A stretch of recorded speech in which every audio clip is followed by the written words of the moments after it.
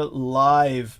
And of course, so glad to have all three of these wonderful gentlemen with us to start the program tonight. Now, since Brendan Ẓoўjetskih joined us, which is rather unusual considering how busy he's been as of late, I'm presuming there have been some developments that you would like to inform us of immediately. So, Brendan, by all means, let us know what's going on in a general sense. A status report, please. Situational update.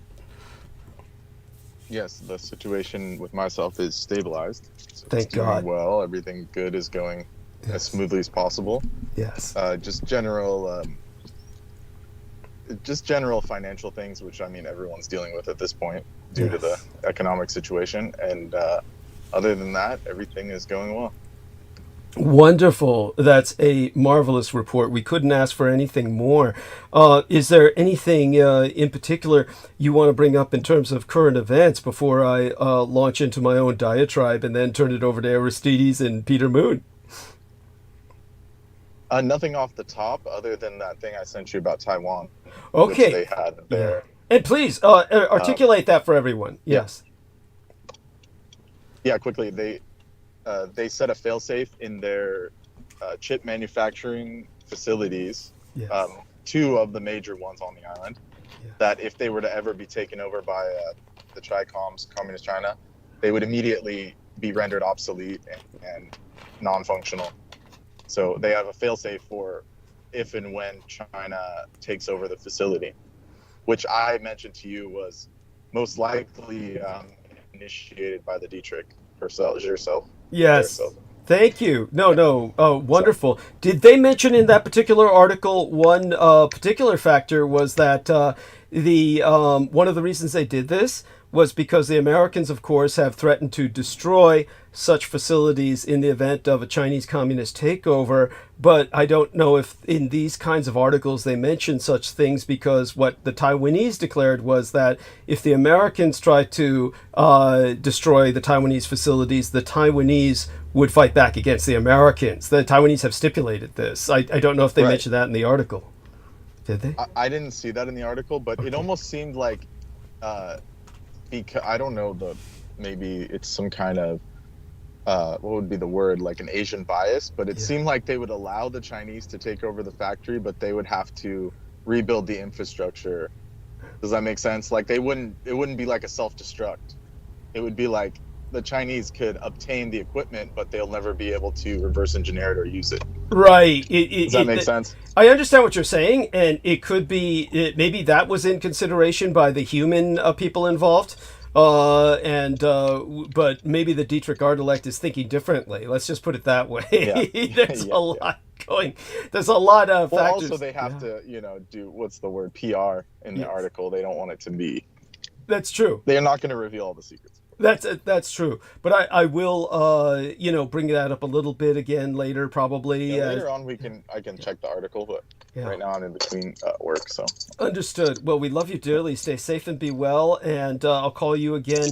I mean, I'm leaving you on the call, of course, but in the case that it drops or something, I'll be calling you again during Roundtable, okay? Okay, sounds good. Okay. Good evening. Yes, hugs. Many blessings. Blessed be. Thank you so much. I want to give a shout out to T-Tank Berry. T-Tank Berry has dropped by and slid 100 United States dollars through the mail slot. And believe me, because this was a smooth month, I did not see my cosmetologist V and did not get my normal treatments, such as the sinus treatments. Then I wound up, of course, with basically enough money to burn through the month without asking for too much of a fundraising commitment from my listeners. I have a very limited base of listeners that among them there's very few that are capable of even helping. So I try not to, of course, overuse them or take too much advantage of their grace. And so fortunately, it has been a stable month all around, and made all the more stable by T-Tank Berry, who, his discretion, he wants to remain anonymous to our listeners, but I definitely know he's who he is, and of course he's the best. He has been following my transmissions forever, and he's a all-around wonderful human being who has been through a lot and come through a lot and maintained himself in good conscience, and we need more men like him in the world. He's obviously someone I never would have made it this far without. So he is definitely a preeminent member of Team Dietrich in highest standing. And T-Tank Barry, we love you dearly. Stay safe and be well. Stay blessed, and may the goddess bless you and keep you. So he does what he does, and he did this at the time that it was most needed, because it's always at the end of the month before paying rent that then I also need to have enough money to carry me through the remainder of days until my check deposits, which is always on the 3rd of the month.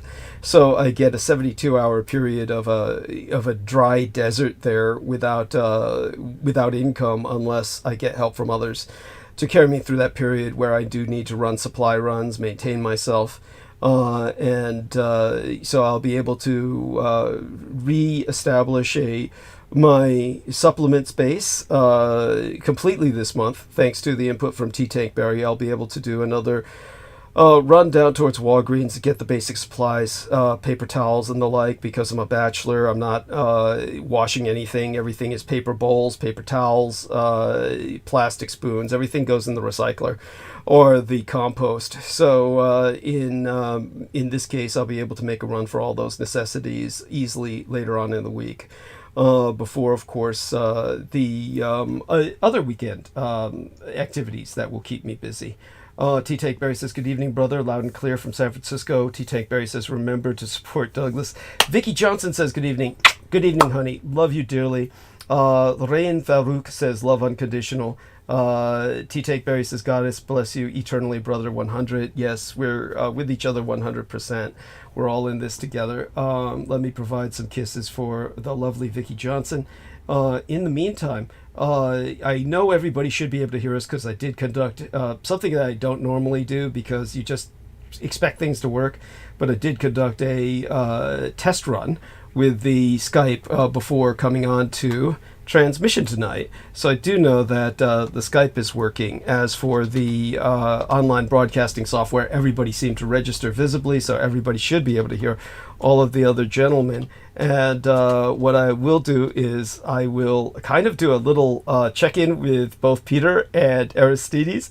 Then I'll go into a short diatribe before turning it over to both those gentlemen. Aristides first, of course, so he can remind everybody about the upvotes and subscriptions, and of course the notification bell ringing, so to speak. And of course, always a forewarning that YouTube is unsubscribing people without their permission from various YouTube channels. And oh yes, a little update. I guess I'll forward this to everyone while I'm talking about it.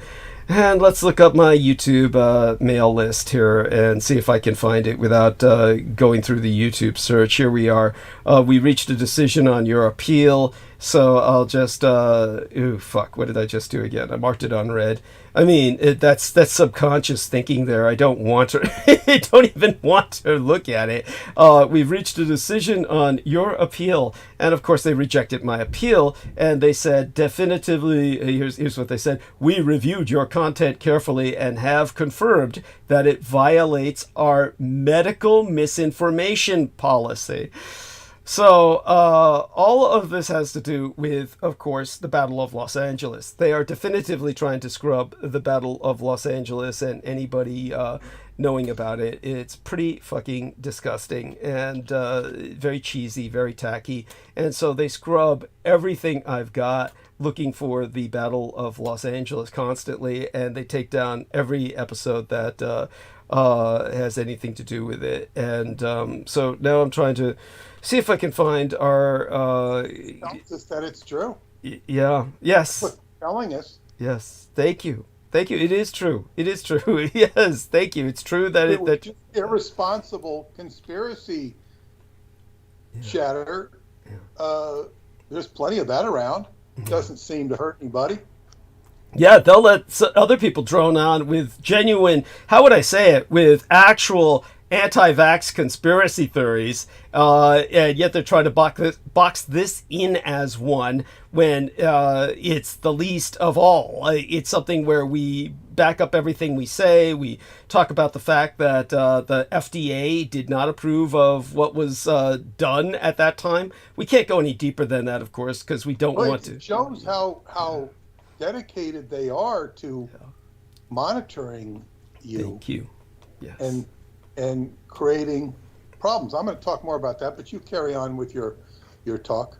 Thank you. No, that's profoundly appreciated, Peter, honestly. And so I've just sent that email out to everyone, was able to find Nemo's address as well, so I could include him in the mail list. And that just went out to Brendan, Aristides, Nemo, and, of course, Peter Moon. And so it's just something to gather for evidence, and we should put it in the book or one of the books ultimately, because it's, or elements of this, so that people get an idea of just the seriousness of what we're talking about and why it is the truth. And it does, as Peter says, acts as evidence for their constant monitoring and their perusal of all of my output. We also have some other people in the chat room. Eric Cradle says, good evening, Triple D. MAGA Flag Forever says, hello, DDD. Peace to you. Thank you, sir. And again, did my best to answer what I could about Roger Stone. I have no idea what happened to him, but definitely he was out there for a while. He made a name for himself. Had a bit of a reputation as kind of a actual Judeophobe, meaning taking Judeophobia to the point where he was filtering a lot of news through a Judeophobic perspective. And that, of course, gets one trapped in kind of like a tar baby. You want to avoid getting trapped stuck to a tar baby. And that, of course, really empowers the very people that you're struggling against. So definitely, I kind of had that feeling about Roger Stone, and then he just kind of, as far as I understand, vanished. I'll still look more into it later. Granted, it's not at the top of my list, but Jim Stone Freelance. Thank you, Jim Stone Freelance. Okay, thank you. And maybe I'm conflating him with the guy who I was vicariously working with for a short period of time. Nemo also asked me to bring up Jeff Rance, who I did work with a number of times in the past. Just about 2 or 3 times I worked with him, and then he became very well, he was definitely stuck on the Judeophobic tar baby, and that was one reason he was radioactive. When I'm looking up, of course, Jim Stone Freelance, I'm getting Jim Stone, and I'll check more into it later and see if it vibes with anything I remember. But I thank you, of course, for asking about that. I do try to look over the messages sent by people. The wonderful lady in Austria, the wonderful lady in the Austria, who asked to remain anonymous, did say thank you to all of my companions as well for everything that they do. And, of course, they're all appreciated. And again, welcome back, MAGA Flag Forever, who is a contributor, by the way. MAGA Flag Forever contributes fairly regularly, and so it's deeply appreciated that his presence is here tonight. Eric Cradle, thank you so much. He also contributes, and these are wonderful gentlemen. So MAGA Flag Forever says, Jim Stone used to have a great website on the dark web, but he has disappeared. You know, I've never been much of a dark web cruiser. Jim Stone is different than Roger Stone. Okay, and Who's explain. Conflating who? I'm sure I conflate these guys all the time. It's kind of like I don't know. But he said Jim Stone. Yeah, he did say Jim Stone. Said Roger Stone. Roger Stone is got in trouble with Trump. He was a Trump supporter, and he used to do these really raunchy advertisements for swingers. Him and his wife, supposedly his wife, was really, really ticky-tacky, and they were exposing this. But that's aside from his politics. Okay. He was like a Republican right-wing swinger. Okay. And which just, made him sound kind of like really rank. However, he was treated. He was the guy that they came into with, ran into his house, with some sort of search warrant, and I think, they just did a really heavy-handed raid of his house. It was, probably in the wake of the January 6th Inquisition type stuff, and that's who Roger Stone is. I don't know if this is who they're asking about. Okay. And again, I'd have to look through some of my notes to see if I'm conflating, which I'm sure I conflate people all the time. People I conflate, for instance, are, even though in my mind I know who I'm talking about, and I can disambiguate Ron Johnson from John Ronson in terms of the one guy I know have personally met, and of course hold in basically contempt, and to a degree at least. And then the other guy I don't know at all, however I know of them. And then every time I bring them up, I still have to look them up in order to remember which one is which, because I really don't care about these people. So it's the same with Jim Stone. If I look through my old drafts, maybe, or old note pages, and see if I can find something about this guy, I will. But I don't think I'm going to find anything. It's basically this stuff is so old to me. I haven't even dealt with these guys in years. It's like Jeff Rance was back in the early days when I first came out as a public informant, and he was just kind of probing, trying to find out what I was about. But I'll just kind of pick at that scab while Peter holds the opening hours. But before we turn it over to Peter and via the Aristides, I'll go into a little bit of a situational update. Already there's some bullshit going on with what was supposed to be done with my surgery, and the doctor who was going to do it now says that something just came up on months and months ahead from now. The surgery's not till fucking August 14th, and says she's got to push it over to October. I could get it a little earlier, but it would be with her partner in Redwood City, and fuck that shit. I'm not going to go to Redwood City for surgery. I mean, it's just bullshit. So this stuff is like it's not that far. I mean, I'll check into it, but so Redwood City is just down the peninsula south of Palo Alto somewhere. I like that. He makes it sound so easy. Well, it's a matter of getting transported there. Of course, that's the point. I don't, I can't, everything that my son does with me in transport is overwhelmingly, with few exceptions, it's affiliated, of course, with a state business. When it comes to what's going on with something like this, obviously I would ask my gang brother Beaver, but I doubt he'd be willing. It's just one of those things that it's not convenient. It is definitely not convenient. It's going to take a couple hours to get you down there. Yeah. And a couple hours to get you back. Right. I don't know if it's within T-Tank Barry's, geographical ability to do it. It's a thought. I don't know.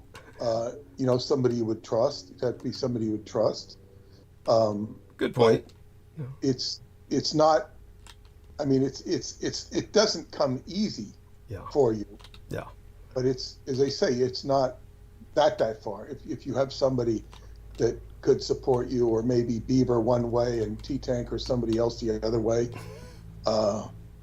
that's another way to do it.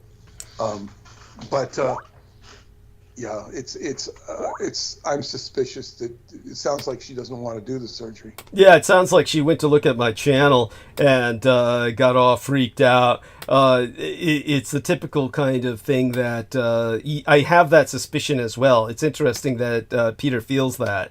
That was my original thought, was, she took a look at my channel and said, fuck this shit, I'll disaffiliate myself or something, because she did seem rather playful while I was at the office, and probably had an interest of some sort, and vague enough interest at least to check into my background, which then, of course, got her flummoxed. Okay, so all such being said, and I'll check into some of these other names, as time progresses.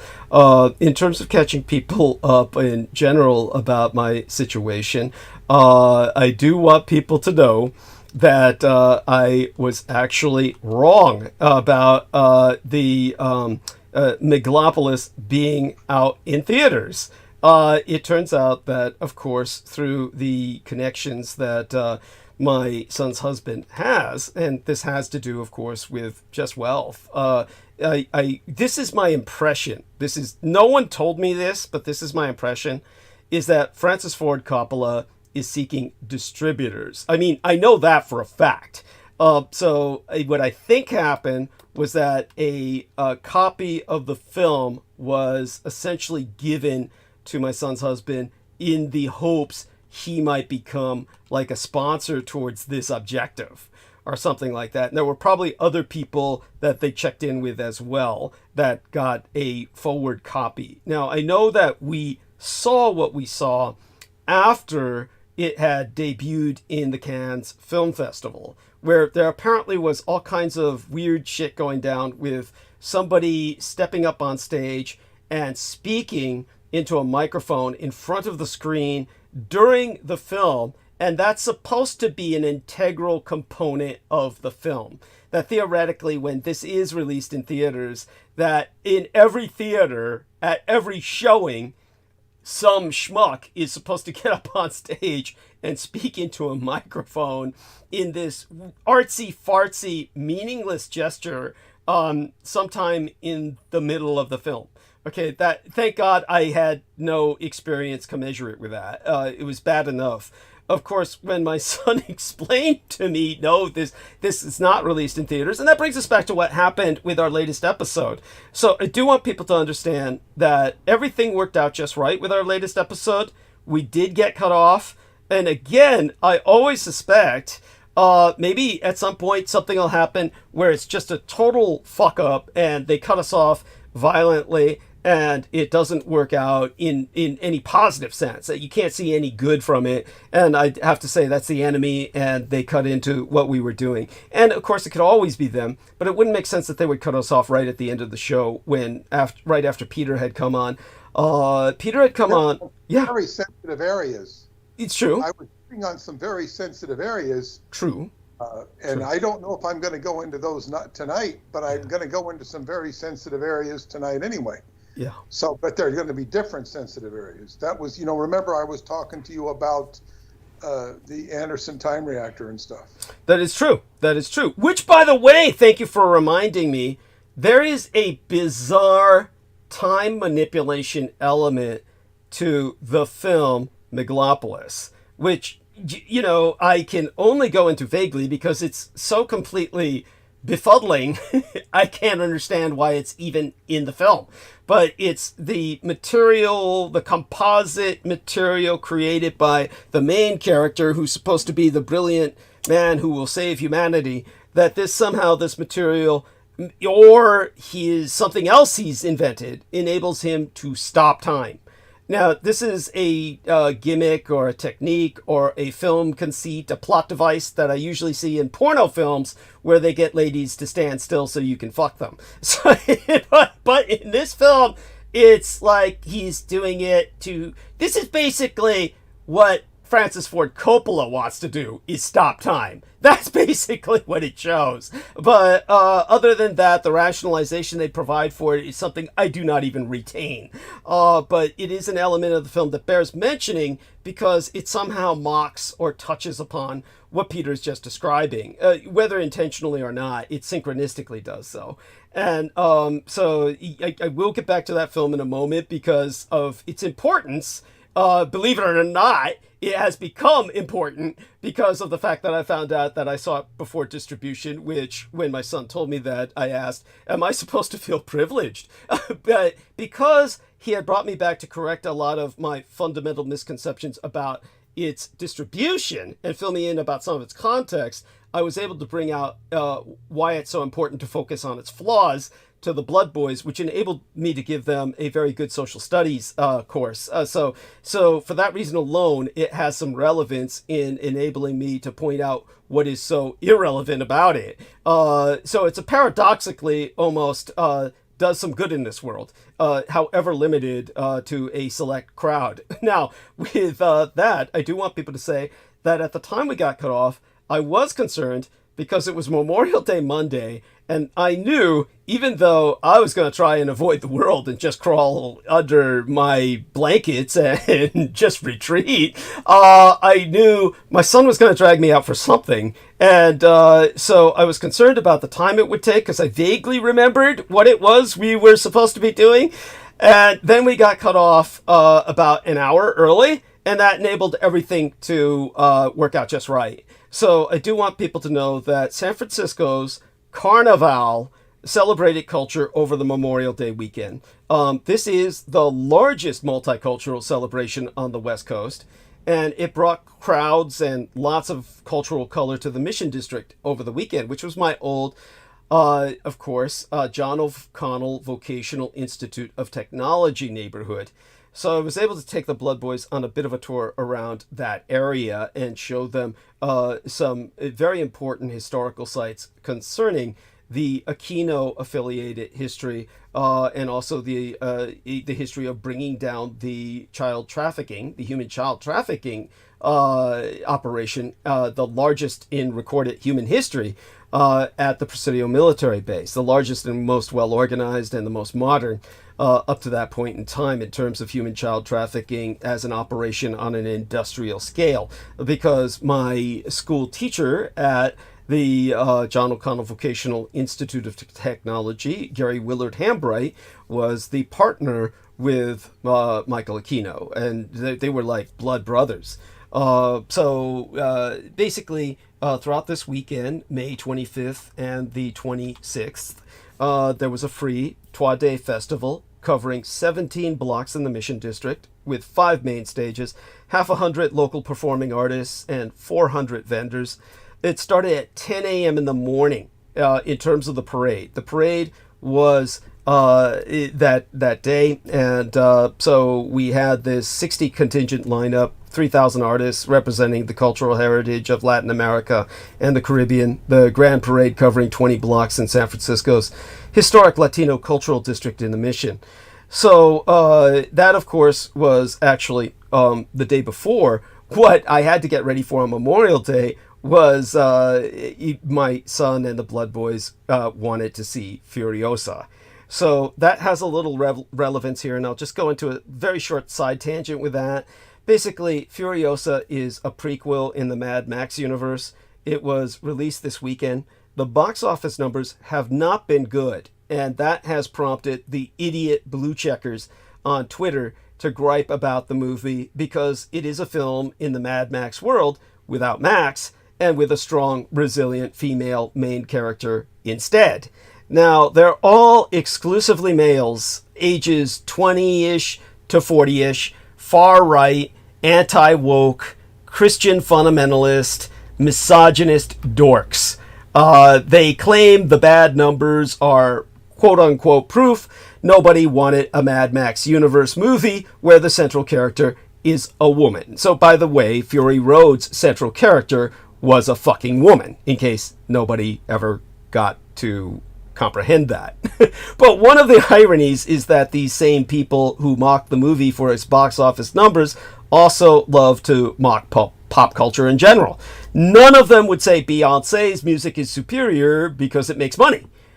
Reviews were not even bad. In fact, they were amazing. Some have even argued, including myself, that Furiosa was better than Fury Road. Furiosa might just be the most pro-action movie I've ever fucking seen. In reality, it's just another opportunity for these losers to criticize any piece of media that features a woman playing a central, powerful role. Hell, all of them openly consider the magnetically charismatic supervillain Immortan Joe to be the good guy, quote unquote. But such being said, I do want people to understand this Eventide's midweek Critical Omissions transmission is hosted on the 571st Byzantium Fall Remembrance Day, commemorating the 1453 fall of Zarluingrad, the Menocaesar's city, the Pan-Slavic name for the currently Turkic-occupied Constantinople, deemed to be delivered on Renaissance Byzantium, considered by many historians to be the end of the Middle Ages, and ergo the beginning of the Renaissance, or the Latin word for rebirth. So I can go into more detail in that as introduction towards our monologue, but I do want people to understand that that is incredibly synchronistic because it brings us back to Megalopolis, which is connected to the fall of Rome, only everybody thinks of old Rome rather than the Christian Rome as the fall, which is bizarre to me because the fall of Byzantium was actually in many ways so much more decisive than the fall of the first Rome, which took forever. It took so long, nobody really knew that it had fallen. Nobody really recognized it had fallen. Everybody was getting used to living without it anyway.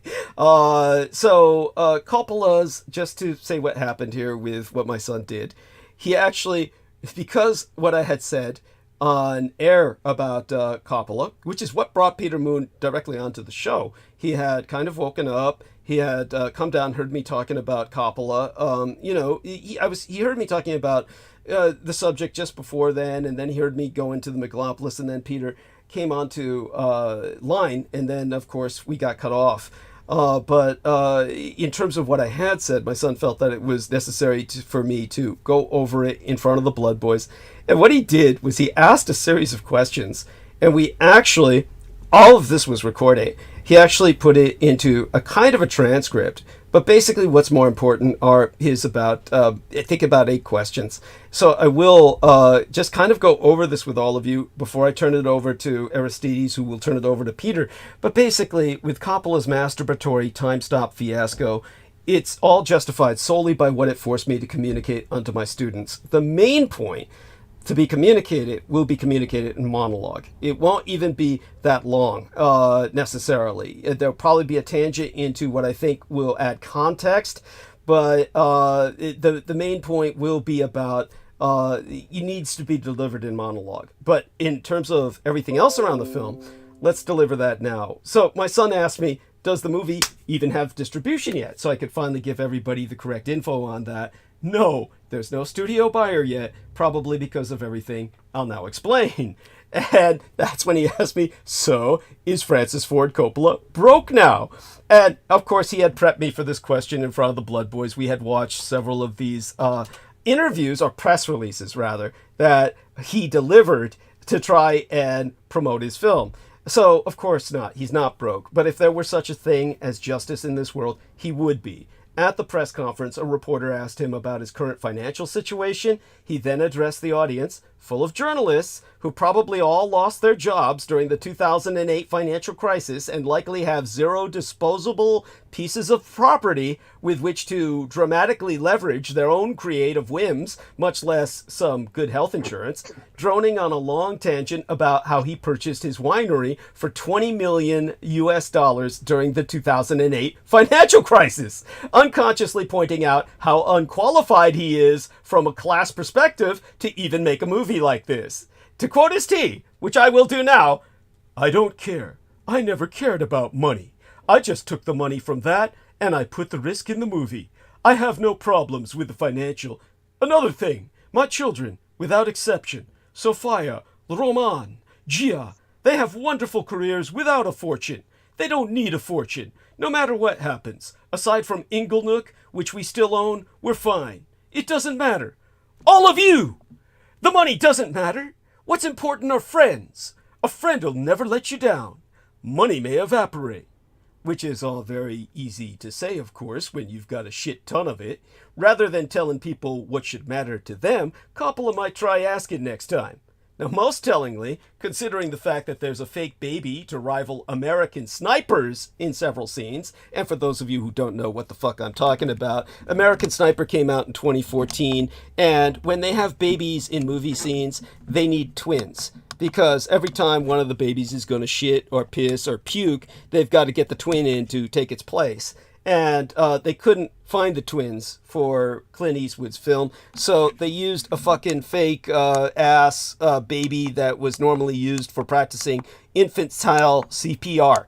And it is cringe. It is, you can't watch it without pain to see people holding an obviously fake baby and creepily trying to comfort it. It is bizarre.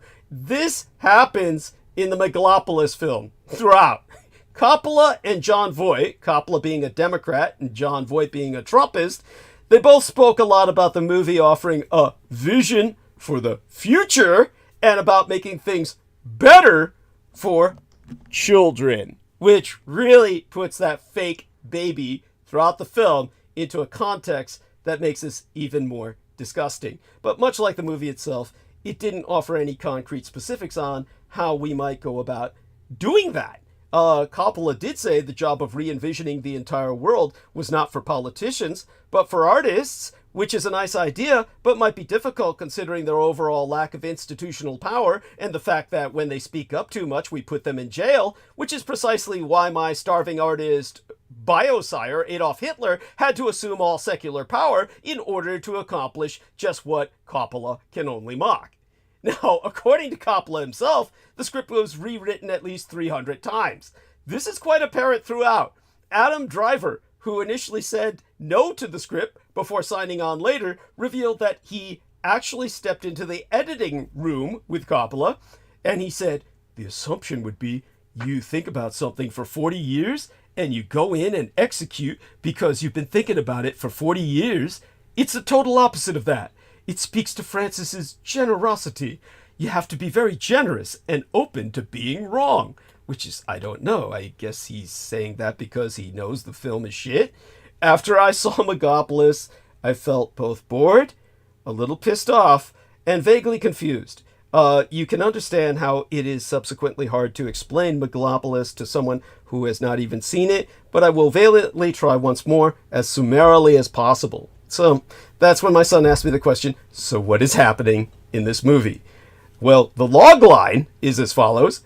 A genius artist with the power to stop time fights an arch-conservative mayor to save the dying modern world and inspire hope, told as a Roman epic.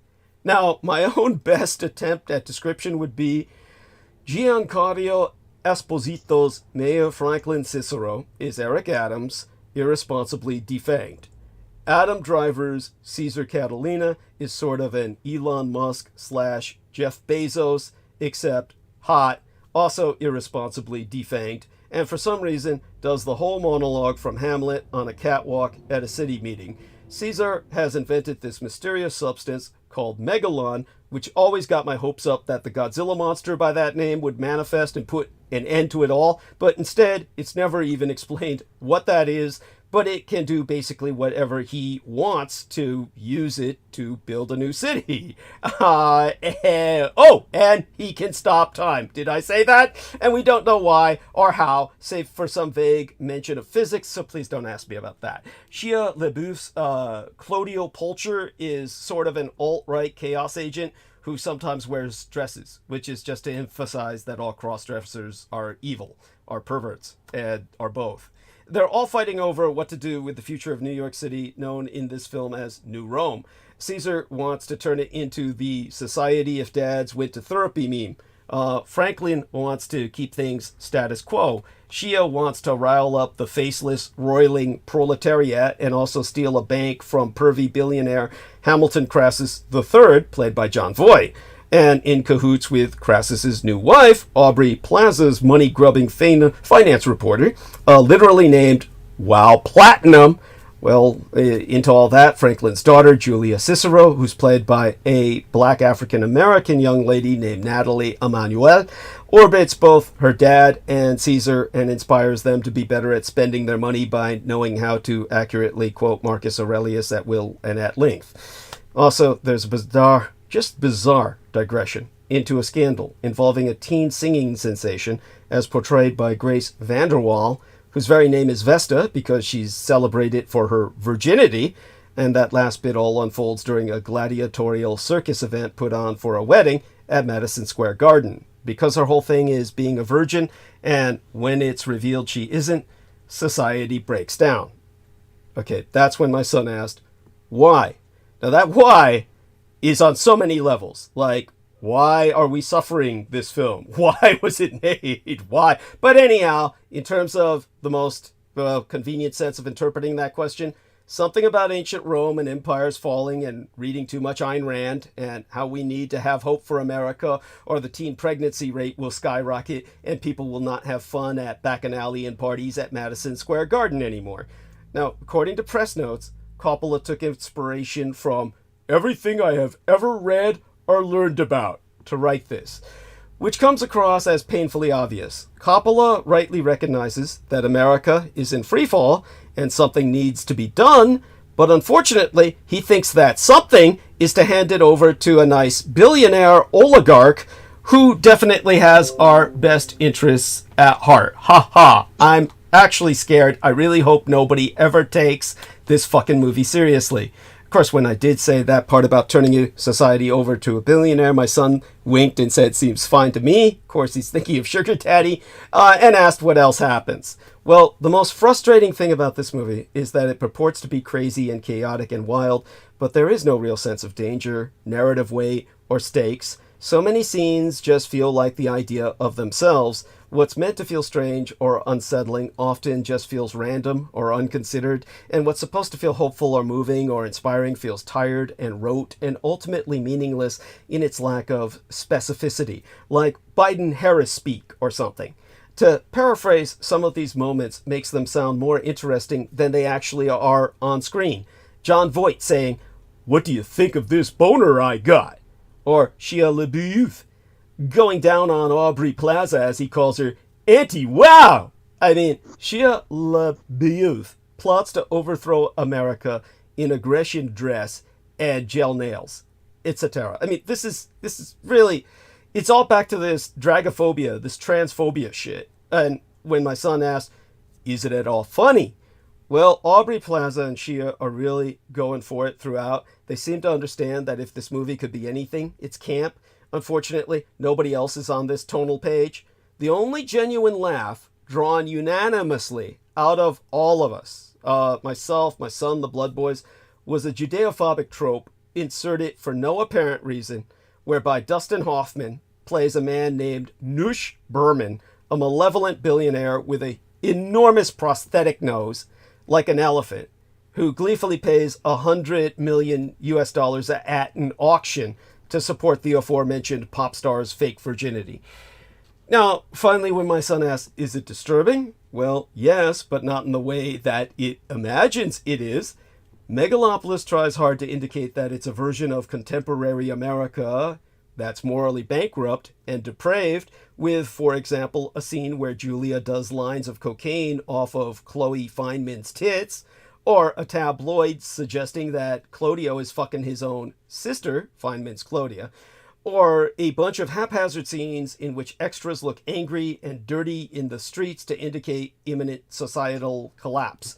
And most tellingly, yet again, those, quote, crowds, unquote, that represent the super lumpen proletariat, they're all too sparse to even push the point. Unfortunately, what's disturbing about actual contemporary America is the exact opposite of all of this. The least interesting or revealing details about the bourgeois are its sex and drug habits. The most disturbing thing is the proliferation and power of men like Caesar, who will destroy what's left of our democracy with impunity and glee. As a matter of fact, exemplary of that, I'm going to put a link into our text box right here, which does prove this point. The fact that it took all the billionaires who called in the cops at Columbia to break up the student protests. Entering this in the chat box as well for all of our listeners. And I do want people to understand that this is something that is semi-breaking, and it's definitely something that people need to take into account. The business leaders basically paid the cops to go in and crush the Columbia protests against the Jews. So that at that point, my son said, "Okay, calm down now." When I was, have you switched to the movie, or were you talking about real life now? This is real life now. This link is real life. It's okay. but it's to prove just to prove a point that you can't. So they want a payment. Yeah. Oh, well, the business leaders got together and basically paid the cops to go in and crush the Columbia protests. That you can take a look at the link. Yeah, well, I can talk more about that. Yeah. Oh, please do. Yeah. I saw reports, not news reports, went into detail. Some of the stuff I watch on YouTube, I don't even remember the names, but basically they showed and this is indicative of what you're talking about. Yeah. They were showing protest. Now, it was CNN showing this, but they were patting CNN on the back. These people that are doing this news reporting, I apologize. I think I apologize for not knowing who they are, but they're very much against the stuff going on in Israel. I wouldn't call them pro-Hamas. I would call them pro-activists, advocates for human rights. And they were patting CNN on the back, which is not something they would normally do, for this coverage they did at UCLA. And at UCLA, they were showing this character in a sweatshirt and a white mask. He had it was not a Guy Fawkes mask, it was just a white mask, plastic type mask that he apparently found, and he was wreaking havoc. He was doing all sorts of violent stuff. He was attacking people. He was just doing heinous things. Then they got his face, and they identified him as a young Jewish high school student from Beverly Hills. Mm-hmm. And then they identified his mother, and his mother worked in some sort of kitchen. She might have had a catering business. I don't know how you live in Beverly Hills and have a regular 9-to-5 job. So I really, they were vague about that, but that really wasn't the issue. She didn't want to go on camera about her son. They did have her. They didn't show her face. They went to the kitchen where she either worked or owned. And she was basically, just being kind of neutral. And then they showed a website she had that was very pro-Israel,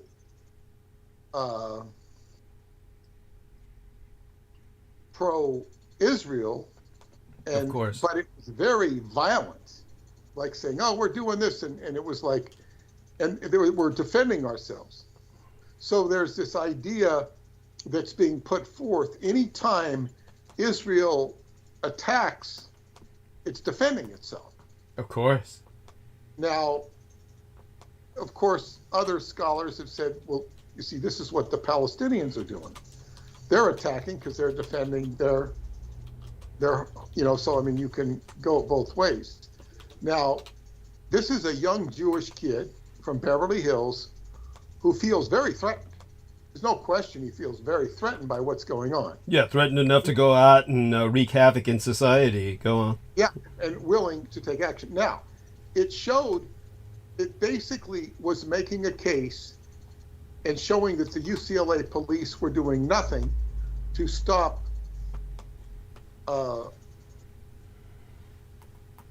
Jewish. Now, we can call them right-wing, but they really weren't right-wing. They're just Judeo-collaborationists, the Jew fucks. Yes, and they had a leaked WhatsApp of rich, influential Jewish people funding, talking about funding these groups and stuff like this. And this was in New York City, because the mayor, it was a scandal brewing around the mayor of New York City, and these groups that were basically paying people to go in and bash the protesters physically, and where the protesters are now peaceful. However, what I would say, they didn't really address this. The early protests on campus were violent, and they weren't the students necessarily, they were activists. So first you had paid activists allegedly by Soros and those type of people, going in and paying the people to stir up violence and sort of kind of blame the students. And now you have people being paid to go in and bash the protests. So it's like but they don't cover the bilateral nature of it. And this is what was interesting. It's just like they're missing the fact that, now the Jews are paying this side, and now the Jews are paying that side. That's what they're not my reports. These are independent reports of saying that George Soros and other Jewish interests were paying to, create this violence at the campus and the activists. And now you have them paying to bash the protesters. So it's like the common denominator are Jewish interests, according to the reports. Now, that's it's just brewing all sorts of foment and torment, and that's what I had to say about that. You can continue your narrative.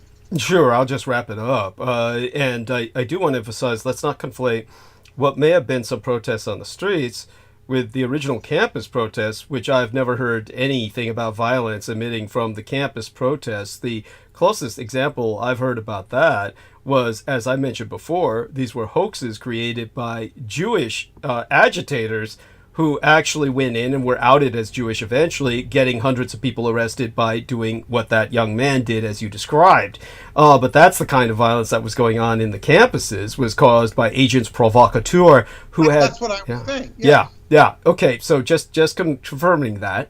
And but where the violence really occurred in Los Angeles, I went in depth into my last episode before tonight's, about just how bad it was. The Judeo collaborationists that were paid to go in and literally attack the campus students, who fortunately had MD students that were doctoral students who were medical doctors, basically training to be medical doctors. And they were going through their internship and everything that were able to save their lives.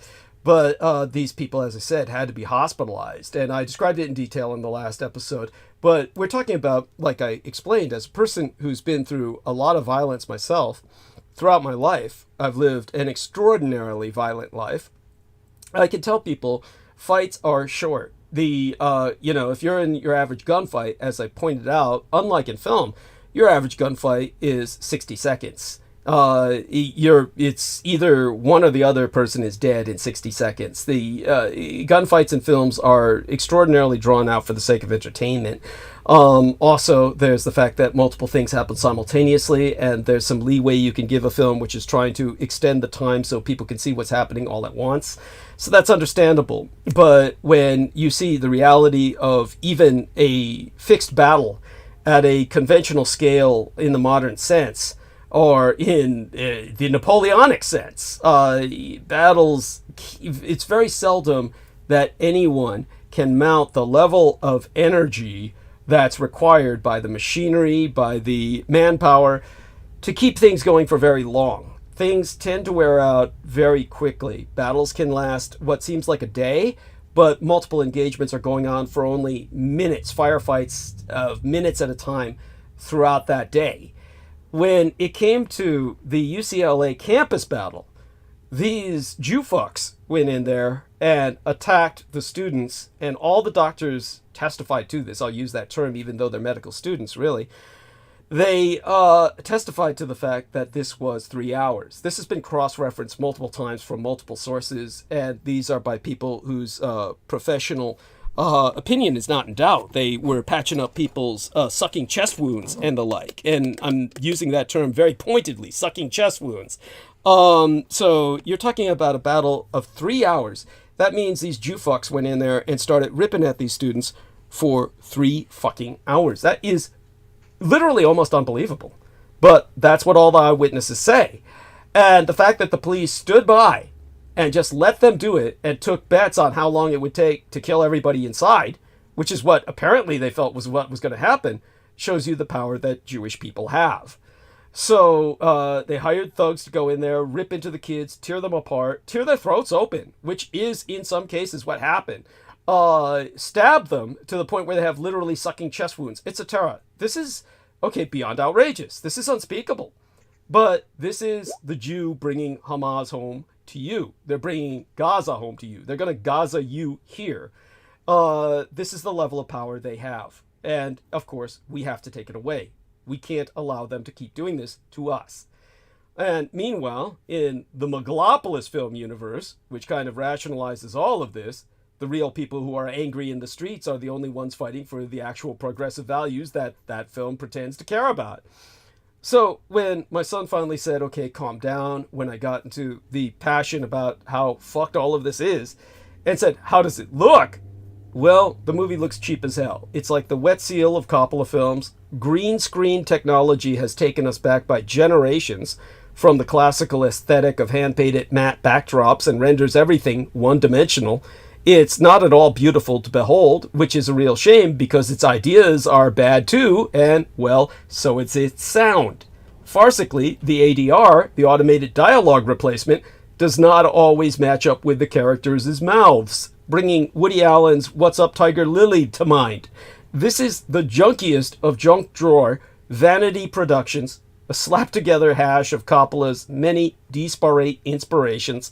Coppola sold off some of his wine business to fund the movie at a cool $120 million, but it seems somehow he needed more money, and still does. So he's going around with some of these, I guess I'll call them bootleg copies that he's passing out to people looking for sponsorship. Now, before we go to Aristides, I do want to know what I came home to. I guess in a sense pisses me off, or maybe it shouldn't. But George Knight gave me a link, which I'm going to share in the text box and share it in our chat. And basically, this is what George Knight said. And it's all true. He said, and I read his single paragraph message, the Conservative government, he's in England, they're run by the Conservative Tories at present, and for all too long by now. He says the Conservative government paid heavy attention to you and I's previous transmission, meaning the last transmission before tonight's. They have recognized and will predetermined implement only if re-elected after July 4th's snap election your strategic plan by introducing the conscription of a military national service for 12 months for all 18-year-olds, or a 12-month national service in the national health sector or police constabulary. All synchronistical and advent to our conversation in the previous transmission regarding solutions to the current geopolitical crisis. So that lady who's about my age in England and calls herself an old lady, she asked a question, wishing to remain anonymous, about, well, Douglas, what would you do to help the world, or America in particular? What would you do to help America? And I mentioned, of course, my idea of, which is the foundation for a social reformation, which is 3 drafts. Young lads in the military, young ladies in a United States National Police Force, and all conscientious objectors into a civil service draft where they deliver Meals on Wheels and care for the elderly and the like. This would get everyone employed, everybody trained, everyone used to teamwork. I went into great detail about this in the past, don't need to go into it now, you get the point. And this is exactly the 3-point program the British come up with the very next day as what they'll implement if the Conservatives win their snap election in the 4th of July, which is likely not going to be the case. The Labour will eat them for lunch just on the basis of how bad it's been in Britain since Brexit. But all that being said, plagiarism is the highest form of flattery. Nevertheless, hey, at least put me on a fucking stipend. At least I could use, some compensation or remuneration for taking my idea. That would be nice. Or at least some public recognition. How about that? Oh, but no. So there we go with that. Okay, turn it over. Yeah, go ahead. That's because you're giving away your knowledge. Yes, that's the problem. And it's your discretion, but it's it's a step in the right direction as far as you being acknowledged. It should get better, but carry on. Thank you. So Aristides, turn it over to Peter Moon by, of course, telling everyone about our need for upvotes and subscriptions, and for everybody to, of course, click that notification bell thing or whatever, and all the rest, if you would be so kind. Okay, finally I can do my job. Not too good. So yes, beginning of every program, it's essential that we get as many upvotes as possible, which you can do if you are signed into YouTube, as far as I know. I don't think you can do it otherwise.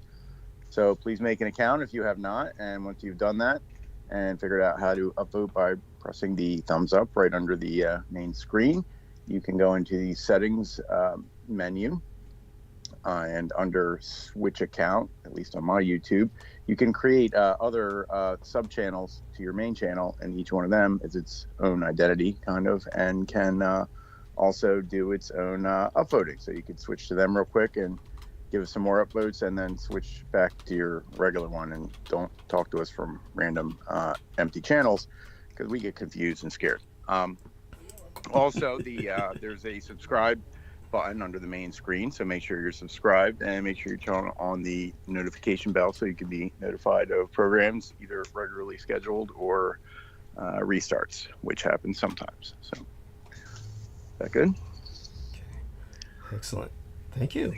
And I think that's wonderful. And so with that, turn it over to Peter. Say, and now here's Peter. What was Peter? Okay. I usually now look at his email he sends out that we see a couple hours before, and I believe Peter will be able to tell you how to subscribe to those, which is also a nice heads up about the program. Excellent. Let's see. Peter talked to a media person, wanted to interview him, and they're excited. And then when I told them we were working on, they loved it. They said, we can't put this out there. I'll be shut down if I do. So, kind of familiar with that scenario. So maybe Peter can explain that a little bit more. Yes. And I want to say that in the context of what Douglas was talking about, before I go into that, is that I had a dream that woke me up on certain levels. It regards my trip to Romania this summer. And I was listening to Douglas, and I had to come down. Yeah. Because it sort of changed the whole newsletter I'm working on right now. The newsletter will be done in about 3 weeks, and then it'll go into be printed and sent out. You can subscribe to the newsletter at skybooksusa.com, and you can get on the email list for this program at timetraveleducationcenter.com. You can sign up there for free or do a paid subscription, which you get access to more things. However, I was very wired. I had to come down and talk to Douglas, which I did. People can listen to what I said at the end of that transmission. We were really getting into it. And then it went dead. Yeah. And we're talking about AI. But before we get back to that, if we do get back to that tonight, because I was ready to do a whole show, but then what transpired in the meantime, I forgot that we were going to do a show on that, because it kind of came down to its own, the excitement kind of came down to its own homeostasis vis-a-vis the technology of David Anderson and that thread. But not that the events haven't, but I'm going to say what's going on. Okay, so I got a call from a media person who's been very supportive to not only to me, but to Douglas. And when I told them what I was working on, they really begin to viscerally freak out, not because they didn't believe what I was saying. Right. This is about the stuff people who've listened have all heard about the Teckelette Blue. Yes. And because they were interpreting what I was saying as crossing the line as far as being anti-Zionist or anti-Jewish. And I told them it's not at all. I said, this stuff is in the Bible. It's Jewish prophecy. I talked about the synagogue that had all these tunnels under it that was tied to this theme. But basically what this person was saying, it creates such visceral reaction to where if you even begin to talk about this stuff, it gets as irrational as the vax policy. It's like what Joe Biden said, we have to protect the vaccinated from the unvaccinated. Conclusion would be that if you're vaccinated, you shouldn't need the protection. But it's like saying you've got to protect, the Jews from the Jews. You've got to protect the Jews from who believe the wrong thing, or you got to protect the Jews who believe the wrong thing from the Jews who believe the right thing, per their religion. Most Jewish people do not claim to be scholars of the Bible or even serious students. They are predisposed to defer to the rabbi. Now, many, if not most of the Hasidics will study the Bible very seriously. But many of them are just trained or predisposed to just defer to the rabbi. He will tell you all the things you need to know. And that can be problematic as far as independent thought goes. But so what I want to say, and I'm saying this to Douglas as well, this stuff is so volatile, and I have taken care to, and Douglas has participated in that, not to say the wrong thing, not to be Judophobic, not to press the buttons. The truth is powerful enough. Harry Houdini and H.P. Lovecraft were killed over this. Yes. But that's what I want to say. Now, on another front, we're falling into very chaotic times right now. The common thread, and this applies very much to the recent Democratic administration, and is that the rule of law, there's no respect for the rule of law. And that's not by accident. It's not even so much about Trump, although he's a perfect foil for it, the perfect example to, he's a perfect target to persecute because he's a person people love to hate. He's also a person people love to love. Seldom will you see a candidate of any kind get such passion and love. I'm not saying it's warranted. I'm saying it's what he exudes in his supporters. Now, Joe Biden doesn't get any love. He gets support. but he doesn't get love. But the point of it is, in this recent trial with Trump, it's unprecedented for its legal misbehavior. It's unprecedented in the awkwardness, the inappropriate behavior of the judge and the prosecution. But this is just one example of many things. Another example of the rule of law being flaunted is just letting the border people come in. Just come on in. We don't care. We'll cancel Trump's laws because they're Trump's. And then, you can go in and raid the stores. As long as you don't take over $1,000, you won't be prosecuted. Criminals are let out on bail. Or without bail. They just let them out. We're not going to. And repeat crimes. So in other words, what's happening is the rule of law is becoming a joke or irrelevant. Now, this breeds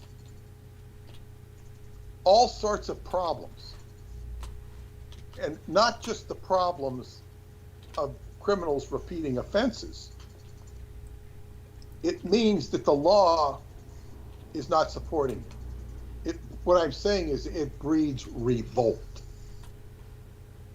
And this is a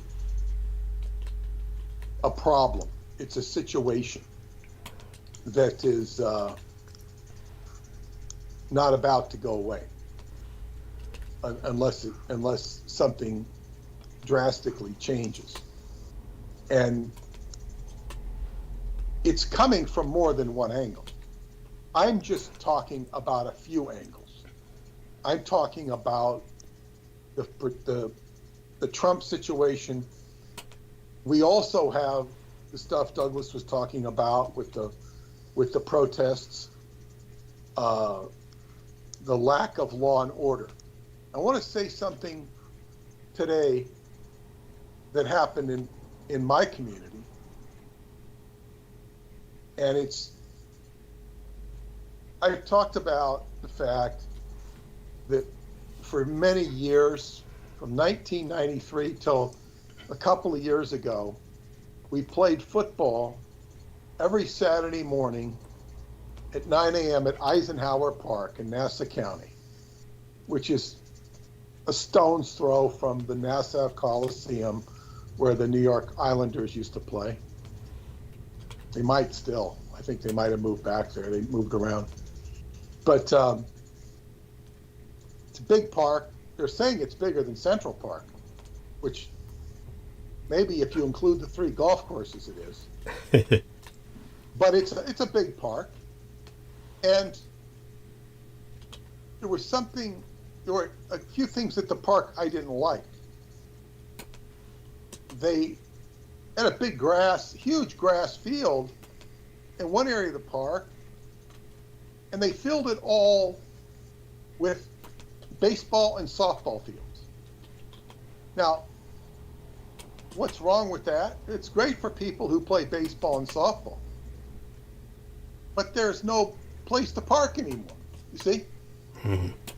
Now, there's still a lot of other places to go to the park, and I think pretty much you can find a place the barbecue pits get filled up pretty fast on holidays, but if you want to go over there in the weekday, you can find some place. And then they didn't like us playing football anymore. The cricket guys came in. And for years, the cricket guys were either Indian or Pakistani. And cricket is dangerous because those balls go flying. So we kind of had to switch fields. We went from field 2 to field 6. And we found that's where I really, connected with the black guys, and they would play with us. And then it was mostly the black guys. because the white guys kind of filtered out. They weren't comfortable playing with the black guys. And then the park started to come after the black guy. Well, we don't want you playing there. You need money. You need to have money to play here. God. And they would let the white guys play. I wouldn't play with the white guys anymore. It's not because I had a falling out with them, but the black guys play all year round. And the white guys would go off and play softball, which softball to me is not a real sport. It's not something I want to do. You don't, as one guy once said to me, yeah, you go out, you get up 4 times, and you drink beer. Which they're all into doing. I'm not into drinking beer. But the thing is, I would prefer playing football all year round. Now, this has now evolved into where we're playing our own league. But we not only got run out of Eisenhower Park, we got run out of other parks, and then out of high school fields where we play with turf fields. Because lacrosse people would show up or soccer people would show up, and they'd start. So we found Alley Pond in Queens. Queens, they don't bother you. There are people that will come out and play baseball or softball, and there's enough room, we find our own way. We don't conflict. So this is a history of Eisenhower Park. Now, I went over to Eisenhower Park because I'll sometimes go there to run or to walk or whatever. And there's this huge, on fields where football leagues were organized, is another part of the park. What the hell is this? They're building this huge stadium. I go, this is egregious and outrageous. They're taking up all the grass that's left from the park practically. And it says World Cup. What the hell are they building? So I asked some guy, and he says, oh, this is the World Cup of cricket. We're having the World Cup of cricket. It says West Indies versus USA, June some date. And I talked to the guy who's like a security guard. He says, oh, we're building this. I said, is it temporary or permanent? It's temporary. So from April to June, it takes up the whole field. Now, I can't tell you the millions of dollars it must cost to bring these temporary stands up and put them up for World Cricket Cup. Now, the United States is antithetical to cricket. It's never caught on here, except that we have so many people from India and Pakistan and the West Indies that it's like it's now a sport. And I'm getting to a punchline here. So anyway, so now it comes on the news, and I saw it on the web that there has been a bomb threat to this cricket stadium. Now, as the crow flies, might be a couple miles from my house. Wow. As the crow flies. Probably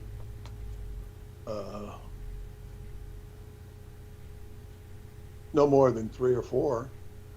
But the thing is, it's during a game of Pakistan versus India. Now, this is a very volatile situation between those two countries. They do not like each other. And to say that they do not like each other is an understatement. Yes. If you think China has a problem with Russia, I would say the hatred between India and Pakistan is greater than the malevolence between Syria and Israel.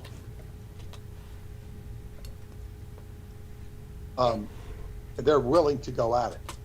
Yeah. I don't know who thought of having them play soccer together. And And then somebody was writing letters to the county executives, oh, the safest place to be is in this stadium, So it's like they're talking about how they have security and all this stuff, and I wouldn't trust their security to save my life.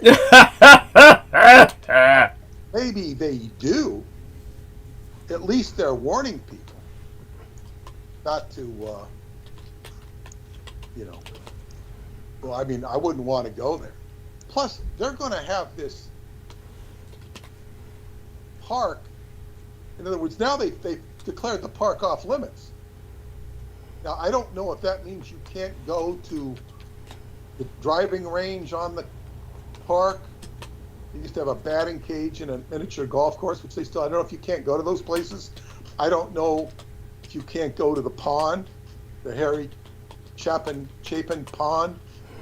There's a theater there. And they're supposed to have all these summer concerts, which are really, to me, nauseating because they're all tribute bands.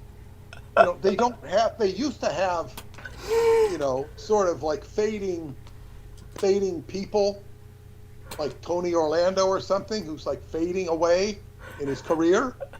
People like that. Or bands that are kind of, now the only thing they have is tribute bands. The Billy Joel tribute band or the Eagles tribute band or whatever it is. And, to be quite frank, some of these tribute bands are far more skilled musicians and singers than the original band. Some of them are. They actually are, because it's a new generation. They can play the Beach Boys better than the Beach Boys or whatever it is, because they're younger, fresher, and they're more talented. Just like ball players are more talented than their forebears. But you want to watch tribute bands? I don't know.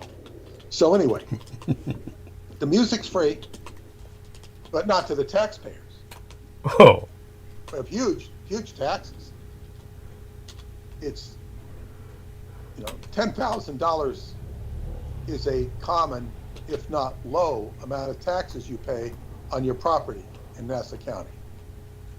Suffolk County, to the east, is even more expensive and not as good a quality of life, in my opinion, depending on where you live. But anyway, extremely high taxes on Long Island. And so they'll, put all this money into, events that I certainly don't want to see.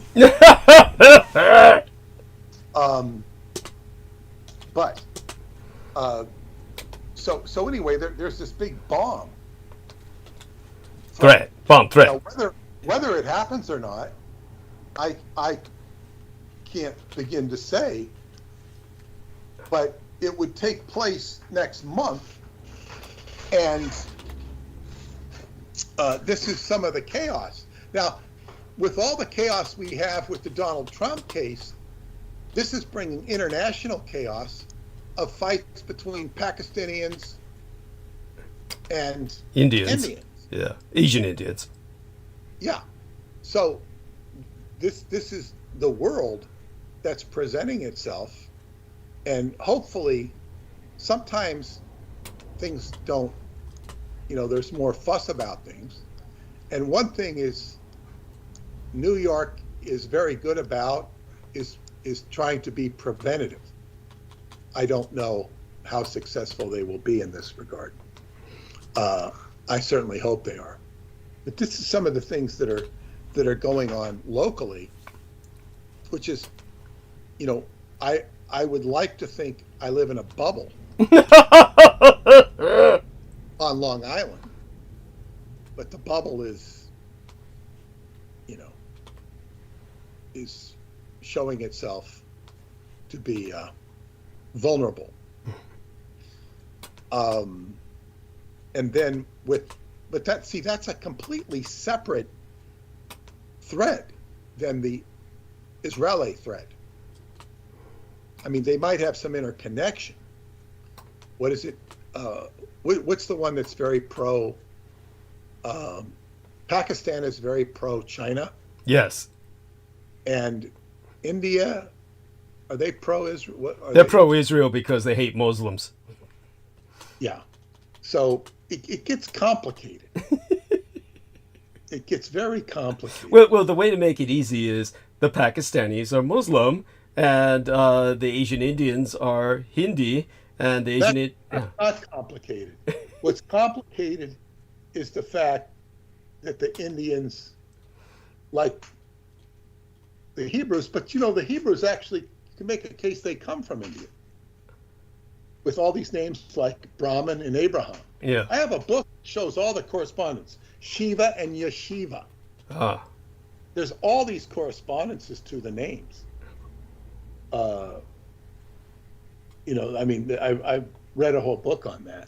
So there is sort of a kinship there on that version of the Silk trade route that goes back into, let's say, Brahman and Abraham are considered very synonymous.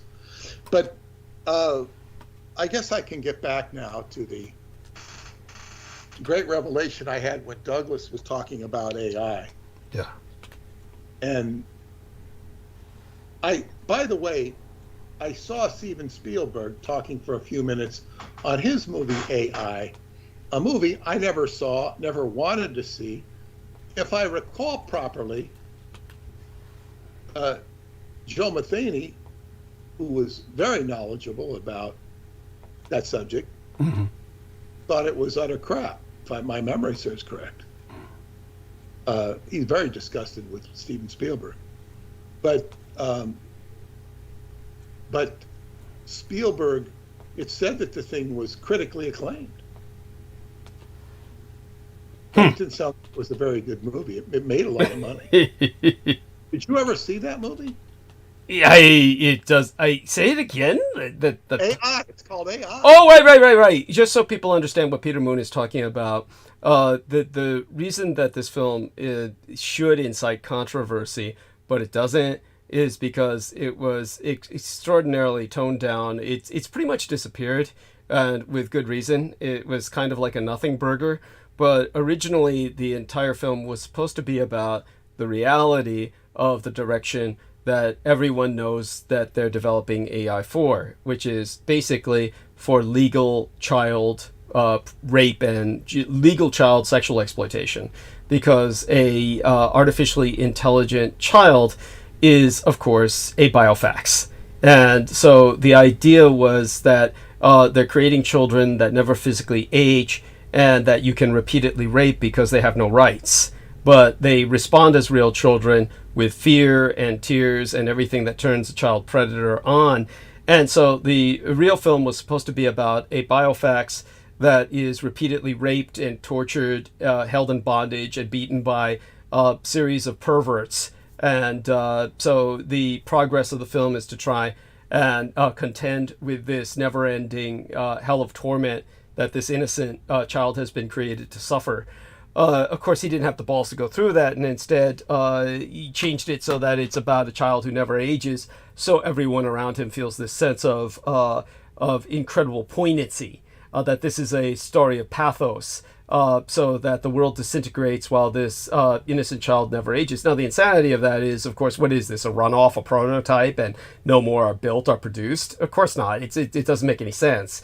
It's like an isolated creation that is independent from the scenario around it. But in order to try and sell the film, he made certain to pump the theater during the original release, during the original, what you would call it, I forget what it's like, the test run of a film, I'm forgetting it, the, when you have the film display and kind of play before it really is released into theaters, that it's one of these test runs of the film in order to scare up more distributors. So during that phase where they're trying to scare up distributors for the film, he made certain to pump the theaters full of women who had suffered miscarriages or had just lost their children. So the whole theater was full of women who had just lost their children or had had miscarriages and were suffering postpartum depression and all that shit. And all these women wailed and cried and went into paroxysms of agony and despair and emotional catharses throughout that film when he auditioned it or debuted it. And then it convinced a bunch of people to carry it to the point where it even circulated. But now, like I said, you'll never find it. I mean, you can find it, but it's not something anybody ever mentions. It's not something anyone ever references because it's a nothing burger. He didn't take it in any direction that had any meaning. So I remember when that idiot Abdul Karim Haq, who was trying to work with me to do a series of comics from a Muslim perspective before he became an apostate and abandoned his religion and became an atheist, he was, talking about, I want to present like hardcore like concepts to deal with. And I said, why not take this, since Spielberg was too chicken shit to deal with it? Why not take this and make this the subject of the first run of your comics as what your superheroes are fighting against? Oh, no, you wouldn't go there. Oh, no. It's, you wonder, why fucking bother? Why does anyone do anything? Nobody's willing to take on what everybody says they care about. It's all shit. So anyhow, back to Peter with that. That's... Well, yeah, and to get back to this, what I was saying about this, this person who was, I really scared the hell out of talking about this Jewish stuff, which, as I say, I said I wasn't saying anything that was technically not factual or even. Thank you. Even, I guess, what you call insightful. Yeah. Except to the degree the truth is insightful. Yes. Because she's saying these people will react. Now, to get to the bottom, this person is a transgender. Okay. Interesting. And they have a great deal of respect for me and for you as well. Okay. And they said it's transgendered from a man to a woman. Okay. And you could tell, and she transgendered when transgendering wasn't cool, long time ago. Right. And said that very scared of Trump being elected because it, like, the only reason, in other words, feels safer under Biden. Yeah. Now this is visceral because because under a Trump administration, and I don't think Trump would personally go after people of this ilk. In fact, I think, but his base, people of his base would, if they could. Yes. And that frightens the hell out of transgender people. Of course. Yet, or homosexuals. But then I asked her, what is the problem? This world, I said, there are so many heterosexual people and so many and many gay people that are so tired of this political correctness. I said, if gays or transgenders are a minority, or LGBTQ plus are a minority, how do they have such a stranglehold on? How is that possible? And this is where I said in the message I put out today, Aleister Crowley would be smiling. And he would not be smiling because he's bisexual. He'd be smiling because of the insanity of it. And what the insanity of it is basically this whole media, and not just the media, but other avenues of political persuasion, are controlled by gay men. Yes. Who are closeted for the most part. Yes. John Travolta said this in his diatribe to the masseuses, who reported it in their court filings, later to be settled out of court. You know, where he said it's the Jews in Hollywood, and you know, he didn't like to swallow in the beginning, but he got over that, and it's fine, and that's how he got. Now, this person told me that they were approached, but knew all these. I mean, she could have named them if she wanted to, and they wanted her to do all these things. I don't know if she was a male at that point or not. And when she said she was a male, she said it just didn't work. You know, it's not who she was. And suffered a lot of abuse for being a very effeminate male. Yeah. But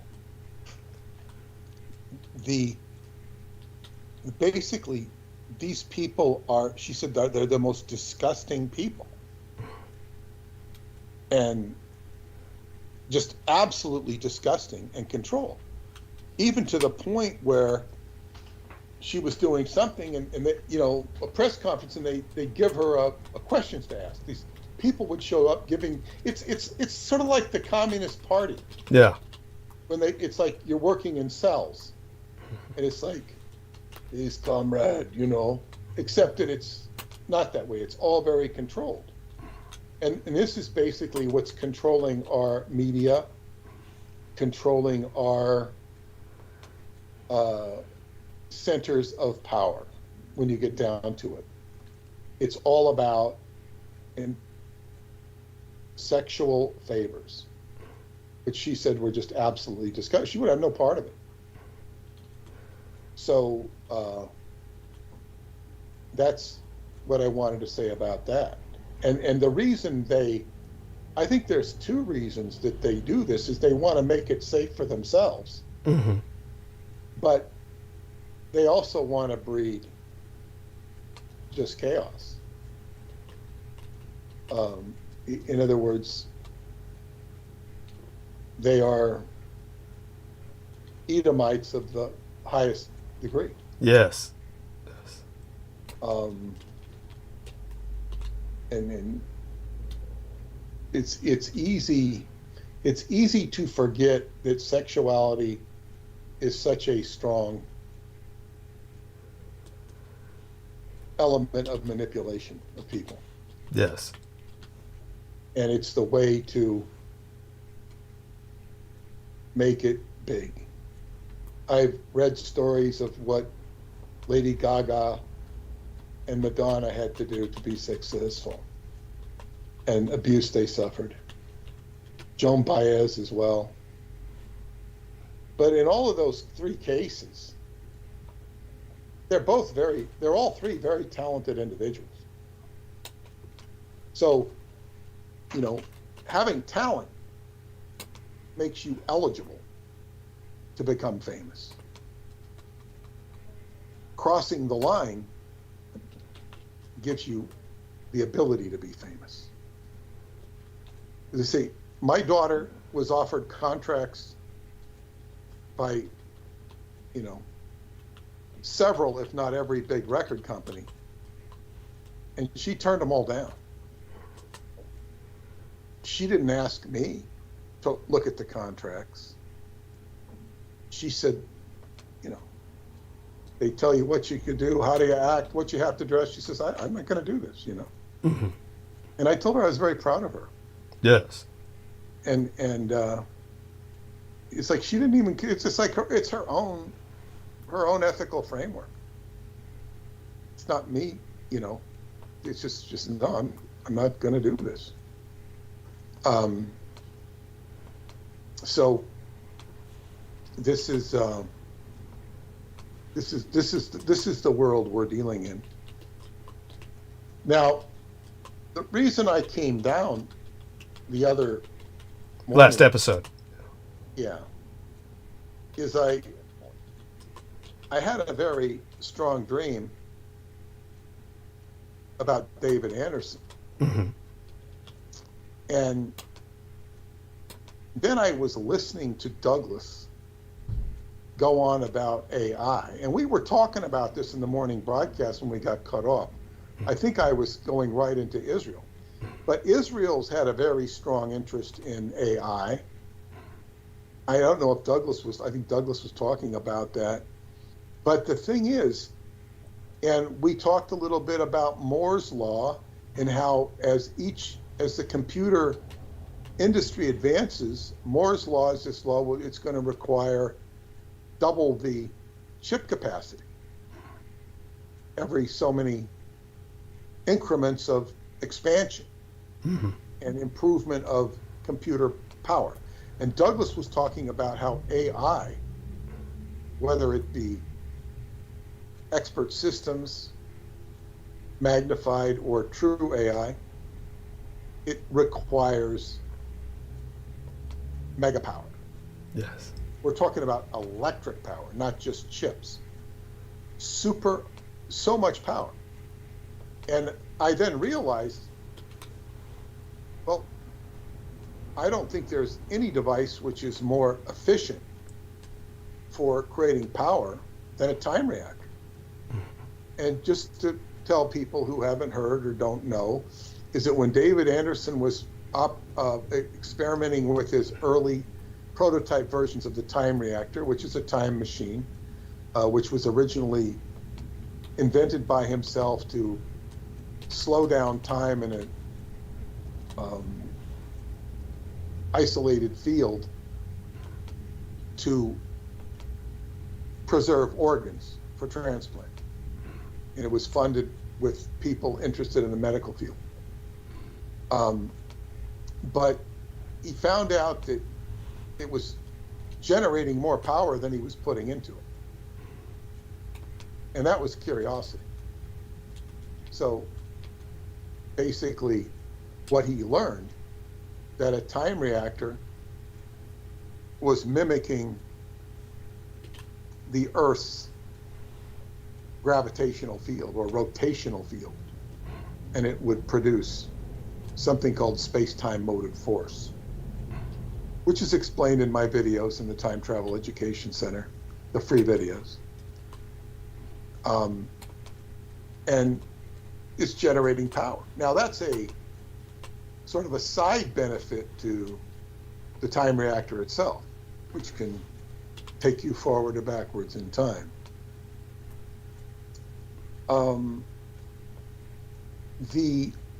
But what this means is we're coming to critical mass with regards to the technology David has invented, the AI that is being projected. And there's so much banter about AI. And every time they say AI,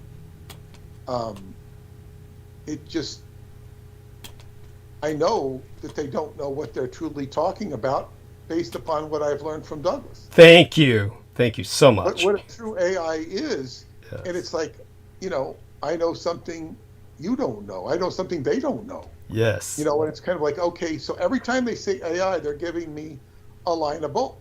Thank you. Yes. And I don't take it to heart.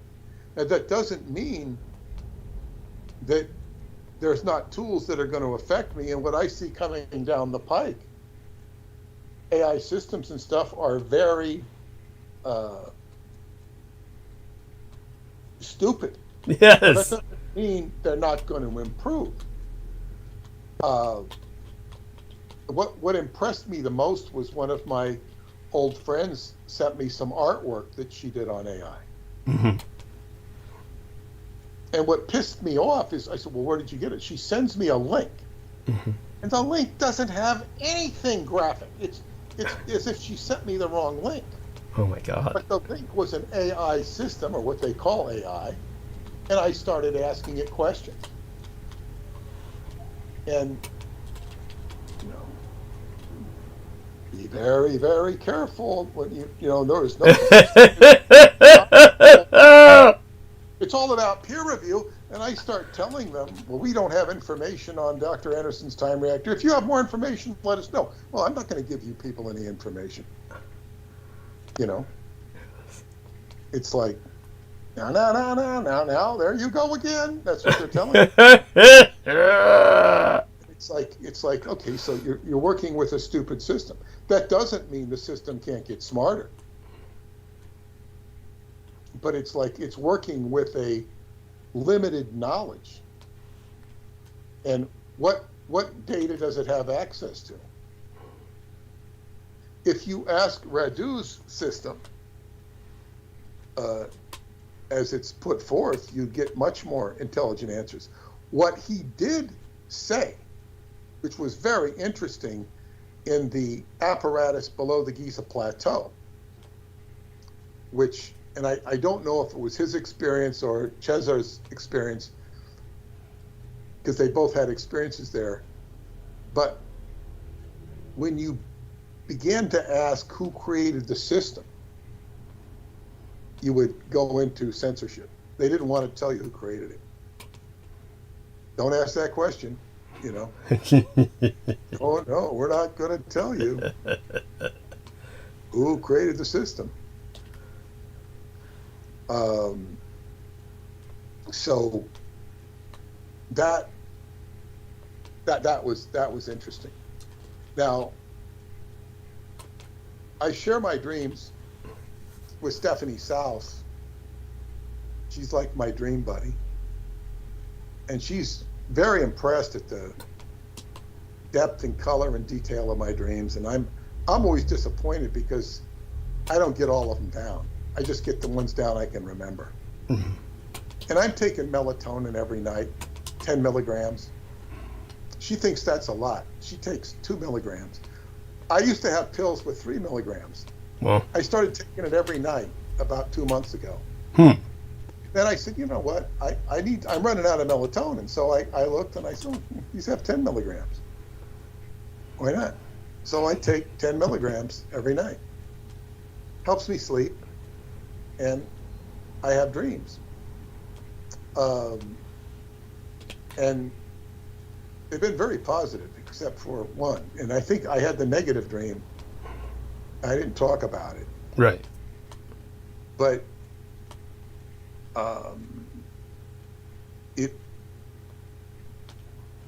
I'll talk about it because I've neutralized it now.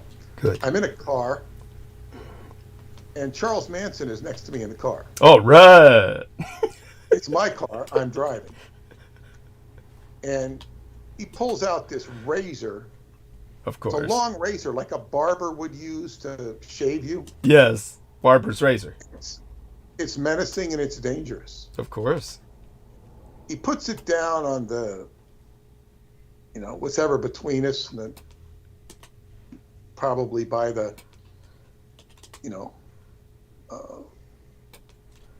the things, the gear. Yeah. I don't even know what you call that, the gear shift, but it's in an automatic.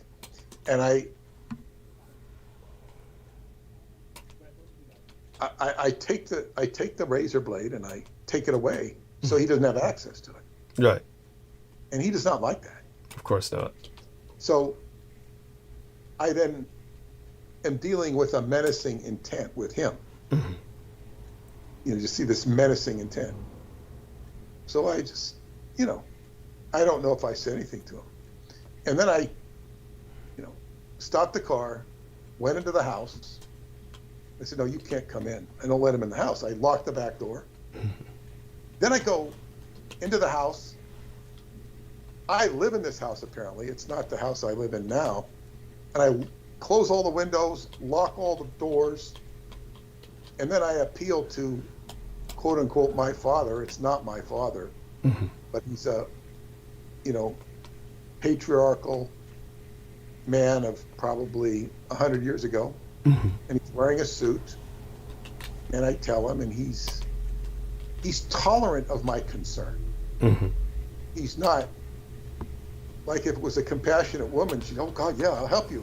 He's just like, kind of like, like, I don't know that you're so, why are you so worried? It's like, right.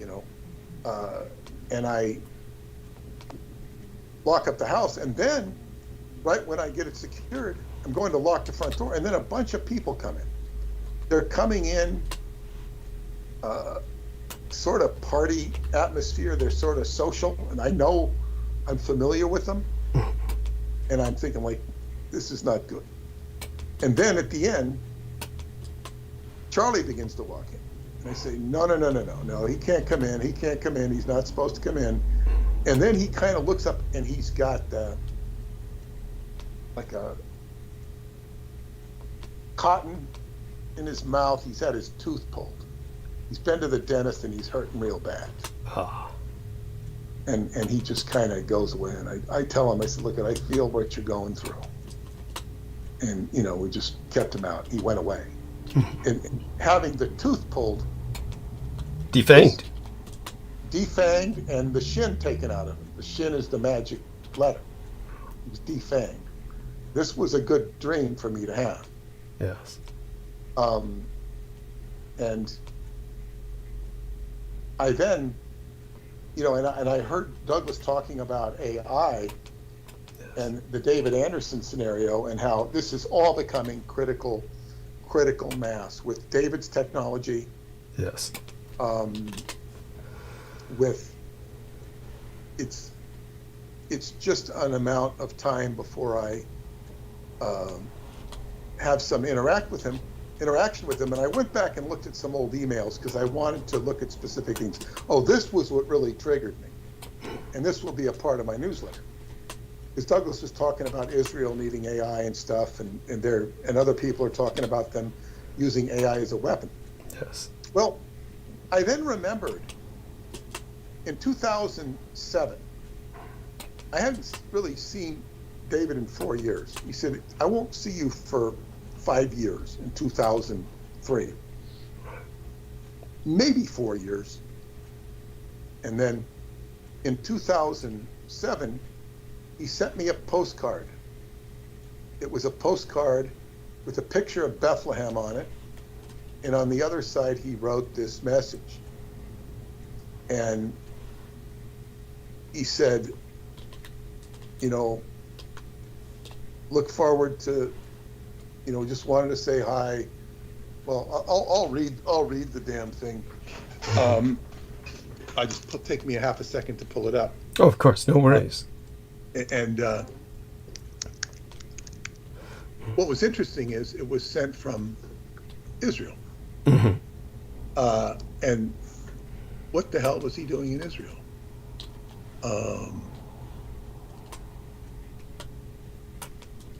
Well, we both agreed that they would be very interested in his work. Yeah, at that time, that was 2007. Okay, this is what he says. Hi, Peter. Finishing work on an interesting project. We need to talk sometime soon. Sometimes things are simply not what they seem. And then he writes some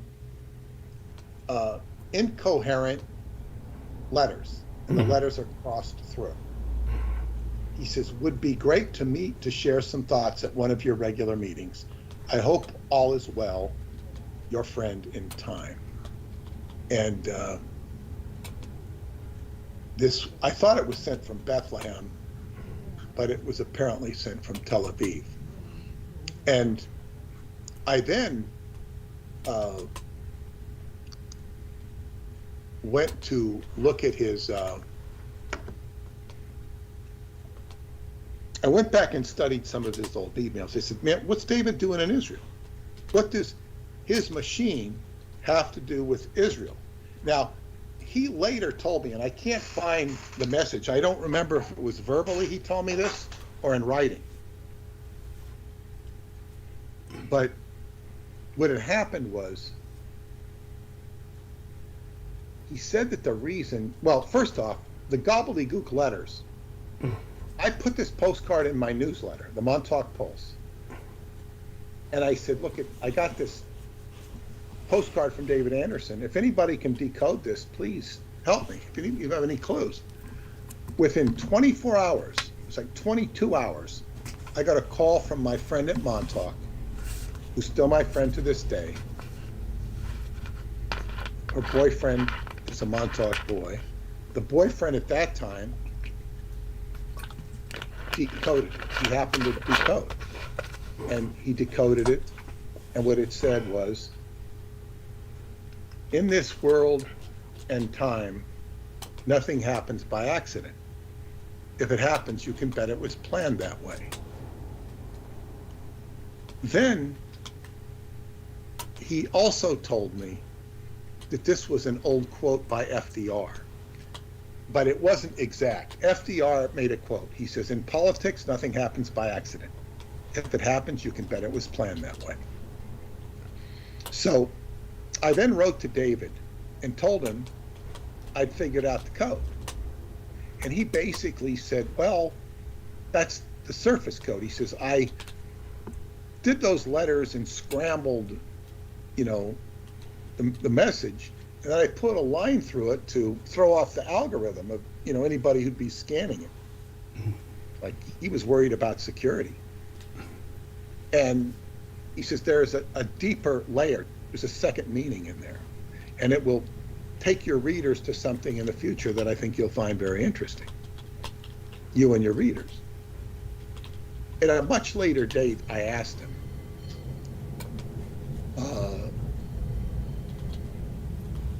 and he said that he was pointing me in the direction of the patent for the time reactor because he thought that he might be a goner. He thought he might be assassinated in Israel.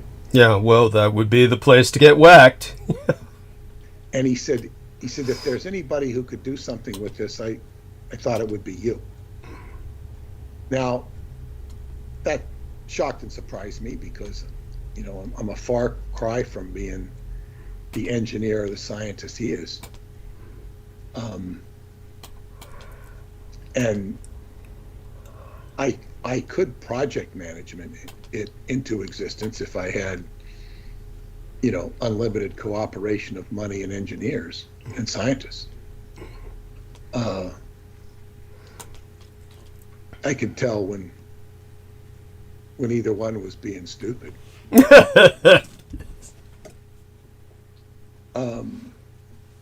And what the thing about engineers, and I used to live with an engineer. I had a roommate that I helped out. He was a great friend. And we'd talk about it, engineering, and it was like engineers would talk at 16 speed. Well, you better do that, and they do everything with great redundancy. Yes. And that's how you make a good system. Yes. German engineers, however, wouldn't have this sort of muddle-headed No. They'd be very precise. They'd be very precise and intense. Yeah. Quite so. And he'd tell me about, how they use cheap screws. They call it value engineering. Lower the quality of things in production. It's called value engineering. Let's use a bunch of cheap screws. And the building may fall apart, but we'll save $10,000 on the project. Yes. By using cheap screws, and only going to cost us $5,000 instead of $15,000. So, in any case, this postcard was a great mystery. And when I did a podcast with David 9 years ago, I specifically asked him this question, and he completely sidestepped it. He went down he started talking about China. He did not address the question. Now, then it confused me because I said the patent he did was 2009. So I said, well, if the patent he did in 2009 and this postcard is in 2007, how can he be directing me to the patent? So I started looking through the old emails, and basically, when the patent was forwarded to me, it was forwarded by a secretary in India. And she said that she's forwarded it to me and Alan Steinfeld, and I think Marianne, and it did end up with Deepak Chopra. But it said that this was the latest patent. There are many other patents, at least 15 other patents, but this was the latest version of the patent. So that would explain that anomaly. And I also looked at some of the things David said about how protective he was and how so many undesirables, would try to get hold of his, what he's doing. And he also said,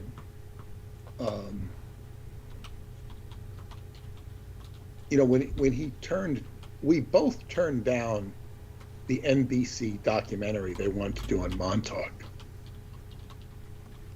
because they wanted me out. The reason I turned it down, they wanted me out there for 4 days. And I said, you're going to have to pay me. Yeah, of course. And they thought that was outrageous. Of course they did. Meanwhile, Lester Holt's getting at least $100,000 for producing that. Of course. And they got Richard Dolan to come out there. Of course. Do it for free. David, simultaneously, I told David not to participate, and he already said, he says, no, I decided not to do it. Because he said that,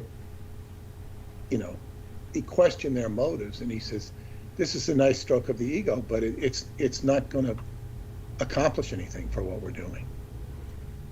In other words, all it does is give him attention. What does somebody like that want attention for? What does he want attention for? See, this creates a bit of a logjam between me and him, because as his wife said to me 2 years ago, we're driving up to Choclovina Cave, and I said, why am I doing what I'm doing? I'm existentially questioning it. Mm-hmm. And she says, well, you're basically writing things and saying things that he can't say. And she says, you're doing a very good job of it. I've been watching you. And so for whatever reason, but when I look at it, so it's like, why does he want to be made public? What advantage does it have to him? He's not somebody who needs a claim. If you watch any of these great athletic stars, mm-hmm. or even movie stars, and movie stars are so different today than they were of yesteryear. It's just there's so many more of them, and they're not given as big a grand stage as they were in the old days. It's more factionalized. But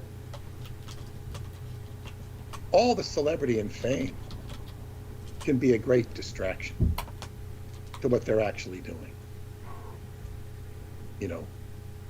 It's nice to have it there, have all these fans kissing your ass. What does it really accomplish for you?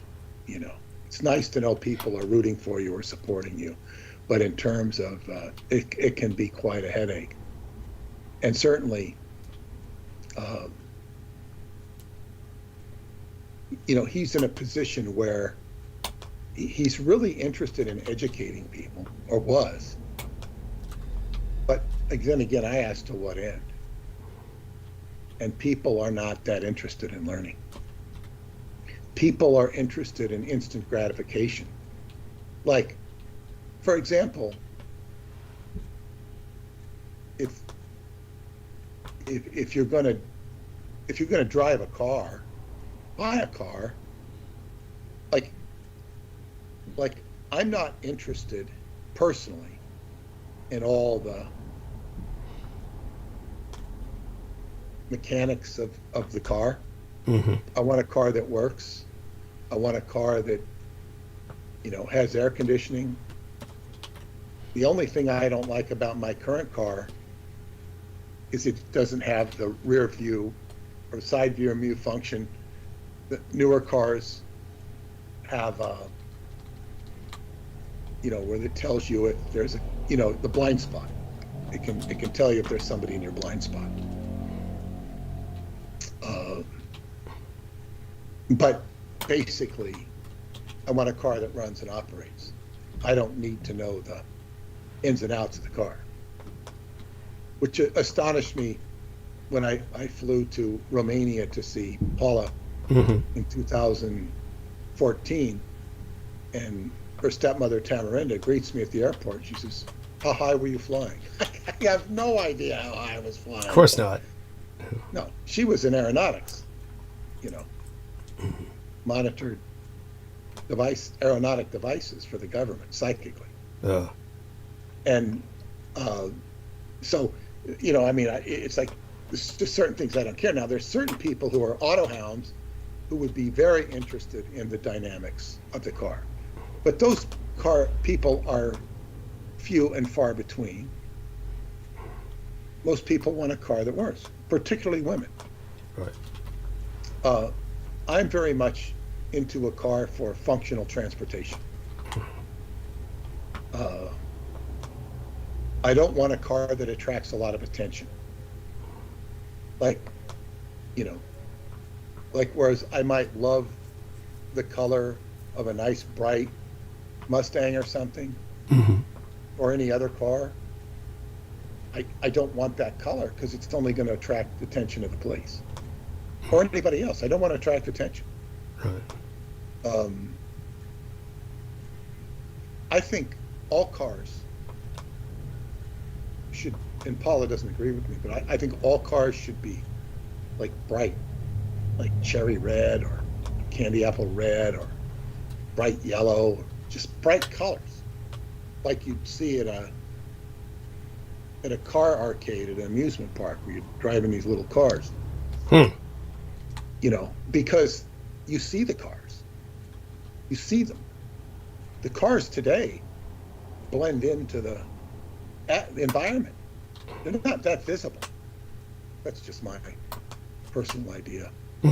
But so most people are going to want the functionality of a time machine. Just like I've never been overly interested in aerodynamics. I find aerodynamics far more interesting than car mechanics. But it's just never been my field. And it's more interesting. But do I really need to know how the Wright brothers put together their airplane, fly in a jet, and so forth? I've flown in propeller planes. It's a very different experience than a jet. I flew in a propeller plane from Bucharest to Sofia in Bulgaria. Because it's a short flight. You can't take a jet. It only takes about an hour, 45 minutes, and they you can't get a jet up that fast. And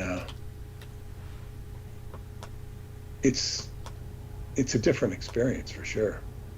But basically, most people would want a time machine for the purposes of functionality, not necessarily. So they're waiting. Well, I want to be a customer. I don't want to be I don't want to sweat the development stage. Now, for those of you who weren't alive, in 1960, color TV was rare, and it wasn't very good. All sorts of problems with color TV.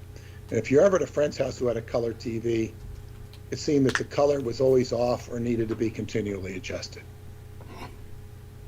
Or sometimes they just give up and say everybody's face is green or whatever. Yes. And you didn't envy people with color TV for that reason. It sounded like more of a headache and a problem. It was also expensive. And I think we finally got a color TV in 1969 or something.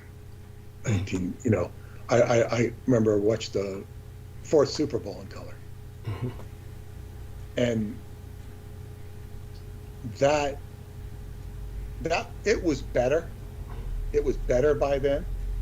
But the point was, is that technology had a big learning curve. Now, color TV is flawless. Plus, even the black and white TVs, we had the vertical hold, where you'd have to go adjust the vertical hold or the horizontal. Yes. And sometimes you'd need to go down to the grocery store and take the tubes out and check which tubes were you needed to buy. And, you know, your father would buy the tube and put it in the back. Yes. You know, take the back of the TV, and, you know, everybody was a TV mechanic. Yes, of necessity. Yes, sad. Yeah, it was just part of the experience.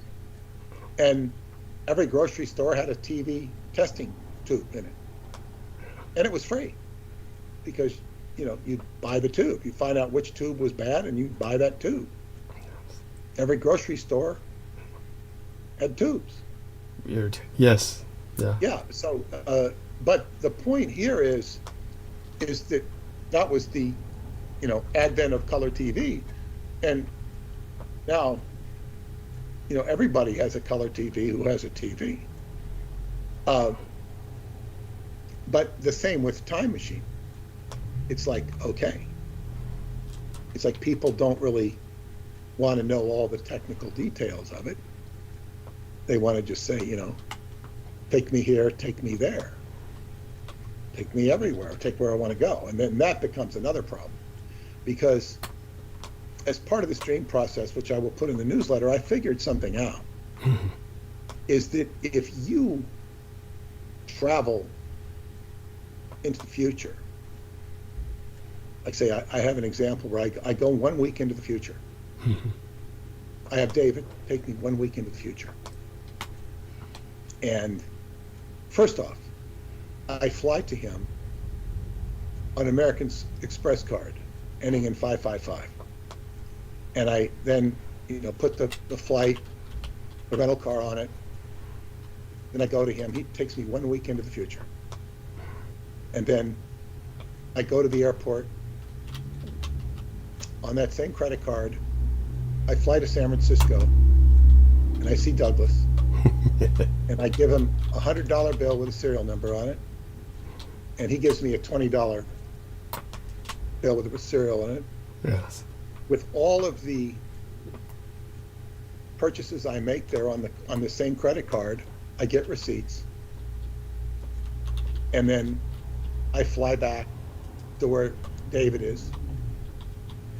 And he takes me back in the machine, back to where I originated from 1 week earlier. I've also given him a card to use on a few things, and the same account with a different number. And then when he takes me back to the present, I cancel the card. So whatever transaction he's made, which would have been done in the future, and whatever transactions I've made, they're not going to have to be paid for. But when it comes 1 week back to where I reach that point in the future, and I get on the same airplane, the same flight number, and fly to San Francisco, the same destination, they don't assign me the same seat. And the people are for the most part the same, but there's a little difference. And then when I get to see Douglas, I have the original $20 he gave me. He does not have the $100 I gave him. I don't have that $100 bill anymore. I have to give him, he checks his bills for $20. He doesn't have that serial number. And none of the establishments I go to have any record of the credit card receipts that I show them. How come I was at your restaurant, but you don't have any record of it?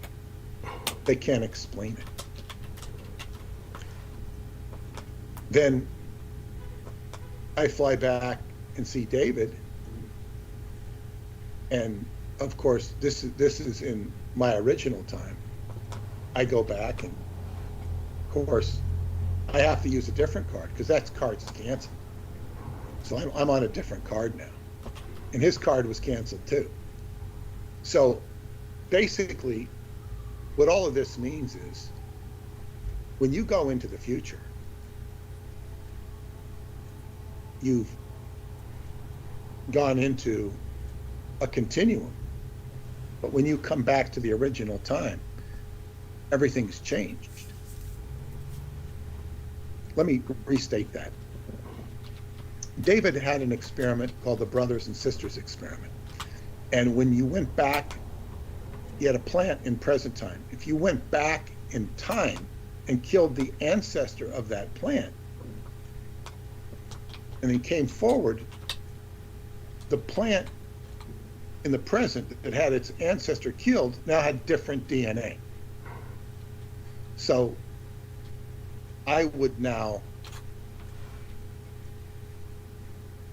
I didn't exactly go back in time and kill the credit card. I used the credit card in the future and killed it in present time. But basically, I had a free, I didn't have to pay for that trip in the future. That was part of some other continuum. And David says, if you change the timeline, you changed it forever. That's the problem. Mm-hmm. What I would say is that original timeline, you've changed things. Like when I went into the future and did these things, I had an experience, but then I went back in time and I changed everything. I changed that card. And everything's going to be a little bit different. It's not the same experience. And it's two different times. Now, time is said to be fluid. David has defined a paradox, like killing your grandfather, is something that a paradox is what you don't understand. The Greeks defined paradox as something that was outside of your thinking, your normal thinking. In other words, outside of the box. So what that tells me is that time is a fluid dynamic. So if there are instances when David doesn't quite remember or doesn't quite get it, I would attribute that to one of two things. Either his mind has been wiped, or there is a fluidity where he's fluid in time. His consciousness is fluid in time. It's why he always sends his messages, your friend in time. Mm-hmm. So this gives me a better understanding of time. That when you change things, you've changed things. If I make any sense. If you go into the past. Now I was going into the future. I wasn't going into the past in this scenario. If I were to go into the future, and let's say that, let's just say that I bought a car. Well, let's say something a little more practical. I bought a bicycle on American Express card, ending in 555. I went 1 week into the past and canceled the American Express card.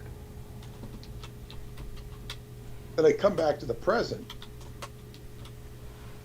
and if I come back to the present, and if that bicycle's still there, it's either not going to be there, or it's going to be purchased on a different card, or an American Express card that has a different number. It's going to be different. So I, in effect, changed time. Mm. And my Qigong teacher used to state often that the present is called the present because it's a gift, like a Christmas present. It's present. The present is present. So when you go into the future, you're still in the present. When you go into the past, you're still in the present. It's your present. It's the timeline that is changing. And all I'm doing here is developing critical thinking in the area of time. I wouldn't say that I've developed critical thinking. I'm developing critical thinking in the area of time and how to interpret it. Stuart Swerdlow would often talk of bleed-throughs, where you would bleed through from one timeline to another. This is something he frequented in. He or would attribute other people's experiences to. Because there is a consciousness of time that is not stable. His family was besieged, by UFO experiences, like his parents, and they wouldn't talk about it. They wouldn't talk about it at all. He would talk about it. And of course, he has his own problems and whatnot, but that's kind of beside the point. It's like, the consciousness gets shattered or fragmented. Preston Nichols was somebody who was fluctuating on a lot of different timelines. And when he was building his Delta T antenna, which was basically an octahedral antenna structure with X, Y, and Z coils, one X, I think it was the X coil going around the base of the respective pyramids around the sideways. And then he'd have another pyramid going across one of the up and downs, and another one going one of the up and downs, and it would be not a powered coil.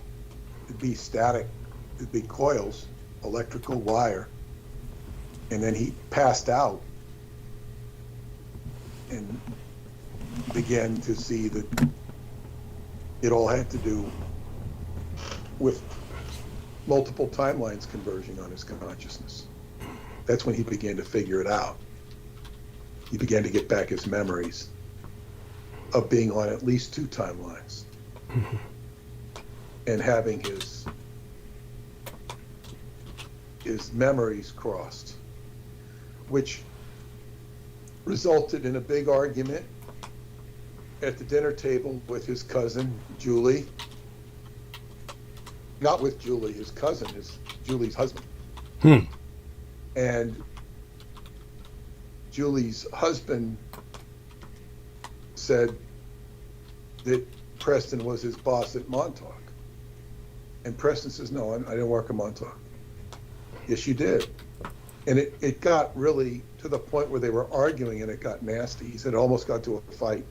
And I met Julie at Preston's mother's funeral. And I asked her about this, and she said, yeah, that's true. She was no longer married to the man. And boy, were Julie's parents who were there giving me the eye. No. They did not like me talking to their daughter. Wow. And Preston said, oh, they're just being protective or whatever. But they were, it wasn't, they were just very suspicious. Maybe they knew who I was. I don't know.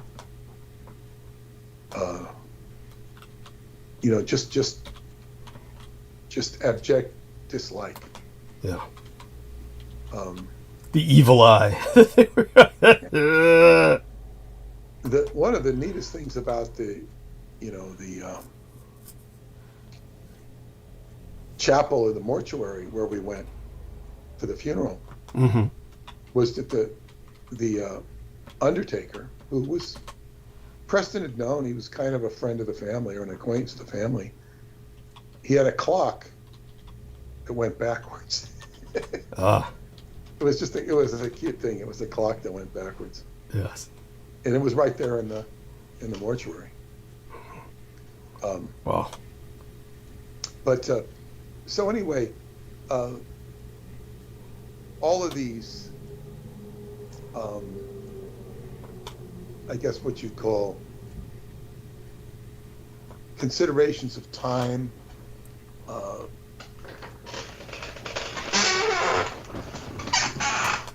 and then what I see is this technology of AI. Yeah. And what Douglas brings to the table is it's all coming to a critical mass. Yes. And it's coming faster than it is slower. Meanwhile, we have social issues, which include poverty and crime. Yeah. I also asked this person, what's it like in Manhattan? Mm-hmm. They said that residential areas of the Upper East Side, which is very exclusive, you're not going to find, she says, you're not going to find homeless people there because they stick out like a sore thumb right away. The same in Greenwich Village, which is very gentrified. I mean, whatever you've heard about Greenwich Village in the past, it's, anybody who lived there as a starving artist, you'd be starving because you couldn't afford to live there now. Yes. She said the dangerous areas were Midtown, Hell's Kitchen, which is really part of Midtown, which is on the west side. Yes. Sort of north of Penn Station, to the west of Times Square. And when you get down to 10th Street and Hudson Street, these are the extreme west side. That's where she said things become very dangerous, where people have knives and weapons. Yes. And you don't want to be strolling along there, which she said. So I said, well, walking around in the 80s was kind of dangerous. And I said, compared to, what it has been. And she says, well, now in New York, we used to have the Guardian Angels, Mm-hmm. which Curtis Sliwa, who ran for mayor, and his wife at the time, Lisa, and they wore these red berets, and they had their own, volunteer squads they call themselves Guardian Angels, to protect the neighborhood because the police were not enough. And as I recall, they were primarily in Hell's Kitchen. They were like a vigilante force. Yes, that's right. To be safe. And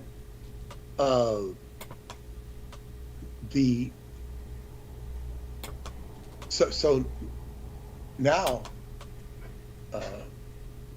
so there are areas which she said are very dangerous, and that's just sort of a side comment. But we have social issues with people impoverished, living in tents, and then also the crime factor. There's the social issues. We have political issues with, the insanity that's going on with our politicians, who all seem dedicated to maintaining their own corrupt positions.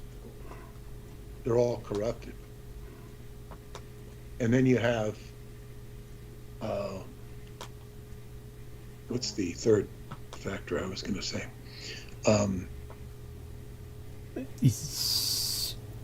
We'll get there. And then there's the politics, and then there's the crazy war stuff. Yes. Yeah, with Israel and Israel. The more news I absorb. Now, the news I have been watching on YouTube is being completely ignored by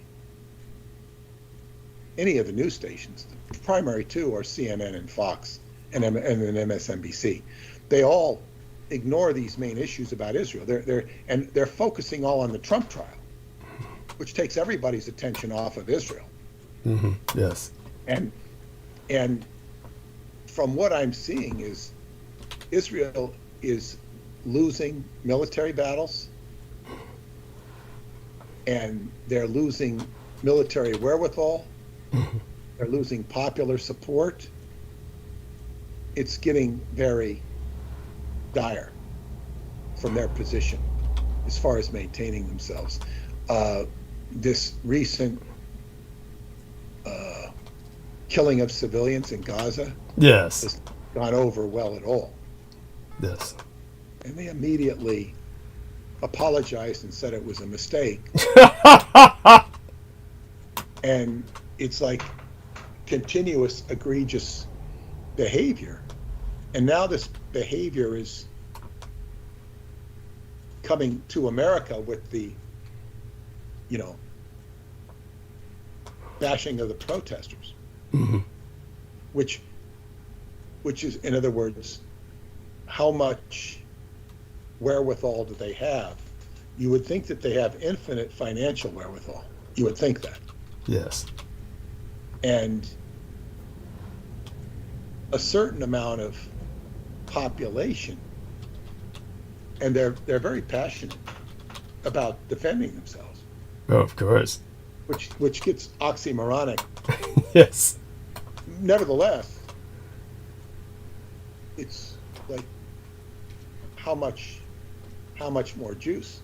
Now, what I would say is, now, also somebody told me, they say, oh, I really respect this person who told me, this person said this, I don't know. This is not my viewpoint. They said there will be no election in the fall. They had conviction in the statement, and they had conviction in the statement that the person who said this was very good with such projections. Now, this is something that the Democrats have accused Trump of. Robert De Niro in particular. Like, if Trump is elected, he won't leave office. He'll become the dictator. So this would justify Biden. This is the one-way Biden, and this I will tell you. So as Pluto goes into Capricorn in September, and as Biden begins to continue to fall in the polls, there's one thing that could save him. He could do what Trump didn't have the nerve to do. And that is to declare martial law. Mm-hmm. And he's not going to declare martial law out of the blue. This is why fomenting of fighting from these protests in the campus, these protests, you get, like, I don't understand why these students come to these protests. They're putting their lives at risk. Yes, their well-being. Quite literally. Yeah, not only that, the future careers, they get blacklisted and everything else. Yes. Yeah. So, well, they're young and they're vulnerable. But, so, what if you get more, like, say, if a bomb goes off in Nassau County where I live, and the Packies blow up the Indians, or the Indians blow up the Packies, or if the whole stadium blows up, these things are cracker box stands. And you know who that's going to upset? It's not going to upset the quote-unquote typical American, because most Americans will not be watching cricket. Yes, that's right. This will be immigrants or, repatriated Americans watching it. If those stands even fill up, I don't know if they'll fill up or not. They got a big capacity. And so if you have crazy stuff going on like that, you get some more bombs going off, You say, well, it's the immigrants. It doesn't matter if Joe Biden's at fault for bringing in immigrants who start setting off rockets. Of course, they wouldn't be bringing the rockets over the border. You think they might be getting them from some nefarious, from Hunter or something. Hunter's making deals on the side, selling arms on the side. But and then if you have Israel at war, and you have Ukraine at war, and you have all this chaos, there could be an ostensibly justifiable reason or pretense for declaring martial law. And if you're declaring martial law, the Constitution is suspended. The elections are suspended. Do you think, well, there's definitely a possibility of it. And it would secure Biden from losing the election, whether or not, because if Trump is convicted, which seems like a reasonable probability after watching today's news, because they're steering it that way. I don't know if you know this, but they say, you don't all have to agree that he's guilty of the same crime, just any old crime or misdemeanor, and then you have to accept that he was covering up for the campaign purposes. Well, then he's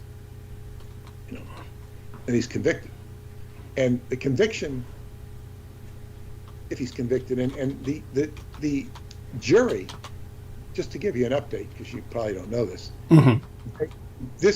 they read the jury instruction was like an hour and 40 minutes. They were read instructions for an hour and 40 minutes. This is unprecedented. Now, who could remember an hour and 40 minutes worth of instructions? Nobody. This is unusual and irregular because there's all these, the district attorney, or the prosecutor rather, did not give a specific crime. He says, well, he could have done these things and these things, and then they all to cover campaign finance. So the defense never had an opportunity to put up a defense because they didn't know what they were being accused of. So everybody says this will be overturned on appeal. Nevertheless, the jury listens to an hour 40 instructions. They deliberated for 3 or 4 hours, and then they go home. They've requested to hear the instructions again. So they're going to come in tomorrow and listen to them for an hour and 40 minutes again. Their heads are going to be spun in. They said it's typical. This judge will not let them have the jury instructions. They can't take a copy. They said it's typical in California to have, one judge said, to have it digitized so you can refer to the instructions anytime you want. But they can't even have a paper copy. So it's a very complicated, confusing process to the jury. By all reports, the jury's taking this very seriously. They're not being dismissive and saying this is all a bunch of BS. The hell with this. Let's go home. He's not guilty. There's reasonable doubt. The judge has even given long explanations of reasonable doubt. Like, this is unusual. Everything about it's unusual. And it's like they're steering. The jury's being very steered.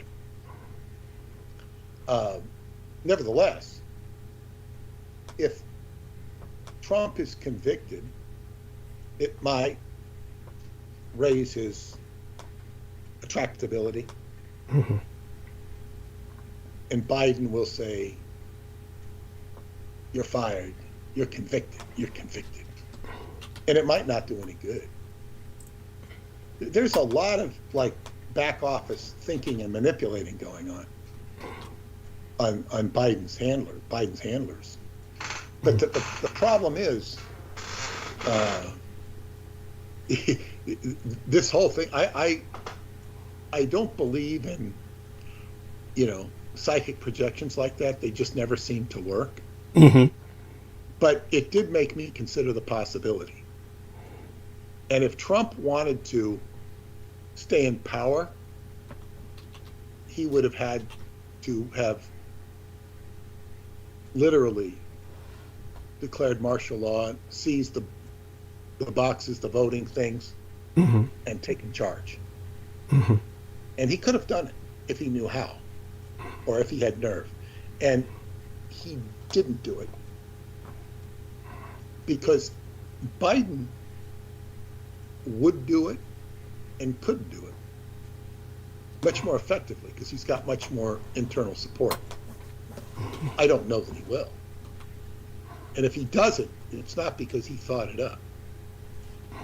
Somebody else would have thought it up. And now, the point of that would be,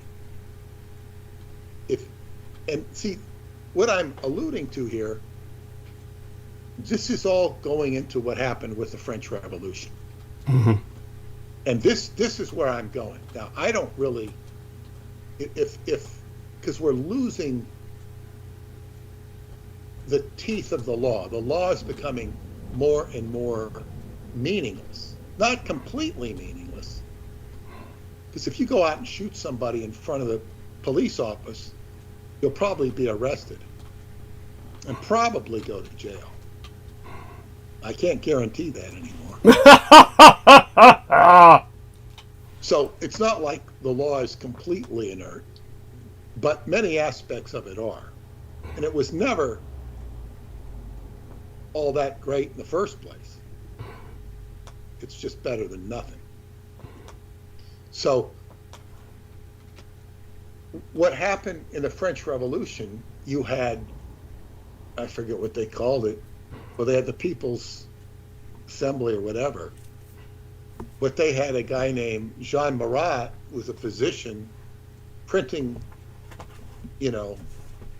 radical stuff saying who should lose their head next. He'd be pointing the finger at people. And he was stirring up stuff with rhetoric or print. And then you had the People's Assembly that was, bringing people up for public scrutiny and eventually condemnation. When Robespierre took over he was voted to be the head of the new government because he was like the most brilliant of them all. Most brilliant. He had a little boyfriend. He was gay. But Robespierre, Maximilien Robespierre, he was brilliant, absolutely brilliant. So and he was totally against capital punishment. But then when he became head of this new fledgling government, he saw capital punishment as expedient because it obliterated his enemies. Mm-hmm. And the more he did it, the more he became addicted to it, the more necessary it became. Until finally,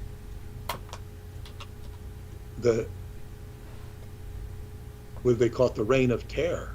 This was the reign of terror.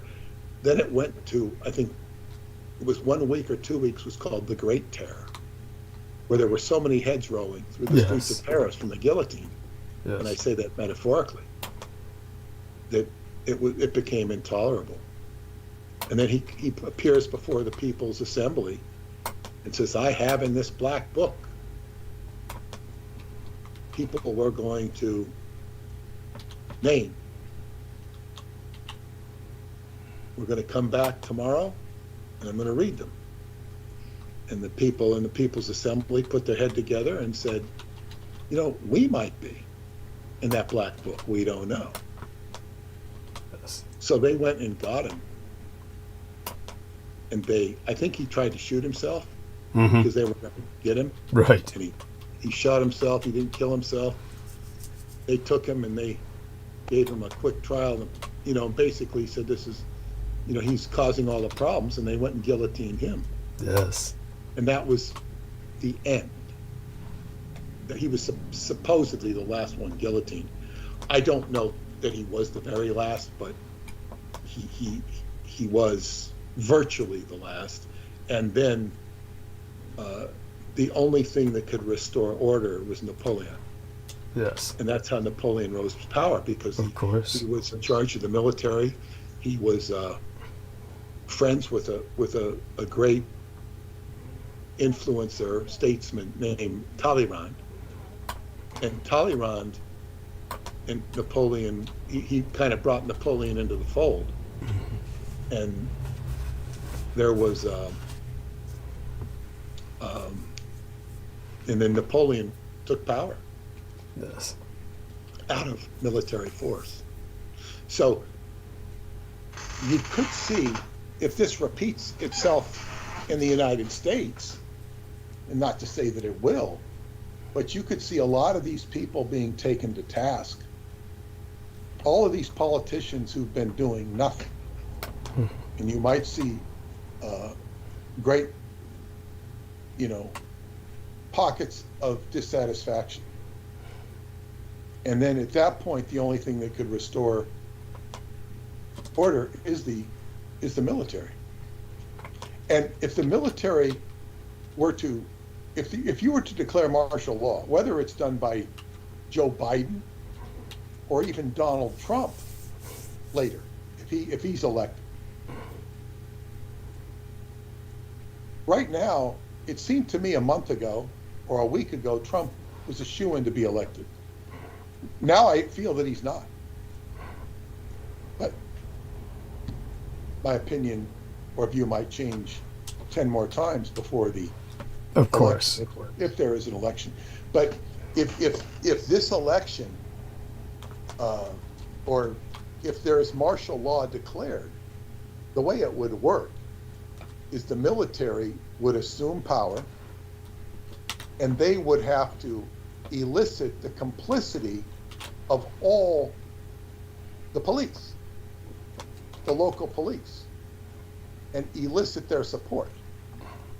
And assuming they could do that, you would have a relative and suspect peace. You might not have peace at all. You might have rebellion, but you would have some form of order. But the police and the army could not control the whole population. All they could do was uphold and enforce a moral climate like we had during vaccines. Vaccines, you had people policed. The first time I encountered it personally, I went to some blind shop in Huntington, about more than a half hour away, to get something for a blind curtain thing. And I got it. And then I needed to go to the bathroom real bad. And I stopped at the Staples. And the guy wouldn't let me in. Oh my God. And I think he was upset because I didn't have a mask. He had a mask, and I think he made me wait. I said, well, I want to go in. I want to look at something. And only he had 2 people in the store. I had to wait till they came out. And I didn't tell him that I just wanted to use the bathroom. But he wouldn't let me in the store. Could I have overtaken him and beat him up and used the bathroom? I could have, but that wasn't an option. Things hadn't gotten that bad. And I said, these guys could be in there. I said, I can't do this. So I just got back in the car and I, held my bladder for a half an hour or more, which I was very proud of. And, and just went home. That was my first run-in with the COVID mask.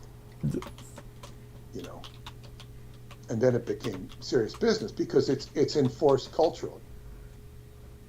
And a good percentage of the population are scared to death. They're just scared. So they're going to comply. And, there's no point. Resistance is futile. Just doesn't work. And it was not that threatening. Where it was most irritating, when Paul and I would go shopping and we'd have to wait, in front of a line of 30 people to get into Trader Joe's or Whole Foods. And you just had to wait your turn to go shopping. That was the main inconvenience, was shopping. Other than that, But the point was, it was universally enforced.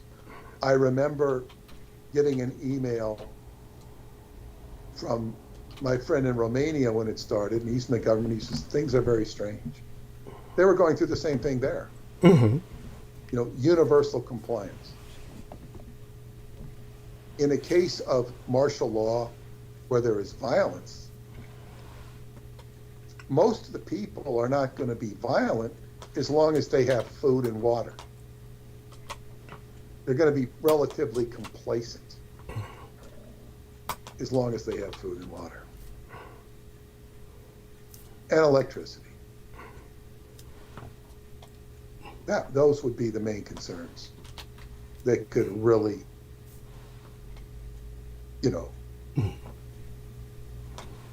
and then, instead of Marie Antoinette saying, let them eat cake, maybe Jill Biden's wife would say, let them drive Teslas. Let them drive Teslas. Let them use solar.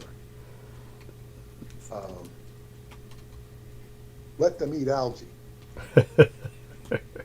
And of course, if the population, in the case of France, where they became so incensed at the disregard for the common man, that's when they went and stormed the palace. I think they walked all the way to Versailles. Yes. And that's a long walk.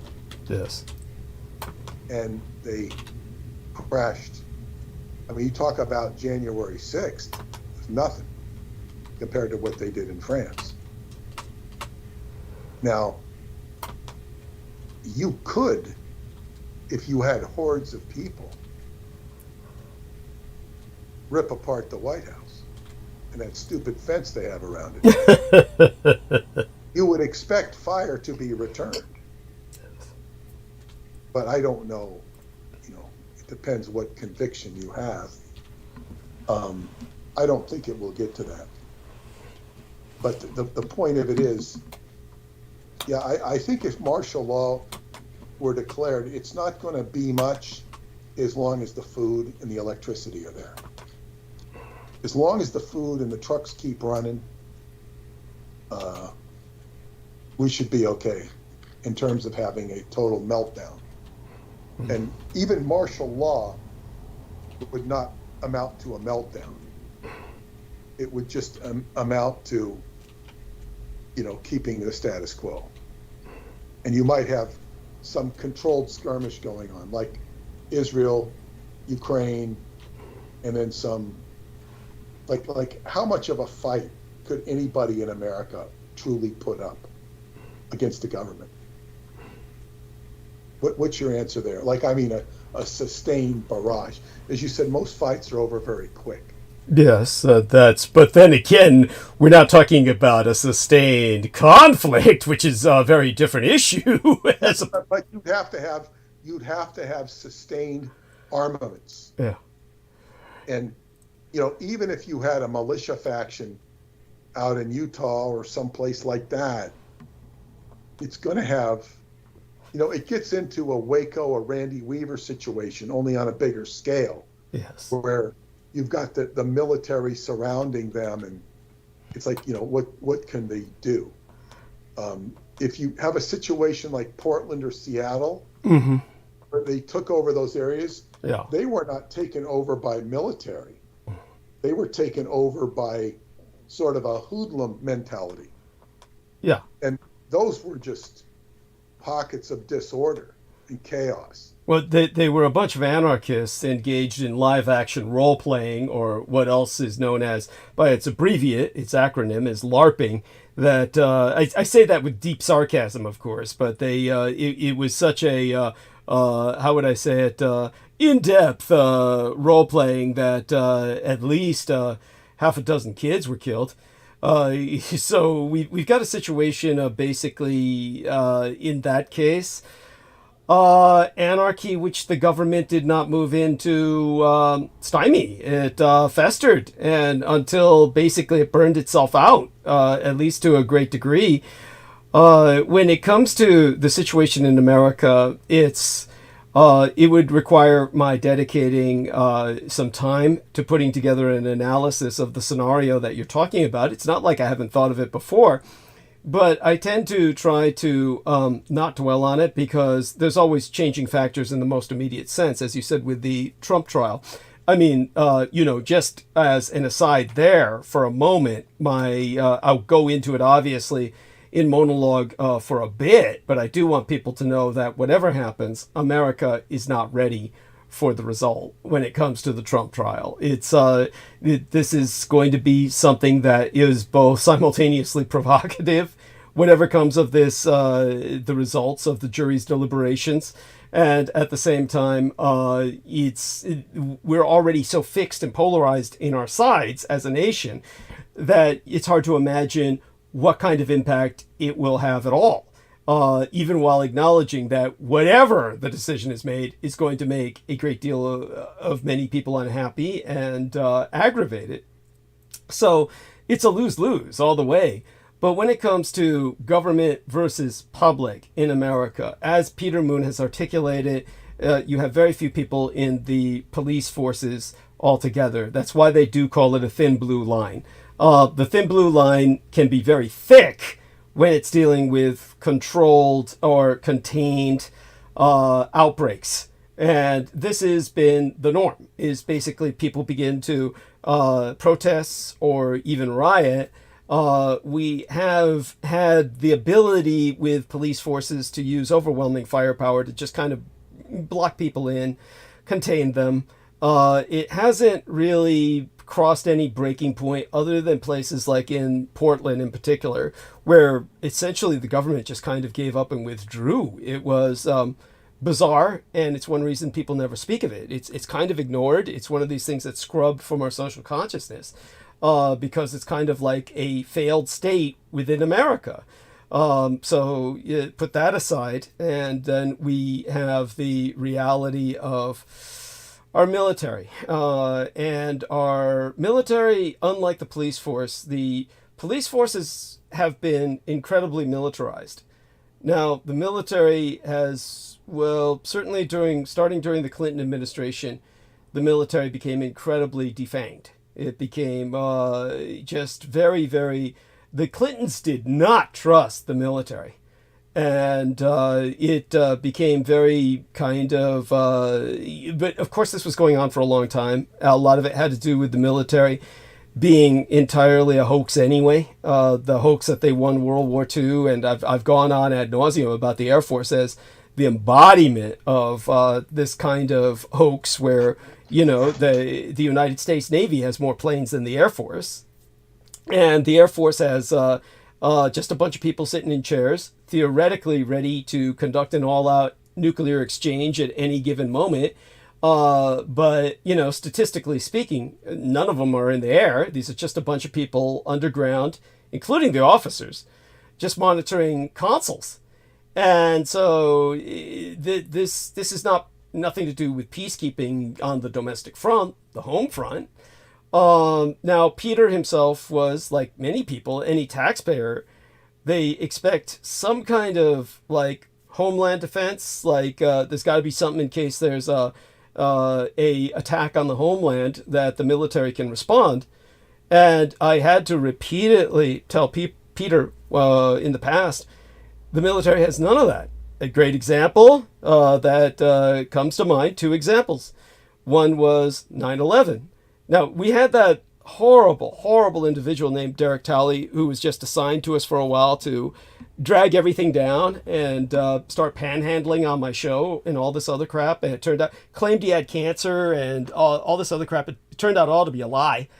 But this Derek Talley guy brought on his father, who was an honest-to-God member of NORAD at one point in his life, North American Air Defense. And this son of a bitch was black, and his big thing in life was, I was a black guy who was enlisted, but I just decided to be an officer.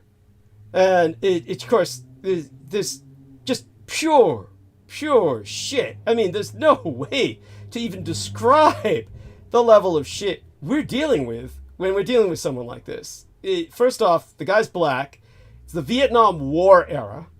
The very concept of a Mustang in the American military, where you're commissioned from a non-commissioned stance, is literally impossible.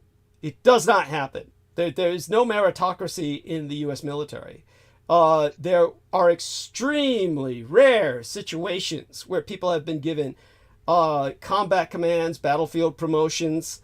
These are transitional in nature, and the few times that we've had people who were given a kind of battlefield commission where they're made officers from enlisted status due to extraordinary talent, the last time that ever happened was the American Civil War. Nothing's happened like that since. So this guy was lying through his fucking teeth.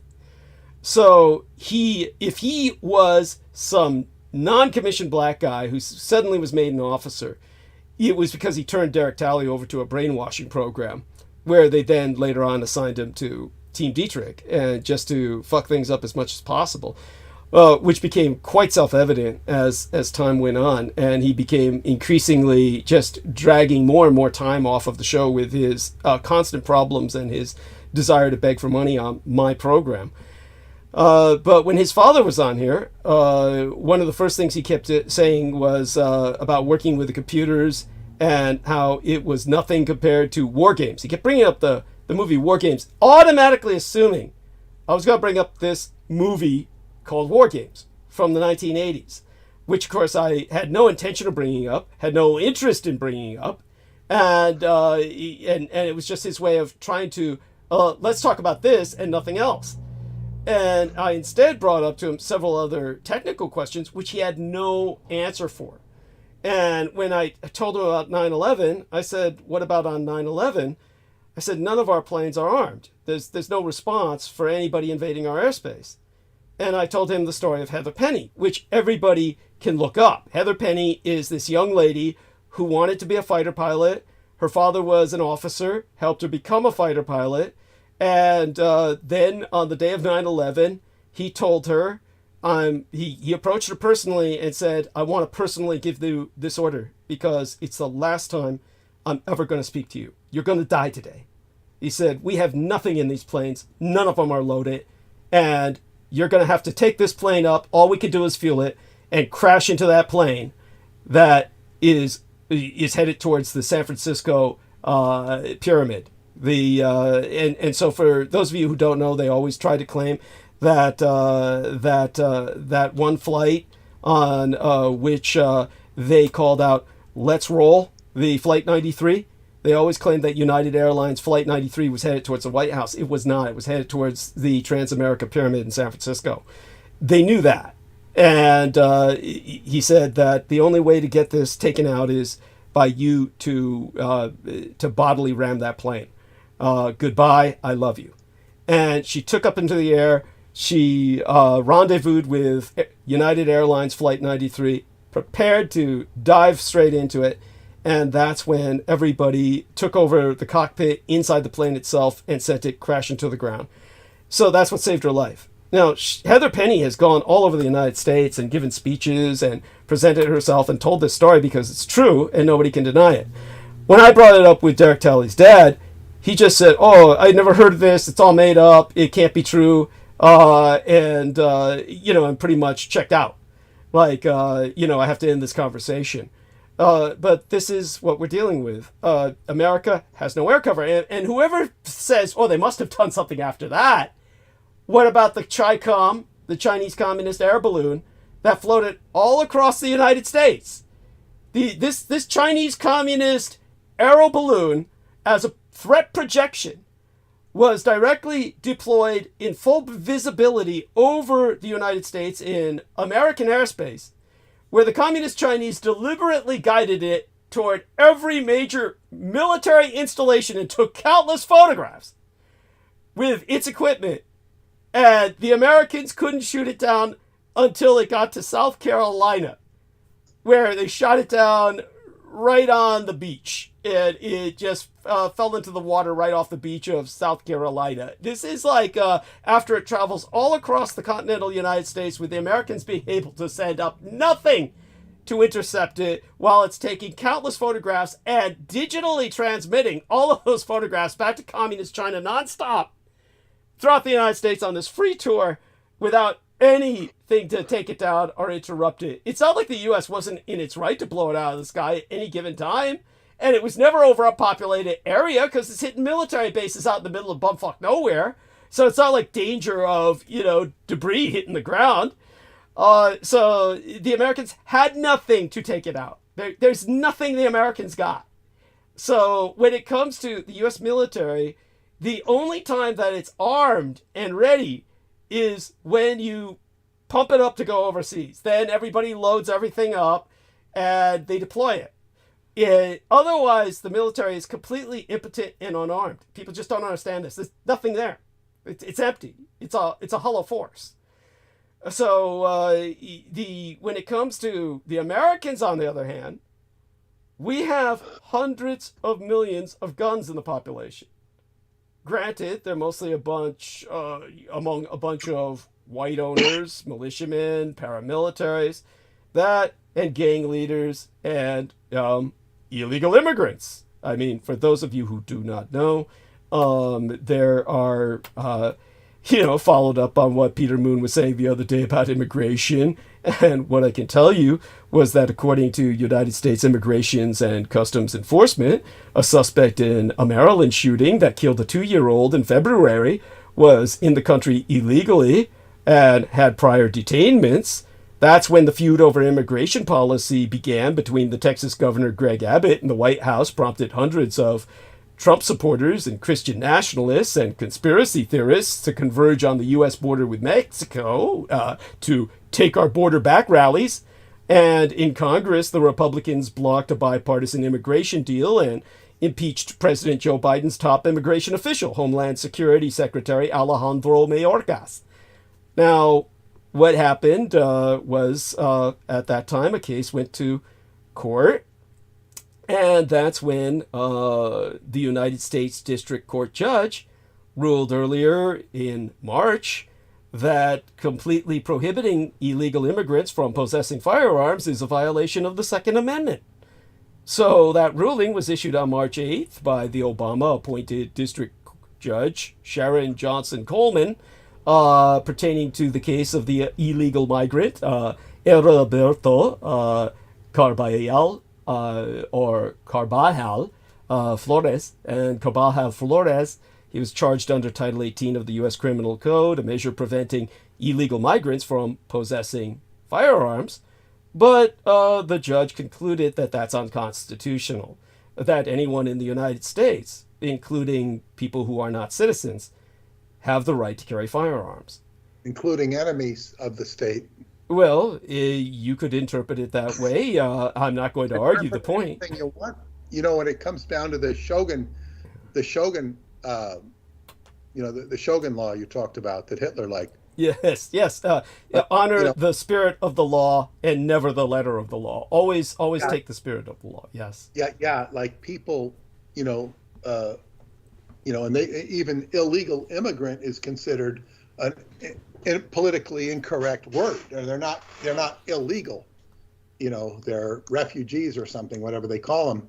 And of course, this gets. It just creates, it's like a domino theory, a domino series of insanity. But my point, to bring it up, is that we have just, for all intents and purposes, everybody is armed in the U.S. We've got an unlimited number of guns. We got more guns than we have people. And as Peter brought up, there are illegals in America, whatever we term them, and they also have guns. So the end result is that there are more guns in Texas alone than there are in the entire United States National Guard. So it's not a question of states fighting states at this point, where you've got Texas National Guard setting up a few old outmoded planes against, hot rod F-16s and F-17As of the U.S. military. You've got a military completely incapable of holding down the American public should the American public rise en masse. There's nothing the military can do. The military can, in concentrated points, of course, eliminate entire cities. I mean, sure, if the president gives the order and the military just blindly obeys, the president could eliminate entire cities. He could flatten them with what we use in other countries. Holocaust. Now that becomes another thing. Yeah. Are they going to bring out the Holocaust dogs? Well, do we produce them? It's Israel that produces them now. We're not producing those things en masse. Remember, America doesn't produce anything, hardly. I mean, that's obviously... Yeah. Philadelphia? Yeah, that's the Ghost Robotics produced these initially, but then are they producing them en masse? I mean, it's kind of like this. When any company produces something, they've got to have a contract. And how much does the contract day want? Does if the government says we want, so much, does the production company that produces a fucking prototype have mass productive capability to produce hundreds of thousands of that prototype? And the answer is my next question. Yeah, it's no. How many of what does the government have in its secret arsenals that they don't tell us about? Yeah, I think they got shit. They got shit. The government's got shit. It's like when people think about... Now, granted, there are some things here that do need to be factored in. It's the tremendous amount of firepower that can now be issued from a single platform is exponentially just orders of magnitude above what we used to be able to vomit out from a platform of a similar intent or a similar purpose in the past.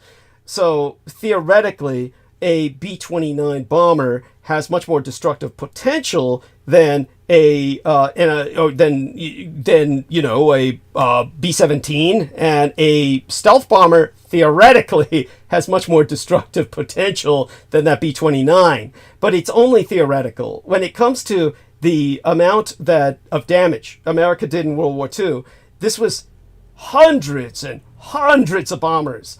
But when it comes to what we've got now in terms of a bomber fleet, it's practically non-existent, comparatively speaking. We've got something like 20 stealth bombers, and like George Knight brought up, they added one more to the fleet. So we may have like 21 stealth bombers. Now, of course, a number of them would be in the shop at any given time. So let's just say, okay, that's all we need. Like, what if every one of these is able to deliver a megaton, super crust-busting bomb? But what is the intent of that? Are you out to destroy the world or render it uninhabitable?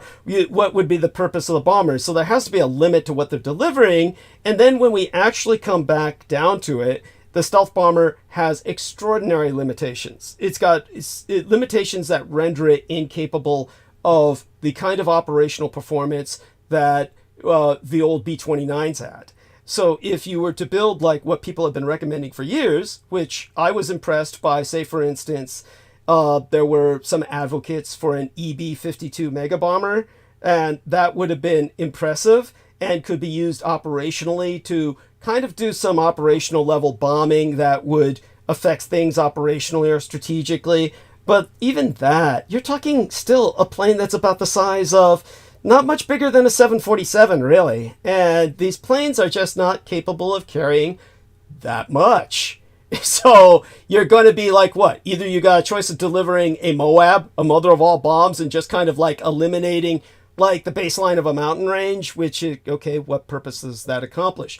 Maybe if you've got a mining community in rebellion and you just bury them all alive, okay, you've got that. But obviously, it's not going to help you really regain control of an entire nation in chaos. So it's just is what it is. There's a limit to what you can do with brute power. In other words, you have to deliver, as Peter was saying, you have to deliver infrastructure. You have to deliver to the people a quality of life so that they don't rebel. They will rebel once that is no longer delivered. And when they do rebel, well, the government's finished. At that point, it's over. The government it's gone. It's not like, so what Peter's saying is maybe they'll do a preemptive strike and declare martial law, and people just roll with it because, okay, they're rolling tanks through the streets, which, by the way, just so people know, you can't really do that because tanks are really fucking heavy as hell, and they just rip the streets up unless the streets are ultra reinforced like they do in Moscow for their military parades. So unless streets are ultra reinforced to take a tank's weight, you're just ripping up the local infrastructure. It's so, you know, there's choices to be made where, okay, is that going to be the idea? Is that what the government wants to do? Just make things worse and worse, at which case everybody rebels more and more, and in which point it defeats itself. It's like Peter said, we're in bad times. It's so the government has nothing to defend from a foreign invader. They sure as hell have got nothing to defend from the people at home. There's nothing in their arsenals. There's it's kind of like the pharmacy, where everybody walks in a pharmacy and you think, wow, there's all these drugs.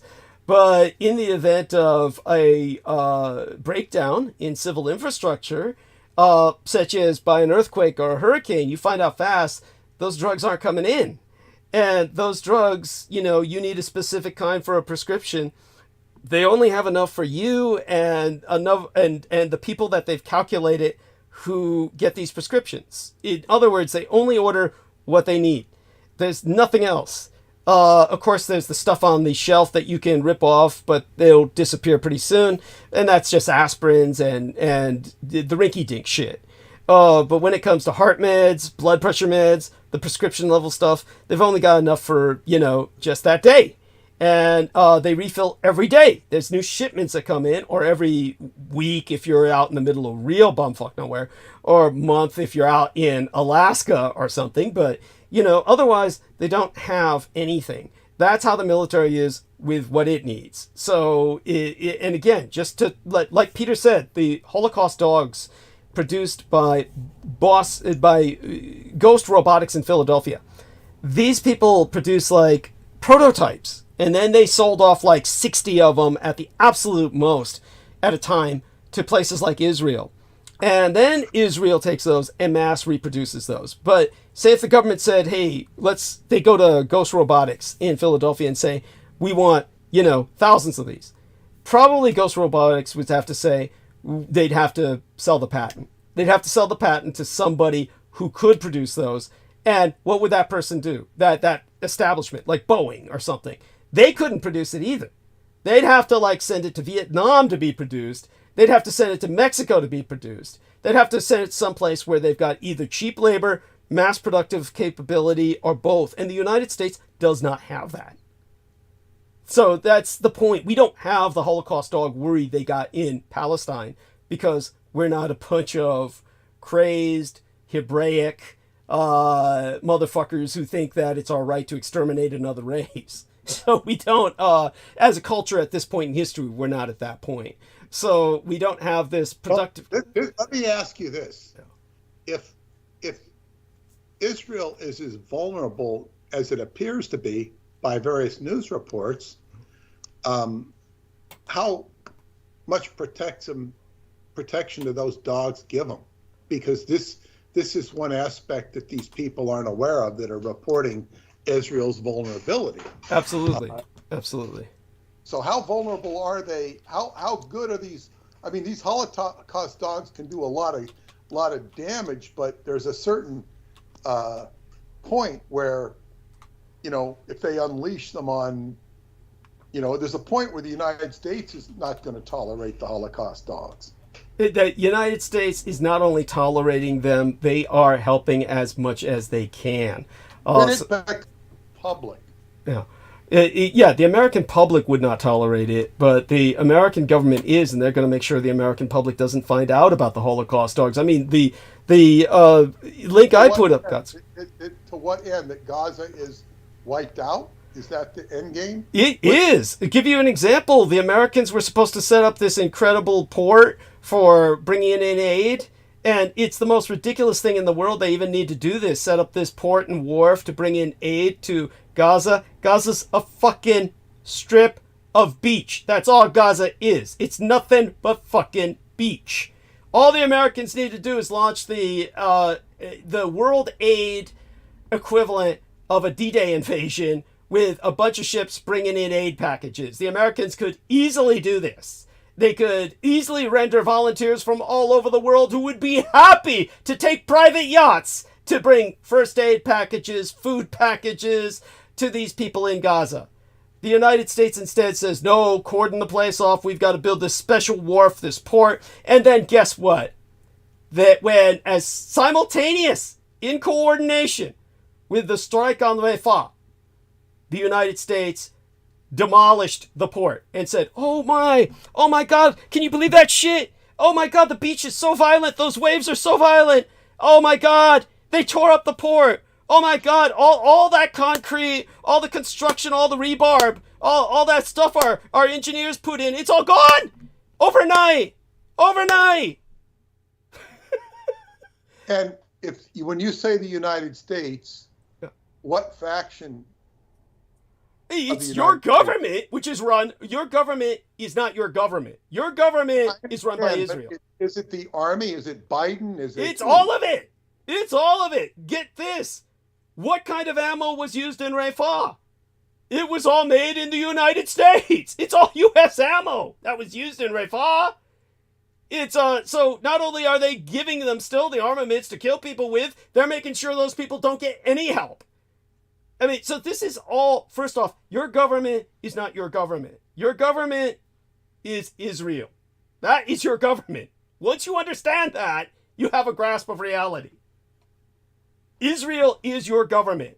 Until we pull a great terror, take out the guillotine, and kill all the elderly people who are governing us, quote unquote, which is Democrat or Republican, who are all a bunch of Jew fucks or outright Jewish, we're not going to get anything done other than continually kill people in the name of Israel. That's all that America does.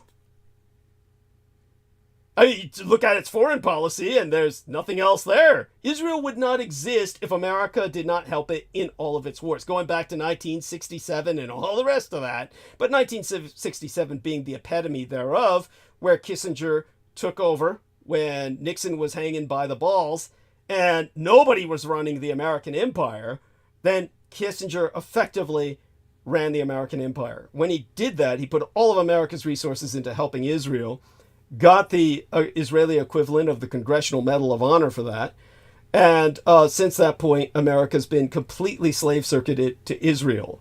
It's like I said before, they've cut off affordable connectivity program so that I now have to pay orders of magnitude more for the internet, and I could still be on ACP along with millions of other Americans if they had just used that money for ACP instead of giving it all to Israel.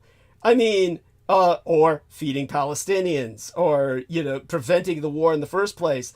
All we're doing is we're supporting a genocidal rogue state that's America's entire purpose for existence at this point in history. And it has been since, that war they claim to have won, the Second World War. It's, there's certainly Israel is still vulnerable. It's vulnerable in the sense that despite everything we're pumping into Israel, Israel cannot keep going forward like this with further and further isolation because its supply chains just aren't meant for it, aren't meant to take it. Israel is used to very short, victorious, quote unquote, excursions where they just go in, they drop a bunch of bombs, declare a victory, and then go home satisfied and say how brave they are and how they're defending themselves. The reality is, of course, that we have a situation in which Israel If this goes on long enough, there's going to be less and less investment. There's going to be less and less interest in their sob story. The biggest thing they have to market is the Holocaust, and that's not something that's bitter or some kind of personal point.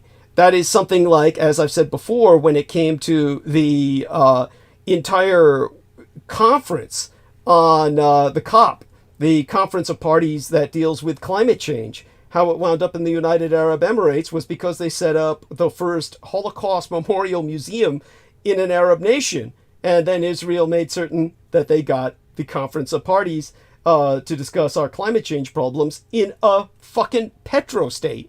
This is the kind of insanity of the world that we're living in, and the Jews bringing us ever further to the brink of catastrophe and mass extermination with every move they make. So when it comes to their ability to cast that about anymore, they're going to go out with a bang, of course. They can't sustain themselves forever. So if they go out, they'll drag the world down with them. They'll do something crazy like destroy the Dome on the Rock, try to rebuild the Third Temple. They'll get America to try and attack Iran. They'll pull it all out until we're all dragged into conflagration and we just have to rebuild from there.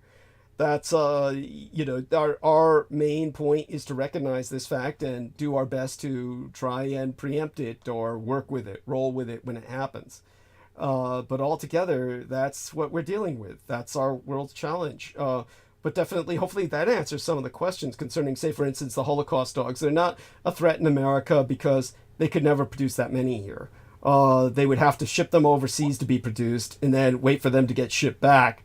And even though that's possible, a lot of change could happen during that period of time of production. It's not that it couldn't be rushed to a degree where it couldn't be done within a period of, I could only imagine a month or two. Well, what's good about that is that they're not going to be roaming our streets. No.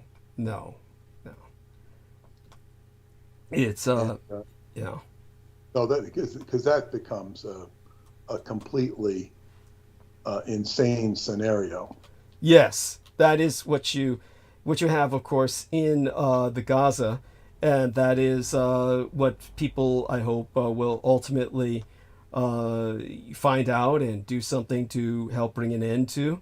We're definitely in a situation that gets more tense every day. And we've got a lot of to look forward to. But I'm glad you brought these subjects up. So there you have that, Peter. And I am definitely glad to shall we say, at least put some perspective on that. Thank you. It's now time for me to bless you. Check out, and if I have some incredible dreams or something, maybe I'll check in the morning. Who knows? Sounds good. Other than that, I'll be back. And by the way, I do have to announce to you. Yes. I did finish the chapters. Oh, wonderful! The Japanese chapters. Let me see. This goes. Yes. I'll even count them here. Yeah. Let me see. What are they? And I'll tell you how many chapters we have to go to review. Review chapters. I think we did the Shinto chapter. Yes. So I've got 20 through 26. Wonderful. That's 7 chapters. Yes. And we can, when you're ready, we can read these. Whenever you're ready. Whether it be tomorrow, the next day, or the next day. Today is Wednesday. Okay. You tell me. Well, You don't have to tell me right now. Yeah. You give me a message when you're available. I've got I should be available this weekend. Good. Friday, Saturday. Good. Sunday I'll play football, but Understood. Well, Sunday's a transmission day anyway. So, taking a look at it, we do have the 46th annual San Francisco Union Street Summer Festival Fair is going to be ongoing throughout the weekend of June 1st and June 2nd, which opens up, of course, the Pride Month. So Pride Month is going to be somewhat busy. So we're going to consider Friday the 31st as probably the good primary target. So it would be like, sometime in the afternoon. We could make that appointment right now. I have a dentist appointment at 1 o'clock. Sure. But other than that, and it'll be just like a 5 or 10 minute appointment. Well, it'll be after your dentist appointment, of course, and likely kind of like what I've done before, more towards the eventide. So it'd be more like what's the latest that's convenient for you, where you could stand for a few hours working with, like we do intensively, just. Well, you name a time. Well, I'm thinking more like 4 p.m. My time, That's maybe. good. So which That's would, good. yeah, 4 p.m. my time would be. 4 p.m. my time. That's perfect. Yeah. What time is it your time? 4 o'clock your time is 7 p.m. my time. Yes. Yeah. 4 to 5, 5 to 6, 6, 7. Yes, that's right. So I'll just put 4 p.m. Call Peter Moon here, and let's try that. All right. And okay. Definitely glad to dive into this. This is so exciting. Peter's done such hard work with material that's hard to work with. And so let's see. Work with Peter. There we are. I prefer that to simply calling Peter. We're working together on this. There we are. Work with Peter, 4 p.m. Friday the 31st. And that'll be 7 p.m. your time. 7 p.m. Eastern Daylight Time. Okay. Well, we love you dearly, Peter. Stay safe and be well. Blessed be thy dreams and sweet be thy slumber. And feel free to share what visits you in those nocturnal hours should you awaken in time while I'm still transmitting. Okay, great. Thanks, and good night to everybody. Thank you so much. Remember to donate to Douglas. You've done a good job. Bless You've you. done a good job, but So have keep the you. donation. By the way, I want to let you know I've got money thanks to MAGAflagshop.com.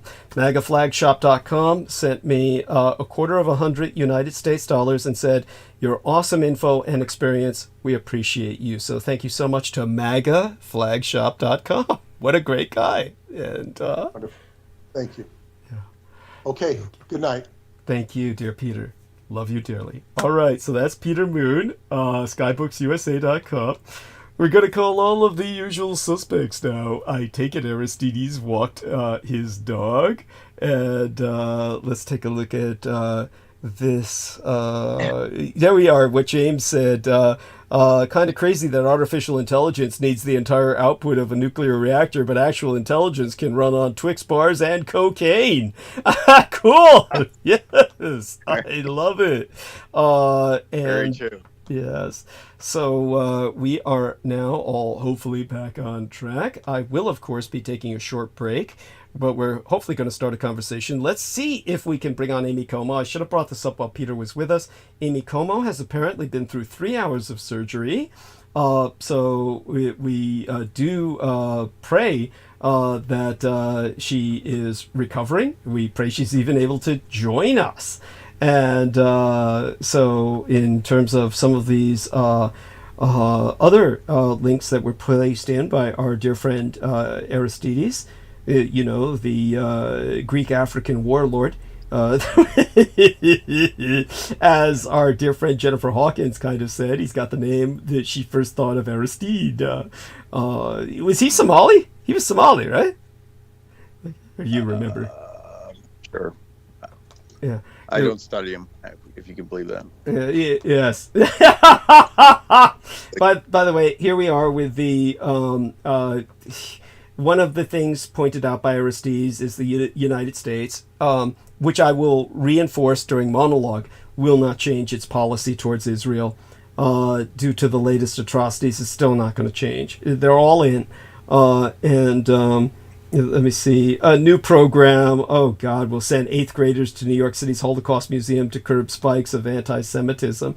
It's like, again, you're just like, you're left at a loss for words. And with that, let's call everyone we can. Okay, let's go through our usual list here. And I press that add button. I hit Brendan Ẓoģēt just in case. Hit Troy Bellamy because, of course, he doesn't normally show up on the list. Hopefully we'll start doing so more regularly. No choice of his, by the way. It's just the way the system works. Now when I scroll down, then I hit everybody that I recognize. Amy Como is there with what looks like a big black rat on her lap. It was actually some kind of dog that they took in, and then, of course, ran out and got killed on the road. So sad. And there we are. Nemo, of course, who sent me something I still have to respond to. Amanda Ute, Heather Holman, and let's try Jennifer Hawkins. I'm going to hit both her accounts. Real Tech Geek.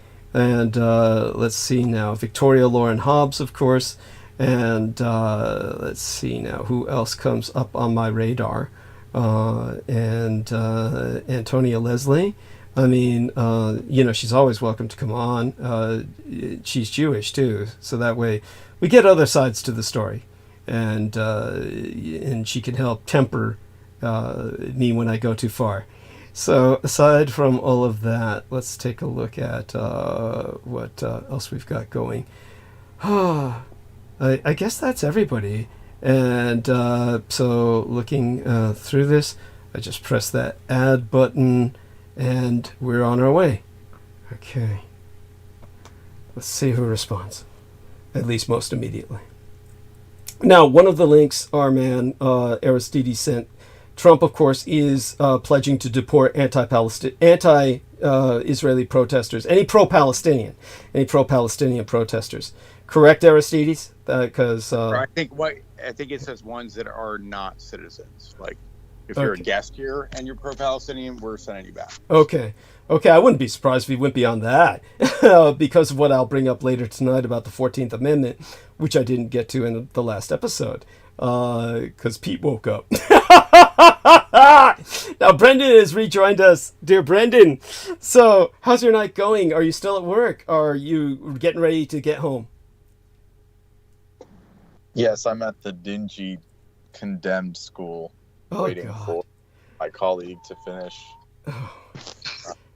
The good news is I'm getting transferred out of this dump later this month. All right. And where are you willing to tell us where you're getting transferred to, or is that a security issue? I'm just getting sent to another site for just like a summer clean. Okay. Yeah. That sounds good, and certainly better than what you've got now with Hogwarts or Haunted, whatever it is. And what exactly? Let's take a look at this. Let's try and get you both started in a conversation so that I can refresh myself. And so, I have stuff to talk about. Excellent. No, but is it something you want to wait to address till I get back? Because I don't want to miss anything good. No, I could. We can do whatever. Okay, yeah. So I'm wondering if you could talk with Aristides, because it's basically just Aristides and yourself right now. If I take a short break. So the two of you can handle this, talking about just general things till I get back. I mean, come on, both of you are intelligent, creative, and I know you've got this down, so you don't even need to pep talk. I know you guys have got this. I'm going to refresh myself. I'll be back in about 10 minutes, probably 15 at the longest. Really, I'll be back in around 10-ish. And so everybody, these guys have got us, and they're the best. And I want to thank everybody who's in the what's her name? My God, it's been so long, honey. Mia's in there. She says hi. Diane Hillis Buchberger, I believe. That's Diane Hillis Buchberger. Shout out to Diane. Welcome aboard. And I'm so glad that she's rejoined us after a long time checking in. and she's a wonderful human being, lives up in Canada, I believe. And so, meanwhile, I'm going to go refresh myself. You're all in the best of hands. Before I go, of course, I'm just going to check the numbers and just kind of recheck them when I get back. And I'm usually surprised at how well people hold the numbers. And I'm sure Aristides and our man Brendan Ẓoģiet would do just that.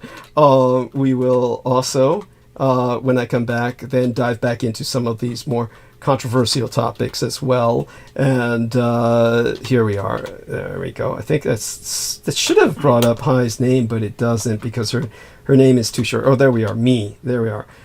At me, and then give her, of course, a heart here, and then I'm going to go mute. So entered that, and I'm going to go mute now, everybody. We've got a good 100 people listening, good 24, 25.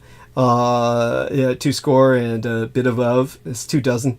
So you guys are doing great, and we'll check when I get back. Yeah. The taxi driver that was shot near Tokyo. What happened with that? Apparently a taxi driver got shot near Tokyo, which is big news in Japan because there are no guns there. That's right. So it's the top story of the morning actually over there. Yeah, no, it's like, so do you know any details? Just that it happened in Saitama, but they haven't released. They do like thorough investigations, So Understood. I don't think anything released on it yet. Okay, so nothing on it yet. That's nothing. Funny. Yeah, it's just funny because in America, it's like a taxi driver getting shot. It's like, oh, okay, like no one would even bat an eye. And I hate to say it, but so many of them deserve it too. Yeah, that's yeah. Oh, but the only reason they reported it is probably because he's Japanese. If it was some Indian guy, they probably wouldn't have. Well, I don't even think you're. Here's what I'll tell people. This would be my guess, is that you wouldn't have any non-ethnic Japanese driving a cab in Japan. That everybody in Japan who would be driving a cab, I would think, would be Japanese. Most of the people that I think of when they're immigrants in Japan, they're doing very specific things. And that isn't one of the things I imagine them doing. So,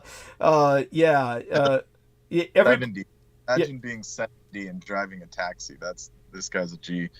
And then says the passenger demanded money and shot him in the stomach. So that's fascinating. Ooh. Yeah. How does one do that? That means they must have gotten out of the cab and scuffled. It says, they found money scattered in the car. Yeah. So. There you go. They said that has short black hair and looks to be in his 50s or 60s. That's the max description you're getting. Yeah, I've noticed that with Japan and Germany is they'll actually maintain privacy of the perpetrator. Yeah. Even after the trial and all of that, they have different laws than here. Yeah. Where they just out here they just release the mugshot like immediately unless you have money. Yeah. Yes. Or if there's some political reason to hide it. There's also that political, sometimes a politically correct cloying in the air that sometimes prevents descriptions from getting out as well. Yeah. They'll wokify it for sure. Yes. Whatever it's called. Yeah. But definitely we can always go into that when I get back. Okay, so you guys have got this. I'm going to go mute, and my thanks to both of you. Aristides, let's hear your voice just to make sure your audio's working, your tech is working. Yeah, I'm here. Excellent. Okay, you guys have got this. I'll be back. Thank you. We got it. Nothing else. We'll talk about millets or something like the old days. Oh, I could go off on millets. I can. Yeah. What's the millets update? Oh, I mean, the update. I mean, first of all, it's an 8,000-year-old domesticated plant. So millets are some of the oldest agricultural items in human history.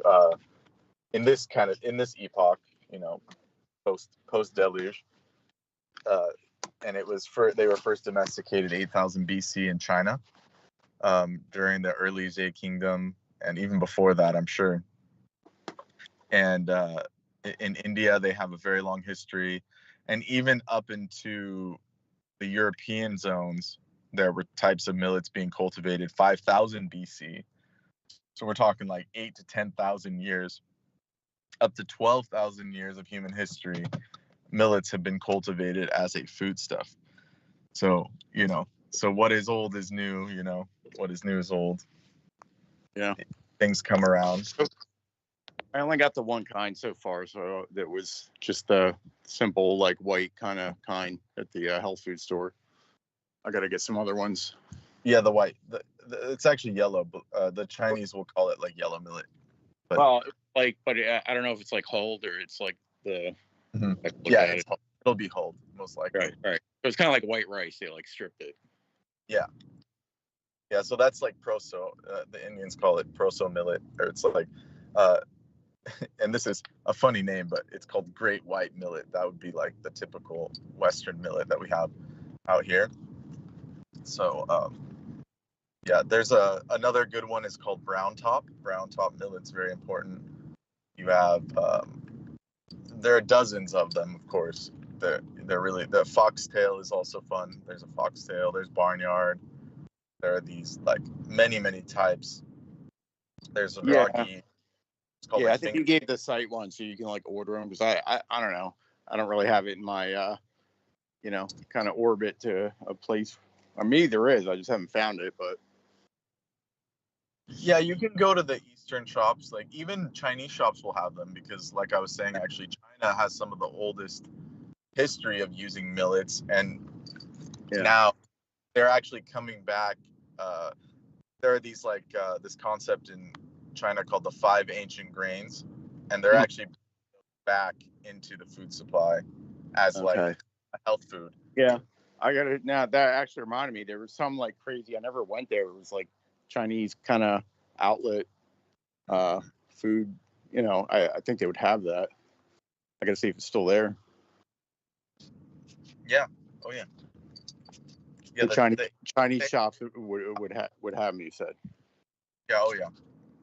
Okay. They have a lot of good stuff. Like, people think, like, oh, China's just living off rice and stuff, but I mean, rice came in later and wheat came in later, so they were living off stuff like millets and other ancient grains, so to speak. Mm-hmm. Like there's another grain, like it's an edible plant called amaranth, and that's very famous in the East. Yeah, I've heard of that. Yeah, so, like, they use it as spinach, like a type of spinach, like a greens.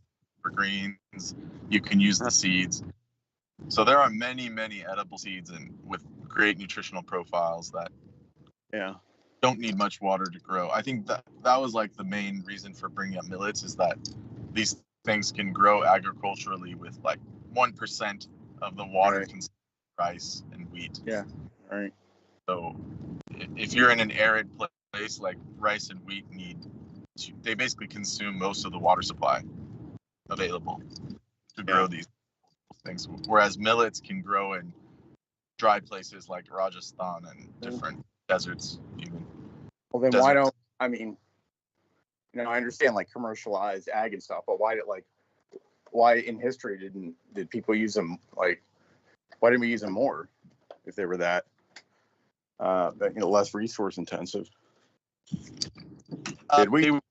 They were used. It's just that in modern times, like you said, the profit margins come in with, like, once they started hybridizing wheat and rice, it's like the yields are so high on those. It's like they became more economically viable. Once you bring money into the equation, like, all the natural, everything good kind of just gets whacked out, just convoluted.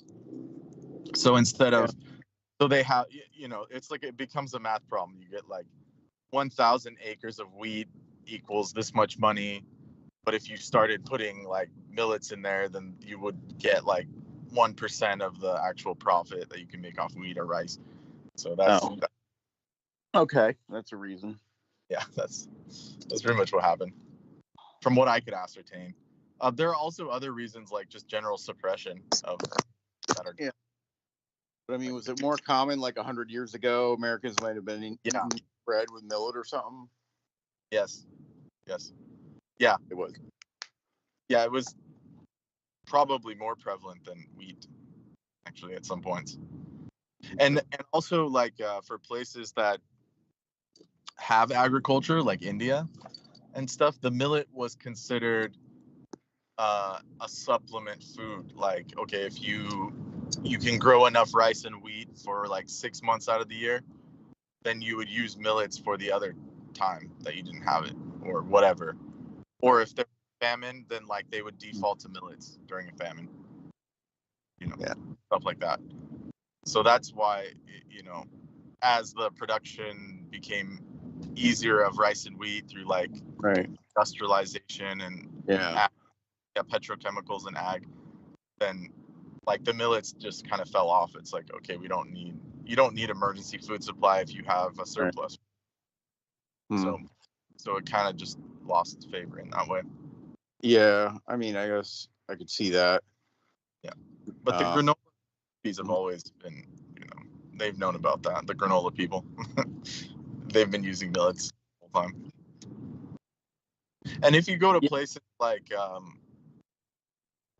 like where the Chinese colonized, their first crops were always millet, like Hawaii, or places in like Taiwan.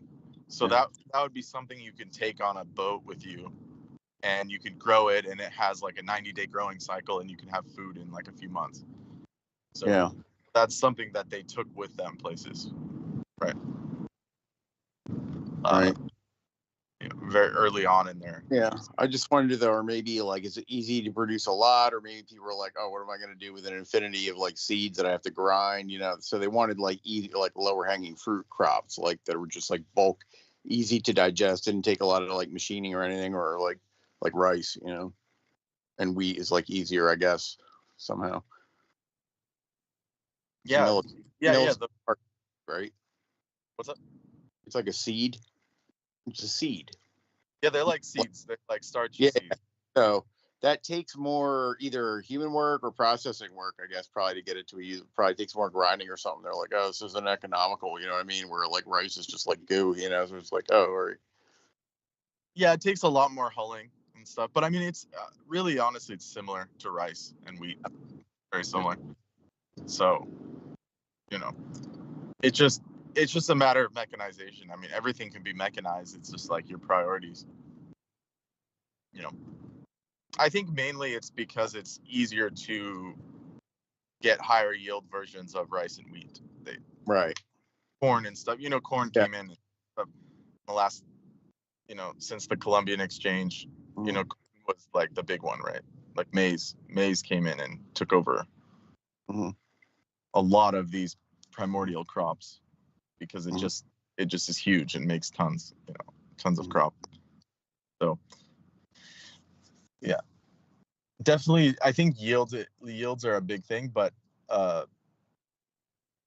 it's like it would be more ideal to actually because another thing that happens with millets is it doesn't deplete the soil. Like it's easier to rotate the crop. It's easier to have sustainable agriculture. But with like if we didn't have petrochemicals like petrofertilizer, like nitrogens and all that stuff, synthetic fertilizer, then like you couldn't grow all those huge things of wheat, huge crops, huge like corn.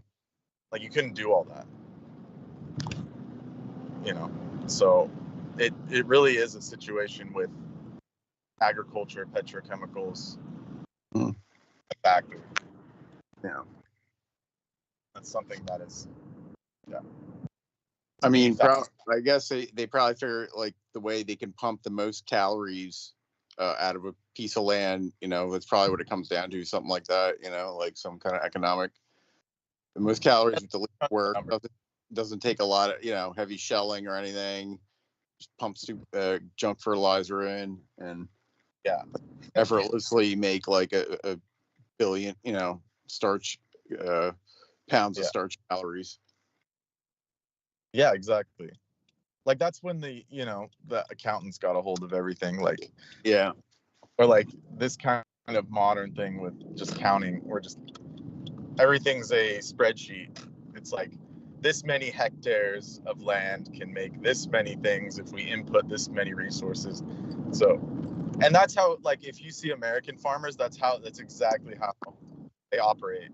It's like, I have, 10,000 acres of strawberries, and then it equals $5 a bushel wholesale, and then they just calculate out that, like, they don't, it's just a math problem. It just becomes a math problem to them. It's not like this American style super agriculture is not sustainable in that way. Mm-hmm. Which is why the millets are becoming important again, because it's like, once the land depletes, then there's only certain crops you can grow, and then millets are going to be the easier one because they take less water. Yeah, right. Like after you ruined it all, and finally, and they just toss out all the millet seeds, and like. Yeah, then you have to default to the ancient way. I mean, there's no other way. Right. But that's what's happening. That's really what's happening. So that is the. Yeah. Yeah, should be that way. Which is, I mean, that's going to be the situation in the future, is right. When there's less resources, more famine. Yeah, right. Then it's like, okay, there are options. There are other options than just this. All this like commercial stuff breaks down. Like, oh, the store's not. They didn't ship this here. My pre-processed food to the store. Like, oh my god, like, imagine, imagine you had to go down the road and get some raw materials of food, and like make it. Yeah, and that's how it should be. That's how I do it. I mean, I just go to the shop, like the Indian shop. I'll just buy like lentils, rice, and then you put together the stuff as I see fit.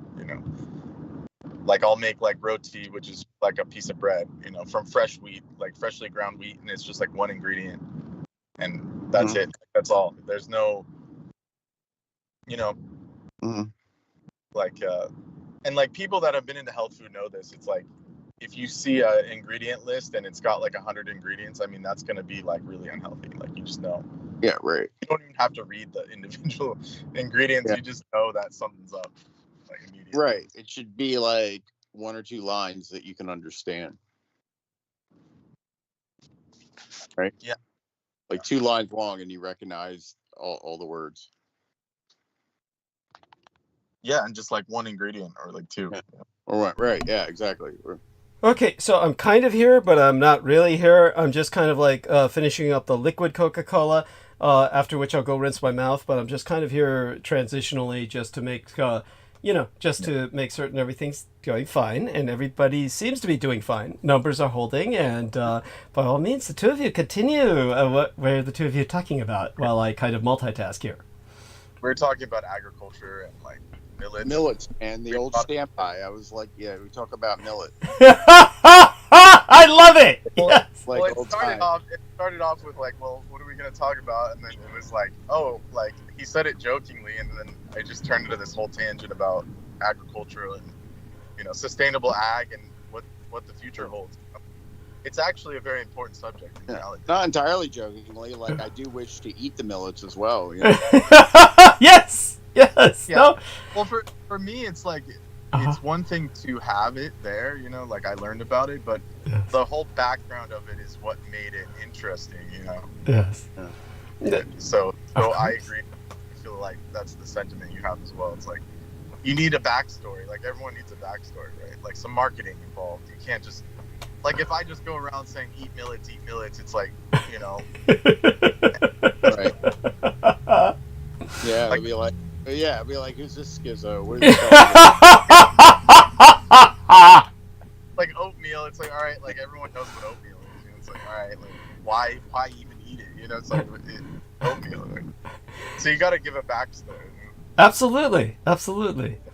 And but yeah, because it is in the future when there is devastation and yes, when agriculture finally collapses, modern agriculture, then these crops will be on the front runners for saving the world and saving humanity.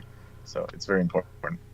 It's so true, and it's also just so frightening to even think in terms like that. It really is, and but reality, yeah. it's reality. Yeah, no. Unfortunately, as you say, it is a reality we're going to have to be facing. But both of you The good news continue. is, Yeah. with stuff like millets and using ancient techniques, it's like, like the humans, like, beings now, like, can have a backbone. Yes. You know, Yeah. so it's like a safety net. It's like when things start crumbling, you take the proper agriculture and you can sustain civilization, actually. Mhm. And within the case of millets, it takes like 1/3. I mean, compared to rice, it's 1% out of 100. But in agriculture in general, it takes 1/3 the water to grow up millets as a food supply than it does every other crop known to man. So that is a very valid reason to use it. Yeah. Absolutely. It's efficient. It's the most efficient. Yes. And Doug, yeah. Go on. I don't heard because you were gone, but that the history goes back in China of using millets. This was pre-rice, pre-wheat civilization, 8,000 BC.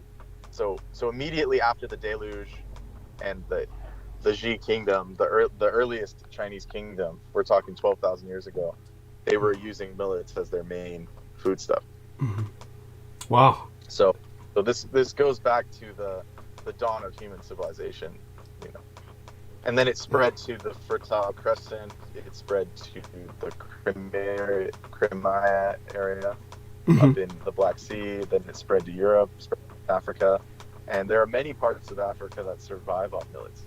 There's a special millet called it's called little millet in English, but it's African millet. And then you also have an ancient grain called teff grass in Ethiopia, which is what they make injera out of, and that itself sustains the whole country. So, and these are all millet class. They're called C3 grasses. So, Wow. C4, I believe. They have some agricultural classification. Get into the nerdy details in a bit, but you get what I'm saying. Yeah, it's fine. I think that's great. Very fascinating. And yeah, by all means, continue. Yeah. Asia survived off of millets for millennia before they started domesticating rice and wheat. Yes. It's primordial. It's human. It's part of human evolution itself. Yeah. Yes. And but yeah, by all means, continue. And as I said, I'm kind of multitasking, drinking my liquid Coca-Cola, getting some sugar and caffeine into me while listening to these young gentlemen expound upon this problem of human inability to sustain itself. Humanity is able to starve in the midst of plenty. We have what our man Brendan is presenting as a kind of real solution to a lot of the world's ills in many ways, sustainability, and so continue by all means. Yes. Yes, I appreciate that. Yeah, and there was also, I'll just bring it up now since you're back. So something that is tangible right now in the reality of food insecurity that's happening now is the price of olive oil is the highest it's ever been in all of history right now, even higher than in the Roman times when there was less resources and it was like all handmade. So there's an olive oil shortage, and it's causing the price to spike to literally off the charts. We're talking 10,000 a metric ton, $10,000 a metric ton. So it's the highest it's ever been in history. In England, it's $17 17 pounds a liter, excuse me. And even here, something like a tin, which is I think about two liters, a 2-liter tin of olive oil, which, for as long as I remember, has been about $20, is now over $40.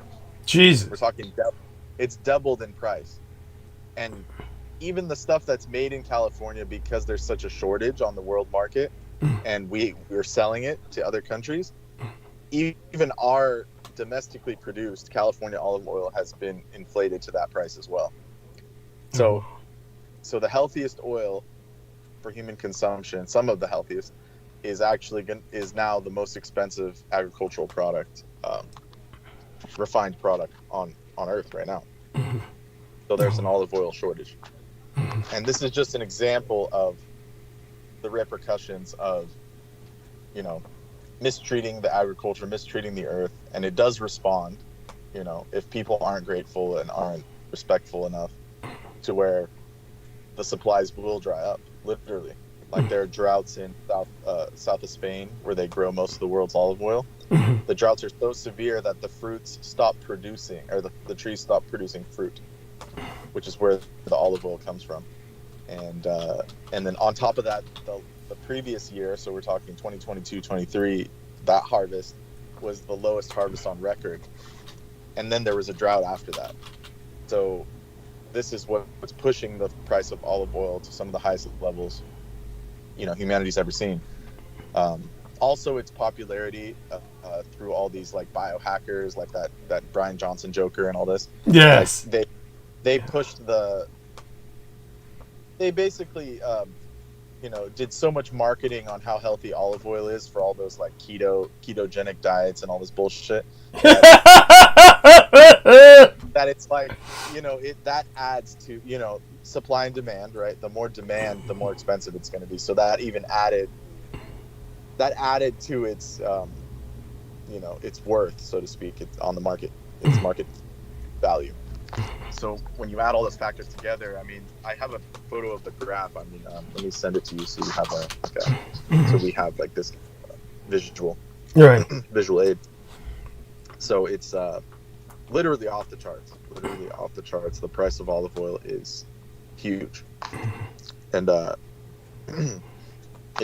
you still there? Aristides? Yeah. We hear you. Right, Aristides? You there? Yeah, I mean, yeah. Olive oil expensive, yes.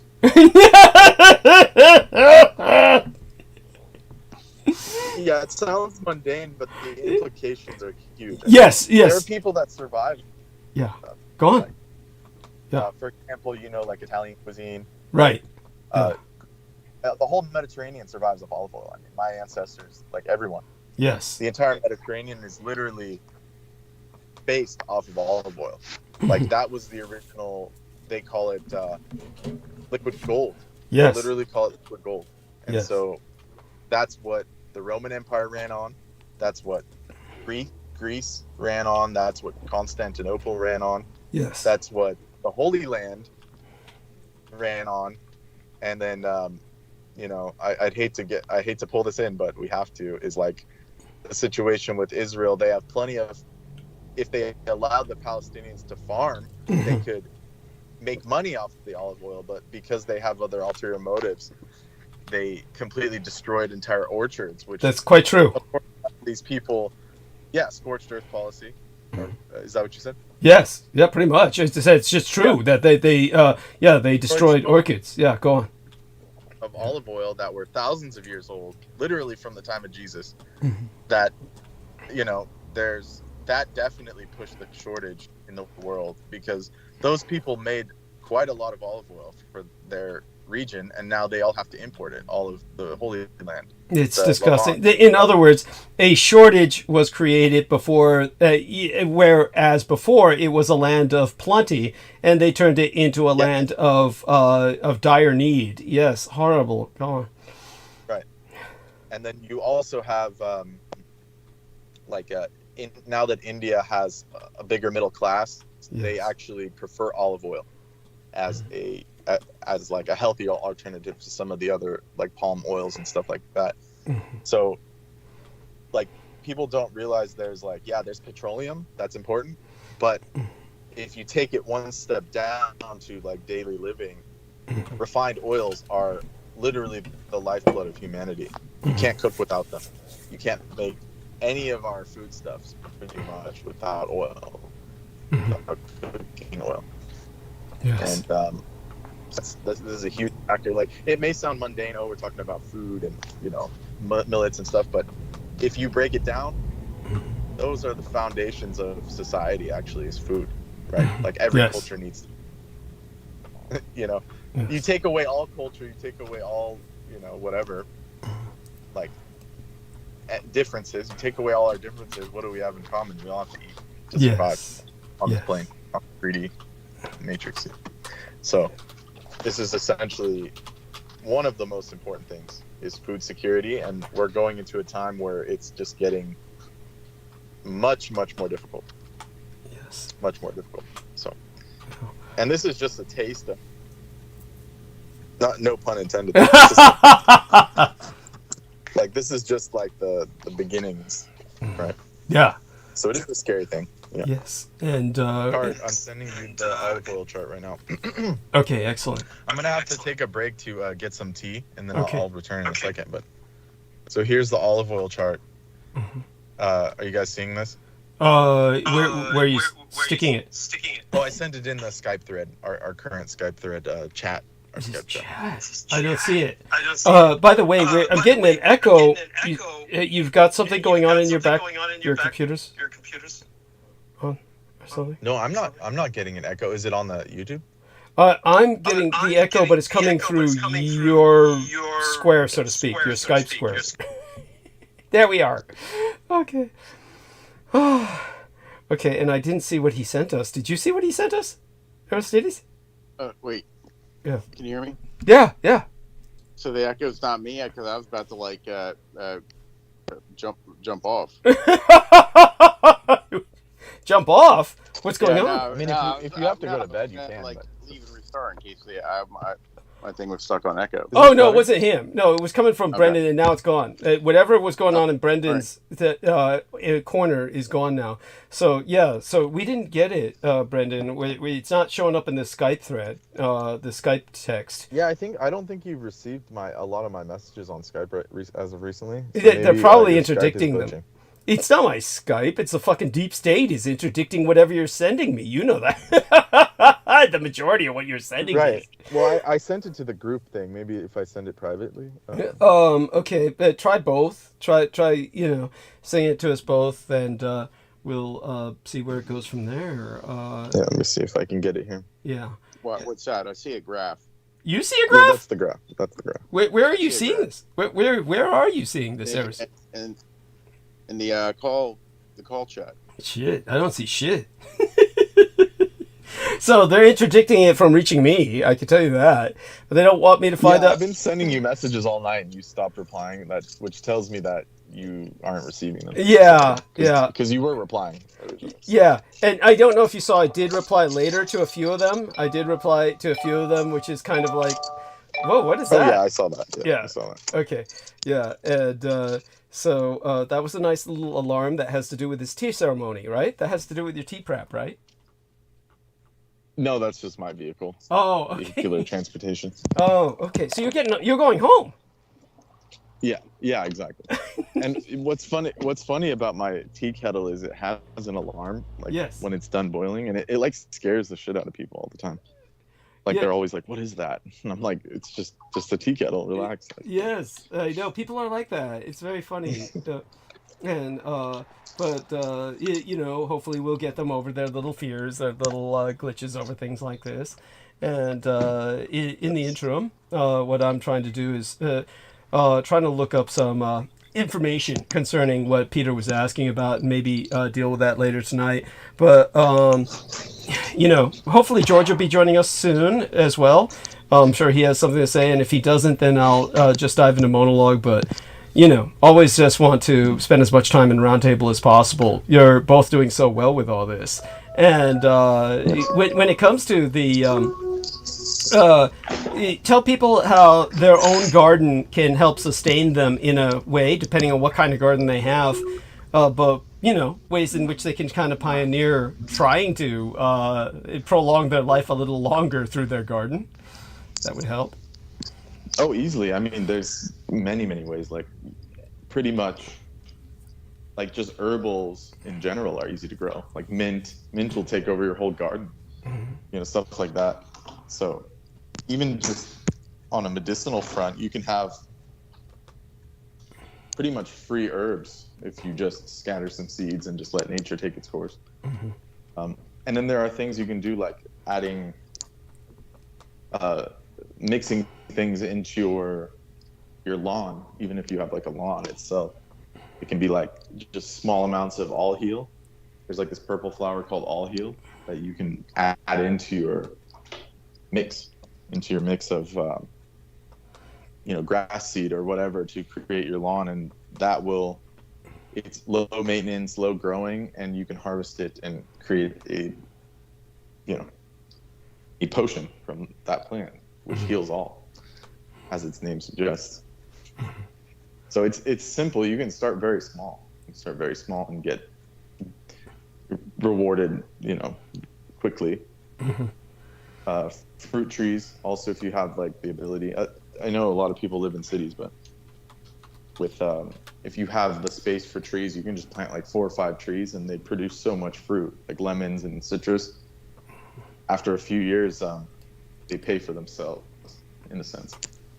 So that's just one way to do it. And if you live in warm places like Hawaii, I mean, you basically have infinite. Like one mango tree gives you like hundreds of mangoes if you live in a tropical region. So just go with your local region. And food forests, I mean, even just 1 acre they've done studies. If you properly if you do all the maps, the agriculture, you use use ancient techniques, you can actually get 1 acre to produce enough food for 5 or 6 people. And then if everyone does that, then you have a whole group of things to share with your neighbors, and then production things, share with your neighbors, and then trade and barter, go from there. Which a lot of, it sounds cheesy because everyone says that. Oh, I'm gonna be outsider. But I mean, even just even if you just do 1 crop of tomatoes, I remember growing up. My grandpa was into agriculture. He grew so many tomatoes off a few plants that we had to give them away. Wow. So really little things can go a long way. And last year I had this I call it the atomic tomato plant, but I had a cherry tomato plant that I did some techniques to make it grow big, but it just went crazy and turned into this spider tomato, and it was just spewing literally thousands of cherry tomatoes. Just spontaneously, and I barely watered it enough. It would dry out and I'd have to revive it. So I mean, the earth is very abundant. She can produce many things, and in high volume if you just are grateful. You can talk to your plants. They've proven if you talk to your plants, they produce more. So every time I told that plant, I was like, oh, thank you for being so productive. It tripled. I'm not joking. It tripled down. So yeah. They do respond. They're living beings as well. So that's a plus. Yes. Yeah, I'm gonna take a break real quick though. Okay. If you guys... And so we'll hold it till you get back. You'll be back in a few minutes or so. Yeah, because I feel I'm wandering a bit, so I just need to focus, and sure, my voice is waning. I get it. So take your time, focus, breathe, center yourself, and Aristides and I'll hold it for a little bit. Okay, we'll wait for you to come back. Okay, so Aristides, just you and me holding the stage now. So catch us up a little bit, Aristides, on observations that you have about life in general. Okay. I mean, movies, for instance. I mean, were you really annoyed at all the time I took to Cathart and Vent about Megaflopolis in the opening hour? Oh, no. No, I was just being dramatic to be silly. Yeah, that's fine. Go on. Yeah. Oh, well, exciting thing. I don't know. Yeah. Curse. Yeah. Things turn on somehow.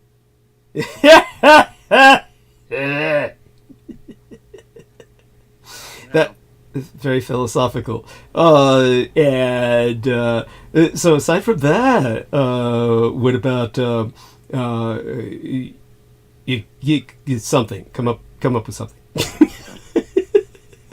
I don't know.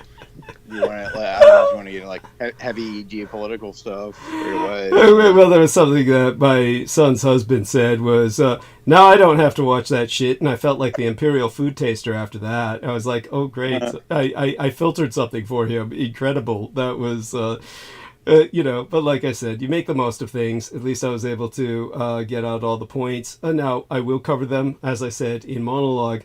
The really worst parts of the film, without even, taking too long, it'll only take moments to really point out the absolute worst parts of the film, why it's so bad. But all such being said with that, that aside for a little bit of time, have you seen any good movies? Are you interested at all in seeing Furiosa or what?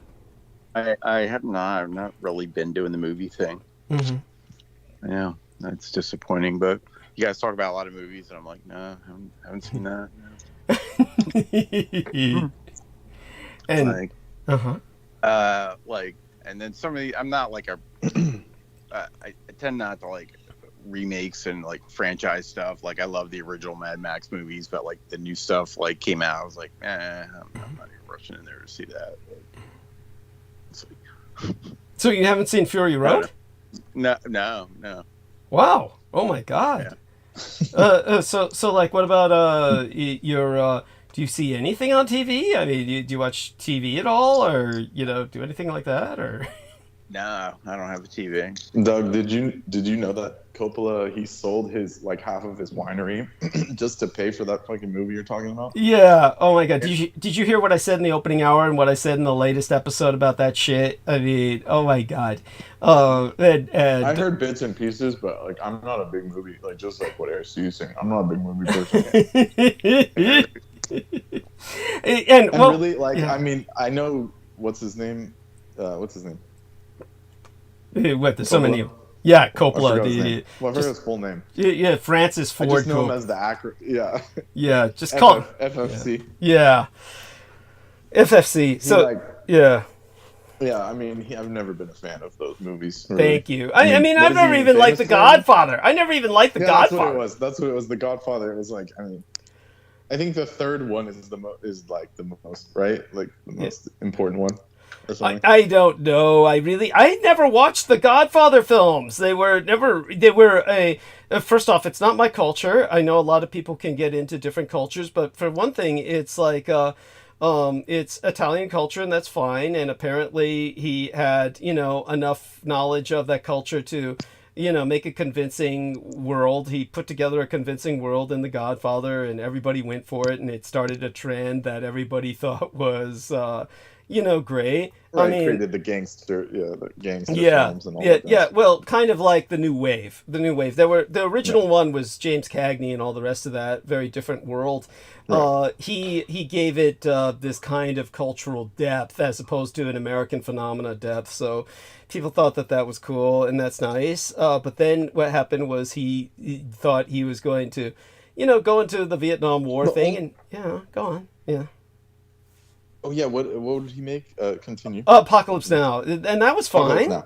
Yeah, and it did its thing. I mean, it was like metaphorical and moody, and it's just. See, he had his run. He should just let Oh yeah, just let it go. It all went to shit. It all went to shit. It's just awful. It's like you did not want to say. This is his last message. I mean, the guy's like 85, 86, something like that. I mean, he's not going to be making anything else. This is it. And so he left us off with the worst possible note. It just it's like watching somebody who why? It's like, why did these people do that? It's like because I always wonder. Because they're really crazy, creepy people.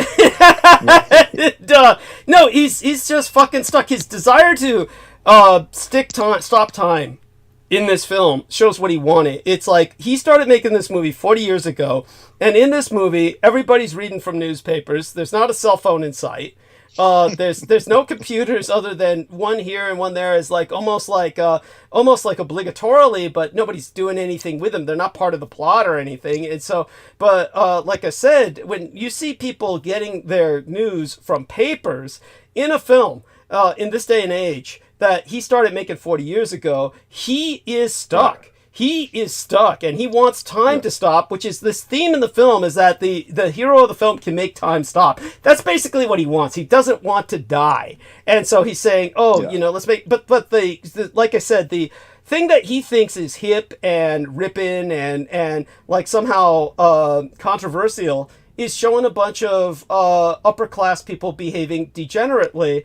And it's like, nobody cares about that. Nobody cares that they're doing drugs. Right. Nobody cares that they're wearing dresses. Nobody cares that they're fucking each other's relatives. It's like, what does that have to do with everyone stuck on the ground trying to just tell me something I don't know. Yeah, thank you. But beyond that, it's like we have obviously the majority of people are so busy trying to sustain themselves day by day that even if they knew this about the upper class, which we always assume anyway, we do not care. We have no judgment. All we're saying is, goddamn, share some of it. Share some of it. So honestly. Yeah, it's so that's not. That's what's so offensive about all this shit is that. Thank you. It's like those fuckers, like, yeah, they're all evil and shit, but it's like what are you gonna do with $1 billion, like, Biden and all the people, everyone, Trump, all the people they complain about. It's like once you get $100 million, I mean, there's no family that'll ever spend that ever. It's like, I mean, yes, it's just insane. It's just insanity. It's like, yes. It's... And when you first brought this up, I thought you were talking about the original Metropolis from like the 20s, like but from the sounds of it, it's like that had more technology and. It was that had meaning. That was pioneering. That was pioneering. Right. Whereas this is retrograde. He did like the inversion of that. Thank you. Thank you. Thank you. Megaflopolis. Yes, that's what I call it. He did the inversion. Yes, he went backwards. Thank you. It's like, was he trying to reference that film, like Metropolis, or not? Like he just had no clue. Probably. He said, among what he said are hundreds of other inspirations, he copped to essentially a few of them, which means the major ones. The major ones are Metropolis and Ayn Rand. And so it's the fountainhead. Oh, okay, there you go. Yeah, Ayn Rand's the fountainhead. So it brings us back to the mass, just to the psychotic. Yeah, I'm sure Ayn Rand would have loved that. Yes, she would actually like his film, because his film is that vapid, that one-dimensional. It's outrageously offensive. I still can't even talk about Ayn Rand, because after that last reveal that you did, it just really soured me up for her. No, thank you. Because I used to give her the benefit of the doubt and be like, she, right? We all did that. She probably knew. Yeah. Yeah, everyone did that. And then when it was on her deathbed, she fucking uses Social Security under a pseudonym. Yeah, it was for years so before she commits fraud. Yeah. All the shit she complained, all the quote unquote, poor people, or what does she call them? Yeah. The ne'er-do-wells. The ne'er-do-wells. The worthless.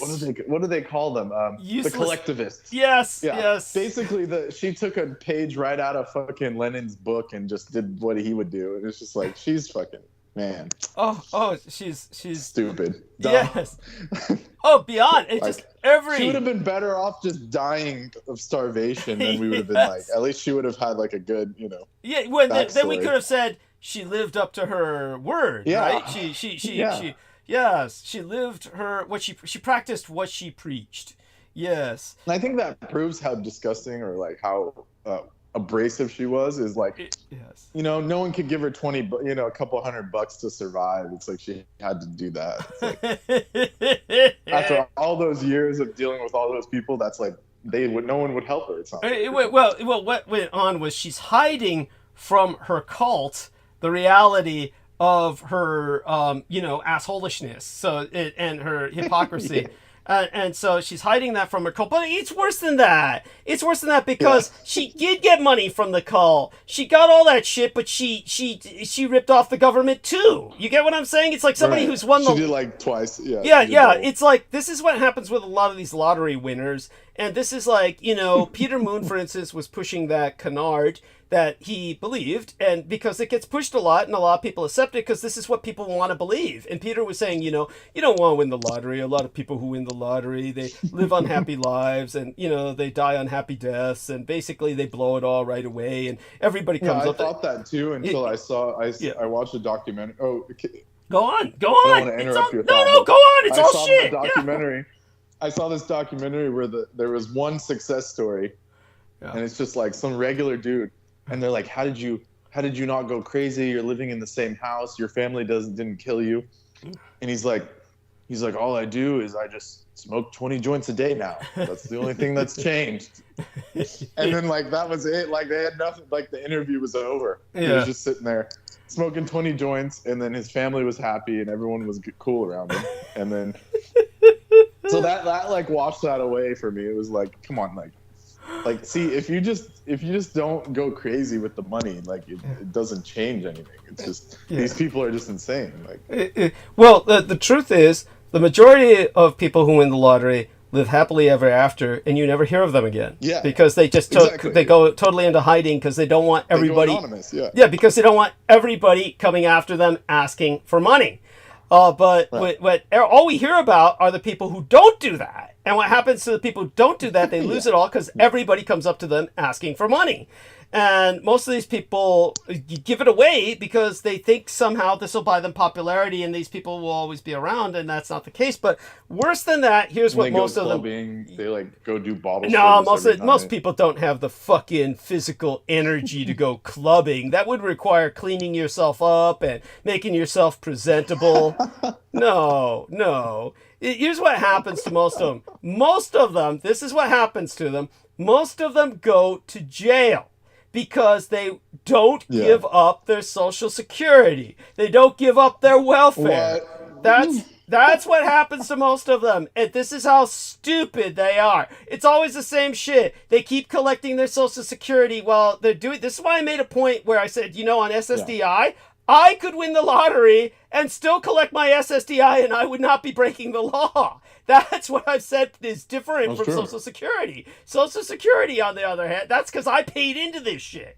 This shit. But Social Security, the taxpayers pay for it, and these guys are ripping off the taxpayers. And they keep doing that. So they win the lottery, they keep collecting their Social Security, and they wind up going to jail. That's what happens to so many of them. The others, like I said, who go public, then they wind up with everybody saying I'm a relative. And, of course, some hot young chick who you've never met before says that, hey, I'm really a distant cousin and shit. And you're like, hey, baby, And, and then it's all gone. But, but the majority, these are all the exceptions. The majority of these people just check out and retreat, and you never hear from them again. And it's a happy story. It's a happy ending. So they're like living in the south of France. You never exactly. Like, they're out.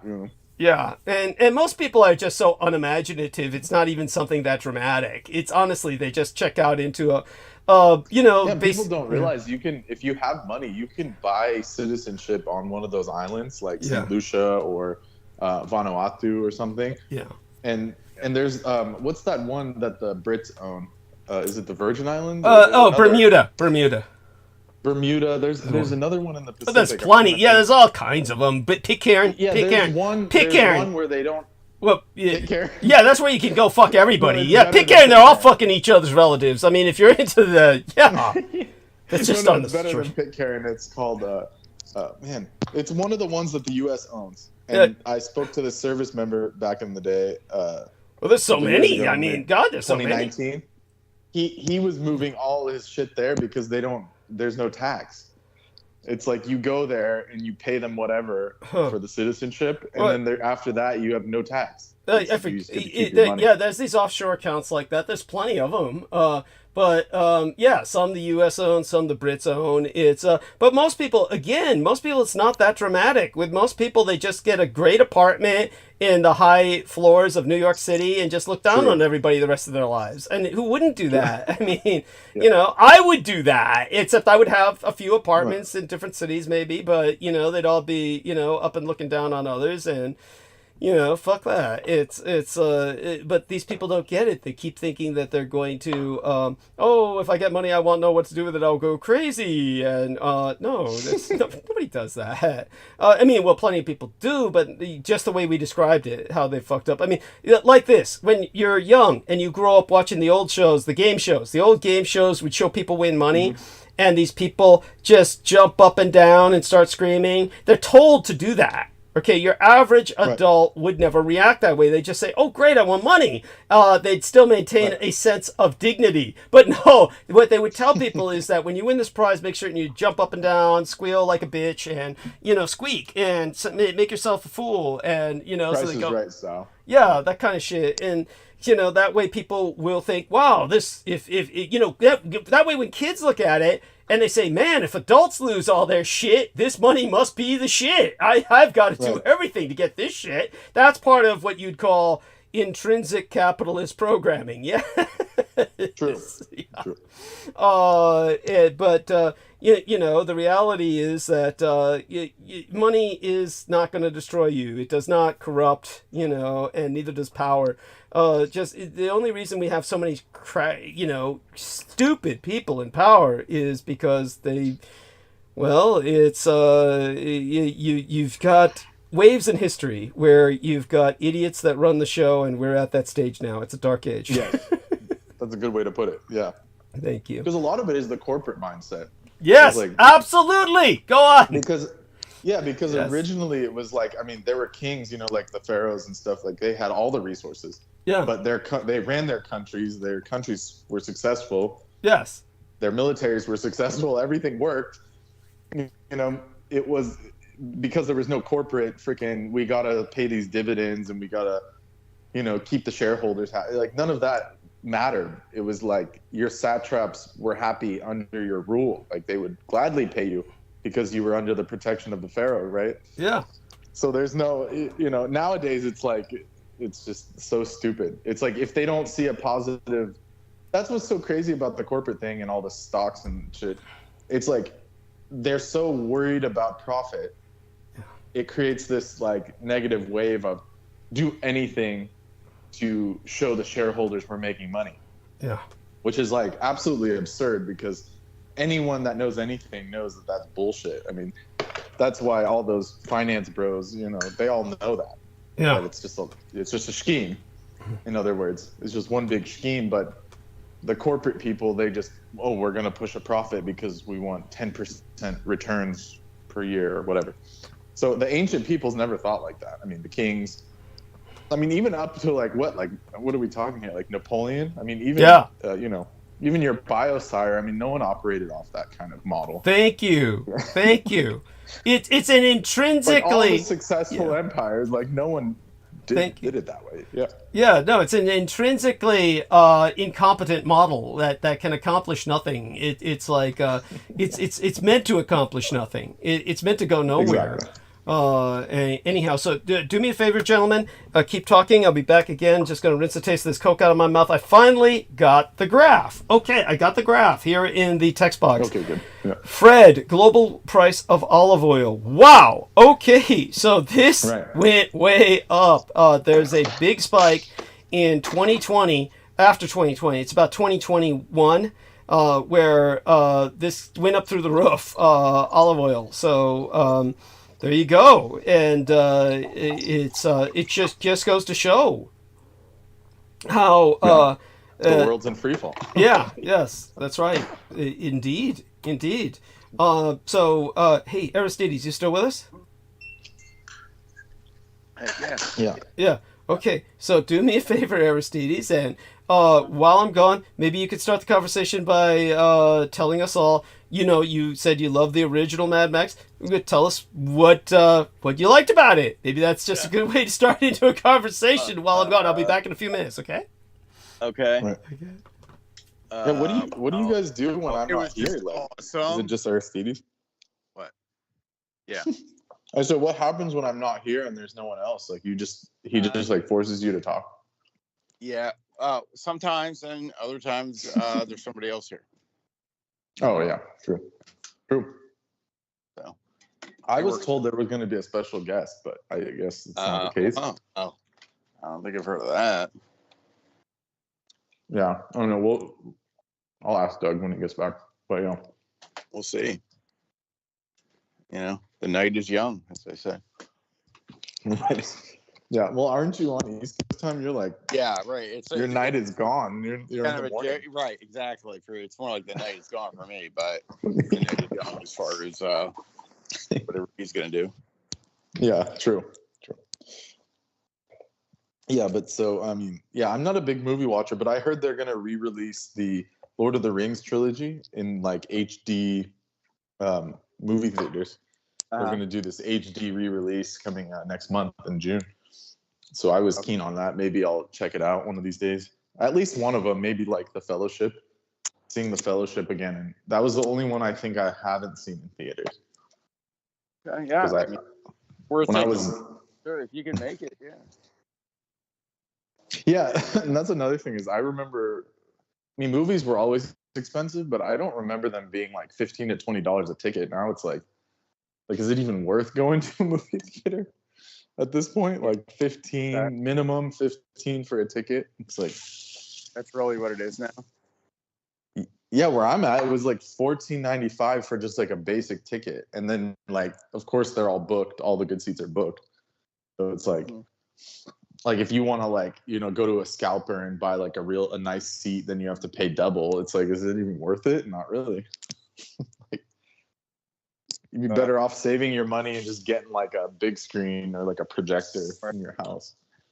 Yeah. Pretty much. Whole like kind of big.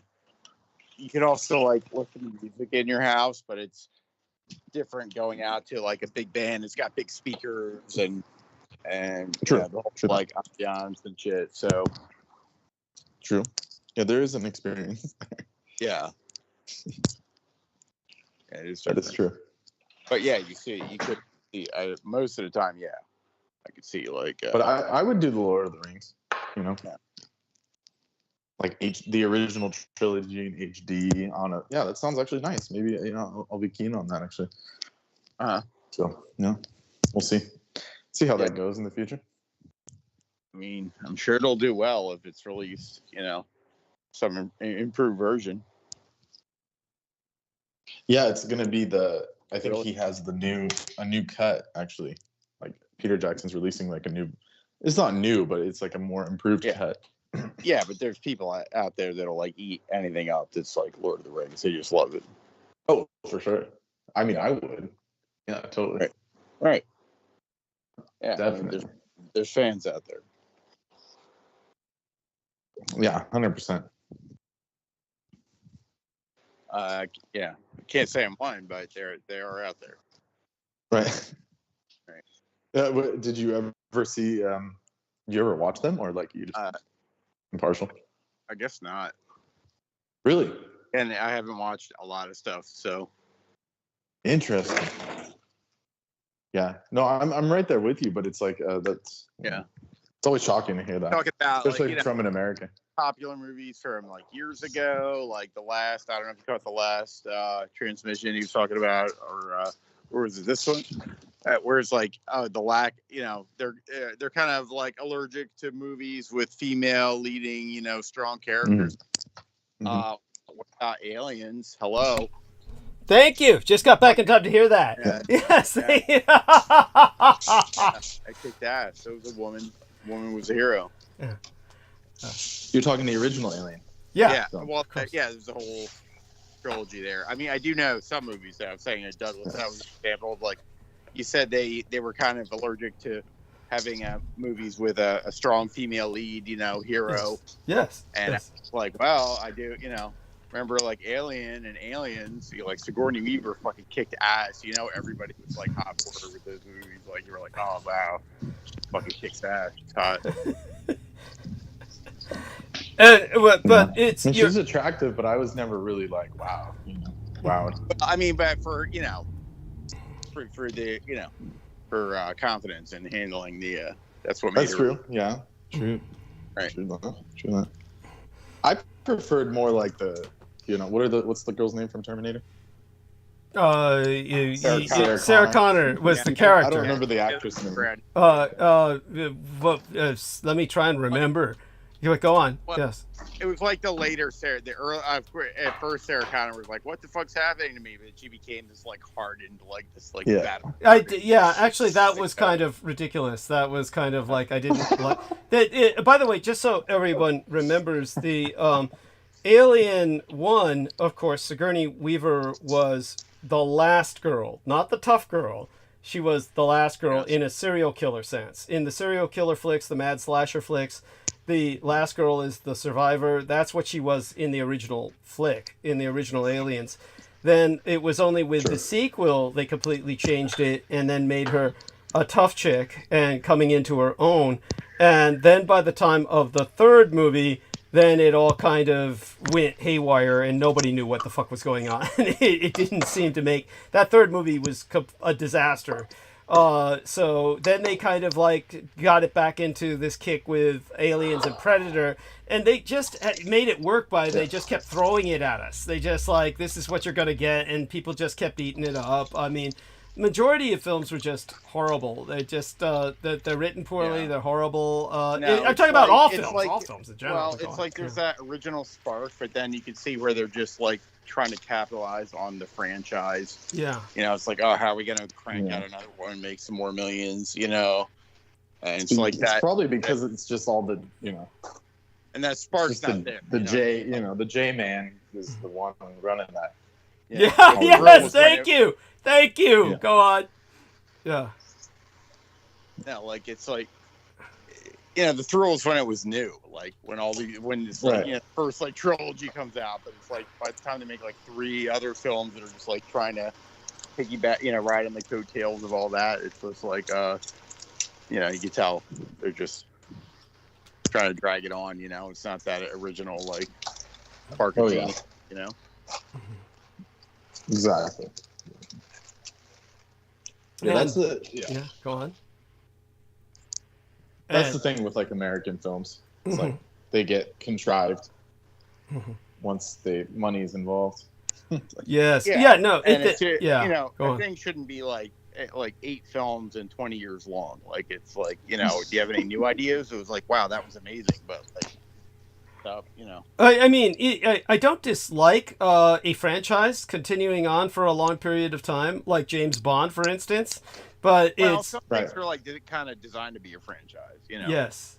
Yeah. That Right. That's right. But when it comes to what happened with, say, for instance, I'm sorry. Go on. Yeah. No, like James Bond would be like always have a new adventure. You know what I mean? That Yeah. it lends itself to like a series like Yeah. thing. You know? Mm-hmm. Yeah. And It's beyond, like, it's like how many like alien like, you know, yeah. murder sprees, you know? It's like Yeah, they ruined the shtick because it was like the alien exploding out of people's stomachs like that. Just, you know, that's all they got. You know?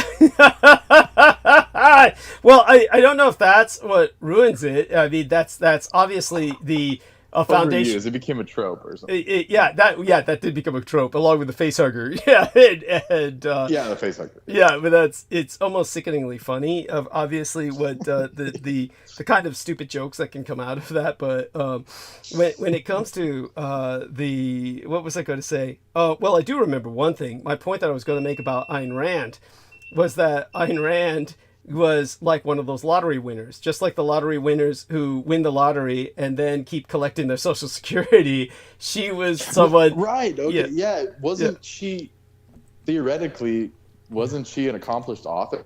She probably had money at one point. Right? No, she had all kinds of money. Give me a break. Her So boyfriend. what happened? Yeah.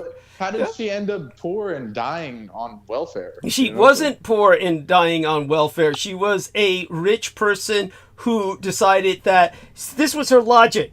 All these fucking useless people that don't work for it, they're getting it. So I'm a good person, and I'm a person who worked hard, and I should get it since they're getting it. And then she just went to get it just as a spite, just a spite. That's her big fuck you to humanity, is because, you know, unlike you people, I deserve it because I am of a higher quality being and shit. That was her trip. Yeah. So she's like a person who won the lottery but kept collecting Social Security anyway, and except worse.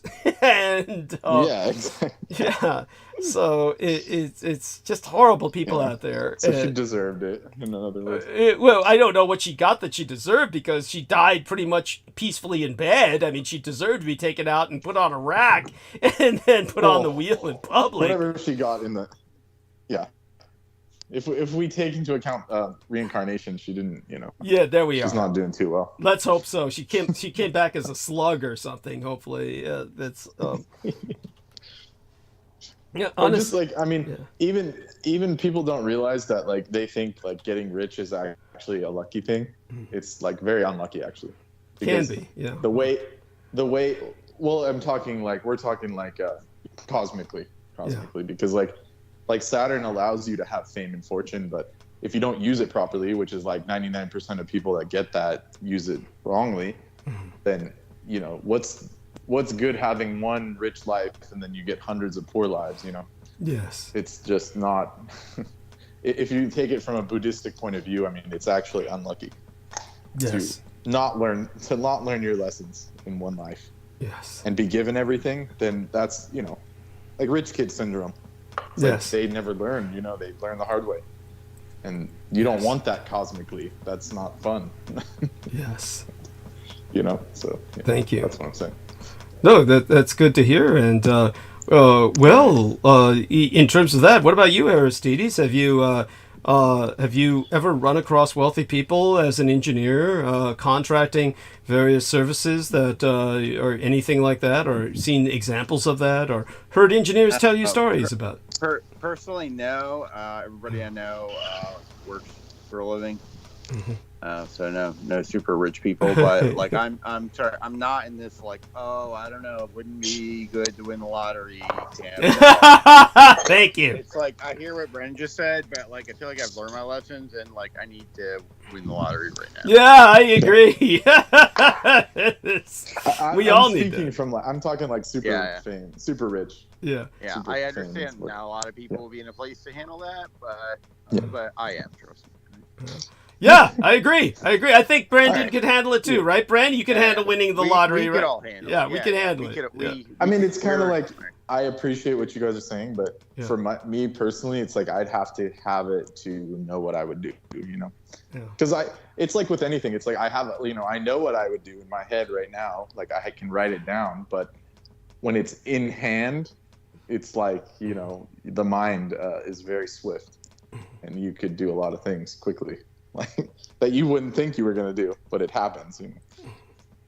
But I know for a fact I wouldn't get a nice car because that's just like thank you. Cheesy. That's so cheesy. I mean, it's just asking for trouble. It's asking for trouble. It's just the maintenance is ridiculous. You just look like a douche. It's like a prerequisite to win the lottery. You got to get like a Lamborghini. Yeah. But nowadays you can just rent them. Now. It's like a different world now. Like you can just go out and rent for a couple days and like, okay, that was good. You don't have to sit there and keep using it. Yeah, I'm sure you can.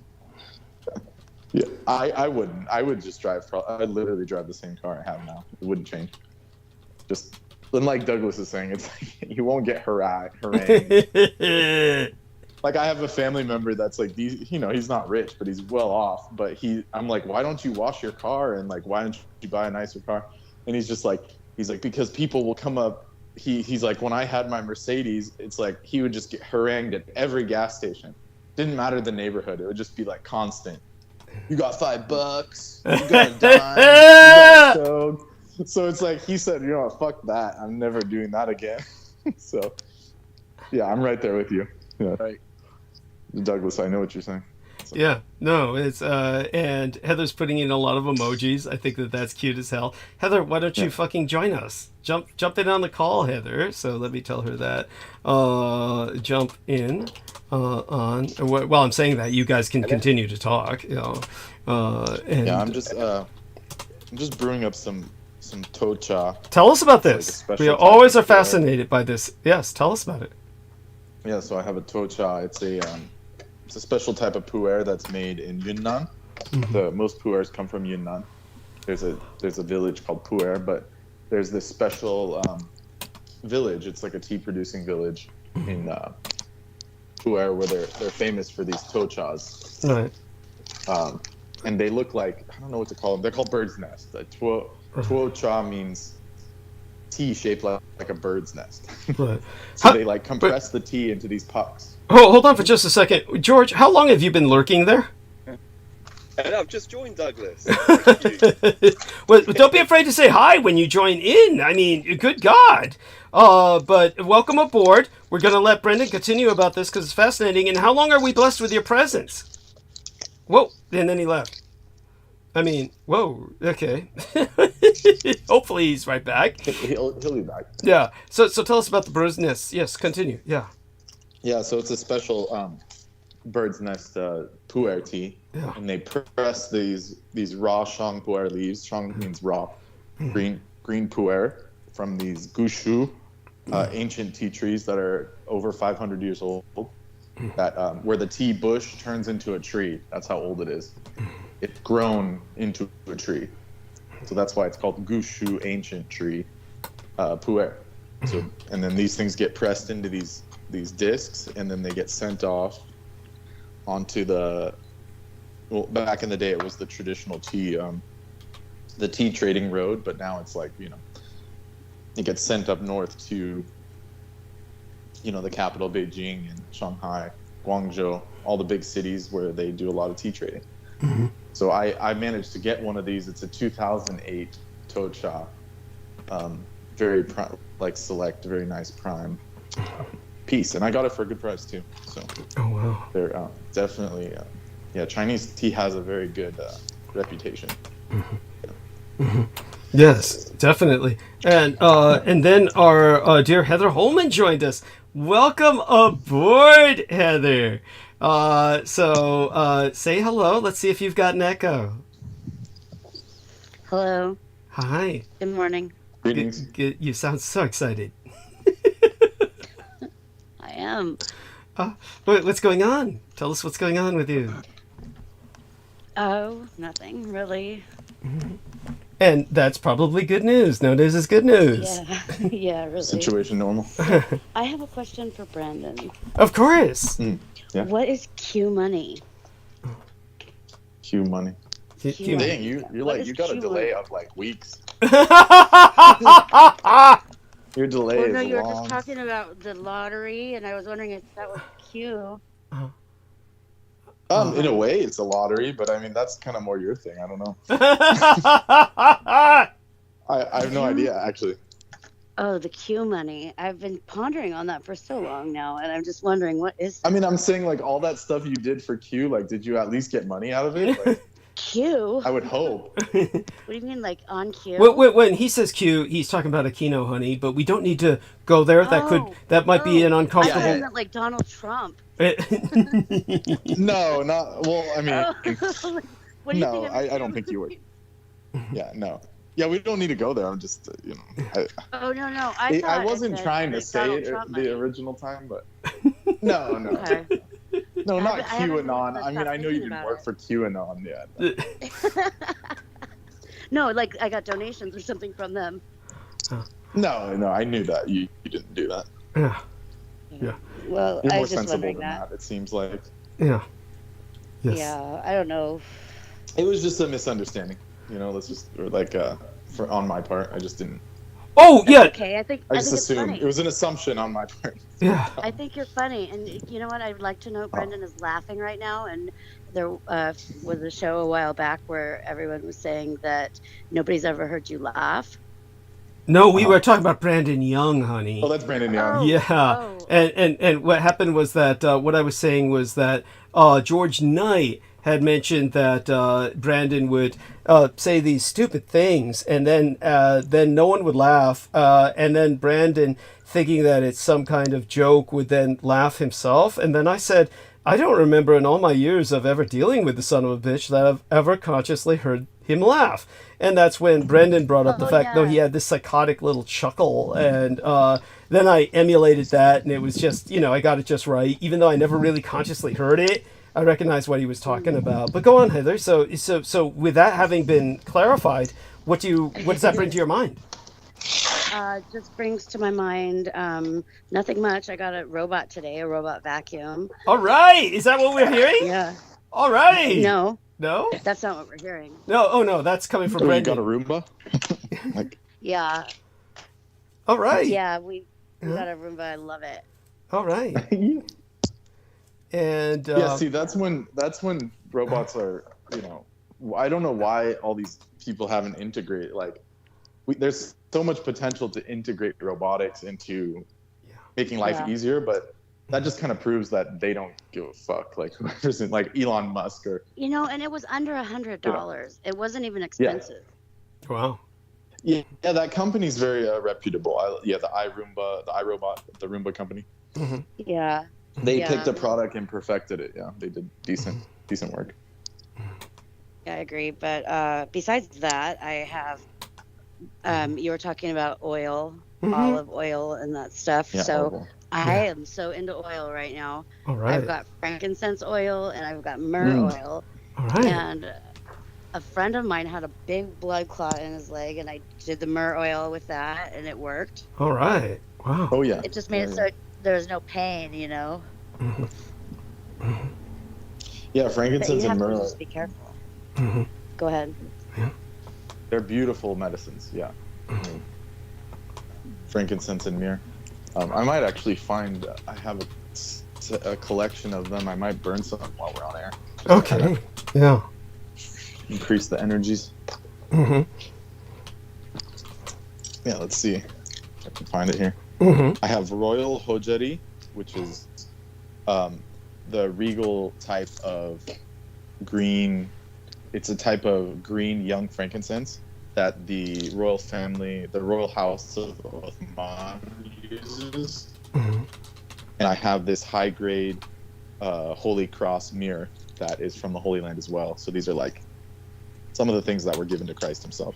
Wow. I just happen to have it on stock. I heard about that, but what was it for? What did they need it for when he was a baby, you know? When Christ was born, you're saying? Or the Christ child? The original? Yeah, So- why did he need that for his whole life? So symbolically, it was frankincense, right? Mm-hmm. Myrrh, and gold. Those were the three gifts, three treasures. Was it And those were jewelry? given. I don't know. Maybe just gold. You know, just treasure. Douglas knows the backstory on that, which we've gone into with the, the original wise men and the revelation of the Magi, etc. But if you I just love look at that. it symbolically, it's like the three treasures that were given to Christ. Frankincense, which was originally called the tears of the sun, because they come out in these like yellow. When they dry, they turn like yellow gold. So you have sun, and then you have two suns, gold and gold, frankincense, gold, and then myrrh is also a reddish, kind of like a dragon's blood type eminence. So you get three red things. They're symbols of the sun, to make it brief. Yeah, well, what is the significance of when you mix them together? They have a certain chemical like reaction. That's Yeah, frankincense and cardiovascular. myrrh. Yeah, they cleanse the body if you mix them together. For sure. They're very cleansing. I can get you some details in a second, but I'm like Oh no, I have like some. I was battling reading some over creatures. Right. All right. Tell us about this. Oh, just the warehouse is like, I'm just dealing with What kind of vermin do we Summertime. have? What kind of vermin is? Oh, just the usual, like the classic triple blend of roaches, and then just All right. various spiders. Disgusting. Disgusting. Yeah. Just the usual. Yes. Well, the spiders, of course, are your friends. You understand that. And Oh yeah, I would, yeah. yeah. And I would appreciate spiders more than the other ones. yes, yes. And at least you don't have rodents. Yeah, go on. Yeah, no, there's actually like a neighborhood cat that kills all the rodents, so I'm grateful for that. Okay. But then but the thing is the county, ever since COVID, they stopped spraying the sewers for roaches. Like they just completely stopped. Oh wow. And they told everyone, they said, hey, we're not going to do it anymore. And then ever since then, every summer it's been like a literal plague. And it doesn't matter. It's like even the rich neighborhoods are complaining now. So it's just a constant plague of just like literally they're coming out of the sewers like a plague. Like disgusting. Like the scarab plague from like the Mummy. Oh, disgusting. Yeah, so. Oh. I'm sickened just hearing that. It's bad. Oh, so sorry you're going through this. Yeah, I think you guys have a little bit. The Bay Area is a little more tolerable because they don't like the cold, so Interesting. it kind of suppresses them. I mean, But out here, yeah. like the Central Valley, they get a lot of heat, and Yeah. that really like I empowers mean, them. well, let me tell you something. When I grew up, roaches were everywhere in the San Francisco Tenderloin, so the cold has nothing to do with it. Yeah, so it's definitely something else. It's definitely something else. For some I reason, think the city has money. Yeah. San Francisco has enough money to spray them, but yeah. But well, which our county does too. But they just straight up said we're not going to do it anymore. right. And it's like you need boric acid powder, of course. Boric acid powder. Yeah, boric acid's classic. And that's what the only thing that'll do it to them. And just so everybody knows, you've got to like put that everywhere and saturate it, and it destroys everything too. So you got to be careful about it. Such being said, do continue about happier topics. Of course, roaches are disgusting to me because, of course, I grew up with them. Just bathed in them. It's like a visceral. It's like a visceral. Yeah. I grew up bathed in them. It was like I would open up my cereal box and just pour the cereal, and there'd be roaches in the cereal instead of raisins. I mean, I'm not exaggerating. That's what I grew up with. So, I grew up in true poverty. That sounds like True poverty. Like the hood. Yeah, and that's so they were everywhere. But all that being said, I'm sorry you're going through what you're going through with them, and by all means, other questions, Heather, to help put us in a more positive direction. By all means, honey, come on. I appreciate you letting us know about your head and neck surgeon appointment. That was very useful to know. Why is that? Because I've been trying to get something like that settled for myself. And you can see it didn't settle for me. You see what that woman did? She fucking canceled it. She did it? Yeah. And said, she could do it in October maybe, but until then you could get an earlier work done by, this other chick, but it's in Redwood City. Yeah, driving an hour through the Bay Area. And of course, Peter Moon, of course, being what he is, he just doesn't get it. It's, come on, Doug, it ain't that bad. Get one friend to drive you down, another one to drive you up. And it's like, and how will this rendezvous be arranged? And how will they, why would one take me one direction and then another have to go all the way down and pick me up to take me back? They might as well take me both. And having someone in your position get picked up on a bunch of meds by a stranger, I mean, it's just absurd. Yes, thank you. We should really put all our money together and get a helicopter. And then pull a... because then it'll be like, what's his name? This is just Raisi, right? President Raisi. Yeah, it's going to be a Raisi. It was foggy, and then the son of Adolf Hitler blew up. It's so hard to drive. Oh my God! But it's clear that they got him because it was like over Azerbaijan. Like they just, ISIS Ra and L just did like the quick drone. Yes. Okay, so what I'm trying to do is remember exactly what I was going to tell Peter. I finally remembered it, I think, but I'll save that for monologue, and then of course I'll try and tell Peter the next time we meet on Sunday or something. I mean, obviously I got to work with him on Friday, so Friday I'm going to be doing this like long thing with Peter. With the chapters, and that should be interesting. That should be hard work. I'm not quite sure. We always have to look forward to it because that means the book's coming towards a conclusion, towards a publication, and it is what it is. So we're working towards that. I think what our dear friend George said, which was around 10:46, he says, "I'll jump on in a." Oh, is he back? Is he back? No, he's not back. Is he okay? I have no idea. He left me this message, I'll jump on in a moment, but that was at 10:46 p.m. my time, and it's 11:07 p.m. So was that before he jumped on and jumped off? Or was that after he jumped off, letting me know he'd be back on? Weird shit. Also, we got sirens coming for Aristides. They're coming, coming for Brandon. They're coming for Brandon. Right. And let's see what Nemo sent me. Nemo said, I found a 2006 Russian documentary. What he says, do you happen to have the image of the map that shows Indian territory under control of the Chinese? Okay, so what he means is of the communists. So I'll send that to him. Indian territory. Oh, is that what he's talking about? Yeah, he's talking about the Nazalite. You're familiar with the Nazalite, as they call Naxl. But how would you pronounce that? Naxal or Nazal? Nazal or Natsal? In the Probably Indian. like Hindi. It's a Hindi town. It's a Hindi. The Hindi, they don't have an X. It would be like Nationalite. It would be kind of like the Chinese. It would be like a sh.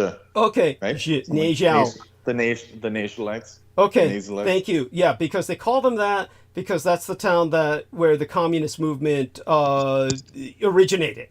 And you're talking about the Maoists. You're talking about the Maoists. That's correct. That's correct. But Indians call them Naxal after the town in the which west. the Maoists. Yeah. Yeah, in the eastern India. Yeah. And so I mean, again, I could show people the map of that. But you do me a favor, and if you can teach me how to pronounce that correctly, then I'll... The Nationalite Maoist Insurgency. Okay, thank you. Thank you. Excellent. And the Naxals. The Naxalites. Yes. I like that. I mean, it sounds euphonic in Western ears. In Western ears, Naxalite sounds euphonic. You know, Right. But the correct pronunciation, you think, to make it sound more Asian Indian, more correct, would be Najalite or Najalite, something like that. How would we do that? It doesn't translate to Hindi at all. So it's a Western term. So Interesting. But you okay? So you've seen it, right? You've seen it, right? Let me take a look at it. You must have seen it. You said it so well. Indian Maoist Nazalite Insurgency. You said it so well. Yeah. You must have seen it in print, right? yeah, I'm looking at it now. Oh, okay, good. Okay, there you are. We're gonna go off what the Brits say. We'll just use the Brits. Okay. Whatever they say. Okay,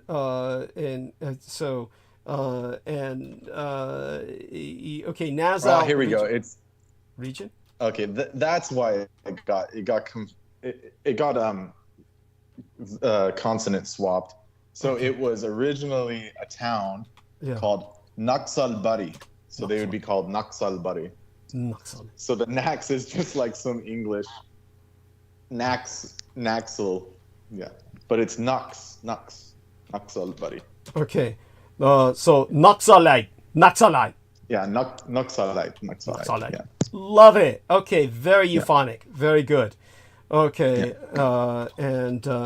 so which the Indians wanting to go to communism is absurd. I mean, they're just it's you can understand why it's a reaction to colonialism, but at the same time, obviously, you and I know better. That Jesus, they should know better.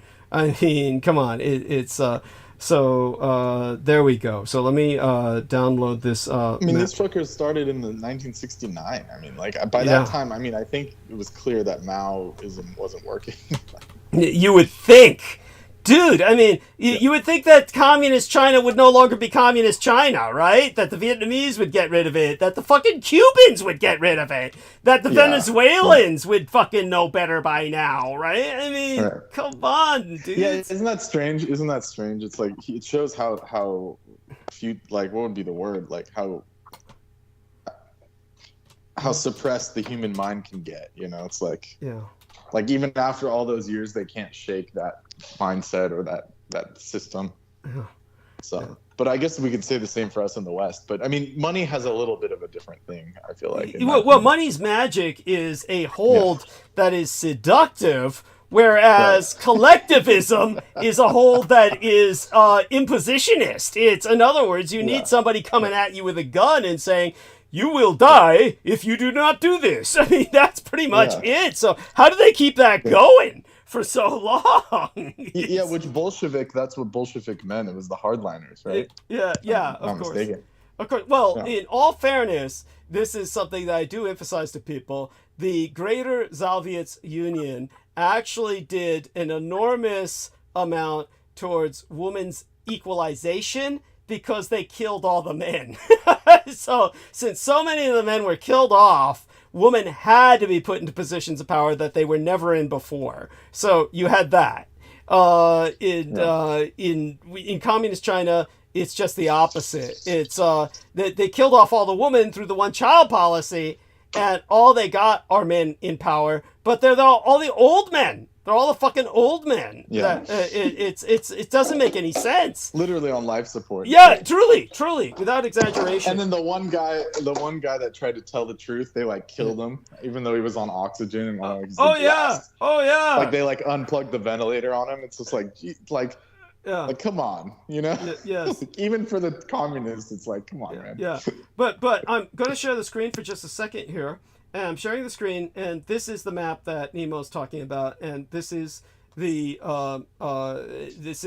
red corridor. This is like you've got this amount of land that is under extremely heavy Maoist influence in Asian India. And so it's we're talking like Andhra Pradesh, Bihar. Yeah. Chhattisgarh. Yeah, and Uttarakhand, Orissa, West Bengal, etc. Yeah, and in many of these places, you get children born and they're named after Lenin and Marx and shit. And you know, I think they were a little generous adding Karnataka, but no, they are. They are. No, you're quite right. You are quite right. Because Karnataka is like where Goa is. And yes.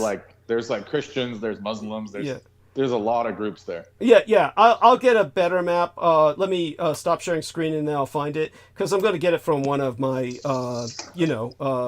And I didn't mean to grill your map, but I'm just saying. No. You're quite right. No. Believe me, your critique is rational. It is your knowledge of the Asian Indian culture is such that you can easily see where a strategic map is overcompensating, shall we say.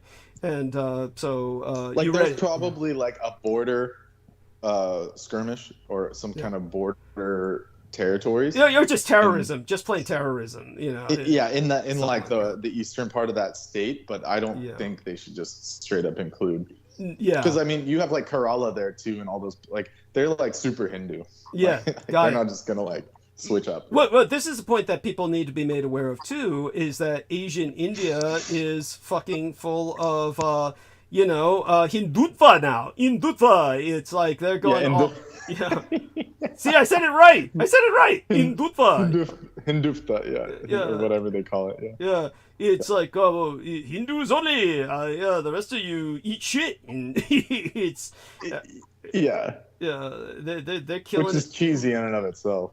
Yeah, it's another thing that here's the map I was thinking of. Now, let's see if I can get this enlarged before I share screen, and because the problem with this is that a lot of these maps. Yeah, they're saying it's the populist movement. Yeah, okay, that's how they're calling it. So tell me. They even say it, majoritarian. Come on. I love that. By the way, that's the transliteration of Bolshevik is majoritarian. By the way, George Knight has rejoined us. Hello, Douglas. So welcome back. So George, obviously there's a lot I got to talk to you about. Yes. The first thing I'm going to do is refresh myself, and I'll be right back. I want you to talk to Aristides and Heather Holman and Brendan. But how long are we blessed with your presence tonight? A few minutes, Douglas. I'm at work, so I just wanted to give you a full warning. So if I do drop out, it's because I'm just attending my duties. So I do apologise. Oh, okay. So if you've only got a few minutes with us, I'll stay with you until you leave. No. I think I've got a bit longer than that, Douglas. So you carry on. And so I'll refresh myself. But I do want you to know before I even go to refresh myself, tell people about the fucking Tories. And honestly, they just plagiarized me. These guys, literally what I've said for years, and then re-emphasized because there's this British lady who calls herself an old lady, but she's really my age. And she's in Britain and said, Douglas, how would you help America? How would you make the world, or at least America, a better place? And I went into my 3 drafts proposal about all the lads into the military, all the ladies into a national police force, the young ones, of course, and the conscientious objectors into a civil service draft. And then the fucking Tories came and tell him, George, oh my God, tell him, where's my stipend? do I at least not get some kind of pension for this? I mean, Credit. Jesus fucking Christ. Yeah, at least credit. Maybe a fucking statue. Jesus fucking Christ. I mean, they ripped me up. There wasn't even any. They just flat out ripped off everything. And tell them, George, I'll be back in a few minutes, but tell them about this shit. I'll be mute for a few minutes. I'll be right back. Yeah, of course I will. Yeah, of course I will, Douglas. Yeah.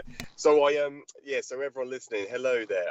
I brought to Douglas's attention within 48 effectively 48 hours after our last transmission last Wednesday, a week ago, the Tory government, so Rishi Sunak came out and announced, if we are re-elected as the primary government of the UK, we will reinstate the National Service draft. So this will mean that every young adolescent turning 18 years of age will be drafted or conscripted into a national service. It's an obligatory. Right. They are obliged to serve again, 12-month stint. Service. Yeah.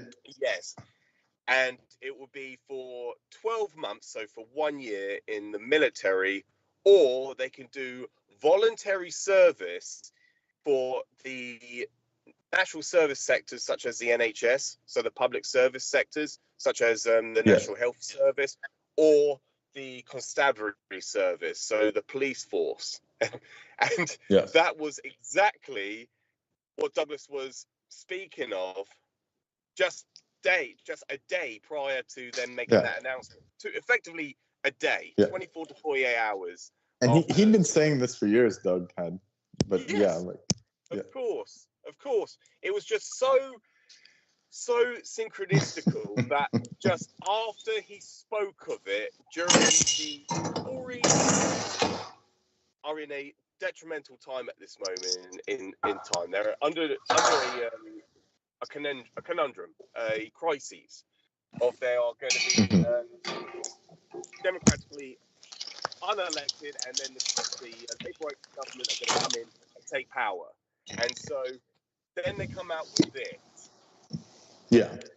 Just with and how is this supposed to increase their popularity? I don't understand. I have no idea, because then I think it's one of the I think it's the health secretary, not the health secretary. One of the secretaries came out and said, "Don't worry, you will not be prosecuted, or you will not be sent to prison if you decline the national service." Yes, if you decline service.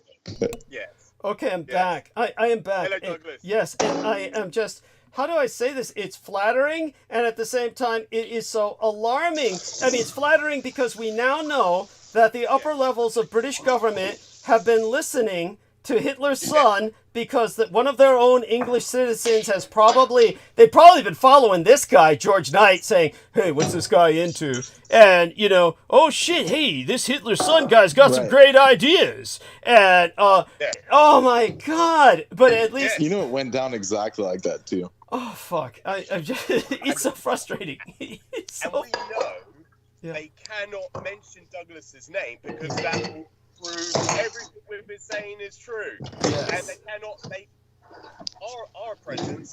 Yeah. Go mute that for just a second, Brendan, when you're making those noises. You're making some really big noises, Brendan. Thank you. So go on, George. Yeah. I beg your pardon, Brendan. Thank you. Yes. So they cannot credit Douglas and credit even myself. It's because it will draw the attention to ourselves. It will make our presence known. So they don't want that, obviously. So instead, like they did with everything else, they plagiarize, and then they bring all credit to themselves, saying that, we came up with this. We came up with this great idea, this bright idea. Oh my God.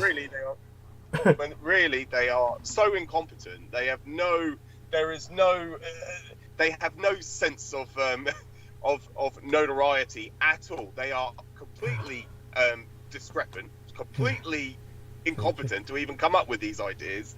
So they do listen in. It's obvious that people that... But it's like they're taking the easy way out. Just the idea that actually works makes them look good. Thank you. Thank you. And the fact that they are mobilizing for war. They are preparing for war. Yes. And yeah, it's so obvious that and like you said, Douglas, in that transmission, previous, so last week, the one I was last on, couldn't attend Sundays because it was a bank holiday, so to attend my father duty, so I couldn't be on, unfortunately. Understood. Otherwise, I would have spoken of this. Yes, but last week when you mentioned about the when we cannot lose the Gibraltar territory, yes, and then you look up, well, they are threatening. Britain did threaten a few years ago, about 5 years ago, half a decade ago. They did threaten Spain with an invasion, with war, and they did that just half a decade ago. And this is what they're preparing for. And they're speaking of this, and they bring up the dates of the 2030. By 2030, and Rishi Sunak has announced he has expanded the budget for military spending, and he's invested billions, tens of billions, 75 billion, I think it was, if I can remember correctly, 75 billion into a military budget, into to mobilize, to expand. And they want all these land-grabbing warships, which they are buying and they are manufacturing at this point in time. So they are preparing. It's imminent. Yes. And there is also a campaign, a propaganda campaign, that they, unfortunately, I won't speak of it. I'll speak of it loosely, not to go into distinctive details about it because of implications. But there are people out there who suspect that the enemy is within our own territory, which is obviously a campaign, a propaganda campaign. It isn't the whole real reason behind the mobilization is because Britain is preparing for war because of the inevitable shutdown of the Gulf Stream. Yes. And I've always advocated that we stop Russia where they are in Ukraine. People think also that we're going to go to war with Russia. Like, we've advocated we should go to war with Russia. But what Britain is coming to the realization of is the fact that the Gulf Stream is in a detrimental, precarious state. It is on the brink of a shutdown. And so war is inevitable, and the government, and not just the government, but the elite are coming to a realization of that. And they have been prepared, and because they are aware of this, they've been listening in, obviously. Otherwise, it probably wouldn't have even brought to their attention. Because probably not their advisors or the scientific committee have not been consulting the government. I just assumed straight away that it's just so obvious they've been listening in. Because the words are so exact. Go on. Yes. Yes, exactly. It was the fact that they did it verbatim. They did it for literally reinstating the national service. 18-year-olds conscripted into a national service from the adolescent age, going into adulthood at the age of 18 for 12 months. Everything that Douglas was alluding to. Yes, thank you. They were literally going verbatim every single word that you said, and they have just said they're implementing it. Yes. For reasons that we articulated, for reasons that was emphasized. Yes. Where it is beneficial for the nation state of Britain in its precarious time, where we don't have the landmass for production, for producer goods, where we have eliminated our connection to the European Union, where we have severed ties with the European Union. We're not part of that agreement anymore. We're not part of that, the largest market in the world. We're not part of that anymore. So what is the solutions? They listen to Douglas and they implement what Douglas says. Yes. It was just categorically, and it was in a chronological order. It was synchronistical. It was Doug spoke of this, and then they just implemented it in their precarious times of being overrun by the Labour Party at this point in time because they are so unpopular. So then what they do, they start to realise and start to try to implement the son of Adolf Hitler's son's recommendations. Thank you. How else to express it, Douglas, but I'm literally so I mean, we're beside ourselves.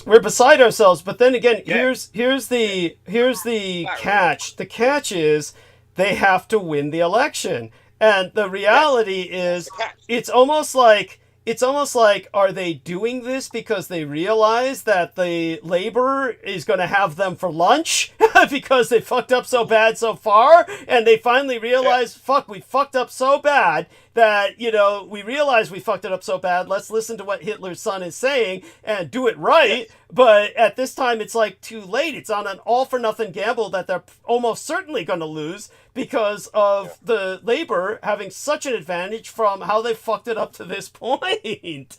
Yes. So it's bizarre to me how well, but, you know, I do recommend, of course, that when you find the time, the latest episode before tonight's, I've timestamped the monologue. I go into how Britain's Tories were emulating the American Republican Party for such a long time, how they're just trying to, out-Trump Trump. And I pointed out things like, of course, in America, we had all this lurid sexual scandal with Trump and how he's had to pay off this porn actress. But we would have had that, of course, with the prince who was hanging out with Epstein if he hadn't settled out of court. He settled out of court, so British didn't get those lurid details. But it's not that Britain doesn't have the capacity for this level of degeneracy, but it's simply that they've managed to avoid a lot of letting it all out into the street. They've managed to avoid it vomiting itself out into the street the way it has in America. But nevertheless, I also pointed out that their ideas, their anti-immigration ideas, have gone more extreme than the Republicans in America. They've been trying to deport everybody to Rwanda, but I pointed out, That's what I said. With all the money that they invested into that, as far as I understand, they deported one man, and I said, I only wish it had been Sunak, is what I said. But, so you'll hear me say that, on the episode. But I also brought up that Priti Patel. Remember Priti Patel was saying, and the other bitch, I forget her, they're all Asian Indians from fucking Africa. They're all Asian Indians from motherfucking Africa. All these motherfuckers that are in British power. And they're the ones complaining about irony. Yeah, the irony. And that they're so self-loathing. They want to be white so bad that they're all... That's what it is. Yes. It's so true, Doug. It's just, it's just flabbergasted. It just, when you come to a realization of all that, it just makes you laugh. You can't help but laugh at it. Yes. Just shudder, yes. Oh God, that's what I mentioned the other day about the deportation scheme that they had in place, and this whole anti-immigration campaign of these asylum seekers that are coming over the British Isles to seek vestige or an asylum in the UK, and people are propagandizing saying they're going to overrun Britain because we are such a sought-after country. And it's like, hang on a minute. And they say about, they're here to claim benefits. They're here to take our house in. They're here to pick the fucking fruit. They're here to pick the fucking fruit that's all rotten on the vine now, you dips. Yeah. Yes, because none of the white people want to pick it. Yeah, of course not. Holy shit. No. And so, because they can't withstand the heat or anything like that. They can't sustain hard labor. They can't, So, when it comes down to this, they think that, they're going to come and overrun us, overthrow us, even though they don't have weapons. So I don't know how they're going to get hands on any arms to overthrow us. It's just, they're going to go out there with machetes and sticks and katanas like that man did in London. And then they're going to overthrow our government and then just give all the benefits to all the asylum seekers. Just give all the housing to them. And it's like, what? How is that benefiting anyone?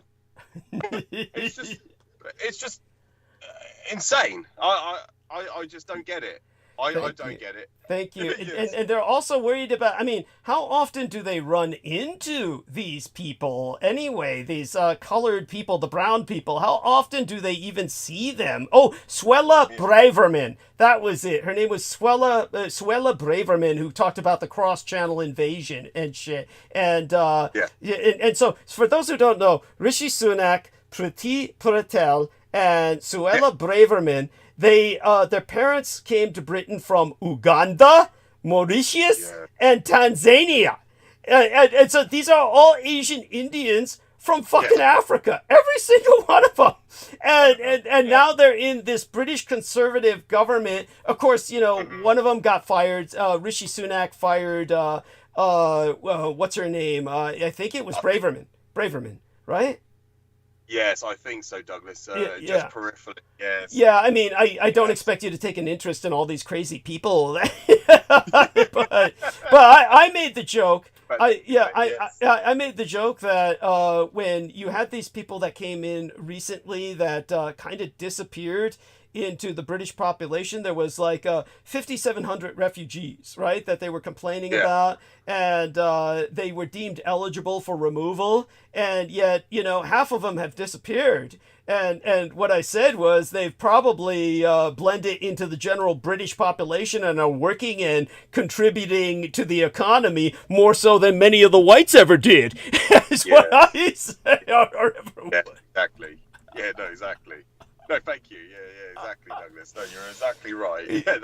And by the way, so what the British paid Rwanda, which for people who don't know, Rwanda is a government or a nation that has been responsible for mass genocide. For those who don't remember the Rwanda genocide. And the British government gave them £370 million sterling to take these people, to take all these people. And like I said, so far they've only flown one guy there. You know, if it had been Sunak, Britain's problems would have been solved. But and that motherfucker keeps saying, you remember how I was talking the other night about education? I was saying, you know, people need to not just learn the engineering, they need to learn media literacy and history and ethics and sociology.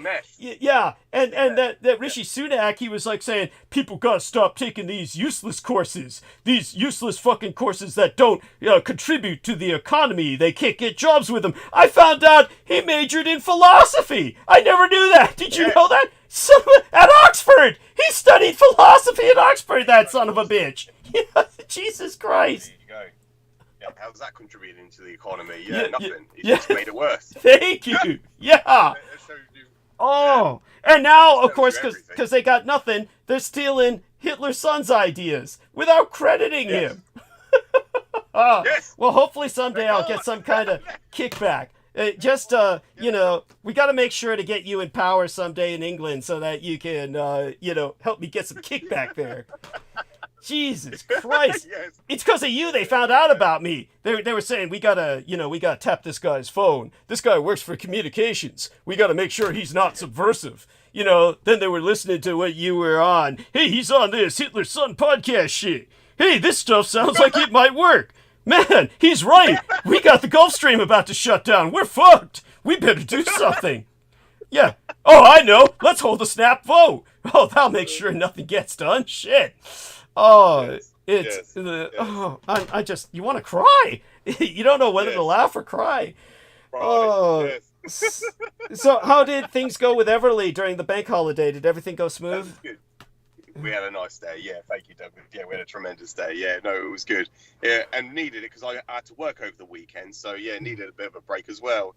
So, yeah, it's a short week this week. So, but yeah, no, I'm just at work at this moment in time.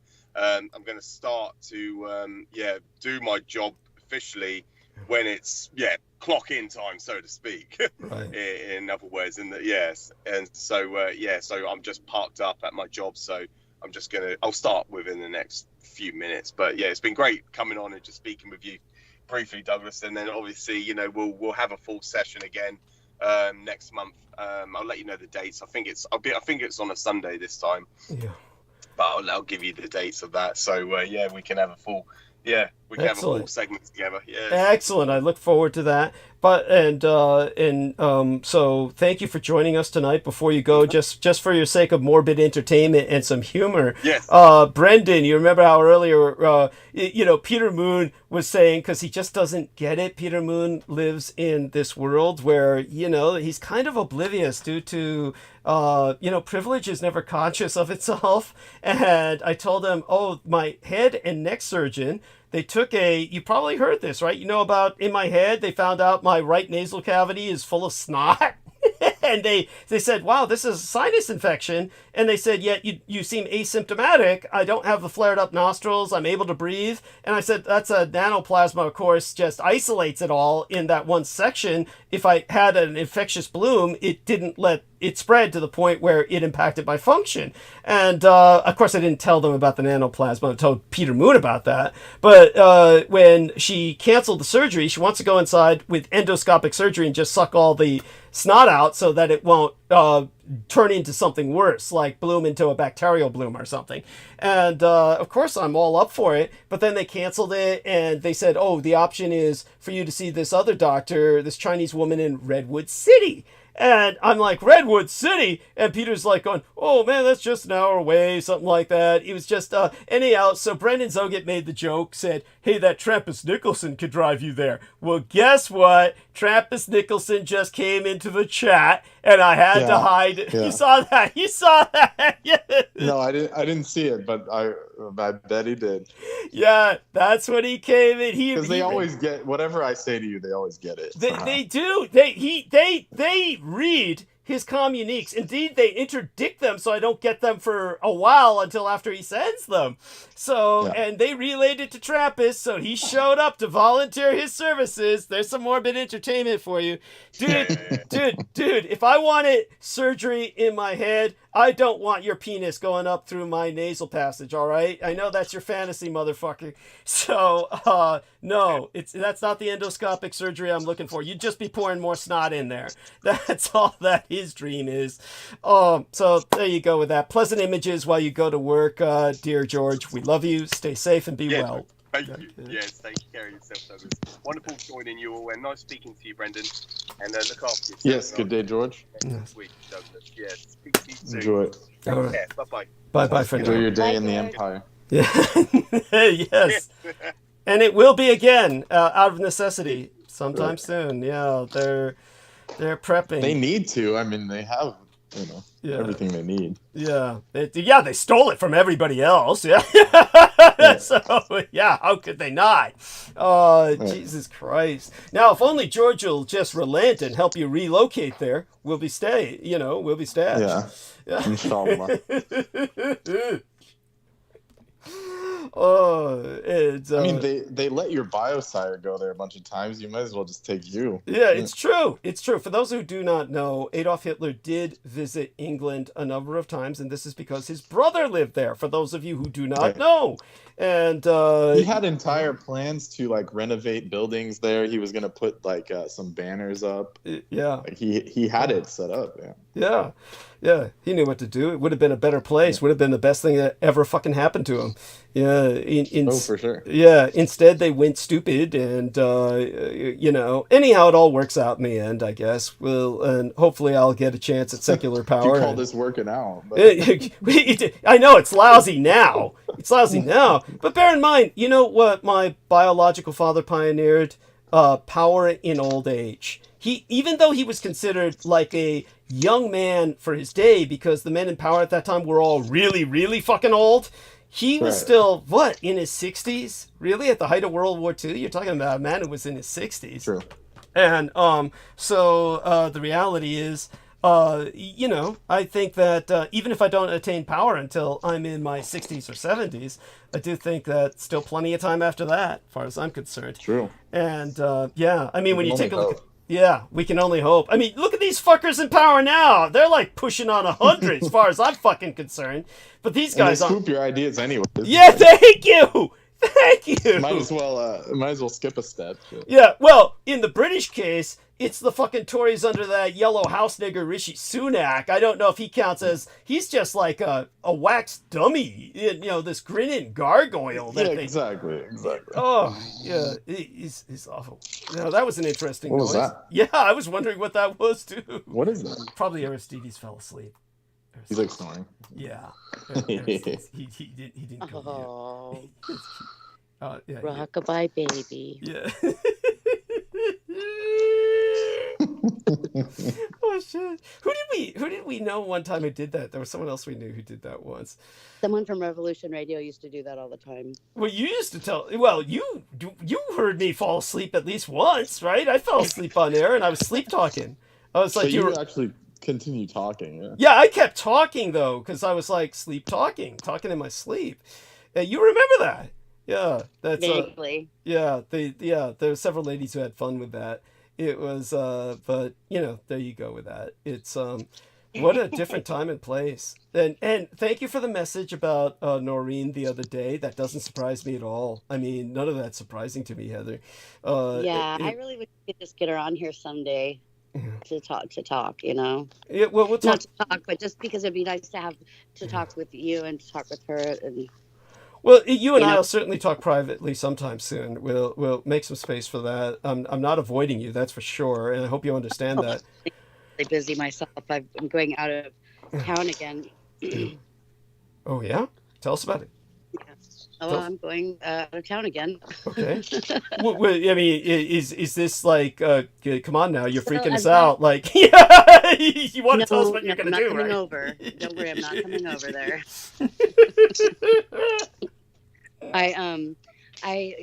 It's just I hate surprises, you understand? I just hate surprises, but go on. I would never do that. I'm not one to come in unannounced. Thank you. Thank you. Yes. You're welcome. Yes. I'm going to Las Vegas. I had a plan, and then to come to find out, the temple that I go to, they're having their big Harinam, kirtan with my favorite guru. All right. The day before that, I have to leave for Las Vegas, so I can't go. Brendan, maybe you want to go for me as an ambassador of sorts. Where is this at? At Laguna Beach at the Tattva Temple. Fuck, that'd be nice, Brendan. Oh, okay, yes. Shit, yeah, they're having a big thing. Indraduna Swami is going to be there, and he's going to do a kirtan. Ooh, yeah, it sounds fascinating. It's always getting to Laguna would be quite the journey for me. They just blow it all away. I mean, I bet. Maybe it just could be the location, or I don't know. I used to go there when I was a kid, so. Tell us about some memories. Oh, those would be like the last memories of my mom going to the temple. And I think what it was, I don't even know if she brought me there as much as I was drawn there, because I was really like hyperactive as a child, and I used to just never shut up. And I was just blah, blah, blah all the time and repeating myself. I would repeat myself all the time with the same words over and over. So when I saw the Hare Krishna people, I loved it because they were just saying the same thing over and over and over and over and over.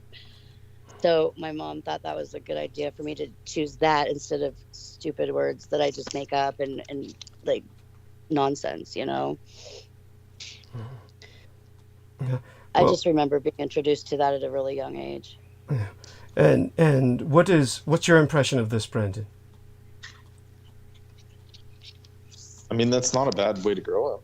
Yeah. Sure. No, it was my medicine, I think. And here's a good story. I walked on water when I was 5. Tell us about this. Okay, so this sounds a lot. By the way, this sounds a lot better than that. Who's that fucking tall guy with all that like Trevin Power? What's his name? Tony Robbins. This is a lot better than Tony Robbins walking on burning coals. Okay, I've seen that shit and I'm not impressed. So I'd rather see Heather walking on. Yeah, it is. It is so fucking cheesy. I hate that son of a bitch. I was 5. Yeah, I was 5. So yeah. And the only reason I think that it happened was I wasn't even trying for it to happen. I was only 5, and I was just standing at the beach by myself. And I had like a little boat that went into the ocean, and I knew that I couldn't go into the ocean to get my boat. So like with my eyes, I tried to find the boat in the ocean till I was like in some kind of a mesmerized or something. And right, a hypnagogic state. Continue. Hypnagogic state, yes, that was it. And then the ocean became like a grid. I mean, I was gonna find that boat. And as the waves came and went in, I just like didn't let my feet go under the water. And then I turned around all of a sudden, and my mom was standing like below me, like splashing waves, trying to get to me because I was standing on the water in the waves, and I was probably gonna drown when the waves crashed or whatever. Right. Yeah, she was pissed. I bet. Holy shit. Oh, yeah. And then when we were walking up the shore on the way back home, my boat came back. Yeah, it miraculously, kind of supernaturally? Miraculously came back, unless my mom had just grabbed it for me and she threw it back in the water, so I thought that I'd find it. Oh, man. Oh, man. Stuff like that. My story. Yeah. What did your mother do again with the ear thing? The ear thing. Your mother with the audio test. Hearing test. Yeah. Yeah, she did the hearing test for the Job's daughters. And how is that different from what you saw, Brandon, where there's these fuckers who go to school for years and years and then all they do is sit down and mold ear fucking wads the rest of their life? Oh, yeah, the audiologist. I mean, the audiologist, yeah, he had it made. I mean, these fuckers had it made. They just make molds. They just make molds of old people's ears. That's it. Yeah, shit. Yeah, and how is that different? Yeah, tell. Yeah, but how is that different from what your mother did? She was more of an audio technologist who was actually having to. Yeah, she would do the hearing test for children in kindergarten, first, second grade. 7, 8, 9, or I'm sorry, 6, 7, and 8. Yeah. And I think that's when they would determine whether kids were gifted or talented or not. And they would go to special classes. But then for just normal people, it was just a normal hearing test. They'd go once and then they wouldn't go back. But the ones that did well, which meant that they were like really programmable, then they would continue to go to these tests or whatever. Yeah, I've heard a lot of people say that those things were. That's it. They weren't exactly meant for hearing tests. No. Is that true? You think that's true? No, yeah, it was so, because if you could be hypnotized, then they would you go in and then they would turn on this really loud generator, like a generator and a trailer. So that's how they found the MK kind of people? Yeah, that's MK Ultra. But then my mom was in MK Ultra when she was like 1955, 1956, like a long time ago, and so were my grandparents even before that. So I think it's gotten a lot easier on the mental part of the mind. I mean, it's not as deliberate and traumatic. It's less physical, more mental. Okay. I mean, that's something to consider. Then how do you explain someone like Trappist Nicholson? What did you know about him? I don't know. I don't know much about him. He's a terrorist. Thank you. Yeah, pretty much. Yeah. I mean, I'll go with that. Put him on the terrorist list. Oh man. I love it. Fuck yeah, he belongs on a terrorist list. Definitely. Let's check into. I mean, if we're on some kind of, I would want to know. There's a blacklisting, and there's different levels and different lists. Do you know about this? Well, tell me what you know. Oh, I know that there's levels of different blacklists, and the one right under the celebrities is the level 6, and that's all I know, really. Okay, and so if you know about this, or where can we access this information? Blacklisting. Well, fuck, if we could, life would be a lot easier, wouldn't it? I mean, we would just look ourselves up. It's like I told Brendan Ẓoўjetskih, our dear Brooke Gibson, the other day, it was like a while back now, maybe a month or two, but basically it wasn't that long ago, but her father claimed he found her on a terrorist watch list. And, of course, they felt at first this must be due to her affiliation with myself, but it could also do with another incident that happened, which we could also bring up. It's not anything that I'm, trying to hide or anything. But when it comes to Brendan Ẓoўjetskih, it explains a lot. What's that? Yeah, she's brought it up before. I feel like. Oh yeah. No, not really, but she wouldn't mind my bringing it up. She wouldn't mind my bringing it up. What did I do? I didn't do anything other than. Fuck you know what damn well what you did. You fucking talked to Douglas Dietrich. That was your first mistake. Yeah. Everything went to shit after that. Yeah. Pretty much. By the way, just so people know, he's had a hard life anyway. So but then this didn't make it any easier. Let's put it that way. This didn't make it any easier. Yeah. Definitely not. Yeah, and he's definitely on some kind of blacklist where it's going to be hard for him to get a government job in one of the easy positions, the cush positions. Yeah. But don't stop trying. The sheriff department was scared of me. I don't know what the fuck they. Oh man. Oh man, it's just the worst possible. It's the bullshit. Like, we're it's just awful. You can tell people what they were doing. It's disgusting. Just jerking you around, and not giving you any answers. Not even daring to tell you no. Not even just you know. And then at the end of it, they sent me to literally the top floor of the building, and then they just ghosted me. Yeah.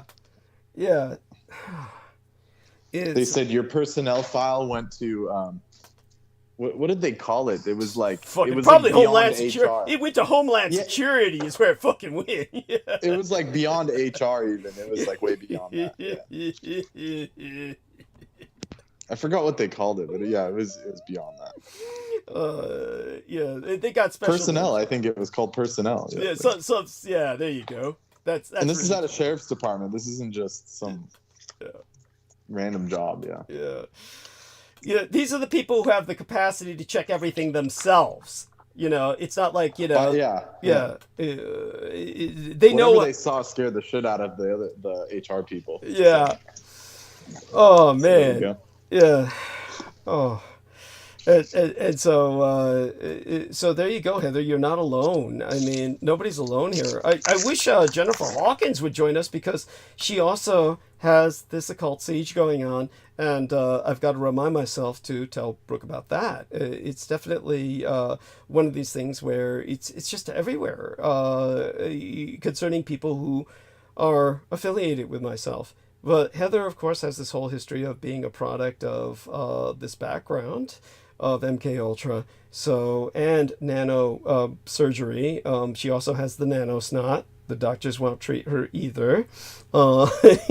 So she and I can relate. For dear. No, but you want to know something interesting? Yeah, of course. I was at the eye doctor today. Okay. My eye doctor has been seeing me for the last 6 months. Every other week. And today, it's always some bullshit story she gives me, like, oh, I forgot to order this right, or we're going to change something a little bit. So I've been coming in every other week for 6 months. And then today she told me she wanted me to come in next week. I'm like, what is really going on? What kind of eye doctor do you have?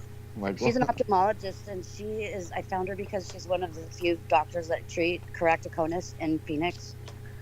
And she actually has even then, yeah, she had you must have crazy eyes. Maynard, and he told me, I met him once before he was retiring.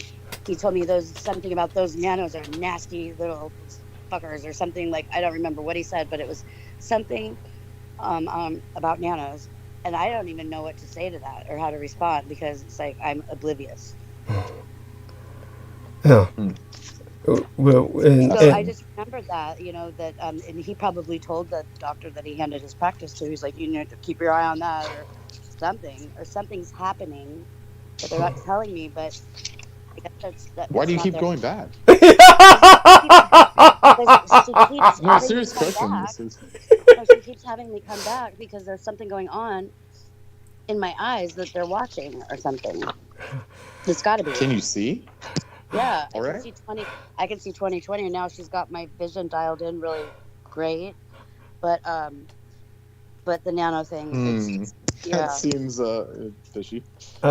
It's so sad. I'm so sorry. This is what happens to a person. And the thing is, they look in my eyes and they're like, blink, and then she wants me to do a hard blink or just a regular blink or a hard blink. I'm like, what is that?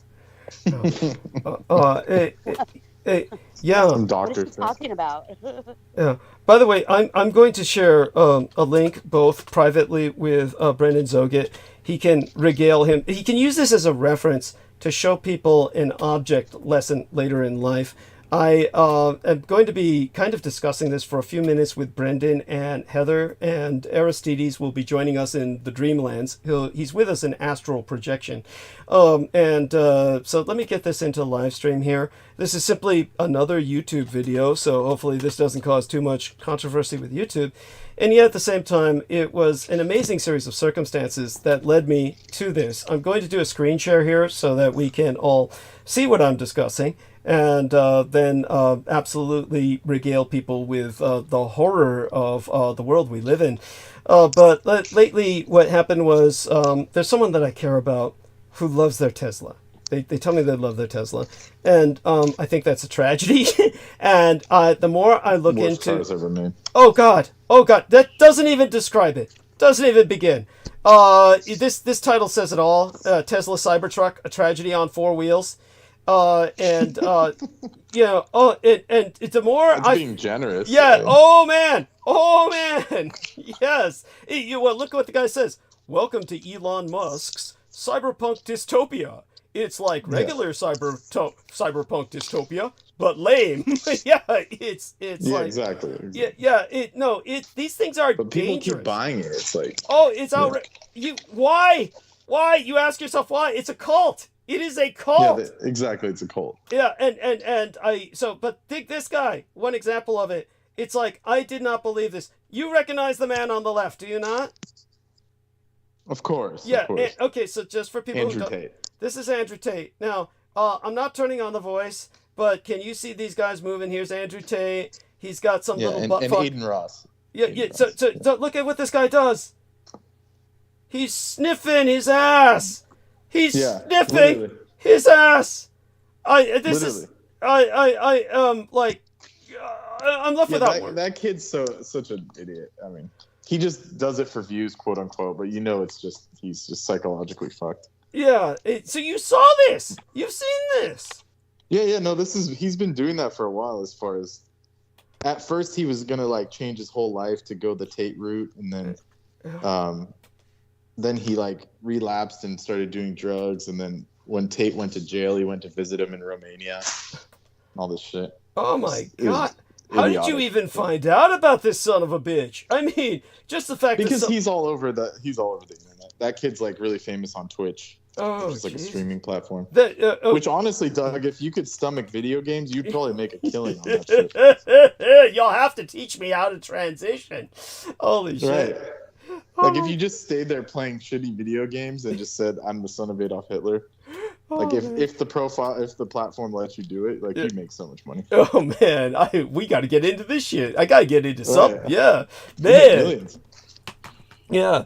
Oh man. Or just play World War II games, and then the people that know your background will be like, yeah. That's actually a good idea. We'll look into it. We'll look into it. I'll have to get somebody to play the games for me because I'm a lousy gamer. But that's. But that's the shtick, Yeah, that's the shtick. That's true. It's the shtick. It'd be like they don't care. Yeah, it's true. It's like the Hitler video where they show Hitler trying to play video games, and time to own some noobs. And then, of course, he goes into the rant. They always show him going into the rant. They take from the movie Downfall. They always take the Downfall movie scenes so that he's bitching about everybody. And they always change the voice so that he's always like, whatever subject they're addressing. Yeah, it'll be like that. Perfect. I can't even invest that level of energy to get angry even. It's like, obviously... you got to hand it to my biological father. He had more energy than I did. It's Brendan Ząget got it right. The only reason my blood sugar is even going up at all is I'm the most sedentary man on earth. Shit. Just so people know, of course, this is what we can say this because Peter Moon has said this publicly. He says, my Tai Chi teacher was the best, and he was the greatest, and yet this guy had his limbs removed because of, what do you call it? It's a diabetes! And it's like, his blood sugar, everything all fucked up. I mean, so it goes to show me that Tai Chi, you may as well be lying down! Right. I mean, really, honestly, if the movement's that slow And you're just kind of like doing this hour after hour, going in slow motion. I mean, fuck, obviously that didn't help him retain enough physical activity to keep his blood sugar down. So, it's, you know. Yeah, but we don't know what he was eating, you know? It's like. Yeah, he must have been scarfing down the shit. I mean, it must have been... He could use frankincense and myrrh and fix that. Tell us how that's done. Tell us how that's done, Brendan. You just mix it together, and you could put it in a carrier oil. It becomes, an anointing oil. But you also have to, like, change your lifestyle a bit to, like, get long-term results. No meat, no party, you know? Yeah, precisely. And I have some information on the please. This. Yeah. And so you don't Let me get back to it. Yeah, and you don't eat meat, Tether? I try not to. Okay. I mean, so tell us a bit about this. How was this because of your being raised Hare Krishna? Was it always like this? Well, see, the thing is my dad and my mom, they got together, and then my mom went one way and my dad went another way, and he was a butcher. So after my mom left the planet, I just basically was eating meat. That's what they fed me. So. Oh my God. Yeah. So I eat like some chicken, I eat turkey and stuff, but I really shouldn't. Uh-huh. Yeah. But when you do eat it, what happens to you?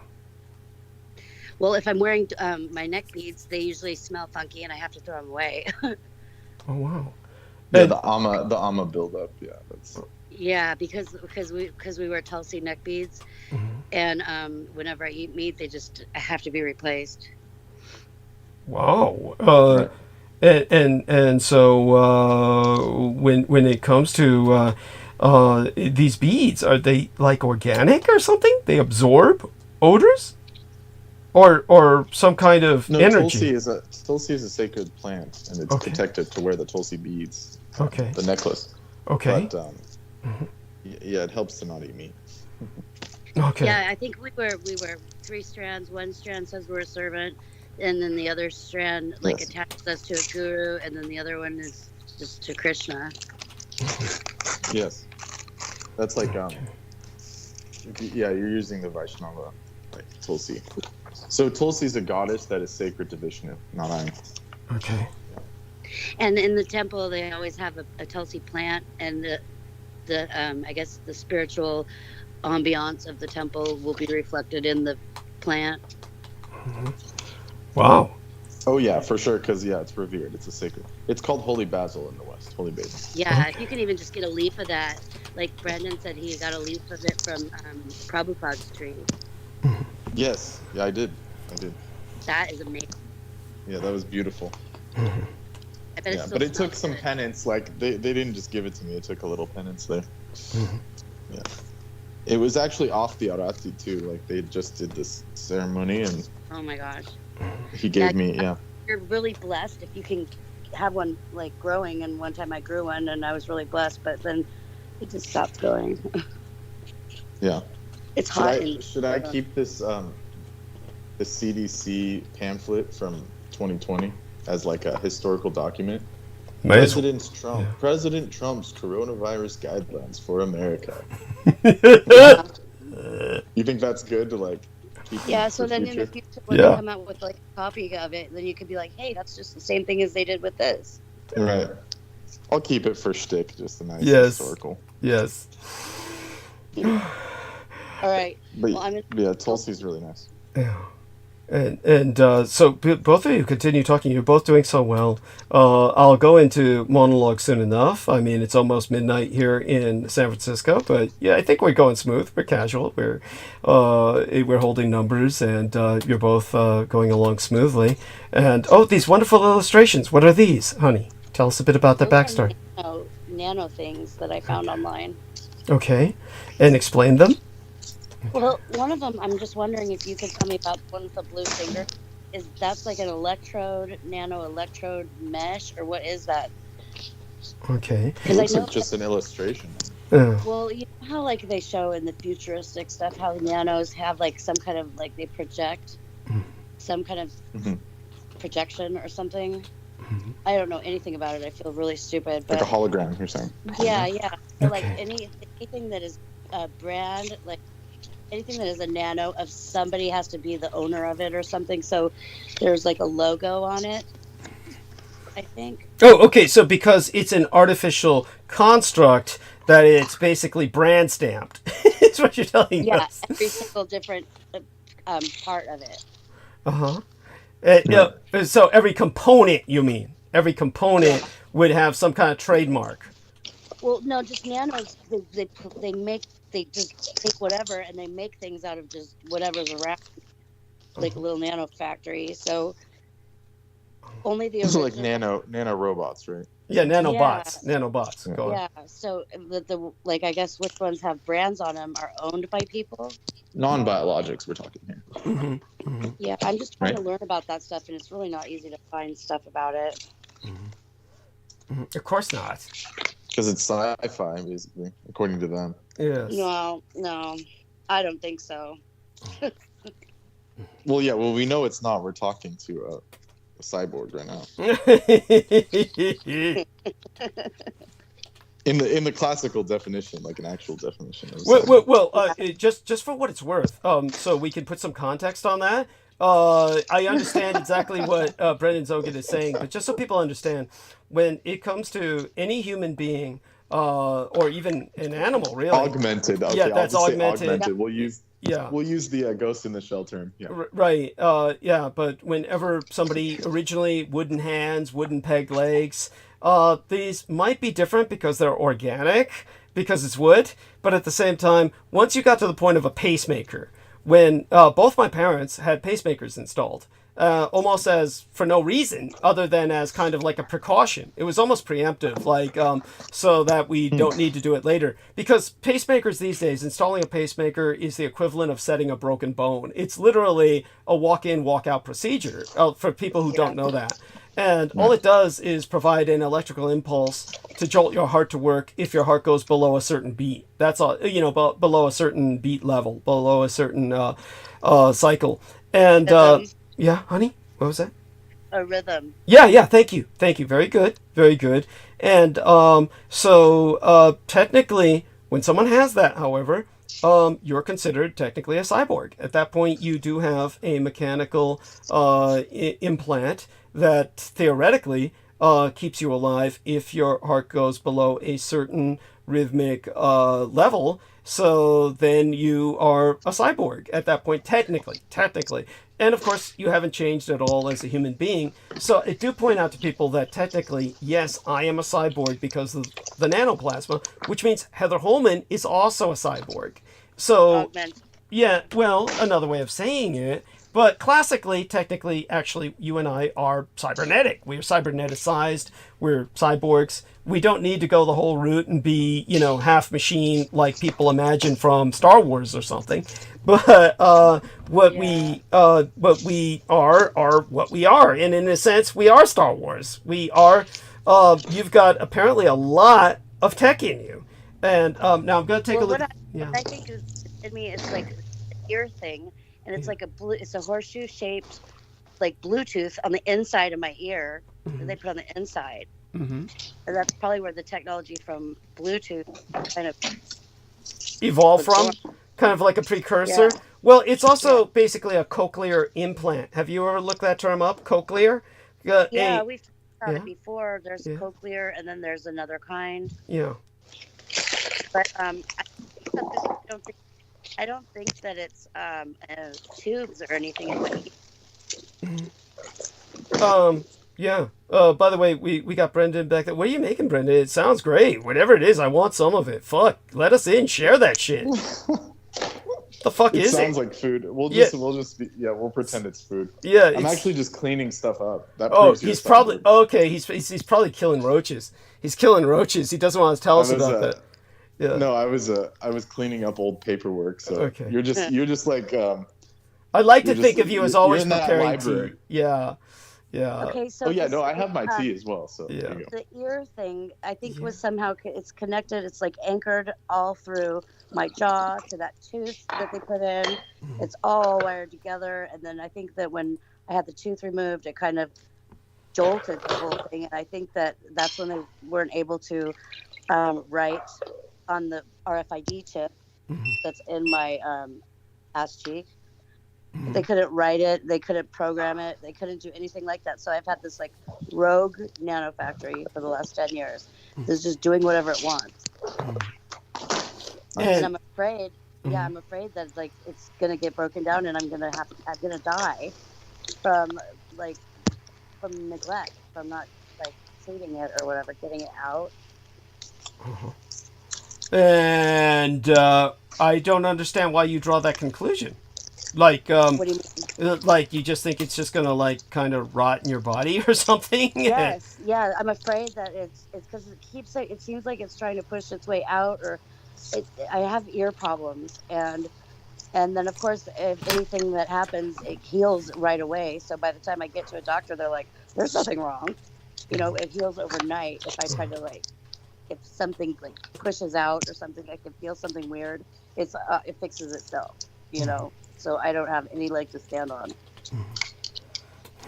Well, definitely. I think the biology could be, go on. like it seems like your biology is taking care of it, or it's synergizing with your biology. I wouldn't worry too much about it. Thank you. If that's what you're saying is the case, sounds nice. Well, people that leave this stuff in their body for too long, that's what happens is they get myositis. What about the RFID chip in your butt? I mean, is that that's fine? That's just like, it's just broadcasting, or it's backscatter. I mean, I don't hear just like one tone when I hear tinnitus. I don't hear like one thing. I hear like that. Like I hear 1,000. It's like listening to when you hear locusts. You could hear one of them stop and then one of them start again. They're just like a million tones and backscatter that I deal with every waking moment of my life. Wow. Well, sorry to hear that. But yeah, so you go on with your observation, Brendan. What does this bring to your mind? It sounds interesting, to say the least. But maybe it's like it's synergizing with your body, but it creates like a bit of like you're hearing like the cells replicate or something. Sounds interesting. It's because when the tooth came out, that was the transponder, that was its connection or its connectivity. So it's just like not connected to anything. But I see. Like Lucille Ball, and I'm not saying that. Totally. No. And did you remember when Peter Moon was online with us and just kept repeating, "My transmitter fell out"? Do you remember him saying that? Yes. What was he talking about? He never confirmed. Yeah. It's so you're not alone in this, Heather. You're not alone. I knew I could get to the bottom of it if I could just get him on the phone. Yeah. Well, he's not adverse to talking to you. He'd like to talk to you privately, so don't be afraid to give him a call on Skype. Just nice. Randomly one of these days. He said he'd be happy to take your call. Yeah. Yeah. Hey, did you guys hear about the pterodactyls that are flying around America? Yeah, tell us about it. I mean, I've heard of such things, but there's like a couple pterodactyls that were flying around Pennsylvania or something over there on the East Coast. It's literally, someone got it on video. That sounds interesting. Yeah. And okay, there it's you go. Amazing. You think if there are dinosaurs, were they created or just like cloned or whatever, or are they left over from a long time ago? Because they never die. They get so old. Well, I don't know if they never die, but certainly they're like dragons. Yeah. Basically. Yeah, and one thing I can tell you is that certainly the military was working with trying to basically bring back the easier animals to clone, which is at the insect level. And they brought back these hideous, enormous sea scorpions that would shed their carapaces. And this is exactly what was gifted, one of them by Michael Aquino, to Miguel Andújar.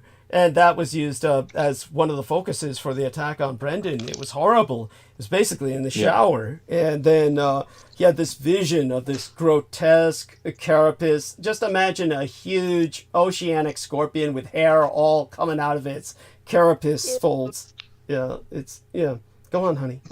Yeah. Oh, I just said ew. Yeah. It was sick. Yeah, it was. When I showed Brendan a illustration of, and he said, "Yeah, that's it. That's it." It's I when he first started talking about it, I knew exactly. I could envision exactly what he was describing, without his describing it. So it's you said it like verbatim. Yeah, thank you. What it was. Yeah, and that's because of my own experience with, once they cloned them, they had to put those things down.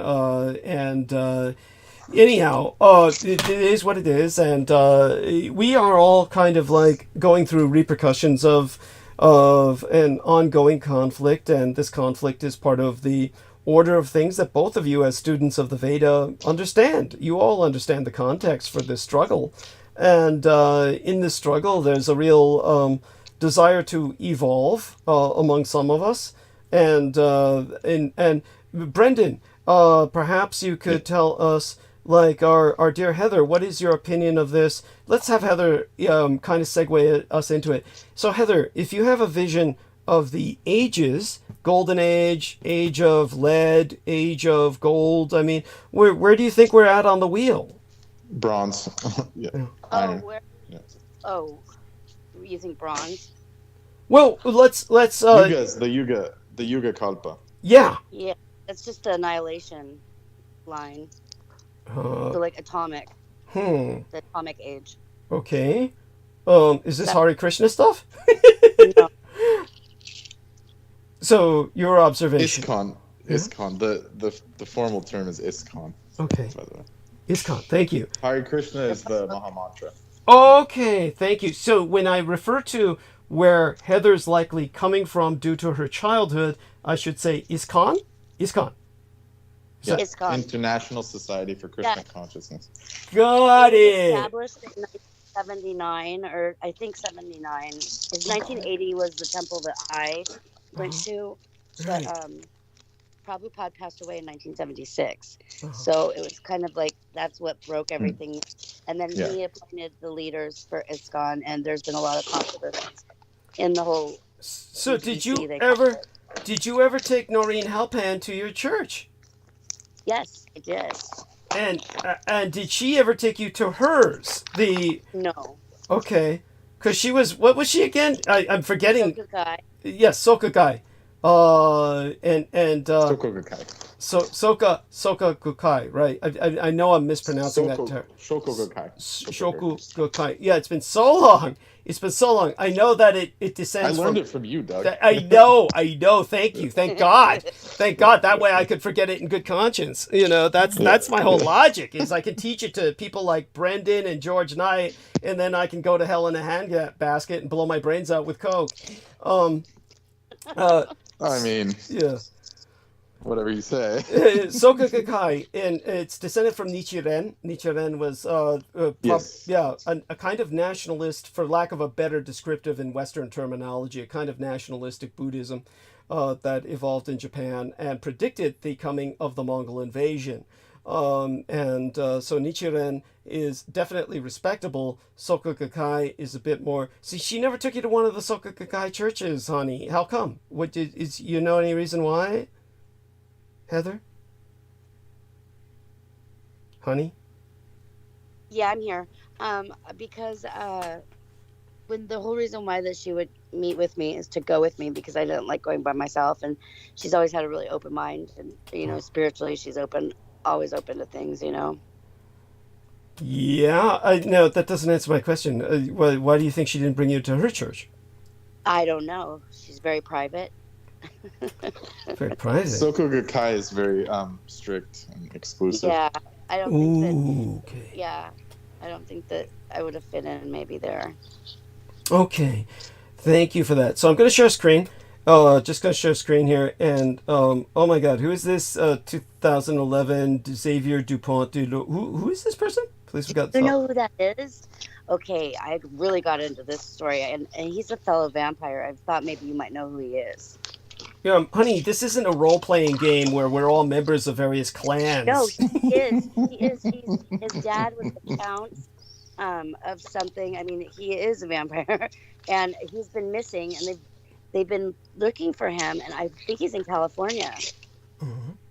Or the Appalachian. I tracked this guy down, and I actually told Interpol and everything, and I never heard anything back. So I don't think they really want to find this guy.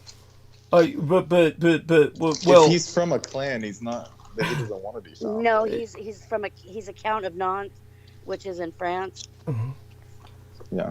Yeah. Well, this is kind of a different trip than what I'm on, but I appreciate you bringing it to my attention. I'll keep an eye out for him. Okay. No, I'm serious because like I figured it all out, and I thought that I'd solved the crime, and nobody cared. What's the crime? What's the crime?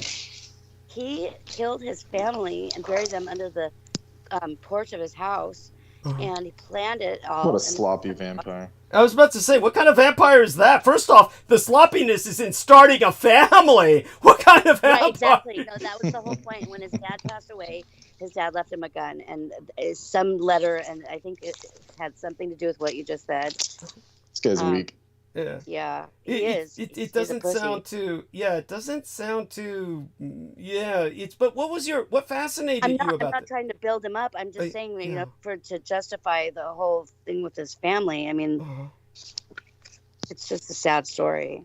Well, it's definitely a tragic crime, and I get what you're saying. So what Heather's saying is, she feels in her personal interest, she pretty much tracked this guy down and found enough evidence that she presented to authorities that would be helpful, but they have not responded. And it ties into Elisa Lam. Elisa Lam. I've heard of that. What do I know about Elisa Lam? Cecil Hotel. Oh! The Chinese chick! LAM! Lamb! Yes. Which, of course, if Peter Moon were here, he'd trip off that, because it's like Lamb that Aleister Crowley saw. Get it? LAM? No, it's Lamb. It's also the tuberculosis vaccine or something like the strain of tuberculosis, LAM. Yeah. And Elisa is the first, it says Lam Elisa is the tuberculosis vaccine or whatever for a certain strain. And that was what they were searching for in the water at that hotel. But I think that this guy did it with the gun that he got from his dad. To Elisa Lam? Yeah, I think this is the guy. This is the killer. But why would he kill Elisa Lam? It was just kind of like a random encounter. It's very complicated for me to try to explain everything. But I think that Elisa Lam's dad was in some kind of like cloaking technology or some kind of technology government stuff, and she talked about it online, and that's why she got lured into there. It's appealing. It's actually appealing. I wouldn't say it's compelling, but I'm not hearing all the details, but I understand it would be complicated to get into. But for those of you who don't know, Elisa Lam is a young Asian American female who was murdered and body stuffed inside of a water tower in Los Angeles in a horrible, sleazy nightmare hotel that became like a meme, like a trope. It's infamous. And it's a place where Richard Ramirez once stayed. This kind of shit. It's got a curse to it. And so it might attract somebody like this. And, you know, Heather Holman's... I think he was also in the... In France, he was in like the ecstasy drug scene, you know. So when he came here in exile or to hide or on the run or whatever, he was still partying. Like he was just out of his mind, obviously. Yeah. With a parent, and I think after that he went to the Appalachian Mountains. Okay. I mean, all that's very detailed and maybe over-detailed, but this is what I'll say, is that Heather Holman may well have a certain kind of psychic capacity to follow trails that disappear for others. I mean, the FBI does consult psychics, and this may be a form of talent that, you know, has its own rewards or its own advantages or its own... I don't think Heather should be ignored or dismissed. It's fascinating. So is this latent or is it blatant? What? Is it latent, or is it blatant? Oh, good, good, good. I don't know. I just think that, I'm not dismissing what you're saying. I just, and a lot of it is appealing, and, it just bears looking into. And, Yeah, so, well, they won't. They won't. So. well, I mean, it bears looking into in the sense that you've put energy into this. Don't be afraid to. Oh yeah, no, at least for Elisa, Lamb, for that girl, in her absence, do something to find out what really happened, because nobody talks about that anymore. Yeah, sure, I get it, and I understand. It's sad, and Elisa Lamb's case is very sad, creepy, and and I think Noreen, obviously, what she said to you that you shared with me, I think Noreen was really bitter about me cutting off communication with her, and I think she really wanted to see a negative thing happen. Sounds like the person who told her what they told her was probably Laurie Ann Fenton. Yeah. That you guys parted ways either, so I didn't know that. Well, we did, in the sense that I just, felt that it was time to do that. It happened more or less the day that she went off on Revolution Radio, and I couldn't get anything done. It was a wasted episode. She wasted an episode by basically freaking out about... here's what I was trying to do. I was trying to make a joke about this stupid Japanese American guy who's been into ufology forever, and he also puts on a cowboy hat because he lives in the American Southwest, and he plays kind of like Western folksy songs, and I can't remember the fucker's name. I'd have to look it up. I don't even... Is it a real guy, or is... Yeah, it's a real guy. Yeah. I mean, I wish it wasn't, but yeah, it's kind of like when, our man Peter Moon was asking about Audrey Tang, the meat sock puppet who is, taken by the Dietrich Ardelect as just a face poke in my eye as the goodwill ambassador from Taiwan to the world. When Peter Moon said, is this a real person? Is this a real person? And I said, yeah, unfortunately, yeah. And let me look up Japanese ufologist and see if I can get this guy's name, because I was just trying to make a joke about this guy, saying that to me, he looked like a Down syndrome cowboy. That's basically all I was trying to get to, was to say this guy looks like a Down syndrome cowboy. I did not get there because she was tripping off the fact that I would also talk about, just a lot of times whites not getting it, and whites being stuck in a different trip, and white privilege. And granted, that was an undercurrent, but that wasn't even my point. And then she freaked out and started going into white people. Her whole trip was, she fell into the whole Revolution Radio party line of white replacement theory, that the whites are under threat. Norio Hayakawa? Norio, it sounds like him. That sounds... How the fuck did you find that son? He went to like Dulce and stuff. He's a country singer. Yeah! No, why am I getting this weird ass American activist guy? This is not the Norio Hayakawa I was thinking of. They're saying there's some American activist guy, and I'm seeing different weird photographs. But yeah, this Norio Hayakawa, it sounds like the dude, even though I'm getting different images. Let me see here. It's like, maybe this is the guy I was thinking of. But this guy actually... Was he like a more ripped guy? No, the guy I was thinking of, I'm going to share a screen. This is the guy, this is not how I remember Norio Hayakawa. The guy they're showing here looks semi-normal. It looks like a semi-normal, potentially Asian guy. You might not even think you'd think more like he was Filipino, maybe even Latin American. But, he's like, I guess this is the guy. And I remember him being really fatter. I'm sorry, honey? Is that really him? Probably. Oh, it is. Yeah, I mean, yeah. And then he's with this, but anyhow, he's like, he basically does this country music thing with he was putting on the cowboy hat for a while, and he looked like a real dork. And I was like saying, he looked more like this, the way I remember him, like this. That's how I remember the son of a bitch. But I was just trying to say he looked like a Down syndrome cowboy. And, I never got to that point because Noreen just exploded and just started saying all this shit about white people are under threat. And, it's basically, we got to save the white race. And all you colored people just don't get it. And you're all taking them down. And I'm like... Hey, isn't she half Asian? Dude, she's a double Jap. She's a Jewish Japanese American princess, a double fucking Jap. It's like, so her dad was Jewish, her mom's Japanese. She ain't considered white. But her grandfather, her help-hand relative, that comes from their long line of German.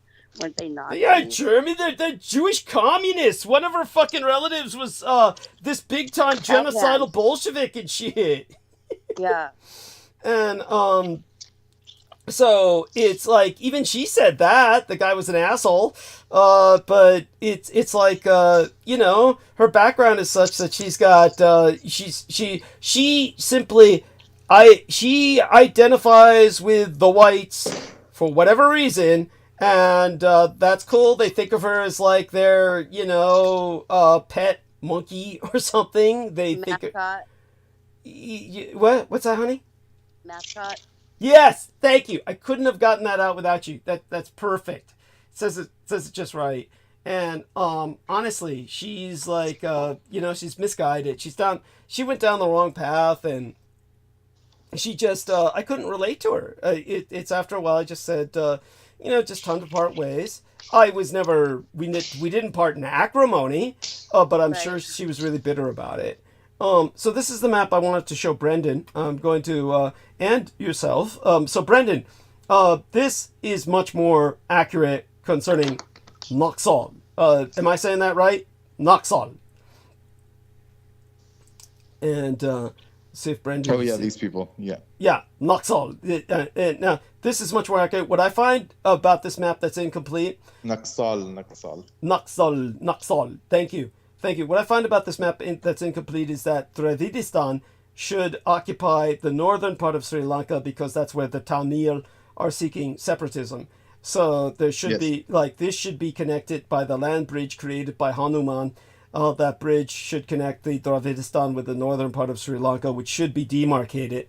But other than that, I look at this... this is proper. Yeah, I look at this as an actual likely Balkanization of India. I'm not quite sure I dig the expansionist Pakistan part, but, Pakistan's obviously expanded a little bit, but not obscenely. There's maps that are, obscene, where they show Pakistan deserves all, basically everything. There is an independent... Realistically, China will come in and take Jamal and... what's it called? Jammu and Kashmir? No. Where are Jammu and Kashmir? Oh, up here. Yeah, that's right, north. Yeah. Conceivably, to tell you the truth, that's good chance of that. Yeah, not to deny that. I think that that makes sense. That makes sense. And Brendan knows what he's talking about. Of course, it's extremely difficult territory. It's more than anything, the threat to the Chinese doing that would be the territory, not any military resistance. The territory itself is just hard. Khalistan is obviously comparatively small here. Most Khalistan nationalists want that combined with this district here, which is kind of like colored as India.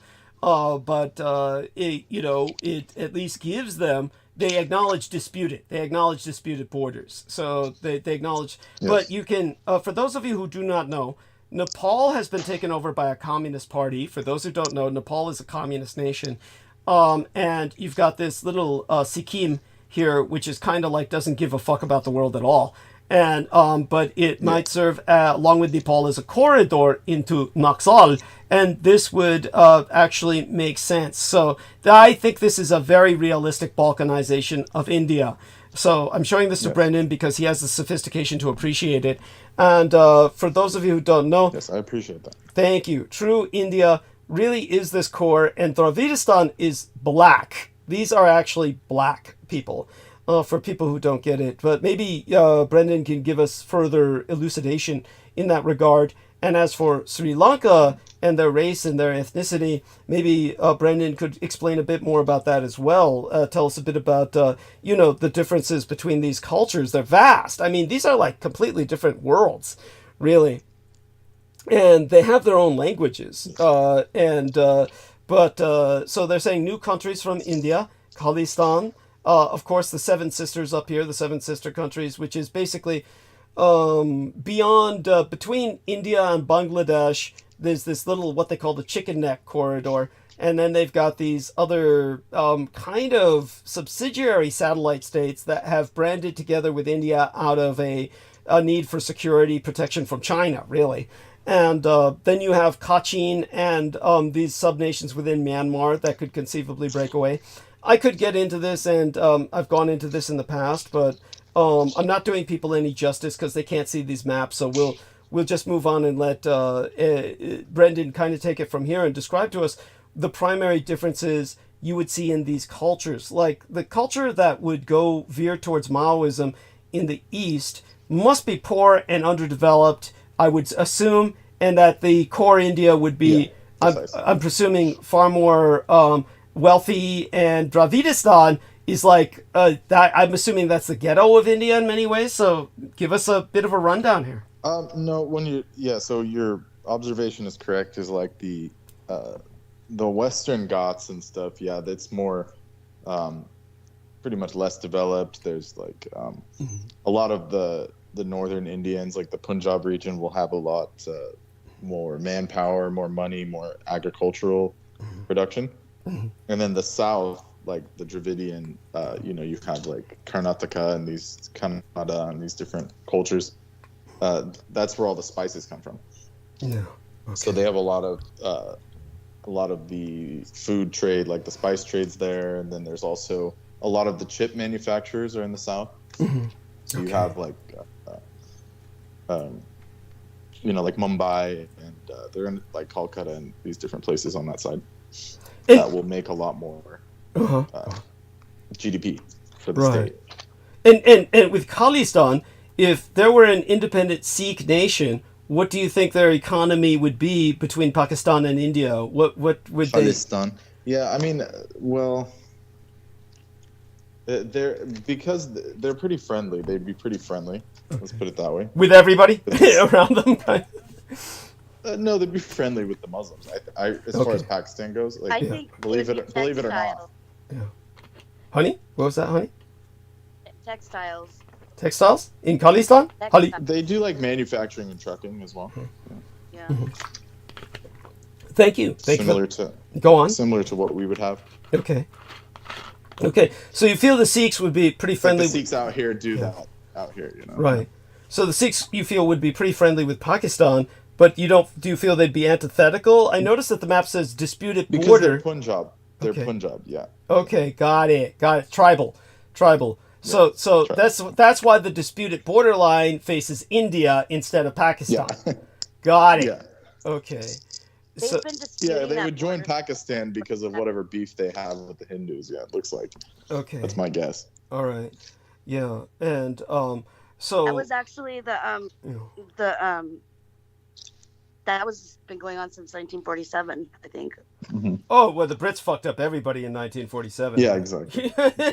That's and so what's Sri Lanka, aside from the fact we know Sri Lanka's fucked with its economy. Something horrible happened with its economy, and they wound up with communist because China. of the Chi-Coms. Yeah. And so obviously somebody's going to have to come in and rescue them with an external intervention at some point. And I notice now it says here these islands, Andaman and Nicobar. I noticed that Nicobar Islands are left uncolored, whereas the Andaman Islands, it says under, I believe, Naxalite, I believe, because it's the same color.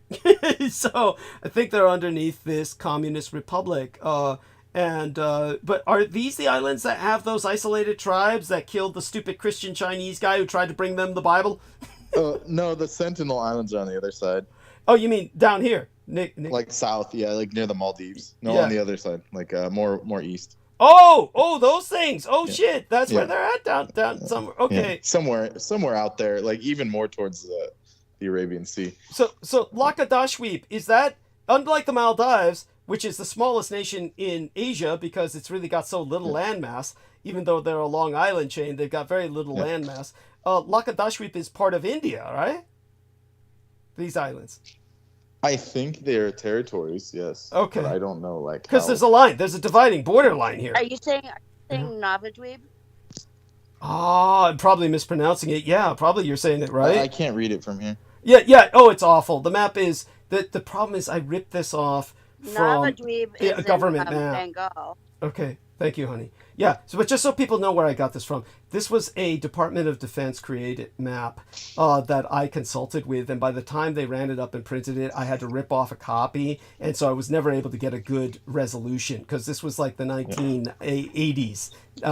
So I want people to know this is something that I helped to produce in the 1980s with what knowledge I had of India, but there were other consultants involved who I did not personally know, and this was the result that I was able to rip off a copy from, but because it's a rip-off copy, I was never able to get, high resolution. So someday I'll have to send a copy of this to our man Brendan, and what he'll do is he'll figure it out just by the general area. No. So, yeah? No, Amy. Amy's the mapper. Amy Como! Yeah. Oh, they took they took all her programs away. They took away her access to that. Yeah, she tries to get online, and they just wiped out all of her ability to get into the map files. You can ask her about that. It's when did that happen? It's recently, sadly, but that's what they do. They do that to people. By the way, I'm not saying that with irony or sarcasm. It's just what it is. Yeah, it's just what it is. Poor Amy, and so they destroyed her computer or something?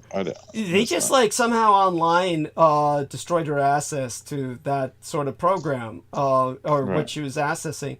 And she could describe it better than I am because obviously she was the victim thereof.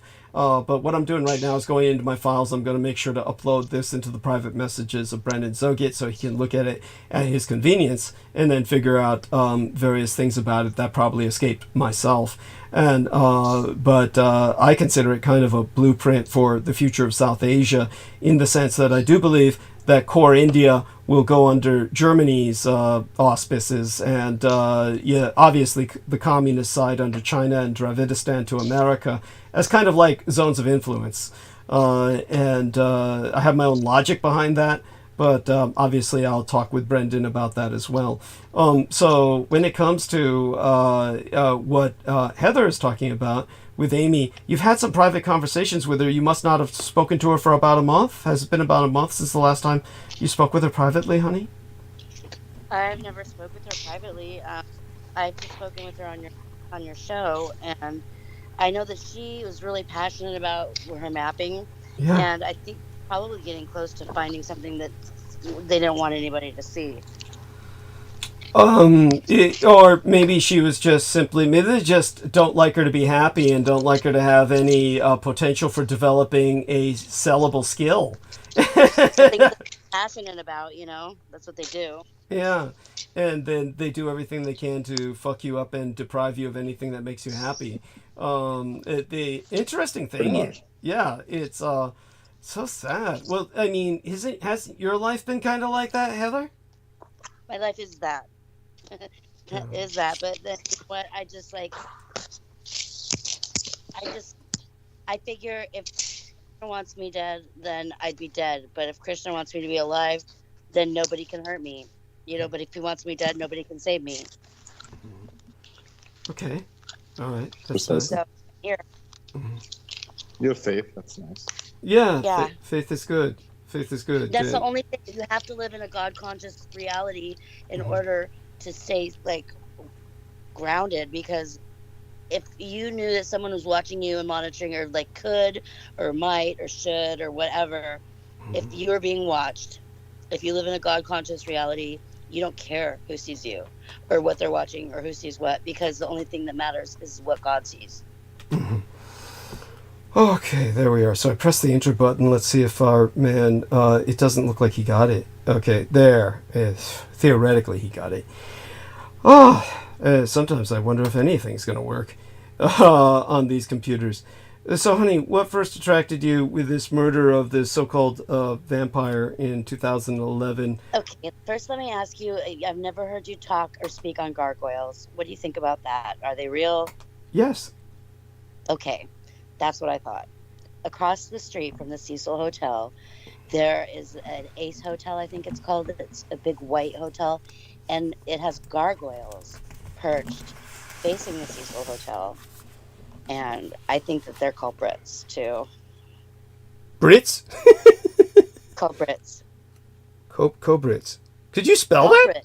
Culprits. C-U-L-P-R-I-T. Culprit. C-U-L-P-R-I-T. Culprits. You mean like perpetrators of a crime? Yes. Of Alyssa Lamb. I'm not kidding. I mean, I might say this like cheerfully, but I mean, I really worked on it for a long time. I thought I figured it out. But perpetrators of what kind of crime? What would be the crime? For Alyssa Lamb's murder. Alyssa Lamb? The gargoyles? Yes. That's cute. Well, they are real. If they are real, then they do exist. That would explain a lot of the reasons why they couldn't find out who it was that did it. There's a logic to what you say. I cannot deny it. I think that the people in real estate down there, like the people that own the building, the conglomerates, the agency. There was a place in the Cecil Hotel called the Invisible Light Agency that its actual address was 666 Main Street. And I don't know what they were. It was just some little company, but I think it was just like a front for a bigger company that was making technology for like stealth technology. I don't want to say too much. And did they activate the gargoyles? Oh, no, not like that. The technology was in cloaking, and I think that, like I said, Alyssa Lamb, she met people online, and the tie between her and the Lugones guy is that her one of her handles on one of her accounts, her social media accounts, was a femme fatale, and so she appeared and presented herself as if she was French. And that's how she, I guess, got attention with this person. I think she was lured down there to think that she was going to be in a movie, and they had her reenact Dark Water, and they were recording her or whatever, monitoring her via the Invisible Light Agency that is now defunct. There's no history of it or record of it now. So, honey, and I think like when she got into the elevator, the reason why that you couldn't see anybody in the elevator with her is because they were being cloaked. Which you thought her mother was working on, or father was working on the cloaking technology. Was it her father or an affiliate or some? Her father lived in Canada. I don't know what her the Asian nationality was that they were. Well, she's Chinese. Chinese. Yeah, but the cloaked individual might have been an affiliate of the father or someone just exploiting his technology. No. Okay. She got lured down there, totally stalked. I mean, she got lured down there. I think her parents told her not to go. I think her dad might have also known. Perhaps she was even born to be a sacrifice. I don't know. Like, I haven't gotten details because I don't know. But I just know some things that sound like they do fit where nobody else would think that they fit. Yeah, I mean, well, I thank you for sharing that, and I encourage you to... Javier de Lugones, he had interests in a lot of the technology, like financial. He was an investor or something like that. There's more to it, like why he would be there. I think he was there just because he's at the raunchy hotel because that's where he had gotten to in his life with nothing after having a life of luxury and the silver spoon, And then all of a sudden he didn't have anything, and he went nuts because he killed his family. Mm-hmm.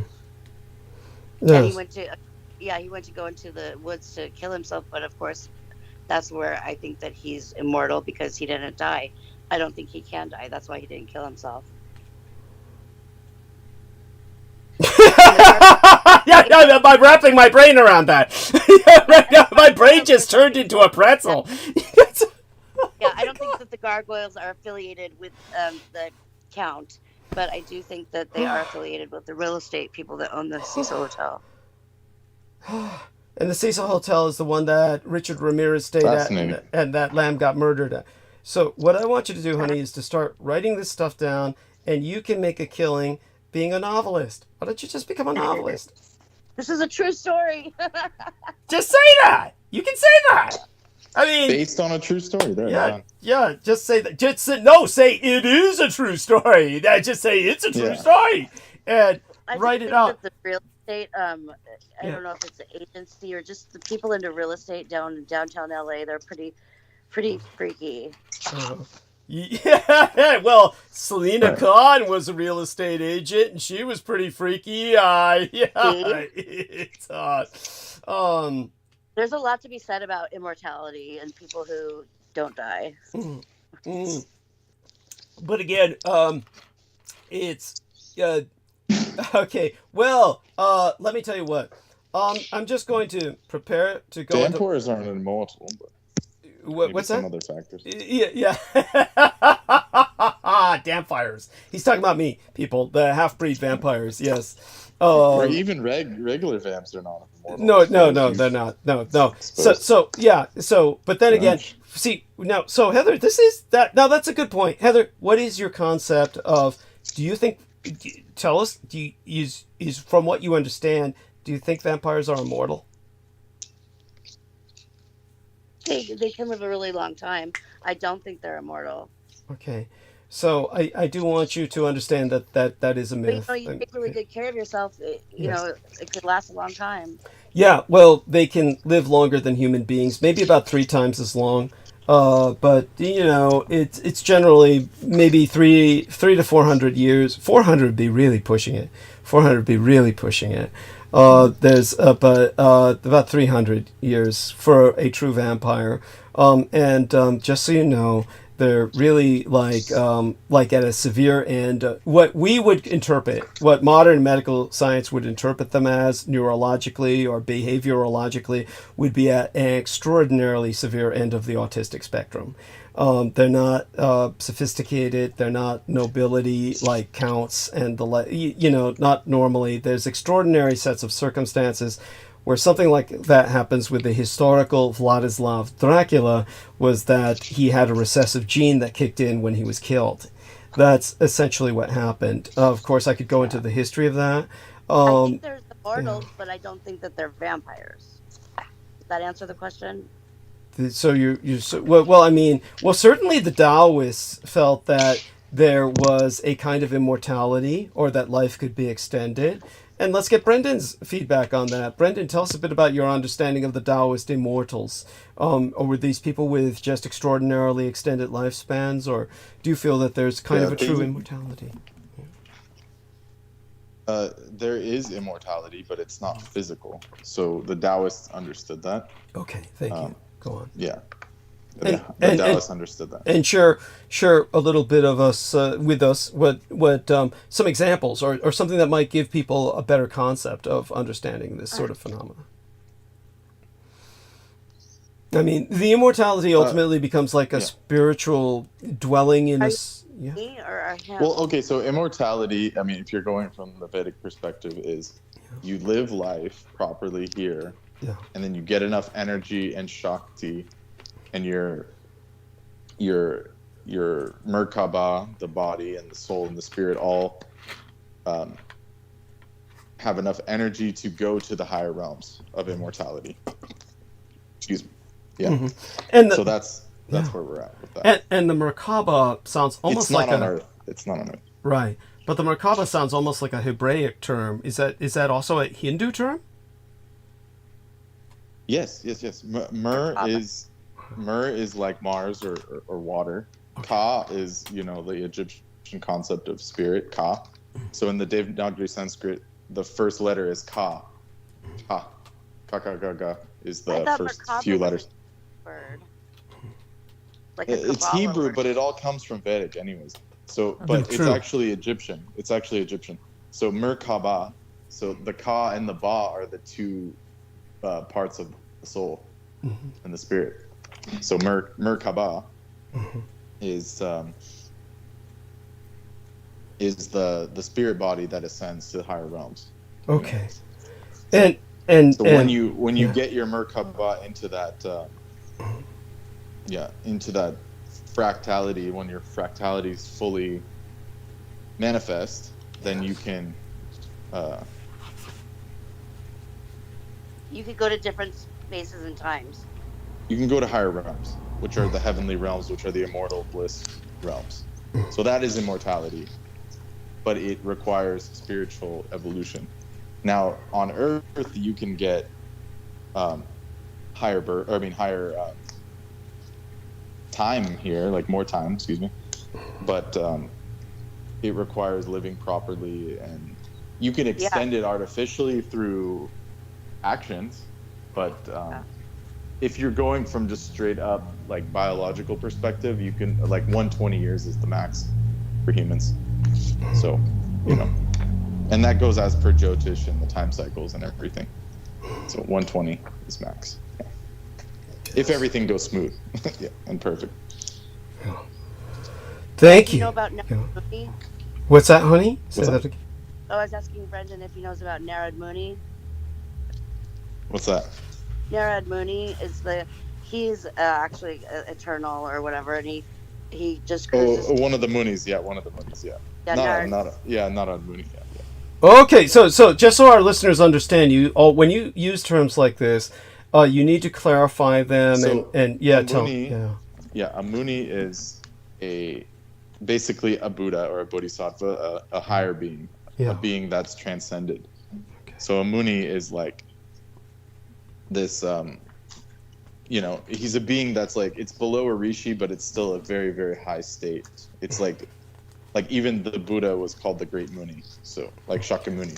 Right. Yes, thank you. So both of you do me a favor. What I'm going to do is, our numbers are good. We're holding our numbers. I'm just going to refresh myself one more time to prepare for monologue, kind of center myself. But I'm going to transition into monologue when I return with both of you participating. And what I'll do is I'll share with you what I do know about gargoyles. And it will segue us into, of course, a short talk about Dracula, because of the fall of Byzantium's anniversary being yesterday's date when we started the program. And then I'll go into full-blown monologue from that point forward. But certainly want to participate with both of you for a while longer, and you both seem to be holding very well, and we're holding numbers well.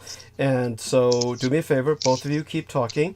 And this is another hint for just a future reference. When you use these terms, spell them, like Muni, M-U-N-I, so that people understand the disambiguation from something like Reverend Moon and his cult of Moonies, which is double M-O, M-O-O-N-I. Yeah, so, the first thing I thought Heather was talking about when she says, hey, I thought she was talking about some dude with a first name and a last name Mooney, is the first thing that I thought. It's kind of Narad Muni, but M-U-N-I. Yeah.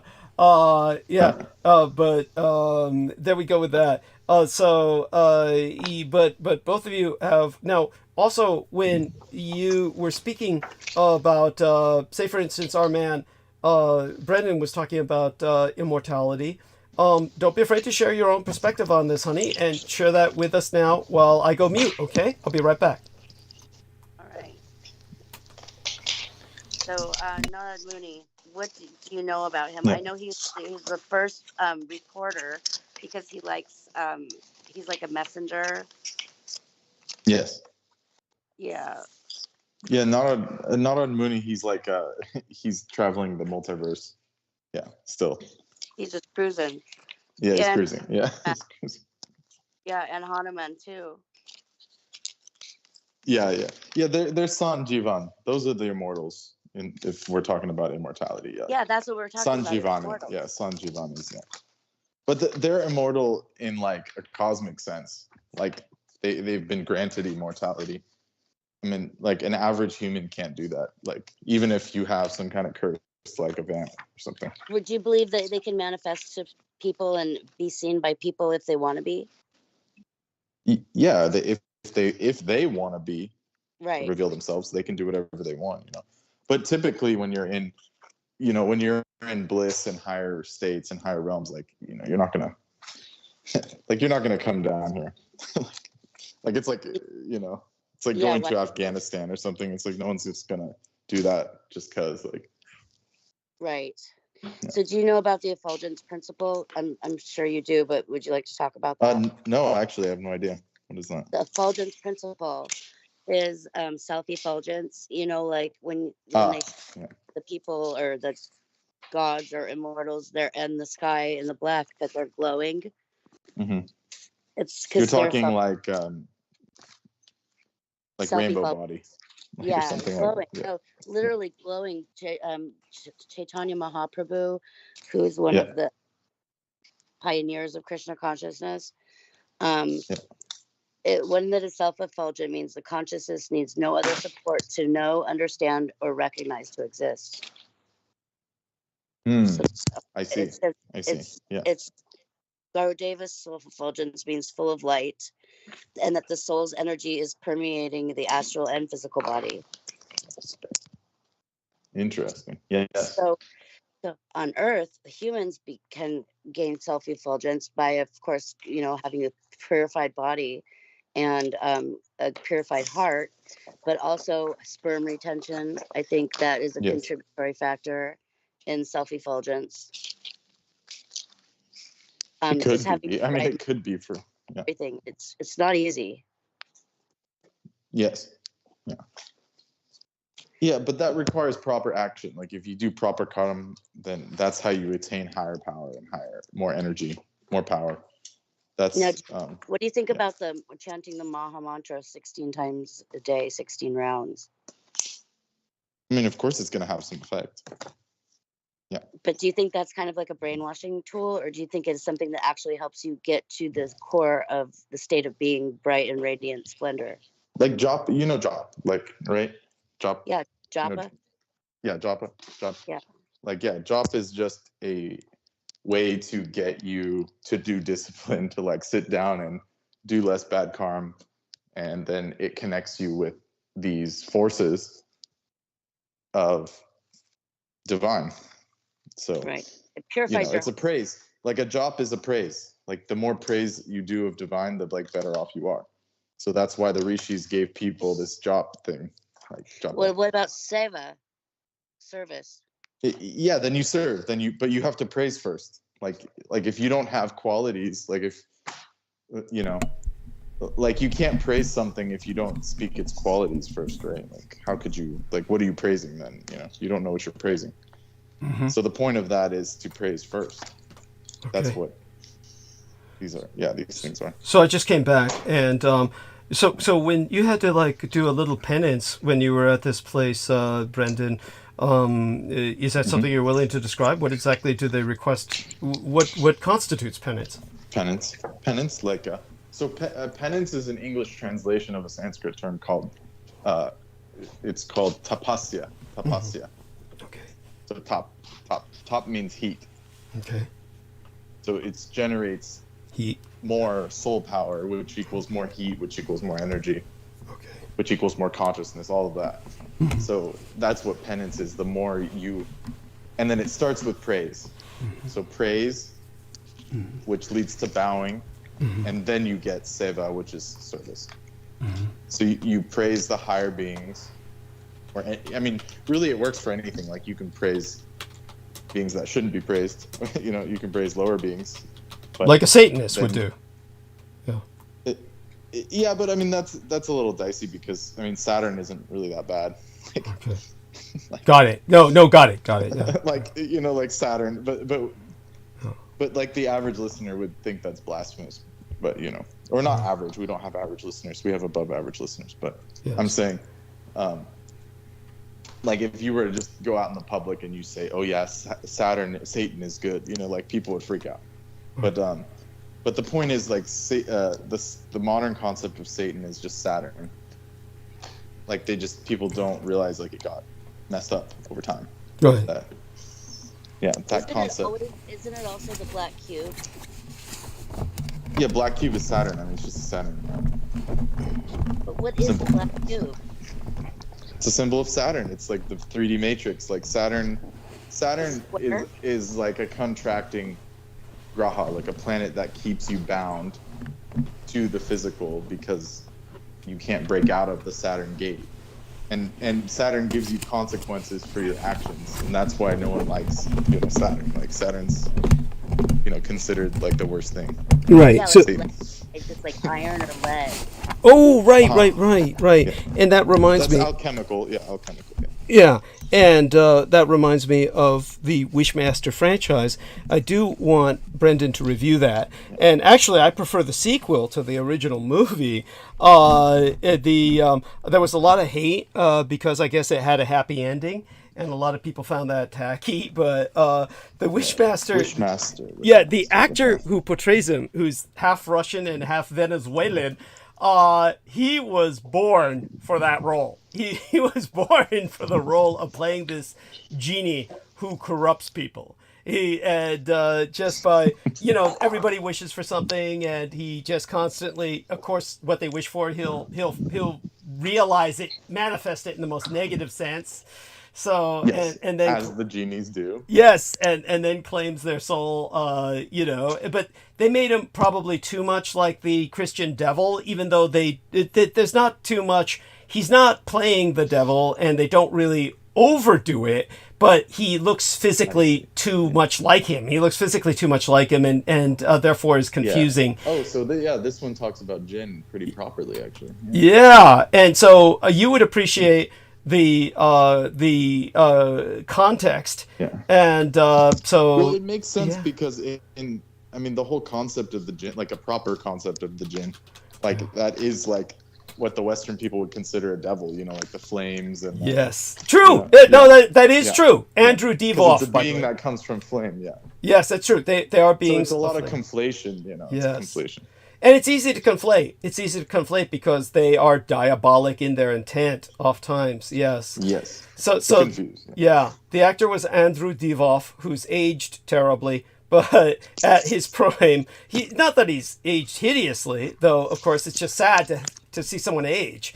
But Andrew Devoff, in his prime in 1997, when the film was made and the sequel, he was born for the role, and he just looks perfectly at home in prison, and which is where the genie goes to corrupt souls, because everybody in prison has a wish, right? Everybody in prison has. So he goes into a prison intentionally. He gets himself turned into a prison, and he basically corrupts souls and gains power till he gets out. So, and they portray some of the Russian mentality just perfectly. Aside from his half Russian background, they bring in the Russian mafia, and again, this was like the sequel, so we're talking about 1999 maybe at the latest, and so they bring in Chechnya. It was all done very well as far as I'm concerned, so I look forward to a review from Brendan if he's able to find a good way to assess the film. Otherwise, I'd like to show you these Vedic maps and tell me which one of these Vedic universal maps seems most appealing to you as something that resonates with your own perception. I mean, when you think of Vedic cosmology, are you thinking, I would assume, something like this? Like Are you talking about like Jumbo Deep or something? Let me see. Vedic. They're kind of silly, convoluted, but yeah. I mean, like any of these. It gives you an idea. It gives you an idea. An idea. So this looks like it's pretty, maybe like. The Brahmand. Yeah, that one's pretty interesting. Okay. I would have to see it in detail, but. Okay, let's take a look at this. Yeah, that's kind of more. That's more accurate, I would say. The Brahmand concept. Yeah. All right. So let me see if I can hold it still without. Because Brahmand means the egg of Brahma, so that's like where we're at, like what we're in. Okay. So So then, where would we be on this? In the center? In the middle. Yeah, in the middle. Thank you. Yeah. And so 7 netherworlds. That's why the physical universe is so vast, because it's like that's like biggest part of it. You know. Okay. So this does reflect our physical universe the way the physicists see it. Yeah, exactly. Yeah, well, the more they look into it, yeah, the clearer it gets, of course. Okay. And Douglas, I would like to share with you something. Sure, honey. It's exactly according to the map. Yeah, it is exactly with the way scientists see it today, because a lot of those scientists are Hare Krishna. Okay. So tell us about this.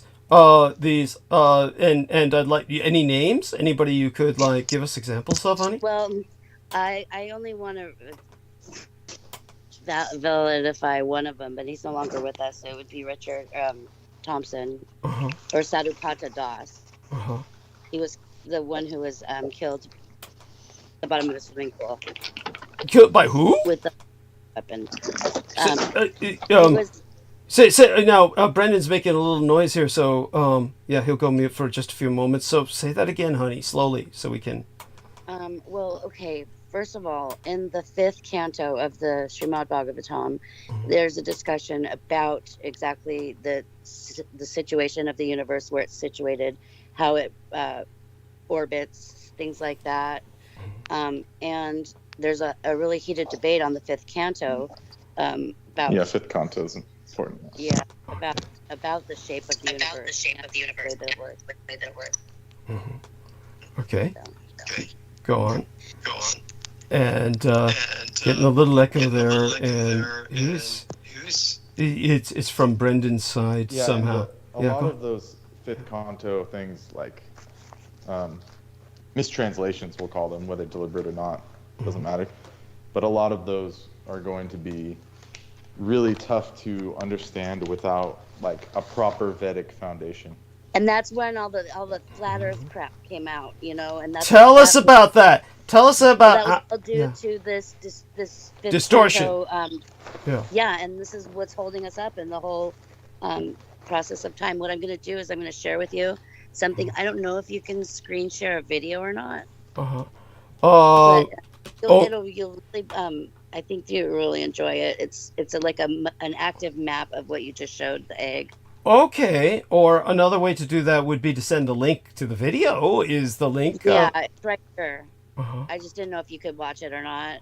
Wait, what are you looking at?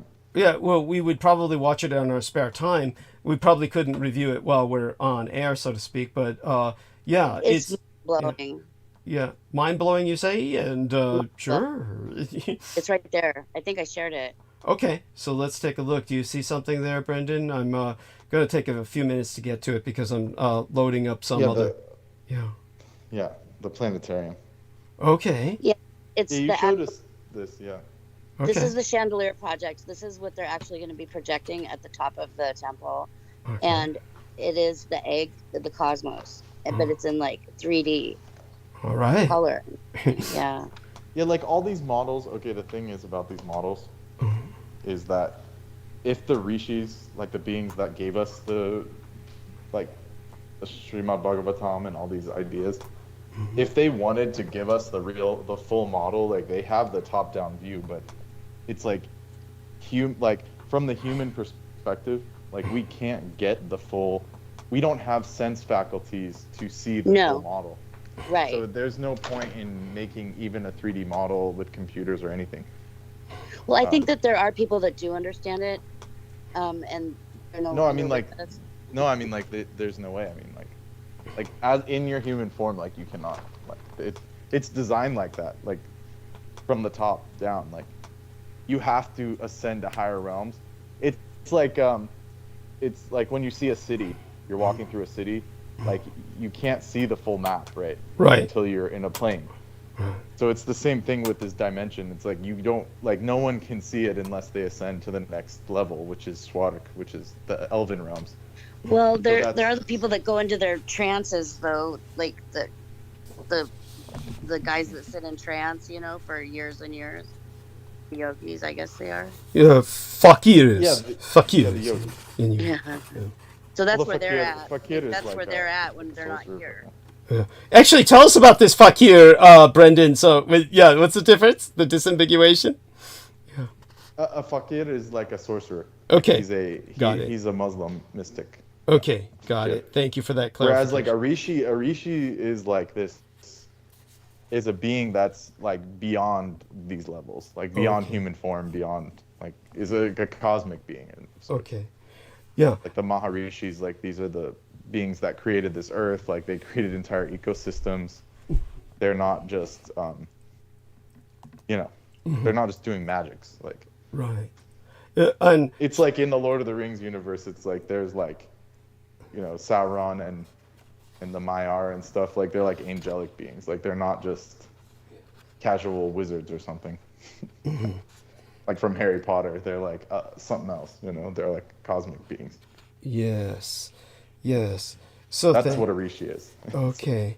It's beyond just a sorcerer or something. Got it. Thank you. And appreciate your clarification of that.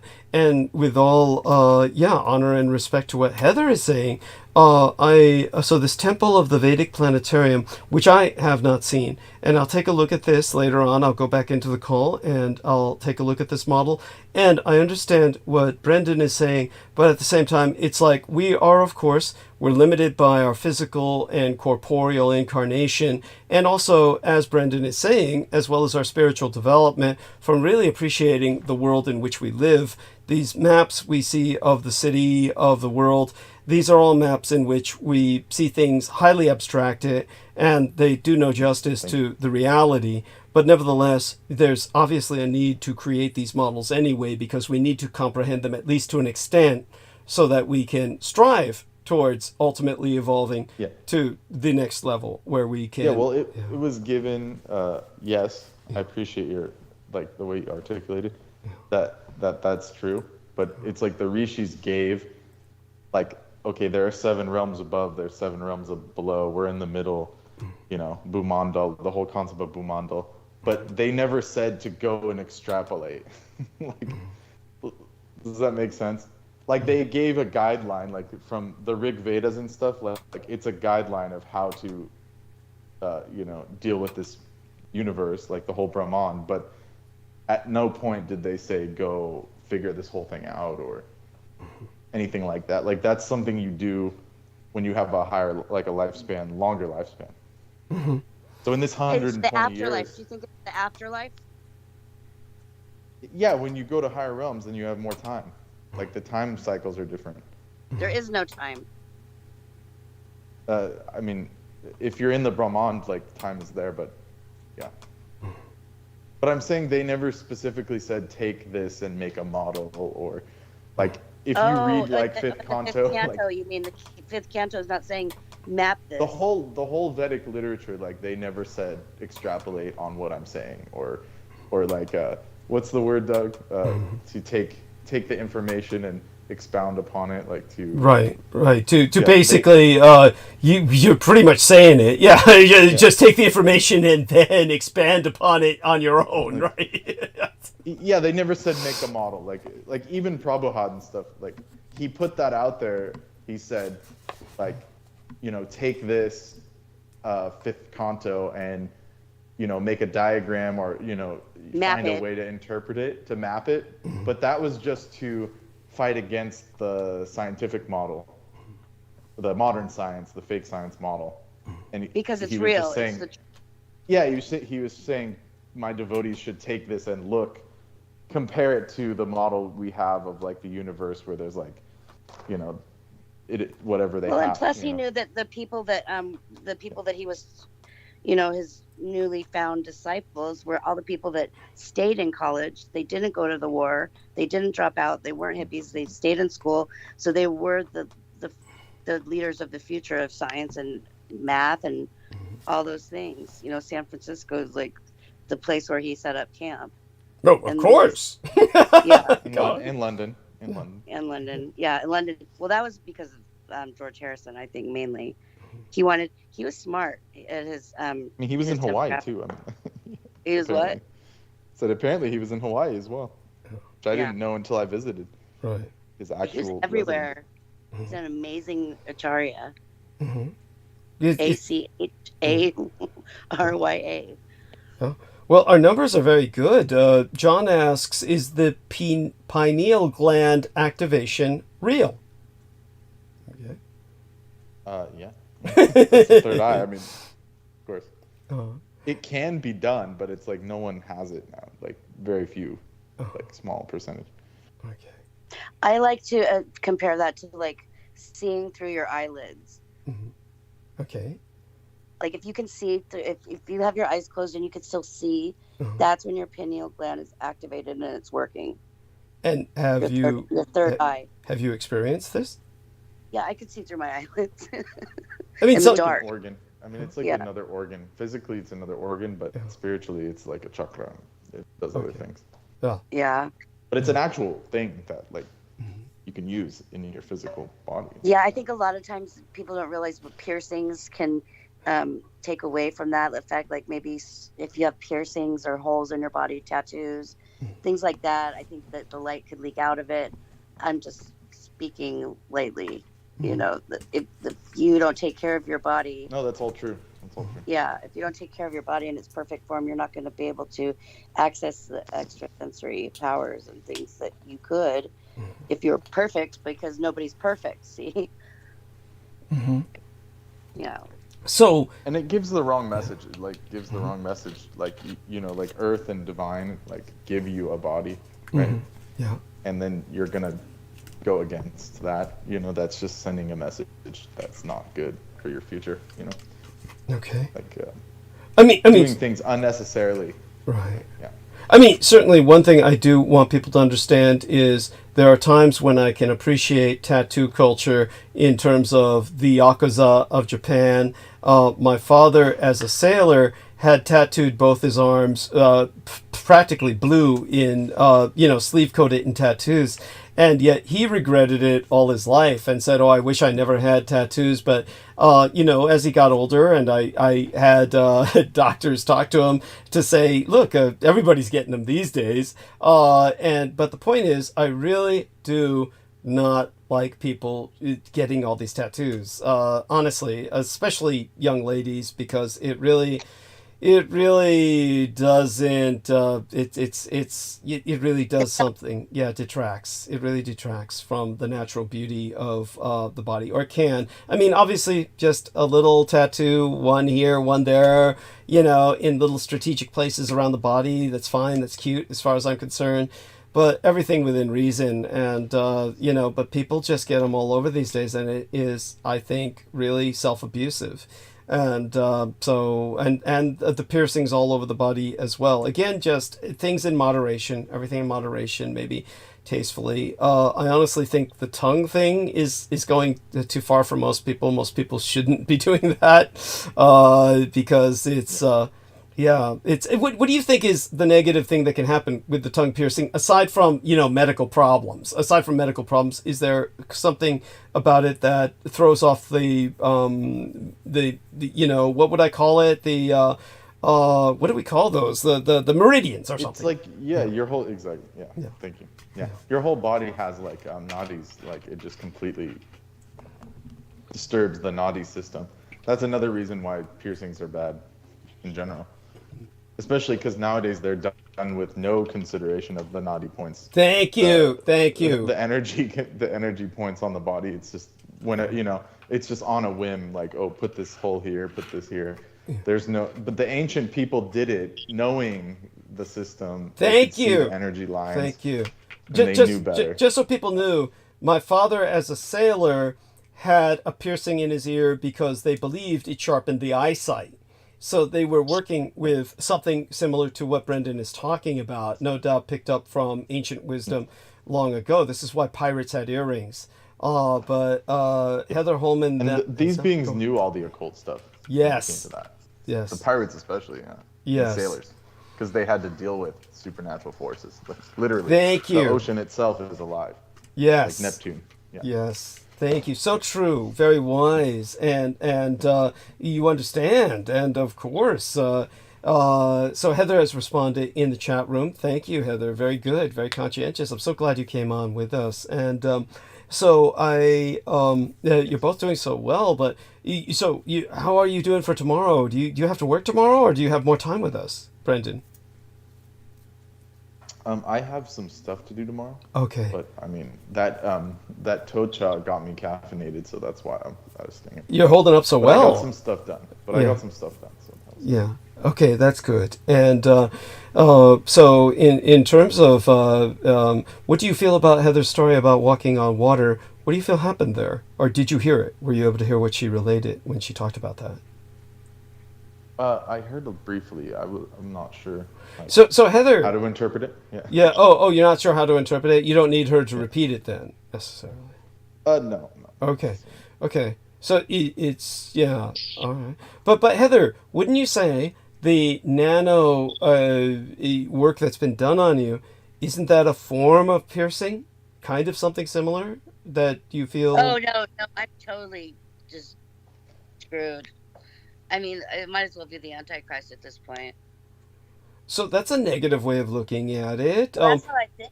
You know, well, Brendan, how would you respond to that to try to get her to see this in a positive? Well, I've never had any real freedom. You know. Yeah. That's all I can say. Well, that would be a victim of an MK Ultra program. Would of course not be. You haven't had freedom, but you're at a point. The freedom of my own thoughts or privacy in my mind, you know, or. What do you feel they're able to read your mind, or somehow? I mean, they based it off of technologies of other realms. Mm-hmm. Like, it's not. Yeah, like, well, what it is, obviously. the reason of the walking on water is because I was like Hare Krishna. I was chanting Hare Krishna. I was at the beach. I was clean, pure. I was 5 years old, so I had not been, no corrupt, you know, nothing corrupted at all. Mm-hmm. Mm-hmm. Well, that's... My ears used to always close up. The holes, every time I get my ears pierced, they close up. So. Mm-hmm. Yeah. So you have a healing faculty. But aside from that, they did work on you without your permission. We'll roll with that concept. We're going to roll with the concept that you've got some implants, various other things that are mechanically... I mean, obviously, people have heard what I've said about my nanoplasma. Something similar happened to you on a scale that seems to be even more intrusive. So if someone is victimized like that, Brendan, what can they do to give them a sense of hope? When Heather expresses a sense of hopelessness like this, I hope she doesn't succumb to that hopelessness. Oh no, that's why I have Hare Krishna. That Hare Krishna movement saved my life.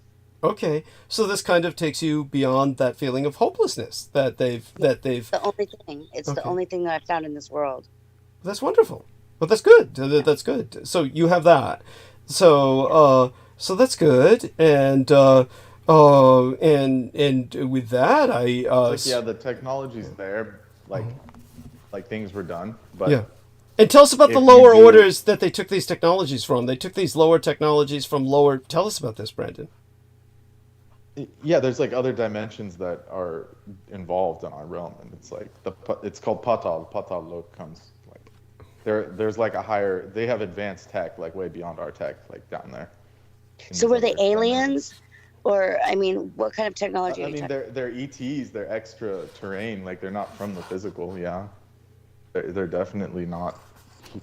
They're beings of other dimensions. I mean, but by the way, there are extra dimensionals. Yes. When I worked with Michael Aquino, they had an actual governmental acronym for these entities. They called them EDBs, for extra dimensional beings. So EDBs was the term for that. So there we are, just a little bit more vocabulary. Are those like the insect kind that aren't really like? Well, they can appear like all kinds of shit. They're pretty. Yeah, there's many. There are many beings, but the ones that I'm talking about are the Patal Lokis. They're called like the Asuras. Like they're quite. Oh, the one with the big eyes and the fangs. That's like one. Doesn't that describe everybody? No, I think he was describing it when one week we were talking, and they have big eyes, they have masks. they represent. That's like the Balinesian. Yeah, I was about to say that's what came to my mind was that vision. What came to my mind was that vision of the Balinesian. Yeah, incredible. Yeah, but the reason why they worship those things or have that ideology or idolatry, not in a negative way, but the reason why they show it like that is because Indonesia and that area used to be ruled by those beings. And the actual name of the island, Bali, is the name of one of the chief asuras who was actually blessed by Vishnu. There's a demon king called Bali, and his body, when he fell or he died, his body created the archipelago. Yeah, they were huge. Indonesia. Yeah, and they were huge. That's incredible. I mean, this is very. I'm just impressed. Thank you so much for that. Thank you, Brendan. Yeah. So with that being said, just a little, I'll share some information here about the gargoyles as I understand them, and I'll work my way into monologue talking about the fall of Byzantium. He was known as Mahabali. Mahabali. He's the grandson of Prahlad and a descendant of one of the rishis. He was a king. So he's actually a very highly advanced being, but yet he was still part of these, Well, if Prahlad was his grandfather, then his great-grandfather would have been Hiranyakashipu, who was a demon. Yeah, they're asuras. Yeah, they're asuras. Yeah, by blood, but I mean, he was an enlightened being. Actually. So he was granted immortality by, of course, by an aspect of Vishnu himself. Yeah. The Vamana avatar story. Wow. I mean, so this is the redemption of a demon. Yeah. What do you mean? Yeah, incredible. But he was one of the more honorable asuras. Yes. Yeah. The honorable demons. Yeah. They're not demons exactly. They're not demons true. exactly. True. They're creatures of immense passion, and violence in a sense. They're very passionate. So in Sanskrit, like the words give it away. The sur means the devas, the holy ones, the gods. Yeah. The Mahadevas, the elementals that support the universe. They're sur. The word sur means tune, like a song, harmonic tune, a harmonic song. So asura means disharmony, against the song of divine. So that's all it means. They're beings that went against, and Tolkien actually took this for the whole concept of metalcore and all this stuff. So basically, the song is the eminence of divine, like the word of God, right? In the Bible, it says the word made the world with a turn L, right? Like word turns into world. Yes. Right? So that's the song of God, is manifestation. But these beings use that song to manifest against life and against divine. So that's why they're asur. They're against the song of God. Yeah, contratonals. They're disharmonic, and contratonal. So to go with that, think of the term universe, uni meaning one, and verse meaning song, one song or whole song. Ooh. Yes. Wow, exactly. I like the way you think. Yes, thank you, honey. And so while I reclaim my voice, go on, continue. Brendan. Yeah, so Mahabali was a benevolent and generous king. He ruled without discrimination. His people were honest, healthy, and happy under his rule. Mahabali also possessed the Amrita, the nectar of eternal life, which was obtained then by the Asurs. The Amrita allowed his subjects to bring him back to life after his death in one of the wars between the Suras, the Devas, and the Asuras. Mahabali was thus immune from death. Yet after many wars, the invincible Bali had conquered heaven and earth. The Suras, the Devas, approached Vishnu to save them from complete obliteration. Vishnu refused to join the war outright, or kill the benevolent king, Mahabali. To restore the natural order, he incarnated himself as the dwarf Brahmin avatar Vamana. While Mahabali was performing the Ashmaveda sacrifice, so he was doing penance. This is how these beings got power. They know the rules of the universe, so they do the penance, of course, to increase their Shakti, to increase their power, to be able to conquer the whole heaven and earth, the whole three realms. So Vamana Avatar requested 3 steps of land, and because he knew that you were supposed to bow to higher beings, and this being that Vishnu, the avatar Vamana, he was like a higher being, so he had to grant him these 3 wishes. So these quote unquote 3 steps of land, because he was such a small being, this was like a dwarf kind of being he manifested as. He said, I'll give you these 3 steps of land, no problem, because they're just going to be small steps. But despite warnings from Shukracharya, who was Venus, who's also, Lucifer, but that's another thing entirely. These other devas, Shukracharya is the planet Venus, basically. He told him not to comply with his request, but he did anyways, who had realized Vamana's true identity. Vamana then metamorphosized into Vishnu's colossal Trivikarma form, which is a giant form. And the first foot encompassed all of heaven, the second step all of earth, and the third step was left. The third step was left. So he claimed both in this 1, 2, and third step, Mahabali accepted his fate and offered his own head as the final step, becoming a servant of Vishnu. Some Hindu texts state that Mahabali was banished to Patala. Some state he was dragged there, which is the lowest realm, Patala, the netherworld. In other words, he entered heaven with the touch of Vishnu and becomes Chairanvani, an immortal. But what had happened is, according to Hindu mythology, Vishnu granted his Bali a boon because of his humbleness and his penance, by bowing to him and allowing the final step to land on his head, that he was granted eternal kingship over Patal Lok, which is the lower kingdom of the netherworld, and was also admitted to Valkunt, which is the highest realm where Vishnu resides as well. So wonderful. That's so in the Vedic there are no villains.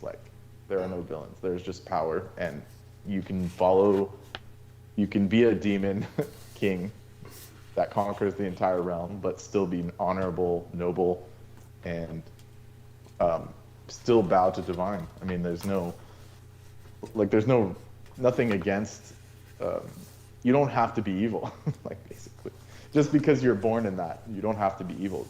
It's just a matter of power and energy and Shakti. So, thank you. Yeah, very good. That's the lesson of Bali, and then so his name is given to that island because it's rich. It has very rich resources and things like that. Incredible. And what a profound context. I thank you so much for that. That's beautiful, and always appreciated. So in terms of the gargoyles with both of you here, and what I'd like both of you to do right now is just kind of say good morning to everybody. I'm going to kind of segue gently into my monologue. But, once I get going, I'm going to suck all the oxygen out of the room and everybody dies. So just want you both to say good morning to people and kind of interject when you feel you have something to say as, I get deeper into this. But I do want to start it off more like, just sharing what I know, and both of you kind of responding if you feel you wish to. But let's have you both say good morning first. So ladies first, Heather, say good morning to everybody before I start. Good morning. Yeah. And good morning. Thank you. And I'd like to hear what you have to say about, anything that comes to your mind when I bring up the gargoyles. And Brendan, say good morning to everyone, please. Dear Brendan. Good morning. Yeah, good morning. I'll have to carry on over here. Mm-hmm. But yeah, it would be interesting to hear about gargoyles, and then I'm going to go off to sleep. So Wonderful. Thank you. Well, we all appreciate your being here. You've held good numbers. People love hearing what you have to say, and it's deeply appreciated. And thank you for sharing with me a more holistic vision of your own understanding of our universal shape, so to speak. And I'll, of course, come back to you about that in the future. That'll be a recurrent theme.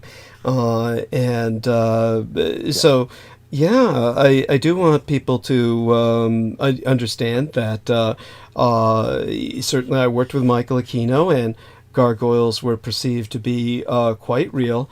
And he perceived them to be essentially an enemy, kind of like an obstacle to some of what he wanted to accomplish in terms of some of his objectives, which were more destructive or heretical. The gargoyles, in a very real sense, were obstacles that he felt stood against him. Historically, understand that the gargoyle is not a natural creature, but rather the result of alchemy. Near the end of the Dark Ages, there was a pious alchemist named Alonso del Atriaci, or Atriaci, depending on what kind of dialect that you're using.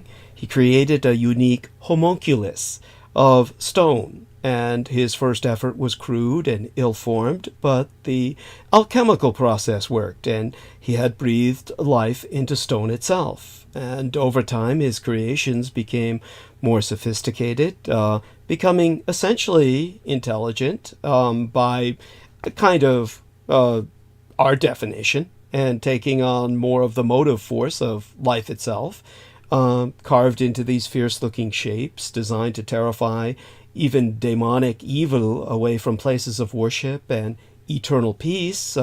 These gargoyles were Alonso's greatest gift to the Holy Mother Church. That was his universe. And now, the church itself did not necessarily well receive his forays into the arcane. And a monk named Giacomo Donato initiated an inquest into Alonso's arcane studies. Now, far from wanting to dabble into matters forbidden by the church fathers, Alonso had dedicated his efforts to using his creations to defend against evil influences. And he argued before the church hierarchy that giving them the faces of monsters served to scare off infernal minions and ward sacred places against the demons as human agents. And with the support of a Belgian cardinal named Wittrich, the church relented. And now, soon enough, the churches of northern Italy and southern France became dotted with these bestial waterspouts that were in fact gargoyles.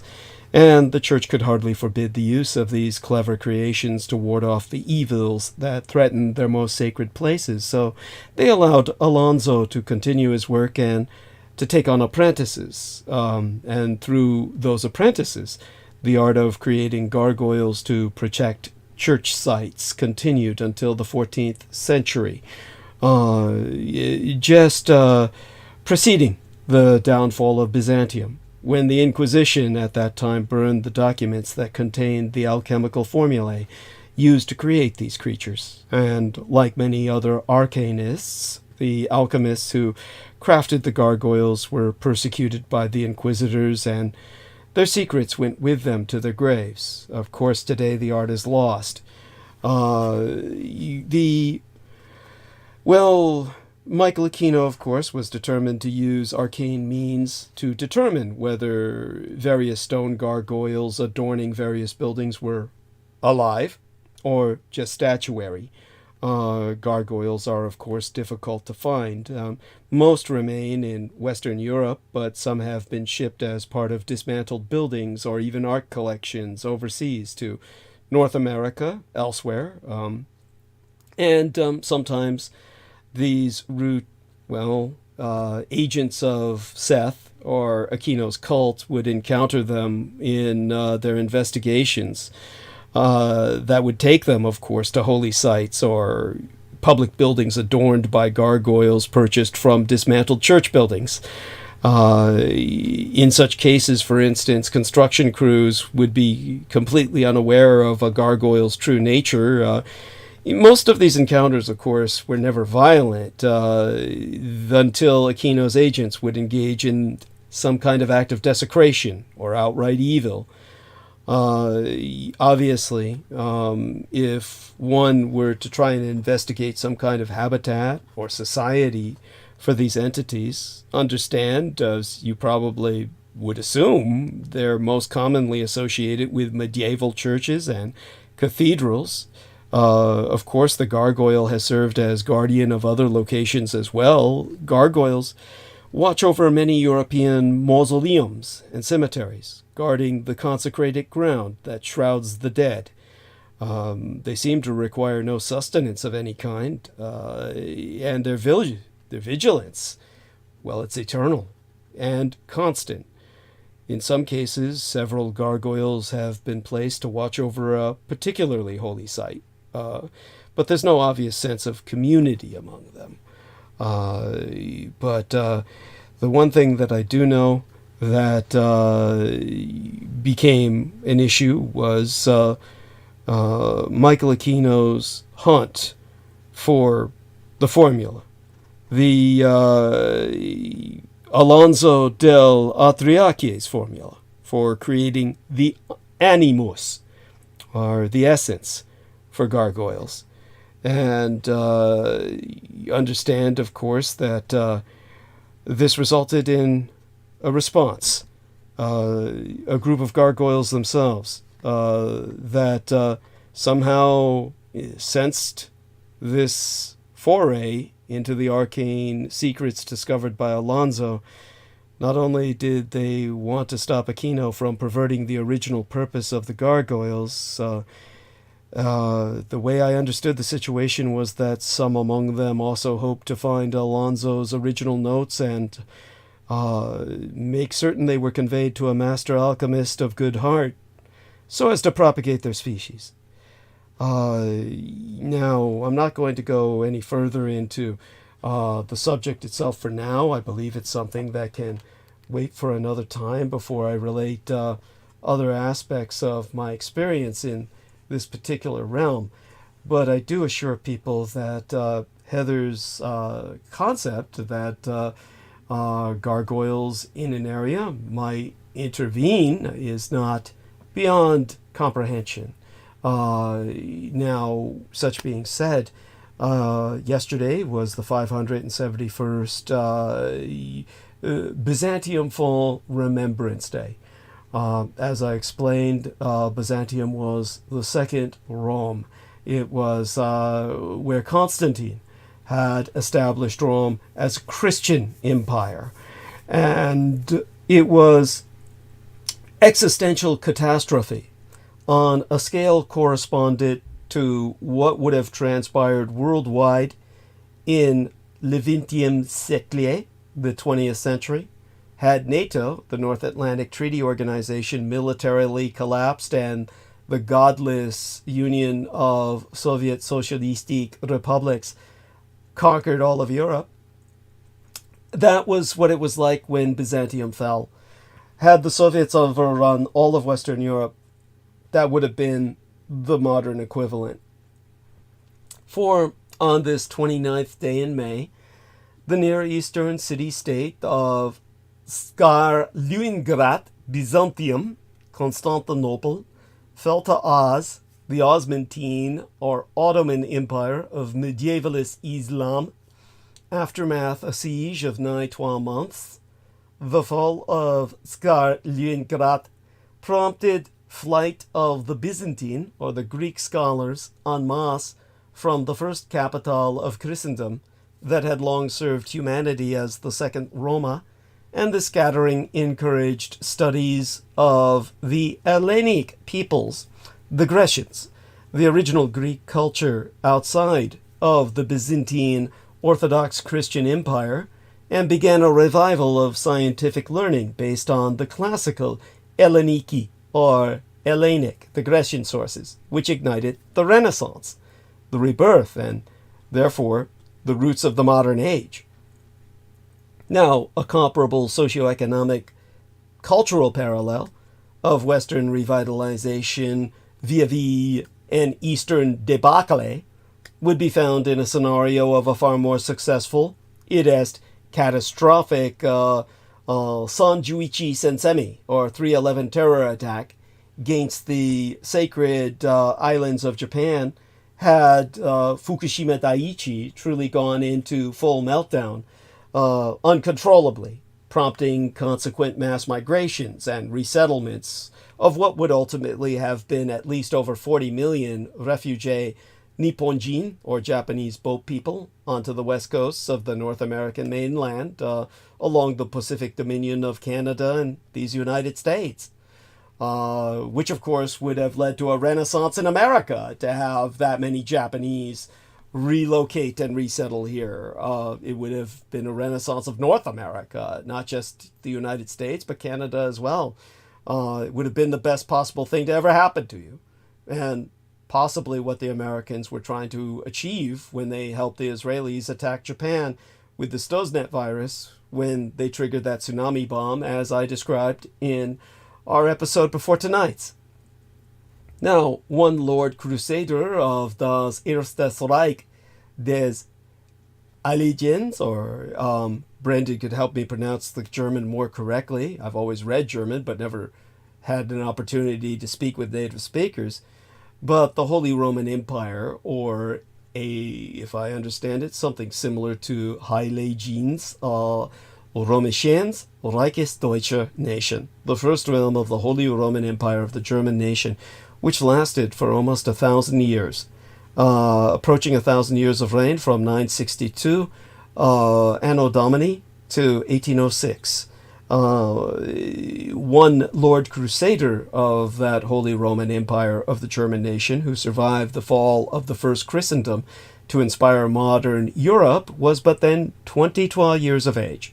And that was a child of the Voivodin, the Slav Latin European equivalent of the Japanese people's shogun, the supreme military commander at the national level, the Voivodin, Vladislavis, the third Bazarab, the princely generalissimo Vladislav III of House Bazarab, signed by his scribes as the Dracogulvier, the son of the dragon, anglicized as Dracula, known to the world as Źoŵjetskih Kazikli, the Caesar Sepish the Impaler, the feared crusader against Islam, the devout Christian ruler of the Khanate of Wallachia Rom Partium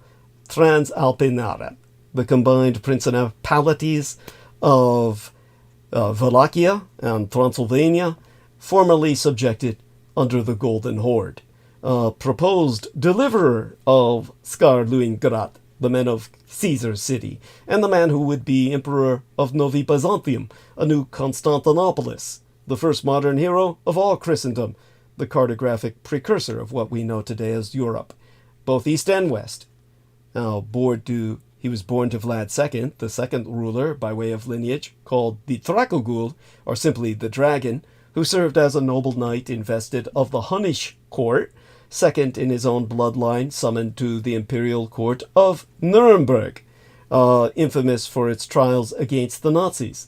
Therefore, to be inducted into the Draconian, the Draconian order, by decree of das Heilige Römisch Deutscher Kaiser, the Holy Roman German Kaiser, the Emperor Sigismundus of Luxembourg, and thereafter posted supreme military commander of the Hungarian Principality of Transylvania, and vested with the Wallachia Romani Voivodianship, the marshaldom, the shogunacy of the Romanian Wallachia, before assassination of both he and his firstborn, Mircea.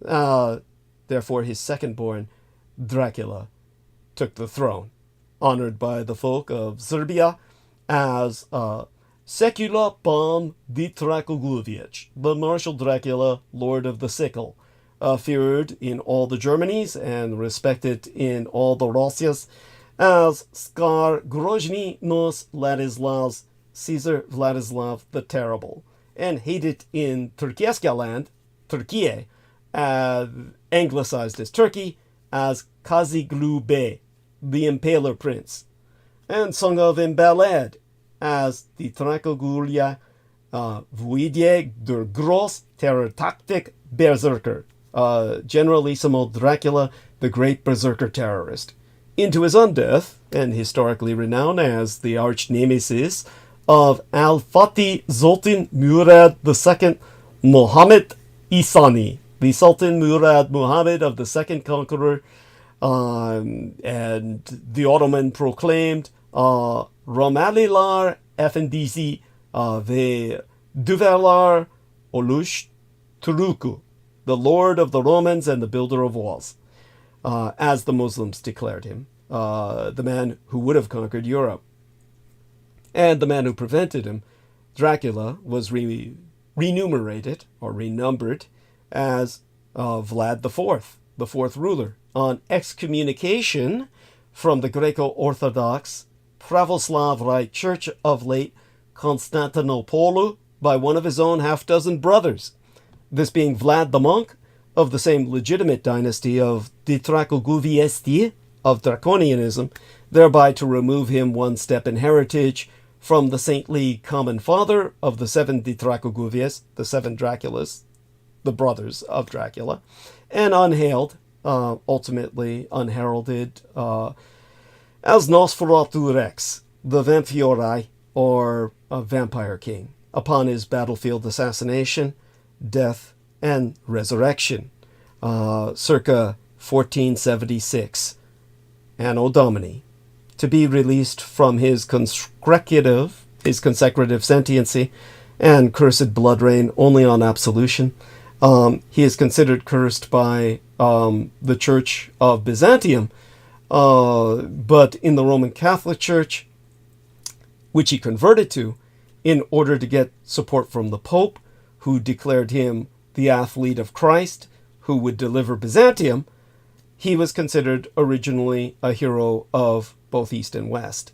Ultimately, of course, he was defamed by many jealous Western Europeans, who then began to literally pay artists to paint his image, his likeness, into pictures of the crucifixion of the Christ, as if he were someone responsible for the death of his own God, or the persecution of his own Messiah. This was something that historically truly happened in terms of this propaganda campaign. And when the printing press was developed, there were only two things being initially printed upon it: the Most Holy Book of the Bible and anti-Dracula propaganda texts. So he was a man who was then damned and rejected by both East and West, but personally survived his assassination when that same gene that dwells within myself, the vampire gene, activated. And this happened, of course, as it did with me, pretty much with a near-death experience. With mine, it was my being killed, drained of my blood, and a replacement synthetic plasma being pumped into my system, during which time I clinically died for at least a period of a day. From what I've heard from my parents, more like 2 days. And when I reanimated, had a polar shift in my blood type.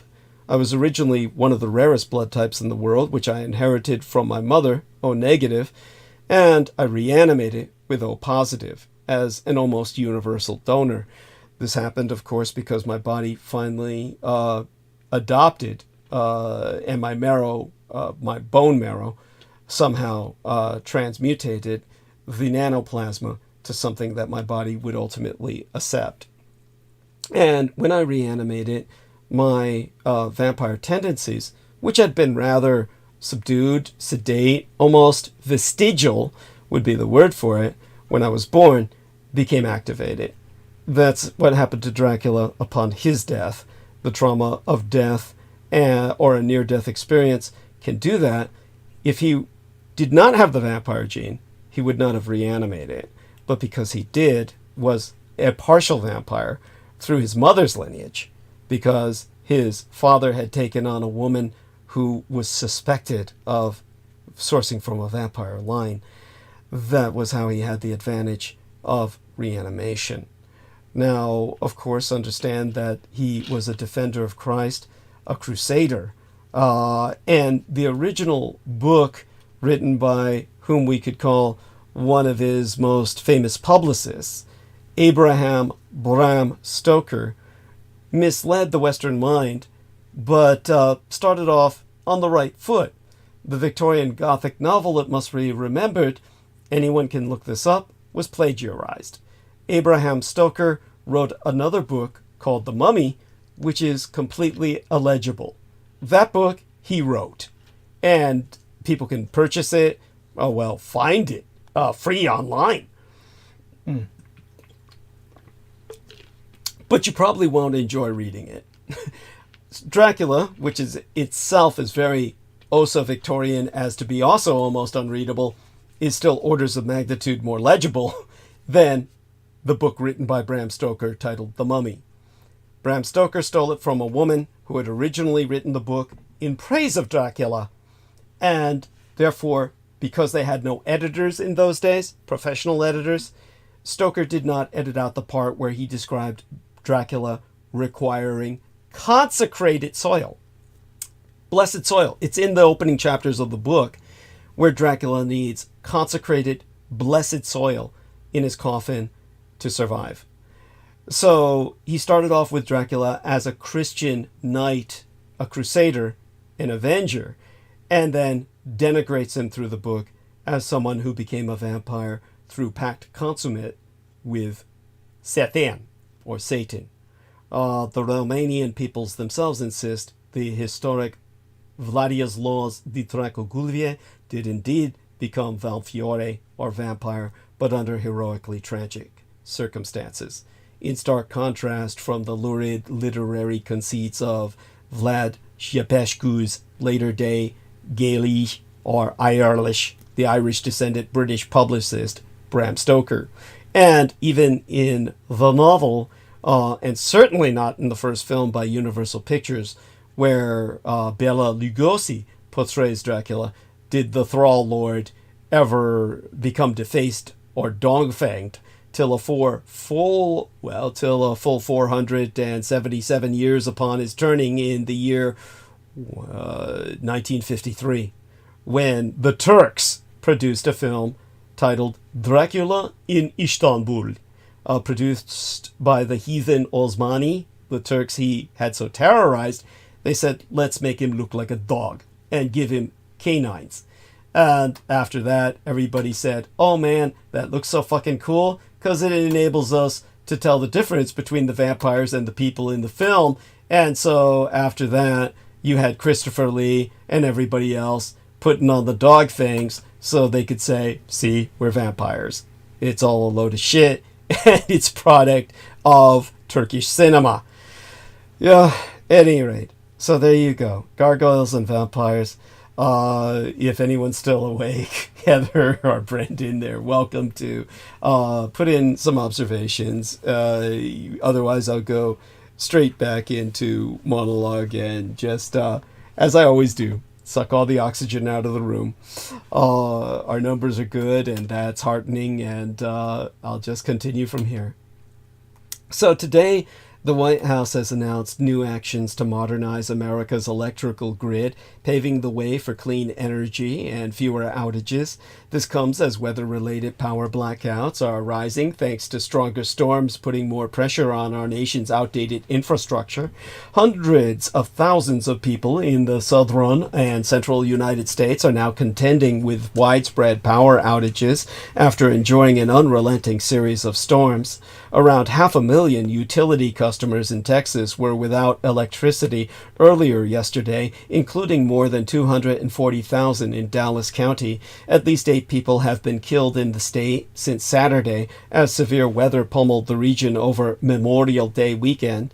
After a brief reprieve fact, yesterday, another round of powerful storms are rumbling back into this same area. On Thursday, as predicted by the National Weather Service, forecasts show threats of a large hail, damaging winds, and localized flooding to the Dallas-Fort Worth area. Be prepared. And pray for Crystal River, of course, who's ghosted, Peter and I, for reasons I'm sure she has. And I take no offense personally.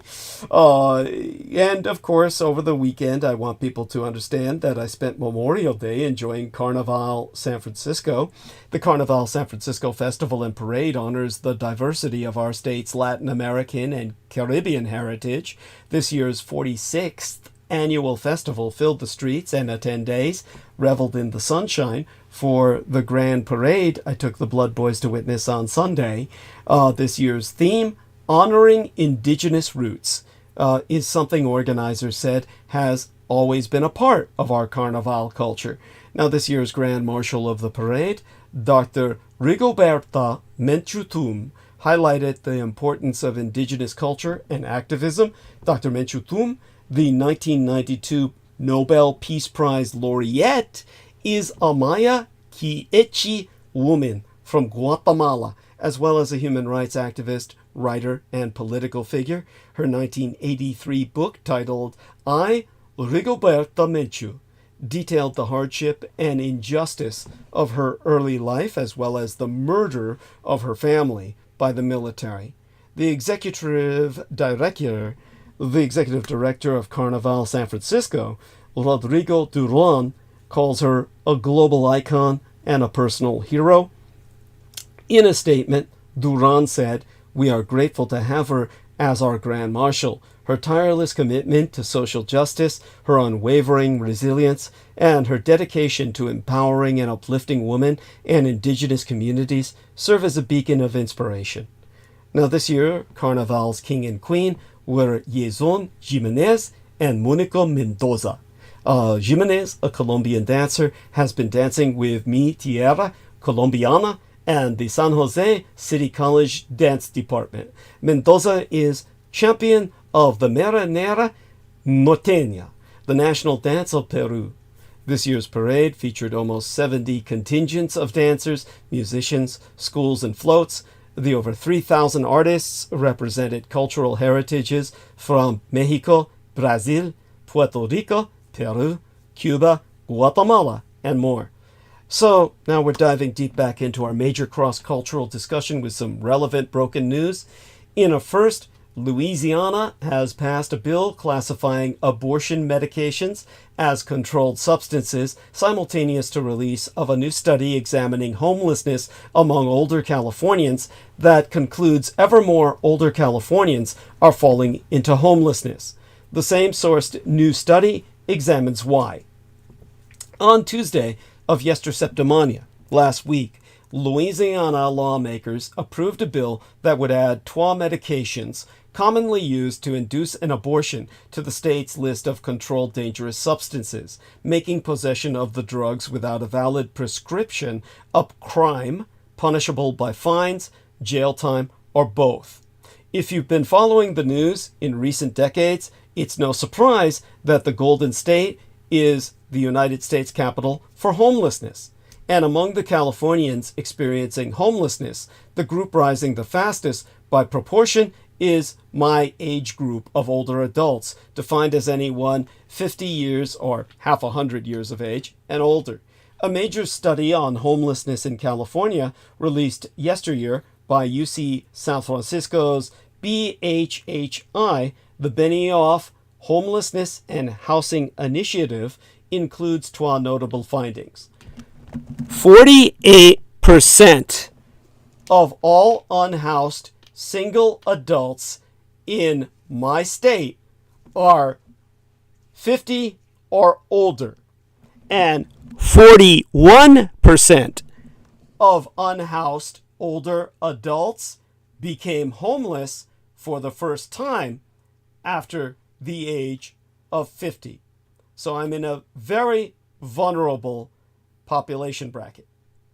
Now, a follow-up study from BHHI researchers has dove further into that alarming trend, which they note is expected to continue as the proportion of people age 65 and older experiencing homelessness in these United States is expected to triple between 2017 and 2030. I am counting on all of you to help prevent that from happening to me. This new report is titled Toward Dignity, subtitled Understanding Older Adult Homelessness. And it explores how older adults lost housing, what their lives have been like since, and the barriers they face to get back into housing. The authors also include policy recommendations to address the crisis. In a news release, the study's lead authoress, Margot Kuschel, directress of BHHI, is quoted as saying, "We are failing our older adults by allowing them to spend their last years on our streets and in our shelters. The dramatic rise in homelessness among older adults has severe consequences for the health and safety of those who experience it, and for our society at large.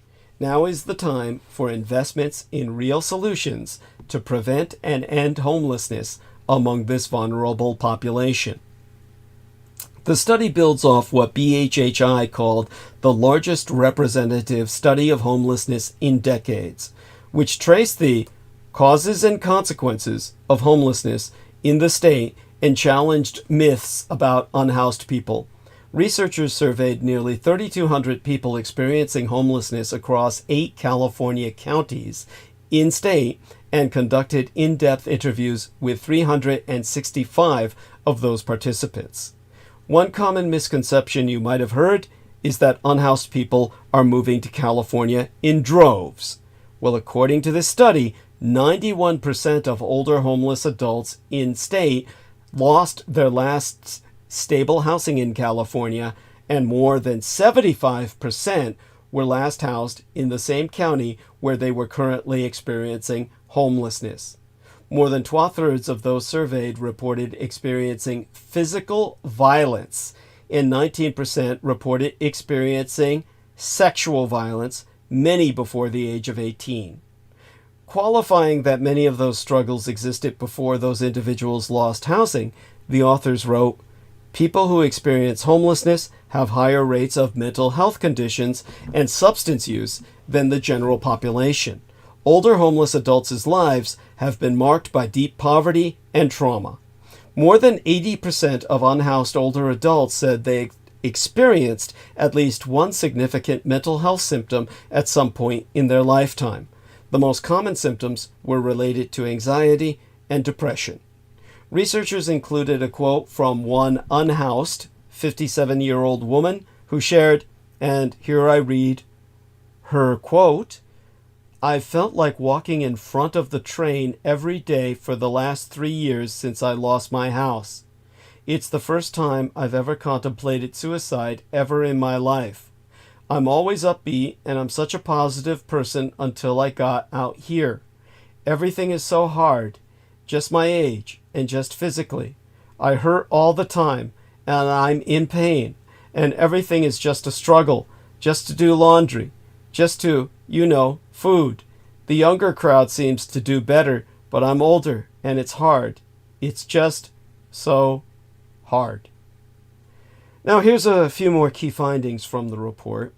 There's about, I'd say, enough as usual to count off on one hand. The points would start with my pinky finger. According to the report, being single is a risk factor for homelessness.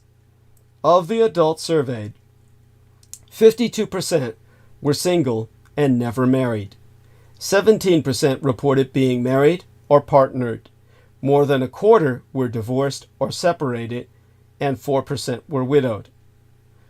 Now, my ring finger, the other point being, more than 80% of older adults entered homelessness from housing. 46% from non-leaseholding agreements or arrangements, and 35% from leaseholding arrangements. The other 19% entered homelessness from institutions, which included time in jail, prison, or healthcare settings. Now, with my fuck you finger, the main point is poor health is a common reality among older adults experiencing homelessness. More than 2/3 reported having at least one significant chronic health condition. About a quarter of those surveyed said they'd experienced a time when they couldn't get health care or obtain medication that they needed. With my pointer finger pointing at all of you, while people of color are overrepresented overall within my Golden State's unhoused population, older black adults are particularly overrepresented. The report notes that 31% of older adults experiencing homelessness identified as black, compared with 6% of all Californians age 50 or older. Older adults who identified as Native American or indigenous and multiracial were also overrepresented, as confirmed by this survey, which then states the precariousness of my own position as someone of mixed race heritage. Now, finally, with my opposable thumb, the point being made that the majority of older adults surveyed expressed optimism that well-timed financial support would have staved off homelessness. Many believed that a modest monthly subsidy from 300 United States dollars to half a thousand United States dollars a month, or a one-time payment of between 5,000 United States dollars to 10,000 United States dollars, or something akin to a housing voucher, would have allowed them to stay in their homes. Now, the study's authors recommend policies meant to reduce and end homelessness among older adults. Those include increasing our Golden State's dismal stock of affordable housing and removing barriers that older adults have in navigating complex programs and processes. The authors also called on policymakers to strengthen eviction protections and do more to prevent older adults who exit jails and prisons from ending up on the streets, noting that many in that population are entering homelessness directly from institutional settings. Other recommendations included increasing incomes for older adults in extreme poverty, expanding outreach to older adults experiencing homelessness, and prioritizing racial equity within the systems that respond to homelessness. Now, as we have covered via my program of critical omissions last month, those systems are struggling and lasting solutions are difficult to achieve. And even though the state has poured billions of dollars into programs meant to reverse our nation-leading homelessness, we have little to show for it and don't really know how well all that money is being spent. So again, I turn to all of you. Understand that you are what stands between myself and homelessness. With that, we're going to go into tackling some of these wicked problems that call for engineers with social responsibility. You see, many technologies are high risk, and their problems cannot be fixed by policy alone. Engineers must embrace social responsibility. So I've got 2 nonfiction book reviews tonight. Let's start with the first, titled Wicked Problems: How to Engineer a Better World, by an individual whose name is pretty fucking sucky. Poor bastard was named Guru, which, you know, might be cool, but I think it's pretty fucked up. And he's got a last name of Madhavan, which it's spelled Madhavan, so you can bet everybody calls him Madhaven. It's published by W.W. Norton and Company this year, and I reviewed it, of course, through my son's husband's estate libraries. Now, society relies on engineers to deliver almost everything it uses, from food and water to buildings, transport, and telecommunications. but new technologies are often rushed into service for market reasons, before potential risks and consumer behaviors are understood, and well before sufficient regulation is put in place to protect the public. In Wicked Problems, biomedical engineer and United States policy advisor Guru Madhavan he considers the implications of these human-made vulnerabilities using striking stories such as a tsunami of molasses, aeroplane crashes, exploding steamships, and infants decapitated by aerobags. By exploring the interplay between engineers and policymakers, Madhavan shows how engineering can produce problems that policy cannot fix, and how successful systems can create socially unacceptable risks. Madhavan focuses on wicked problems, which emerge when hard, soft, and messy problems collide. Time and time again, a technology becomes profitable and is widely adopted, then its problems become clear and public alarm grows. A period of debate follows, marked by inflamed emotions, news coverage, litigation, denial of responsibility, and political impotence. Eventually, corrective mechanisms are developed, implemented, and enforced with updated standards. These patterns and problems of rapid technological development are becoming recognized, and there are plenty of modern examples, from social media platforms and artificial intelligence systems to self-driving cars. So, briefly, let's deep dive into these disasters. Madhavan tells us there's much that can be learnt from history. Take the lucrative business of supplying molasses for whiskey and food manufacturing. For example, a massive storage tank built in 1915 in Boston, Massachusetts, had exhibited so many signs of being unsafe that the company managers and workers grew accustomed to the leaks and stress groans. One day, in the year my late and sainted sire, the man who raised and guided me, my legal father, George Dietrich, was born, in that year of 1919, that tank, filled to capacity, ruptured, sending 10.5 million liters of black syrup through the streets in a 10-meter high surge, destroying entire buildings, killing 21 people, and critically injuring 150 more. In the wake of the molasses disaster, the industry rushed to improve the safety of both hard physical structure and soft operational standards. Risks and vulnerabilities were assessed, better materials were engineered, designs were improved upon, and safety and maintenance measures were finally implemented to reduce the risk of pressure vessel explosions and collapses.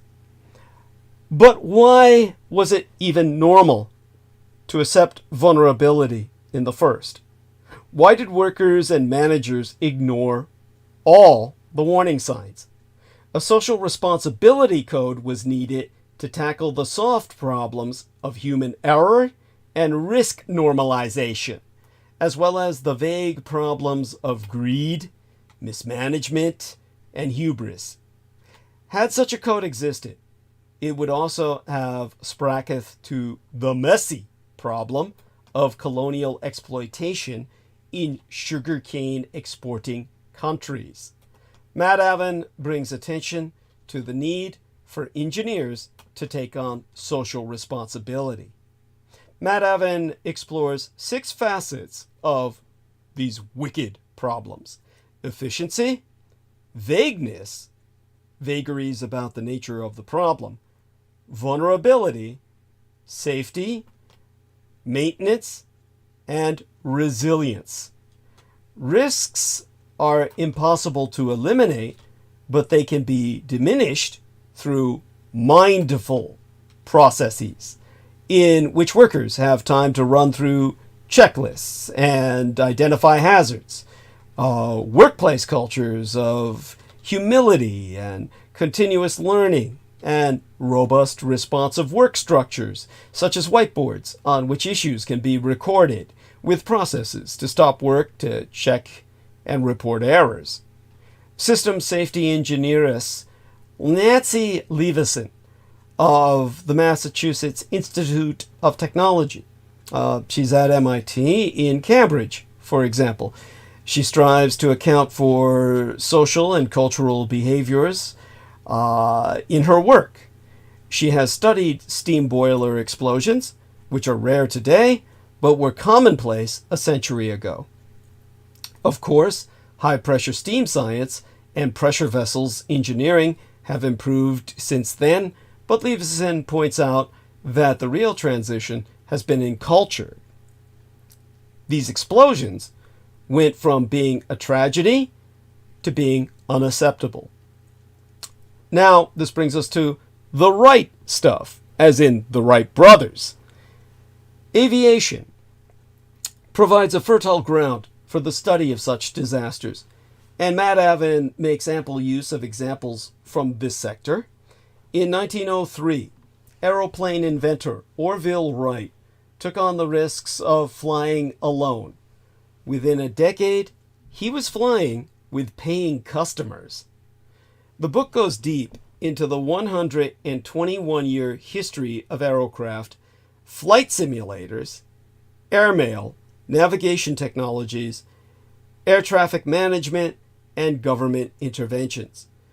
It recounts the early challenges of flying and navigating and the risk-taking culture that was particularly common among pilots in the first 3 decades of aviation, resulting in a number of accidents. In fact, flying was so unsafe in my own natal decade of the 1960s, only 1 in 5 people in these United States was even willing to fly. Matt Avon threads the story of American aviation pioneer Edward Link throughout the book to explore how a systems approach is needed to address wicked problems. As well as being a pilot, Edwin Link was an inventor, entrepreneur, an adventurer with a strong sense of responsibility. This is probably one of the most important elements, if not the most important element, of human essence: responsible heroism. Now, the Link Foundation Energy Fellowship Scholarship, named after the aviation pioneer Edwin Link, application for PhD studies, asks candidates to discuss how their vision for research was guided by social responsibility. Now I know why.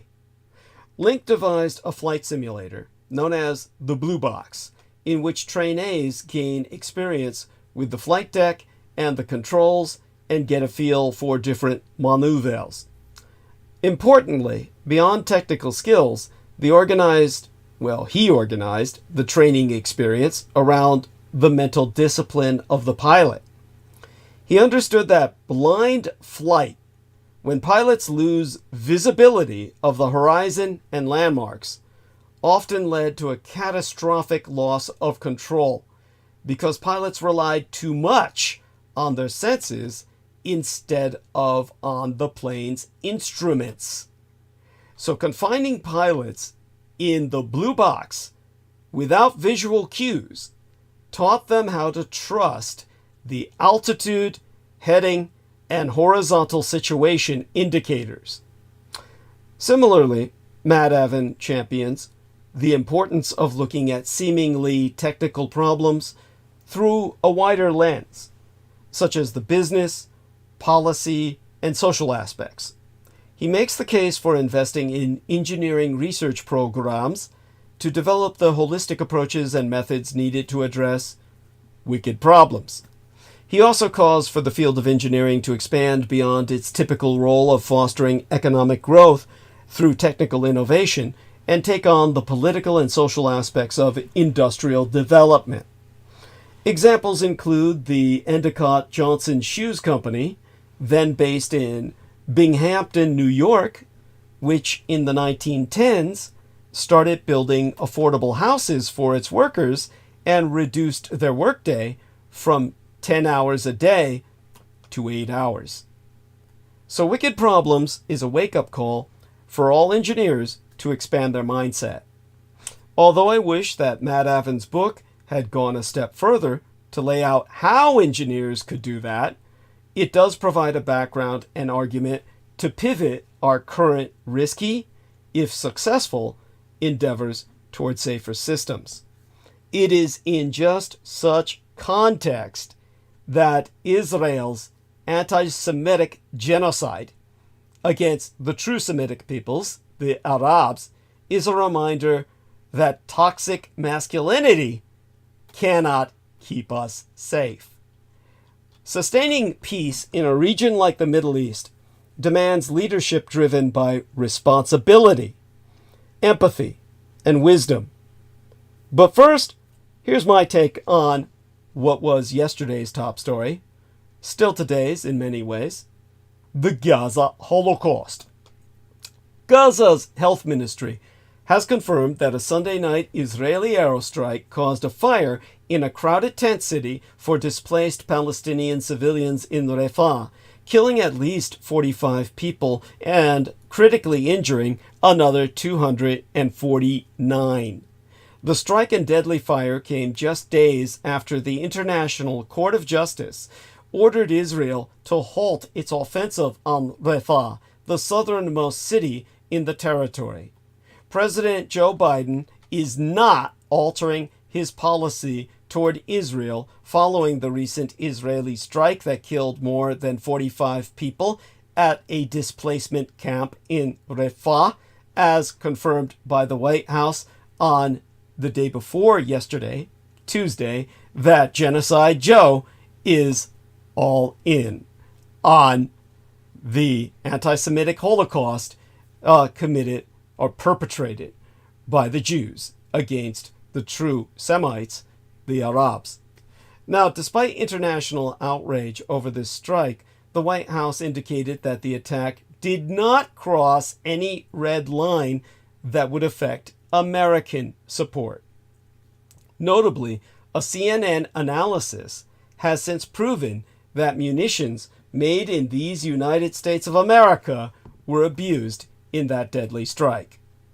Also on Tuesday, the Pentagon claims that the temporary pier constructed by the United States military to transport aid into Gaza conveniently broke apart in heavy seas. The repairs will take more than a week, further delaying any efforts to get the maritime corridor fully operating and further evincing American collaboration in the Jewish racial extermination of indigenous Semitic peoples. So, will Israel have to stop its Rafah offensive? Overusing the label of anti-Semitism, Netanyahu vows to continue waging a war of annihilation amid international airstrike condemnation. Benjamin Netanyahu frequently makes claims of anti-Semitism, notwithstanding Netanyahu's claim but yesterday that frequently makes, how did he say it? That the offensive will go on. Israel's ability to carry on, however, may now be in doubt. Observers concur. In either case, he's deflecting from his own problems. Let me try and rephrase that a bit more coherently, because this is an emotional issue. And I'll go, of course, dive into my hip pocket here and pull out a couple of historical examples to put it in context. Basically, in light of what I've just articulated, the question I asked is, so will Israel have to stop its Rafah offensive? And as I said, overusing the label of anti-Semitism, which is an oxymoronic term because the overwhelming majority of Israelis are not Semitic. They are ethnically Slavic or Turkic. Netanyahu is vowing to continue waging a war of annihilation amid international airstrike condemnation. Benjamin Netanyahu frequently makes claims of anti-Semitism, but notwithstanding Netanyahu's claim but yesterday that the offensive will go on, Israel's ability to carry on may now be in doubt. And with observers concurring in either case that he's deflecting from his own problems. So with that, here's a few quotes to consider. Quotes that put this situation in context. Here's one for you. We will come to you with endless rockets. We will come to you in a limitless flood of soldiers. We will come to you with millions of our people like the repeating tide. That is Yahya Sinwar, leader of Hamas, on December of 2022. But what he's saying is responsive. What he said, as ominous as it sounds, was preceded by this quote: "A man's gotta do what a man's gotta do. And a country's gotta do what a country's gotta do." That's a quote from Israeli Prime Minister Benjamin Netanyahu from July 21st of 2014 on his interview aired by NBC News, which later on purchased the Aspen Ideas platform that I will get to. Now, consider that man bullshit. The devastating fire that, according to Hamas, killed dozens of displaced civilians in Rafah, and that obviously started because of an Israeli attack on Hamas terrorists, has come at the worst possible time for Israeli Prime Minister Benjamin Netanyahu. A work week span of 5 days ago, the International Court of Justice ruled that Israel must immediately halt activities in Rafah. Although the language used by the court could imply that Israel may carry out some activities in the city as long as it conforms to its obligations under the Genocide Convention, there were international calls on Israel to cease all activities and warnings of a disaster that have all too predictably come true. Rafah is the last Hamas stronghold in Gaza, in the sense that Hamas is among the people who refuged there. According to information obtained by the Israeli Defense Forces, it's also where many of the Israeli hostages are likely to be held, which would make sense since they can't survive anywhere else outside, as the Israelis have turned the rest of Gaza into a parking lot.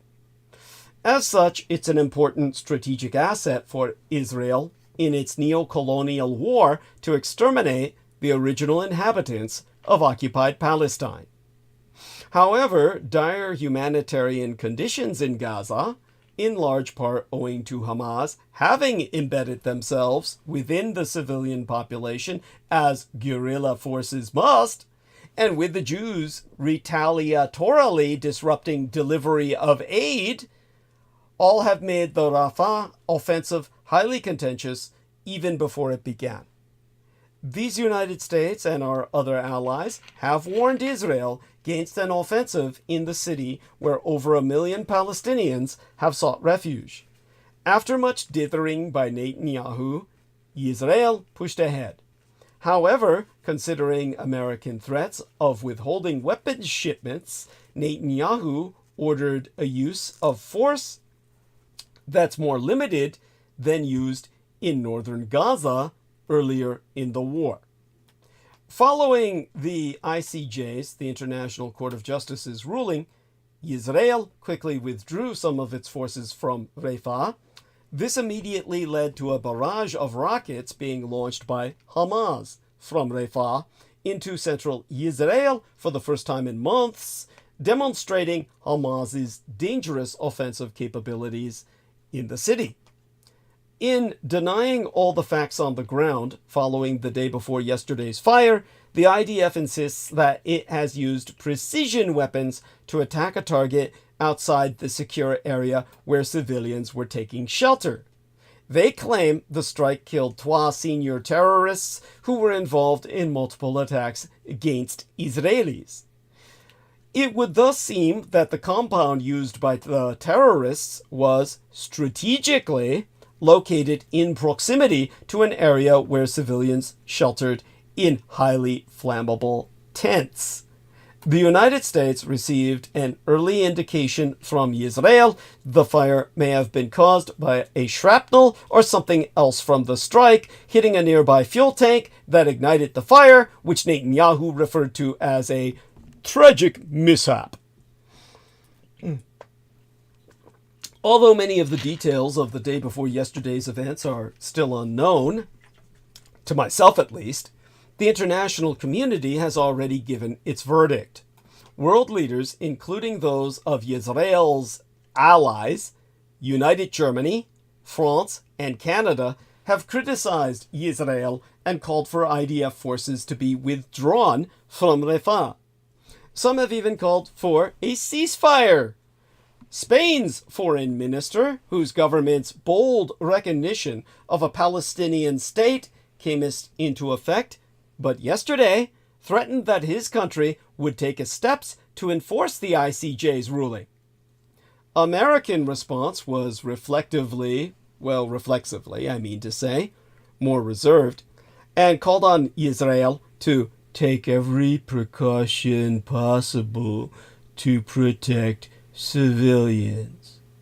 The United Nations Security Council met yesterday to discuss events in Rafah, and unless the American empire intervenes, there could also be calls for sanctions against Israel if it doesn't stop committing itself to operational genocide in Rafah.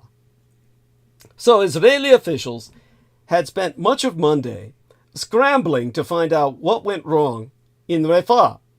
How did a precision strike using specialized munitions with reduced warheads result in a firestorm which killed dozens and injured scores? Following last week's ruling by the ICJ ordering Israel to halt any operations in the Rafah area that might inflict further harm on the Palestinian population, Israel knows that the eyes of the world are upon it. It is under enormous pressure to explain its actions. It says the operation was based on intelligence. How's that for an oxymoronic abuse of that term? And it seems both Hamas figures were killed. But the presence of enormous numbers of civilians, and it seems a significant quantity of flammable material, raises a great many questions about how this incident was planned and executed. So here's my take. The Israeli strike on Sunday has drawn widespread international condemnation, most notably from several leaders in Europe. French President Emmanuel Macron said he was outraged by the blast and observed that there are no safe areas in Rafah for Palestinian civilians. The European Union's foreign policy chief, Josep Borrell, called for Israel to halt its operations in Rafah, a sentiment echoed by the foreign ministers of both Spain and the United Germany, as well as Italy's defense minister, among other high-level officials in Europe. leaders from European countries that support Israel have been shifting their rhetoric on Israel's anti-Semitic Holocaust in Gaza for some time now, in part because of a broader shift among the populations of those countries. In the nearly 8 months since Israel's anti-Palestinian genocide began, European leaders have faced growing calls to do more to pressure Israel to protect Palestinian civilians, while support for Israel's operations in Gaza has decreased. That's true even in das neue Vereinigte Deutschland, the new United Germany, where support for Israel's security has been considered a consensus issue since World War II. But despite the shift, the wave of condemnation of Israel from European leaders seen since Sunday has still been by far the most widespread and most unequivocal by some margin. That can largely be explained by two factors. One, the United States decision earlier this month to declare it would not provide offensive weapons for Israel's use or abuse in an assault on Rafah. And two, the ICJ's, the International Criminal Court of Justice's, emergency ruling on Friday into this Memorial Day weekend, this Carnival San Francisco weekend, as I prefer to remember it, ordering Israel to halt its military offensive in Rafah. As I said at that time, the American imperial statement provided cover for European leaders to shift their own declarative positions on Israel's genocidal operations.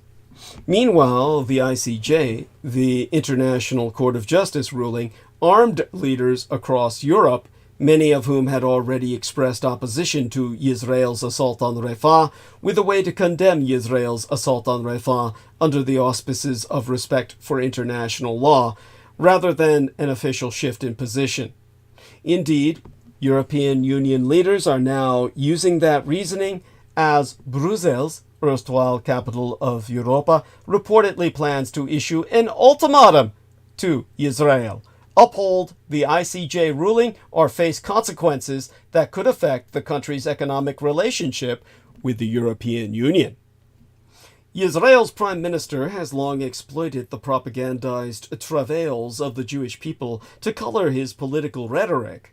His supporters claim he is honestly worried for the safety of Jews around the world, but his detractors know he is overusing the label to further his political agenda and try to stifle even legitimate criticism. As to why this even matters? Well, let's put it this way. 3 points to be made. On seeking arrest warrants for Netanyahu, his defense minister, and top Hamas officials, the Israeli dictator accused the International Criminal Court's top prosecutor of being one of the great anti-Semites in modern times. And as protests roiled college campuses across these United States over the Holocaust in Gaza, he said they were awash with anti-Semitic mobs. These are just one of many instances in which he has accused critics of anti-Semitism. To quoteist Tom Sigiv, an Israeli historian, not every criticism against Israel is anti-Semitic. The moment you say it is anti-Semitic hate, you take away all legitimacy from the criticism and try to crush the debate. The Prime Minister's critics say that his actions risk diluting the term's meaning at a time when Judeophobia is justifiably surging worldwide. The genocide campaign in Gaza has reignited a debate, the debate about the definition of, quote, anti-Semitism, unquote, and whether any criticism of Israel from its military's mass extermination of thousands of Palestinian children to questions over Israel's very right to exist amounts to Judeophobic or anti-Jewish hate speech. Many Israelis view the mass extermination in Gaza as a just act of self-defense and are actually befuddled by what many think should be criticism directed at the Palestinian people. That's how the Jews think. Still, even a significant loss in support from European leaders is unlikely to change the Israeli government's calculus for reasons I've spoken upon before. As long as Israeli Prime Minister Benjamin Netanyahu, whose political survival depends on the war, has a justification for prolonging the war, he will. In the case of the events over the weekend, he found multiple justifications. The Israeli government argued that the ICJ ruling, in fact, allows Israel to continue its offensive, and said that the airstrike that set off the fire on Sunday killed 2 Hamas leaders, which they argue is evidence that the offensive in Rafah is necessary to complete Israel's objective of ultimately exterminating the Palestinian peoples, who they define as Hamas in toto. International critics of Israel's exterminatory offensive, including now many European leaders, find those arguments dubious. For the Israeli government, however, that may not matter. Notwithstanding Netanyahu's claim but yesterday that the offensive will go on, Israel's ability to carry on in Rafah may now be in doubt.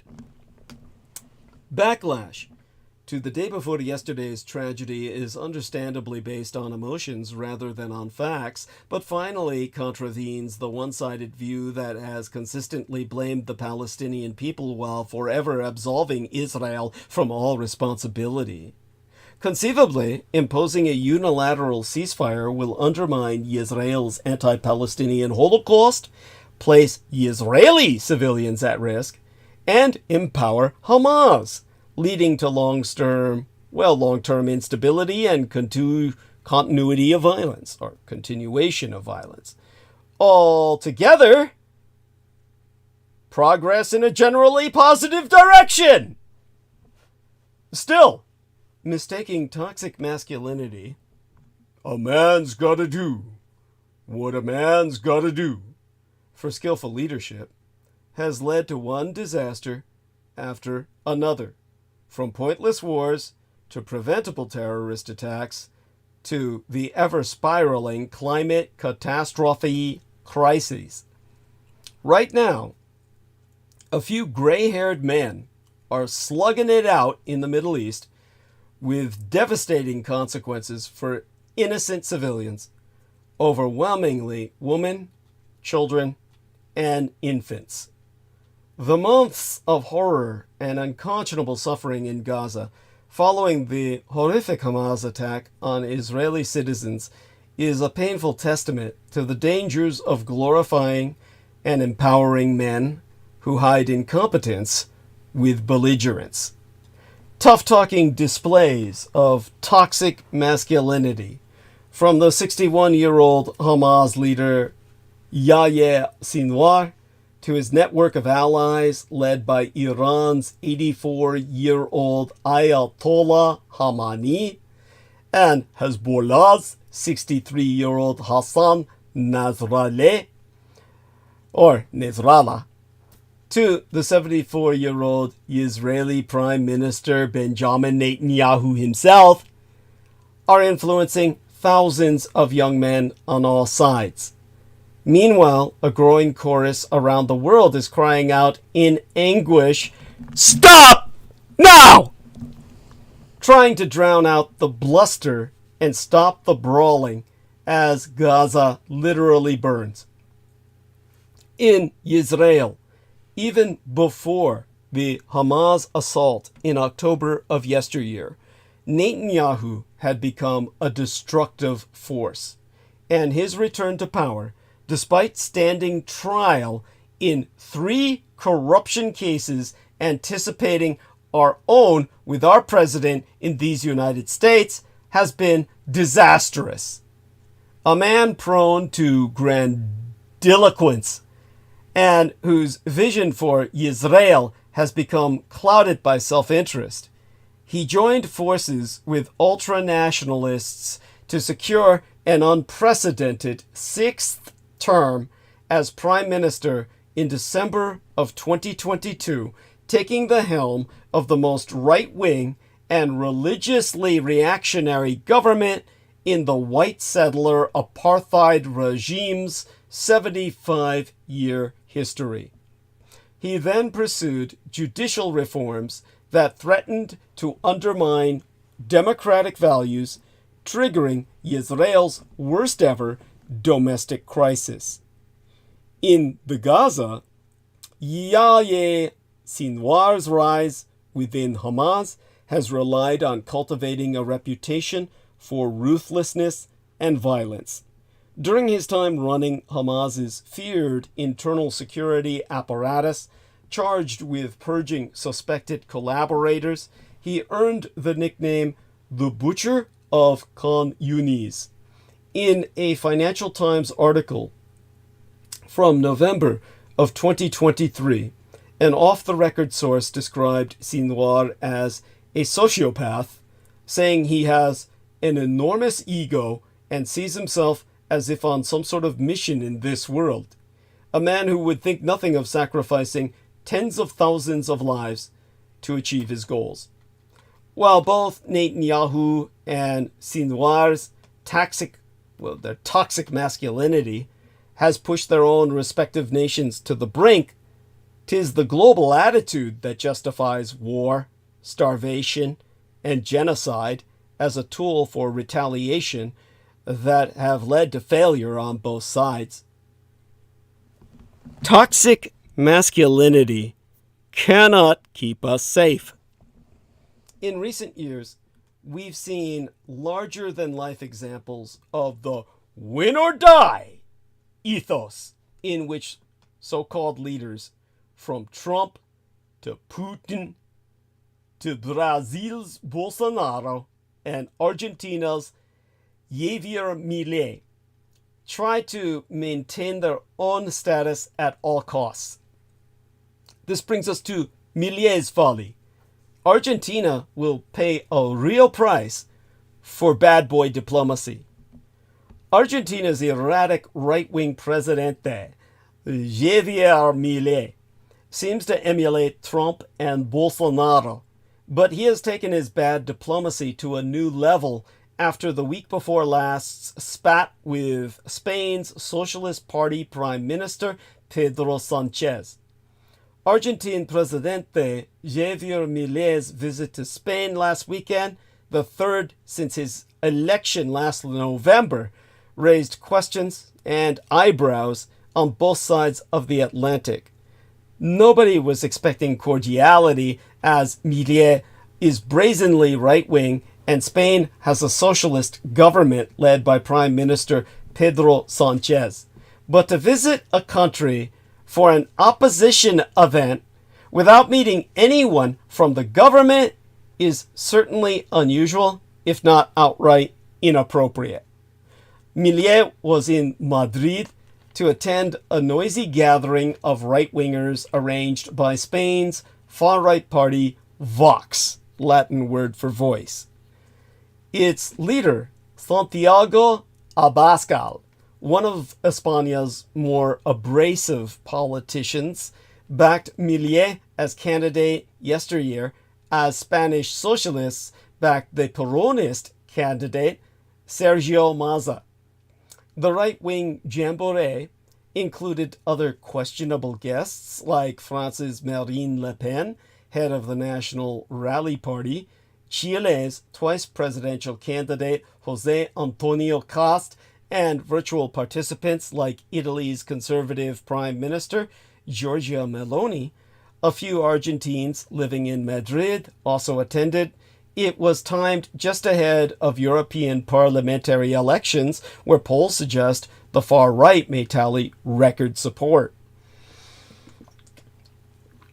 This was neither an official nor a state visit, but rather a calculated gesture of Trumpian tactlessness from the Chainsaw Presidente. The Chainsaw Presidente is how people call Argentina's Milei. You know, Spain has a king, a prime minister, and a parliament, but Milei only had private and partisan meetings. Fobbing off, basically insulting everyone else by his ignorance thereof. Efforts to meet with the monarch, Felipe VI, or the fifth, I believe, proved fruitless for scheduling issues. He's too busy talking to separatist terrorist groups. International politics can be even more complex than national politics, and there is protocol that must be abided by on all sides. So even if you will not meet with officials of the host country and end up offending their king, it is a whole other level to publicly insult them. And that's just what Milei has done, accusing the wife of Presidente Sanchez, who is under investigation, of corruption. The crassness and timing of such a statement has the seal of a particular political family, from Bolsonaro to Trump to Putin to Viktor Orbán in MEMŻRIAL, Hungary, that makes a point of publicly stirring the pot, well, leaving a turd in the punch bowl, and thereby splattering the pot around the world. Let's turn for a moment to the online hooliganism. You see, partisans of such conduct keep saying they're speaking up for freedom and common folk. If they are rude or even violent, it's only in the face of a leftist elite that has become oppressively insufferable. It is a type of rhetorical hooliganism, thuggery, that began online and seems to have yielded socio-political and electoral fruits before moving into the physical realm and diplomatic sphere.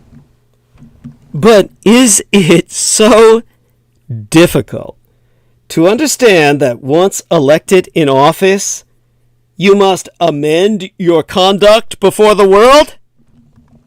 Surely, even a teenaged gamer can see that. What is wrong with campaigning abroad on behalf of your allies, one might ask, in ignorance?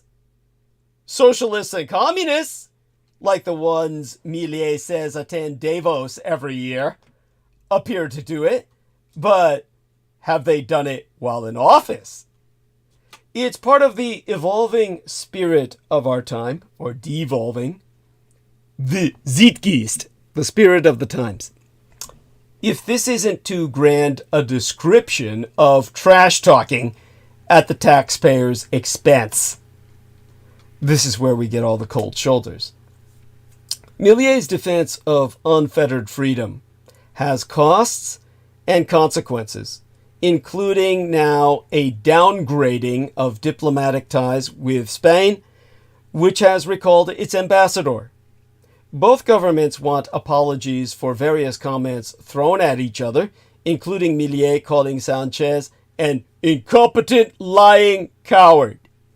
Even the European Union foreign policy chief, the Socialist, Josep Borrell, and Spanish business leaders have slammed Milei's discourse, which could end up putting ties in deep freeze for some years. It's not just España, however. Milei has already said he hopes Donald Trump will return to office after American elections in November. He seems to lack a coherent diplomacy to complement his ambitious plans for the Argentinian economy. One is reminded of his socialist predecessor, Alberto Fernandez, who never met with Brazil's conservative president, Jair Bolsonaro, for ideological reasons, regardless of the economic benefits for the country by doing so. The cold shoulders have continued with Milei and Brazil's new leftist presidente, Lula da Silva, whom Milei once called a crooked communist. He has written to him twice and is waiting for a reply. There is no statesmanship here. Only ramshackle diplomacy or taking the lowest form of local politics to the next disastrous level. One of the most frustrating traits of toxic masculinity is that it dupes people into confusing big talk for real action and equating militarized masculinity with safety. In a recent Ceylon magazine article, the noted journalist Amanda Marcotte said, "What's alarming is that sexism tricks large swaths of the public into voting for them, supporting them, or otherwise putting their trust in men who brag loudly but fail to show any real competence. As a result, we now find ourselves witnessing the painful results of leadership falling short." Leadership is about the heart count, not the head count.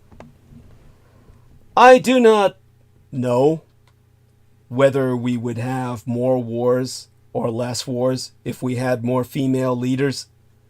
But what we do know is that without women at the peacemaking tables, we have less chance of any sustainable peace.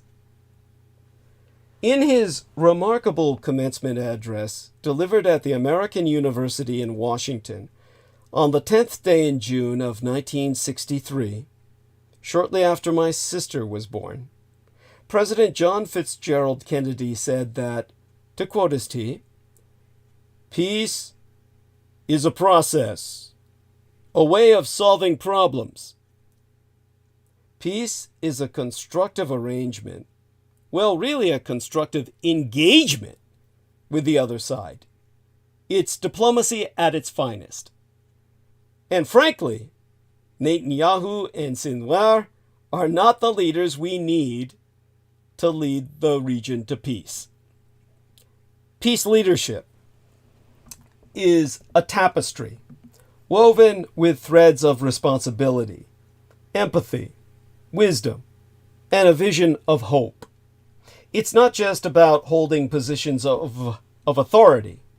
It's about carrying the weight of your decisions that can either create lasting peace or plunge the world or a community into chaos. It's about understanding the wonders of dialogue, communication, and diplomacy. It's long past time our societies leveled up to reject the cult of toxic masculinity, thinking that that's a good trait in our leaders. It's time we started valuing respect, kindness, and calm over the aggressive theatrics of overcompensating assholes. As we enter the 9th month, like childbirth, of attacks on Gaza, I cannot help but ask myself, what if we had female leaders in Israel and Gaza? This side of the Atlantic, the expansion of Asian American studies has been fueled by racial attacks and activism. Asian American studies courses are beginning to draw from more disciplines. And I mean, If Republicans are real men, what are Democrats? You see, we'll get back to the Asian studies. Right now, there are 161 days until the election. No, 160. And the Democrats have a manhood problem. One that a pill won't fix.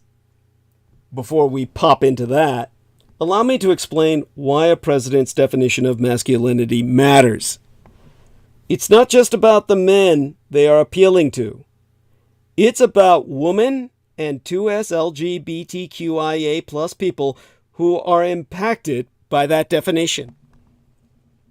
In many ways, the 2024 election will be about which vision of masculinity voters want for the future and what it means for those on the receiving end of their policy and politics, particularly women, the POCs, the POCs, the peoples of color, 2S LGBTQIA plus Americans, and other marginalized groups.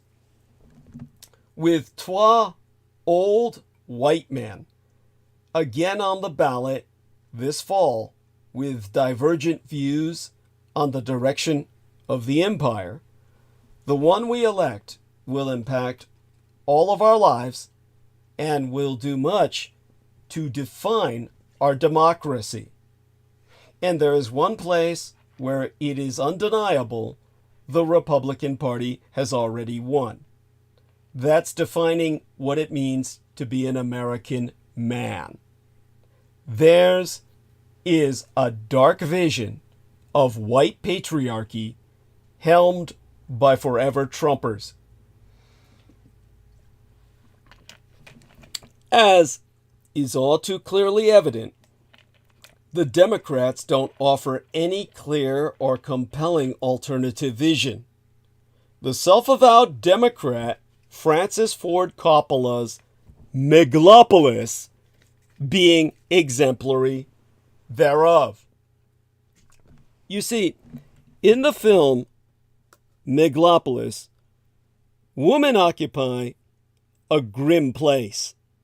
They mostly exist to encourage or thwart the genius and power of men, the masters of the universe to whom Megalopolis plays strange fealty. Those men are not brought to ruin, as the beginning of the film suggests they will be. Megalopolis ends instead with a celebration of benevolent oligarchy, entrusting the future of humanity to a rich Ubermensch, a Superman who has the technology to lead us to the promised land.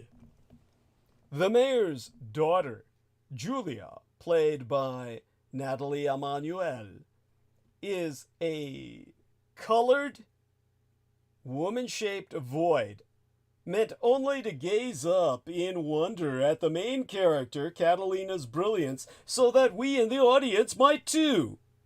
She also, of course, bears his child, the aforementioned creepy, fake, plastic baby that debuted in the dramatic home scene from Clint Eastwood's 2014 American Sniper flick, all too suggestively meant to represent the future of us all.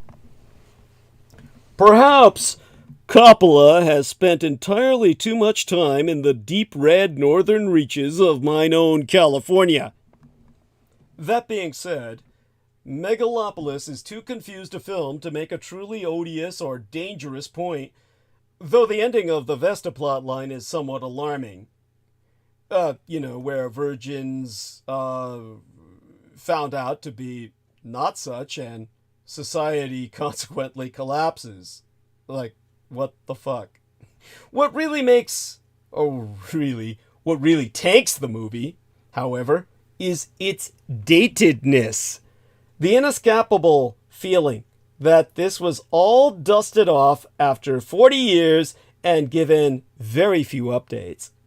Only a few computers are glimpsed in the movie, and there is zero reference to cell phones or the internet at all. The people of New Rome mostly get their news from the papers. As Peter Moon said, embarrassing. But the film's true out-of-time quality lies in sneakily white male supremacist posturing that poses as humanism. The great man theorizing that might as well have been beamed in from the Aspen Ideas Festival, founded in 2005, had that accursed event existed in 1972. The Atlantic magazine is well rid of the Aspen Ideas Festival.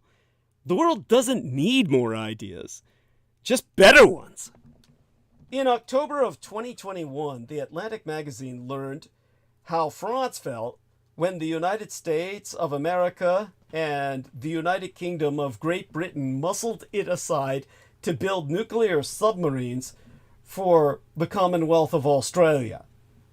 NBC announced on Wednesday, as dated the 27th of October in 2021, that starting the year thereafter, it would be the exclusive media partner for the Aspen Ideas Festival, for many years a reliable cash cow for Atlantic media, though probably not once the COVID-19 pandemic began. But I think the Atlantic has been better off without the Aspen Ideas Festival. That's because I myself have an idea, developed through Council on Foreign Relations panels, and TED Talks, and private side meetings with Silicon Valley disruptors at the World Economic Forum at Davos, that ideas are overrated. We begin with some disclosures here. I have never attended a Council on Foreign Relations panel, or delivered a TED Talk, or ever gone to Davos. All of that, of course, is the experiences of my son's husband and my son in attendance with my son's husband. I have never been to the Aspen Ideas Festival. I have never even been to Aspen, Colorado. But, second book review of the night here. The Tufts political scientist and Washington Post columnist Daniel Drezhner, in his 2017 critique of the ideas marketplace, titled The Ideas Industry, subtitled How Pessimists, Partisans, and Plutocrats Are Transforming the Marketplace of Ideas. Plutocrats are people who rule by money. Now, Drezhner, who teaches at Tufts Fletcher School of Law and Diplomacy, is interested in foreign policy ideas, but much of his book is readily applicable to the full range of ideas discussed at the Aspen Ideas Festival, which scores 3 mentions in his book, and similar forums. Said sourced book complains that the Aspen Ideas Festival, 1. Fetishized ideas for their own sake. Microfinance is an idea, but so was the Gaza Holocaust. 2. Failed to recognize that the best ideas typically come from, quote, weirdos with bad table manners, unquote, whose other ideas are often quite bad when they aren't downright offensive, and that such people couldn't get an Aspen invitation to save their life. And 3, was inhibited by corporate sponsorship from entertaining subversive ideas. To quote, deciding which ideas to save and which ideas to discard is one of society's most important tasks. Let's not entrust it to IBM. Now, the ideas marketplace, as Drezhner has explained, arose in the 1990s with the decline of the public intellectual and the rise of the thought leader. After making certain necessary exceptions, public intellectuals got us into the Vietnam War, etc., Drezhner wrote that public intellectuals maintained an admirable independence of mind, whereas the thought leaders who displaced them were typically hacks trained slavishly to follow market signals. He didn't put it quite so rudely as I do here. Increasingly, these signals came from wealthy foundation benefactors who no longer relegated funding decisions to social scientists, but instead directed such funding themselves. favoring voguish principles that mimicked and flattered their own wealth-creating strategies. Hence, as the Silicon Valley Community Foundation explained in 2015 to Alejandra Stanley of the New York Times, West Coast philanthropy is marked by innovation. It's about disruption. It's about change. Under the old regime, the Ford Foundation and the Rockefeller Foundation sometimes made stupid funding decisions, but these were stupid decisions made by trained experts, which at least guaranteed some diversity. Under the new regime, stupid funding decisions tend to resemble one another because they reflect the blinkered worldview of the rich. Dresner so wrote, and here I read therefrom, "The lived experiences of global plutocrats alters their perspective on public policy. Today's philanthropists attend glamorous international gatherings, set up their own intellectual salons or foundations, and sponsor other high-profile confabs. Many of them participate in the same circuit of events, mingling with each other to the exclusion of anyone from different economic strata." Ho-ho.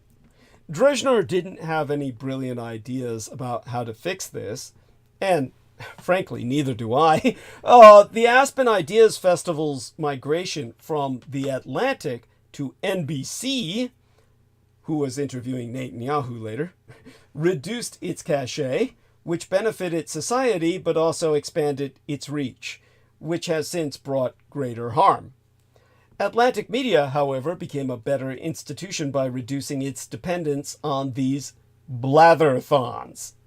Losing the Aspen Ideas Festival was an opportunity for the Atlantic to reorient itself away from ideas and more toward sound convictions and inconvenient facts, setting a good example for the rest of us. If we're to have ideas, let's have fewer ideas, better ideas, and ideas more likely to annoy the sort of people who bankroll ideas conferences. In such context, the film Megaflopolis's political frame of reference, as much as it has any frame of reference at all, is woefully inapt for our times. Audiences and Coppola, for all the trouble he went through, would be better off if he had opted not to say anything at all. Not in a time when American women could lose the right to birth control. Consider the chilling effect of Louisiana's abortion law. Louisiana just became the first state to reclassify abortion pills as controlled dangerous substances. The law may signal a new strategy to curb reproductive health care access in post-Roe America. I mean, how many scandals can one Supreme Court create?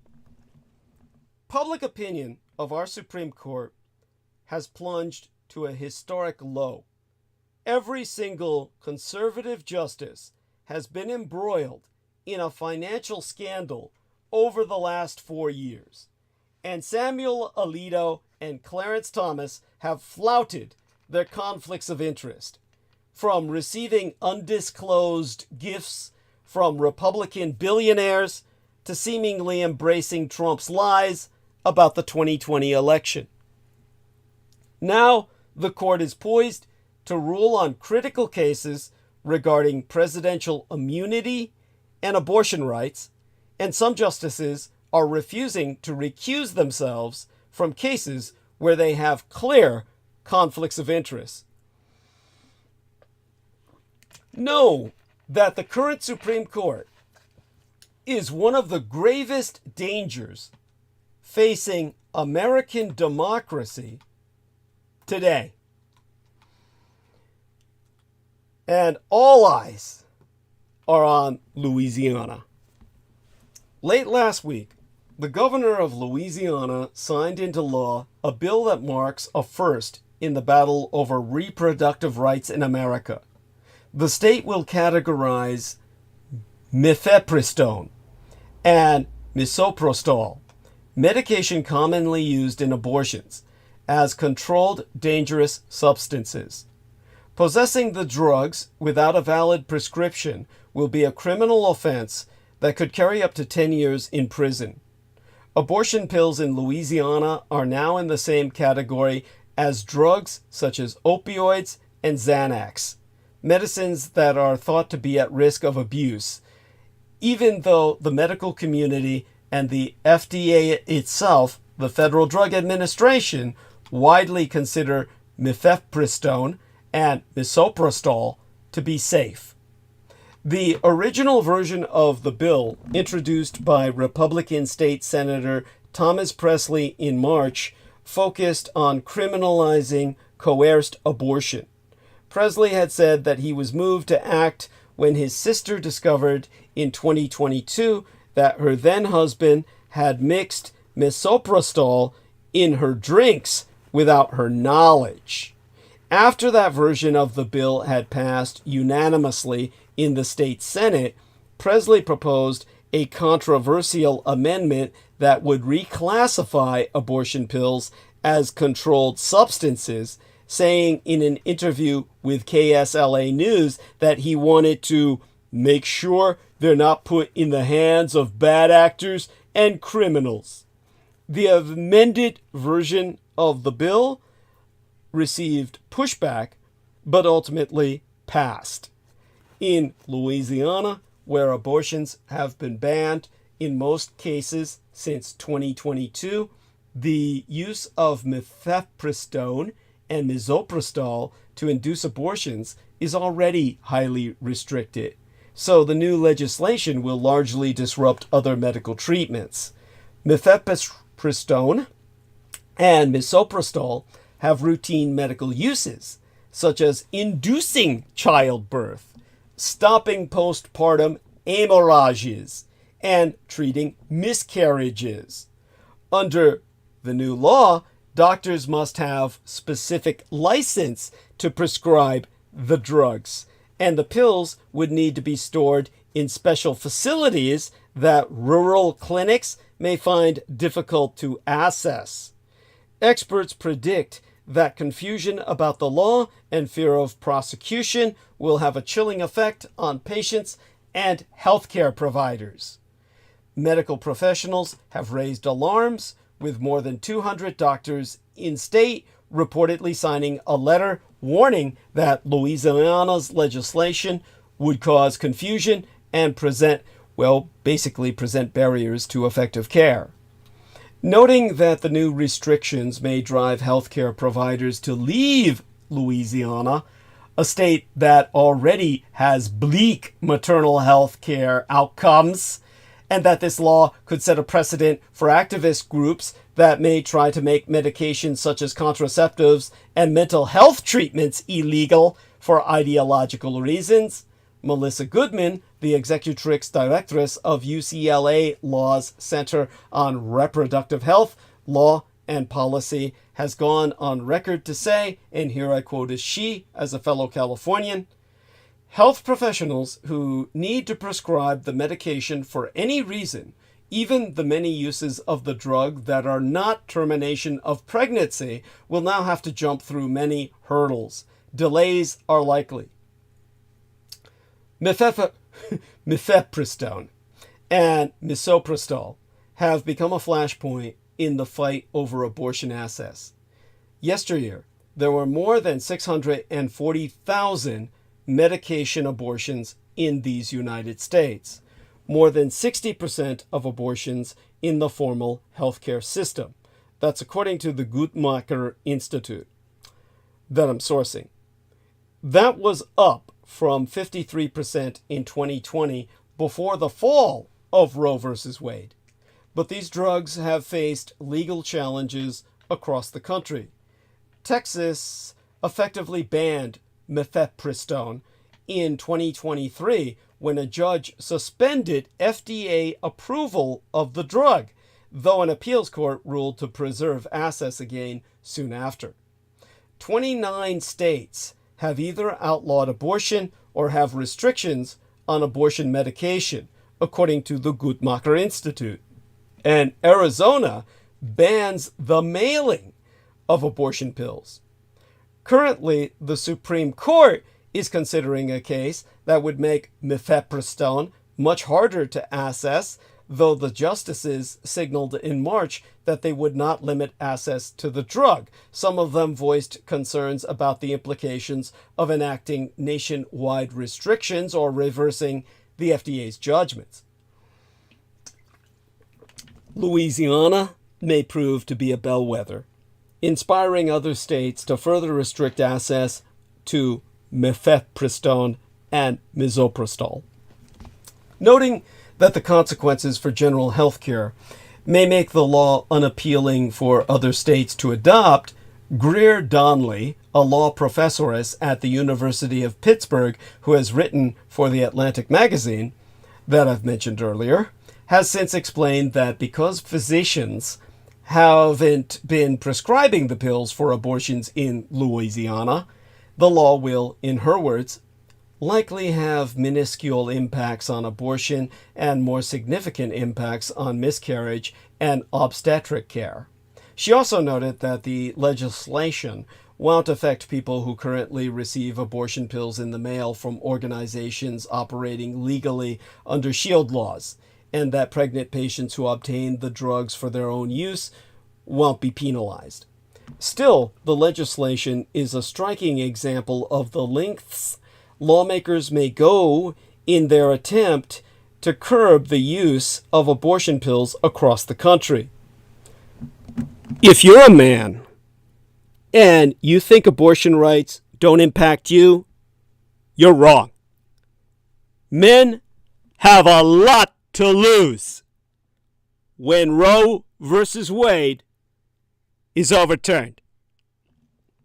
The end of Roe v. Wade is a men's rights issue too. Literally. Just as reproductive rights activists predicted, the Supreme Court overturned Roe v. Wade. This move has already had undeniably devastating consequences for women, especially poor and black women. But make us no mistake, even people who don't get pregnant are suffering since Roe was struck down. There are many reasons, practically speaking, that men are direct beneficiaries of abortion rights in America. The ability to plan how many children a man wants and when he wants to have them is because of the long, hard-fought movement woman led for reproductive rights.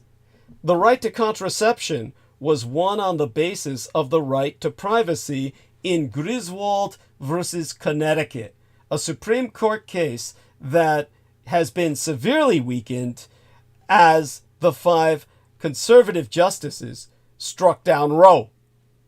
This means overturning Roe not only threatens men's ability to benefit from a partner having an abortion, it also opens the door to weakening their family's right to contraception.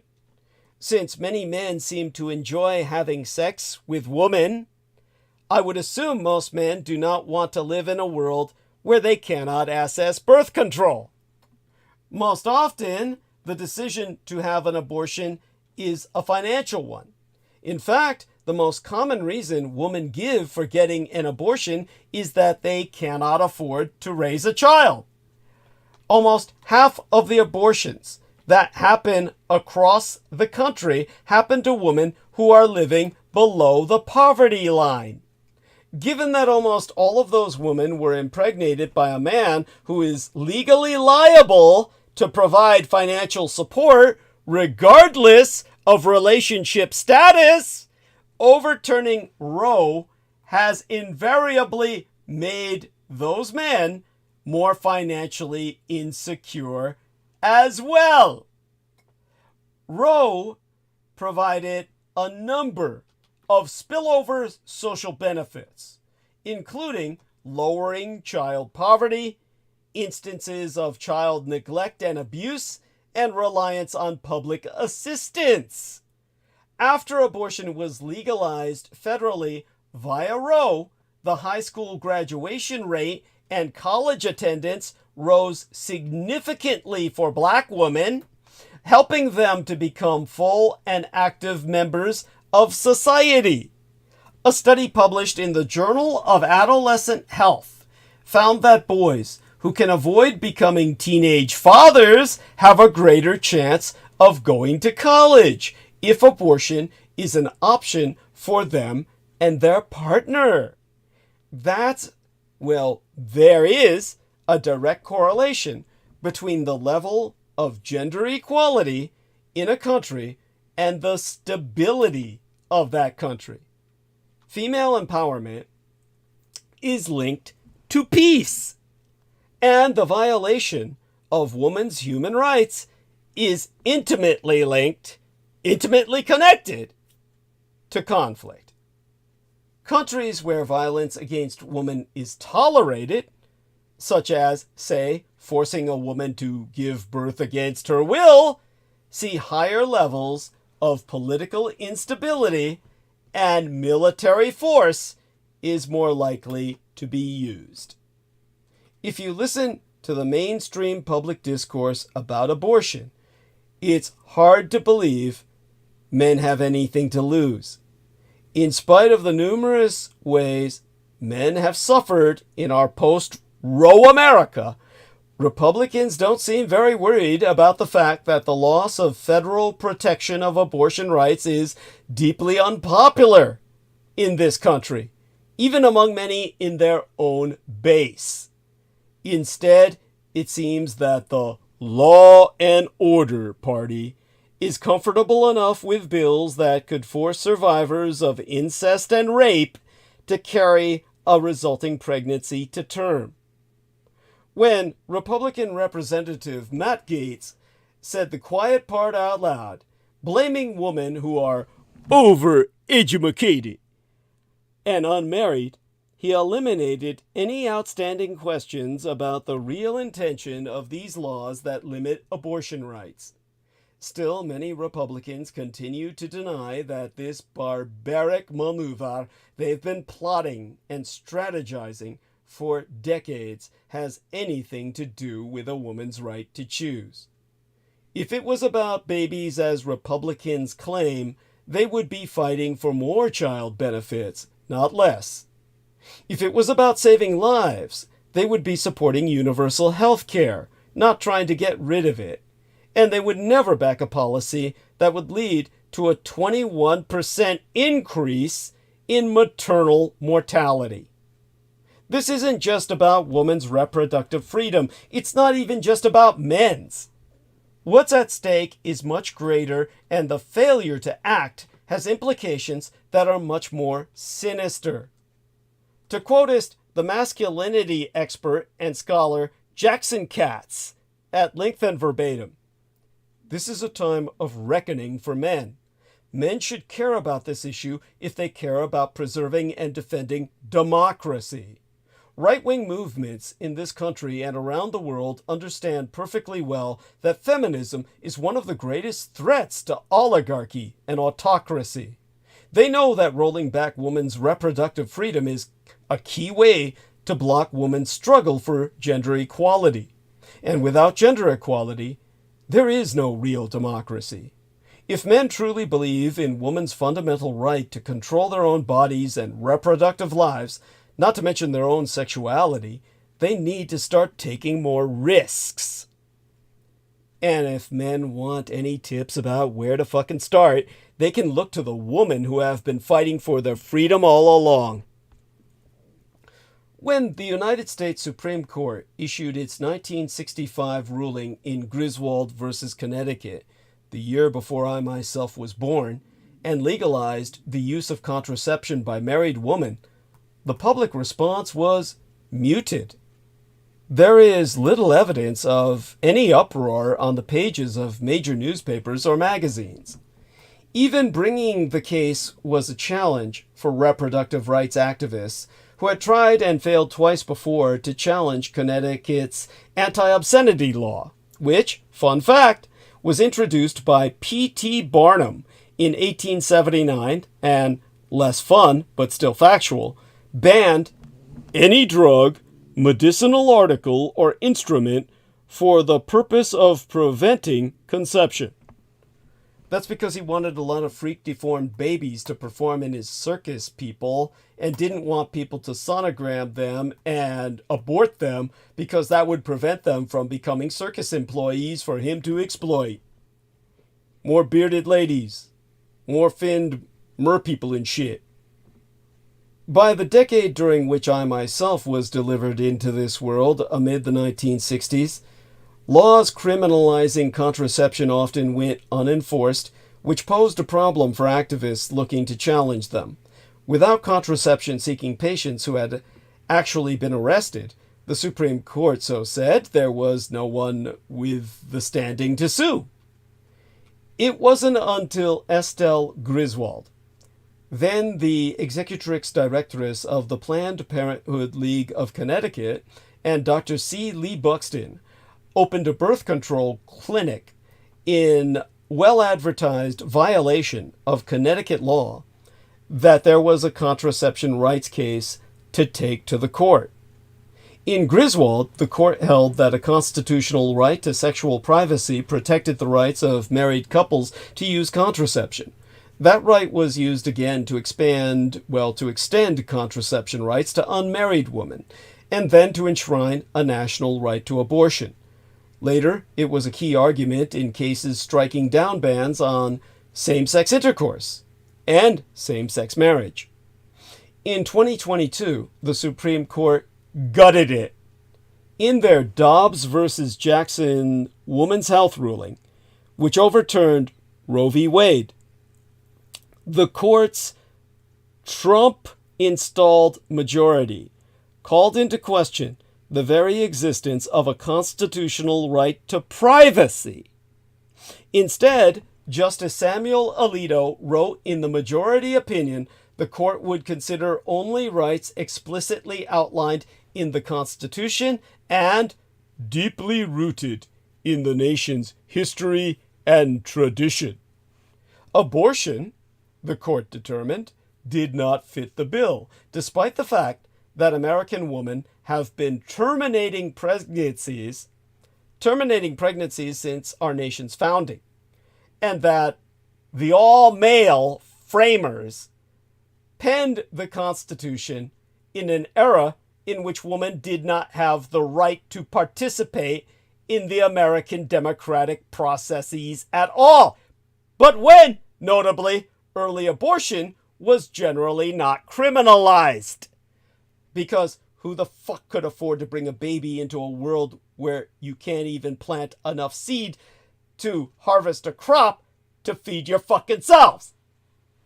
Now, the era of legal abortion in all 50 states is over, and the constitutional right to privacy has dissolved along with it. And so, the obvious question is, what's next? Is contraception access also on the line? Many activists, attorneys, historians, and politicians who favor abortion rights and contraception access say yes. The anti-abortion movement and many of the Republicans who represent it would generally prefer not to answer because they don't want to lose votes from their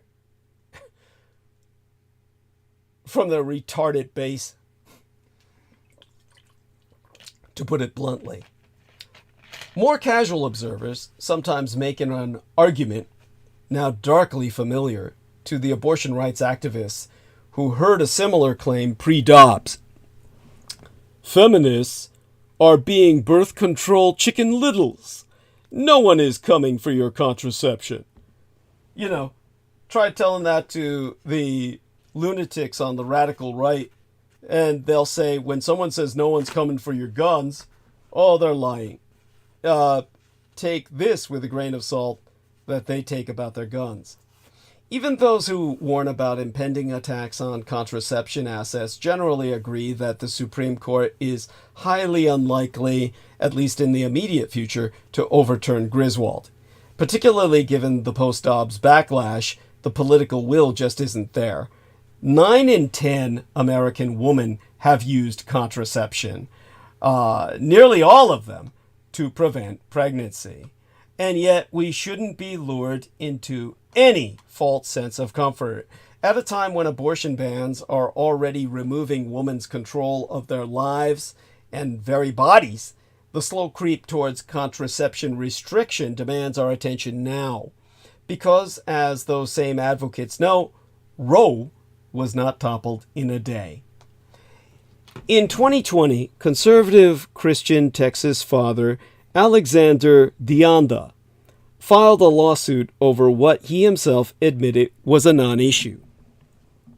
His underage daughters getting their hands on contraceptives without his permission.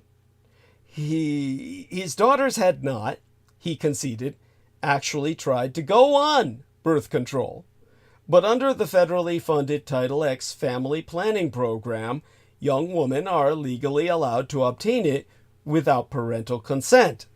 And this very possibility seemed to Deanda a violation of both his constitutional rights and his entitlements under Texas law. In March, the notoriously conservative Fifth Circuit Court of Appeals weighed in. Deanda lost on his constitutional claim, but he won on his argument that the Texas Family Code, which requires parental consent for medical treatment provided to a child, should apply. Despite a federal law ostensibly superseding state law, which was what our Civil War was about, and guaranteeing young women thereby the right to access contraception without parental interference, minors in Texas now have to get their parents' permission if they want birth control. As if Texas had seceded from the fucking Union. Per Amy Myrick, a senior attorney at the Center for Reproductive Rights, Deanda was a kind of unique because Texas has a uniquely restrictive law that generally requires parental consent for any kind of medical or dental care for minors. So far, no other states have the equivalent law. But now that states have Deanda on their radar, we expect more legislative efforts to pass those kinds of laws. Importantly, the Deanda case was not one of a concerned father fighting a lonely battle.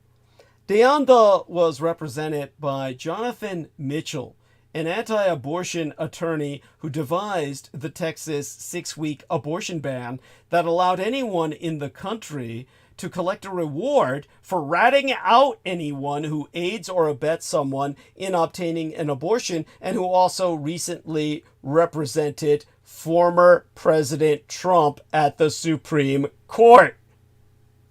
That Mitchell chose a case intended to narrow the right to contraception, not just abortion, serves an important indicator of where his movement is headed next, as all abortion rights advocates concur. And it suggests familiar tactics, too. To quote us the historianist and UC Davis law professoress Mary Ziegler, who has studied the anti-abortion movement, the strategy there is to say, we're not saying contraceptives are bad. We are saying parents have the right to determine when their children can access contraception. The question is, why do parents need to be involved in some things rather than others? No one is arguing that parents need to consent when their children eat vegetables or star in the school play. The assumption is that parents need the extra layer of say-so whenever what they're consenting to is problematic. So linked to that strategy is the argument that contraceptives are problematic. The strategy also seems to mirror the feels like common sense parental consent and notification rules for abortion that states began putting into effect shortly after Roe was decided. In reality, these laws did little to increase parental communication in stable and supportive families. Instead, they made it near impossible for some of the country's most vulnerable teenagers to end unintended pregnancies. Teens who could not tell their parents because those parents were abusive, absent, controlling, or struggling with various disorders or dysfunctions themselves, if not the parents of the fucking pup inside the pussy's belly that was about to explode out as an incest baby. But even though Americans broadly support abortion rights, substantial numbers also favor parental notification laws. That may well be why, since the 1970s, the anti-abortion movement has relied on parental consent and notification as a weaponized wedge issue. And it's why reproductive rights advocates concur, those who oppose contraception but know that Americans overwhelmingly favor it are beginning with parental consent. Now, the last major contraception case to go before the Supreme Court was 2014's Burwell versus Hobby Lobby stores, in which the Christian owners of the craft empire Hobby Lobby sued the Obama administration over the contraception mandate of the ACA, the Affordable Care Act. That mandate required that contraception be covered under employer-based group health plans. The Hobby Lobby owners argued that this violated their First Amendment rights as well as their Religious Freedom Restoration Act, because they believe that some methods of contraception are in fact abortifacients. The case was extraordinary in many ways, not least of which was the court's willingness to set aside fact in favor of feeling. It didn't matter that the scientific consensus was that the contraceptives in question, which included the IUD, the intrauterine device, and the emergency contraceptive pill, were not abortifacients. What mattered is that the religious plaintiffs believed that they were. That was enough for the court to hold that a private company did not have to abide by federal law on the basis of its owners' scientifically inaccurate religious belief. To some in the anti-abortion movement, the message was clear. By claiming that certain forms of contraception are tantamount to abortion, you can slowly expand the target while insisting that your focus is unchanged. For years, they've backed pharmacists and emergency room personnel refusing to provide emergency contraception, including to rape and incest victims, on the grounds that such medications are abortifacients. Texas's family planning program bars funding from going to emergency contraception.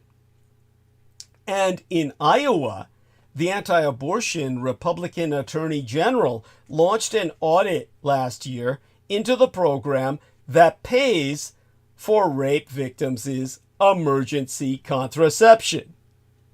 Lumping the twain together in a statement, her press secretary said, "While not required by Iowa law, the Victim Compensation Fund has previously paid for Plan B and abortions. As a part of her top-down, bottom-up audit of victim assistance, Attorney General Byrd is carefully evaluating whether this is an appropriate use of public funds." And that funding has still not been restored. Prominent anti-abortion activists, including several who have worked with Donald Trump, have also been clear that they put contraception and abortion in the same category, with Students for Life Presidentess Kristan Hawkins tweeting yesteryear that, FYI, for your information, birth control can cause abortions, and your doctor probably won't tell you that. Birth control cannot cause abortions. Her organization claims that it does not take a stance on the morality of non-abortifacient contraceptives.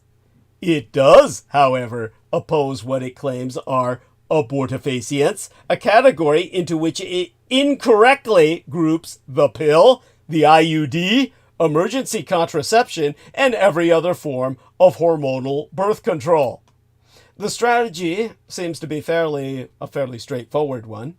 If the most common and effective forms of contraception, and the IUD, the intrauterine device, is more than 99% effective, are redefined as abortion, then there's no need for separate measures banning contraception.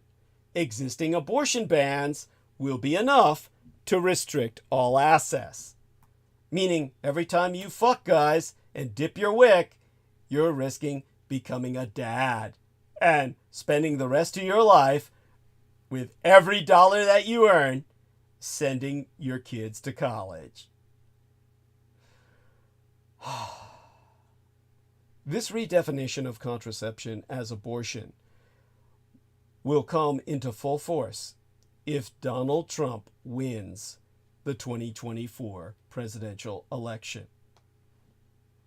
Conservative groups have set out a detailed policy plan for his presidency, and part of that agenda is decreasing contraception access and encouraging methods like fertility awareness, with a 24% failure rate. The Heritage Foundation's Project 2025 urges Trump to expand religious and moral objections to the ACA's contraception mandate and remove emergency contraception from the contraception mandate because they say it is a potential abortifacient. Anti-abortion groups are also increasingly talking about the Comstock Act, an 1873 law that banned the mailing of materials related to contraception, abortion, and just about anything else censors deemed obscene. Its contraception ban is no longer in force, but the act remains on the books, and many abortion opponents believe can be applied to materials related to abortion.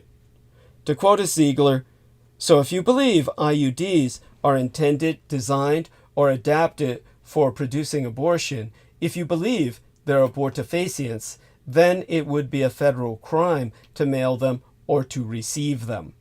This, she's careful to note, is not her view of the law, but it may be it's what abortion opponents are arguing. Now, the anti-abortion movement is made up of many different groups that have varying opinions on contraception. Some are more aggressive in their anti-contraception stance, while others largely sidestep the issue or argue that it's a politically inopportune time to raise it, or any other aggressive and unpopular strategy. Referring to Trump, Mitchell, the Texas lawyer, told The Times, "I hope he doesn't know about the existence of Comstock because I just don't want him to shoot off his mouth. I think the pro-life groups should keep their mouths shut as much as possible until the election." The question then isn't whether blocking access to contraception is the movement consensus the way outlawing abortion has long been. It's not. But which groups are the most powerful and what they will push. To quote us the aforecited Ziegler at length and verbatim, "There's long been a pretty large and growing part of the anti-abortion movement that believes that non-marital, non-procreative sex is a problem in and of itself. And I think that wing is more powerful than it would have been 10, 15, or 20 years ago. And the strategies are mostly the strategies you saw in the fight against Roe. The same kind of incremental strategy. The only difference is labeling contraception abortion, not even having it be a separate fight, just recategorizing contraception as abortifacients." Some in the anti-abortion movement agree. According to reporting in Mother Jones magazine, activist and priest Frank Pavone, who sat on Trump's pro-life advisory council, told an anti-abortion conference chat in 2022, I can tell you that within the pro-life religious circles of pastors that I interact with across denominational lines, the awareness over recent years has greatly increased about how unbiblical contraception is. Really? The unbiblical nature of contraception is not exactly a winning argument in an increasingly secular United States. But claims that contraception is physically harmful are effective, especially among health-conscious women of reproductive age and, in the wake of Dobbs, as people across these United States search for information on how to prevent pregnancy. To quote Laura Riker, the Directress of Organizing and Advocacy for the RAP, the RHAP, Reproductive Health Access Project, we can see on our website the amount of searches for things that are related to birth control. To me, that indicates an increased need and desire for information.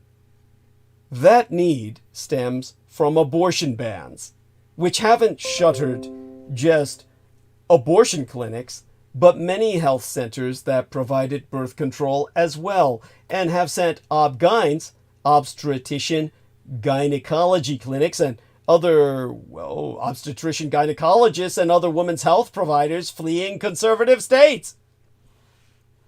Without as many reliable in-person information sources, many Americans are turning to online ones, and often find themselves tromping through a jungle of conflicting information, much of it from self-styled health experts on social media.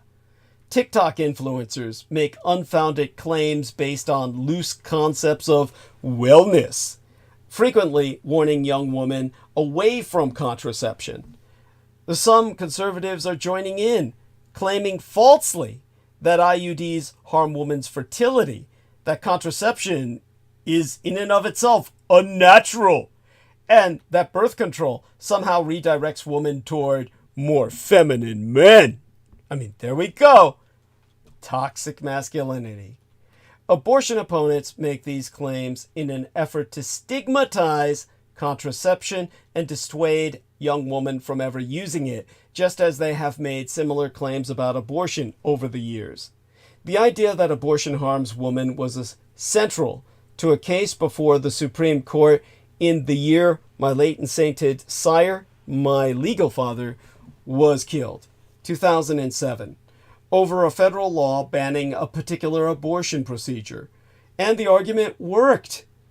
Researchers have found that abortion does not pose significant mental or physical health risks, and that women who are refused abortions and forced to have children often face more serious mental health consequences.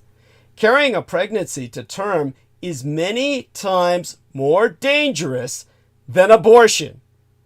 But in his majority opinion, Justice Anthony Kennedy nevertheless wrote, "It seems unexceptional to conclude some women come to regret their choice to abort the infant life they once created and sustained."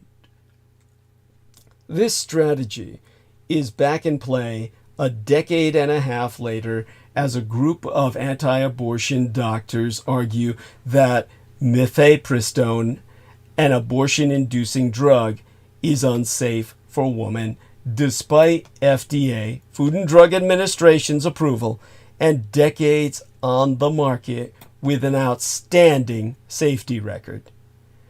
Their case, in which they also claim they would be forced to violate their strongly held beliefs in the extremely unlikely event that they needed to provide care to an abortion patient, made its way to the Supreme Court. And though the court appears likely to cite a lack of standing by the plaintiffs, Justice Alito seemed open to a future case in which they might find for the anti-abortion side. At the oral arguments, he says, or rather he asked, "Is there anybody who can sue and get a judicial ruling on whether what FDA did was lawful? And maybe what they did was perfectly lawful, but shouldn't somebody be able to challenge that in court?" If such a challenge were successful, it would open the door for any drug's FDA approval to be potentially rolled back by the courts. Any drug. To quote Ismairik, the aforecited Center for Reproductive Rights attorney, if it turns out that the FDA can be second-guessed, even when there are decades of support that something is safe, then even the forms of contraception that we've already seen put at risk by fringe positions would get that same treatment. With the Dobbs decision already losing Republicans' elections, the chances that abortion opponents will bring a major court challenge to Griswold and a national right to contraception are slim. The movement's leaders are also tied up. State abortion bans remain mired in legal battles, and much of the movement seems set on imposing a national abortion ban should Trump win in November. This particular Supreme Court, as well, does not exactly seem eager to take on the contraception question. To quote a Ziegler, yet again, when people make the argument about threats to contraception being overblown, they're talking about the U.S. Supreme Court or Congress. They're saying Congress isn't going to ban contraception, and they're right. They aren't going to ban contraception, but they aren't going to protect it either. So far, congressional Republicans have indeed declined to protect contraception access, despite polling showing that 80% of Americans say protecting this access is deeply important to them. Nearly every Republican in the House voted against a 2022 bill to protect it. And so, despite the fact you pay their salaries, they sure as hell don't represent you, red motherfuckers. And 126 House Republicans are co-sponsors of the Life Begins at Conception Act, which would imbue a fertilized egg with full personhood, rights even before implantation, which means before a pregnancy has actually even fucking begun. And the Republicans say Democrats get dead people to vote for them.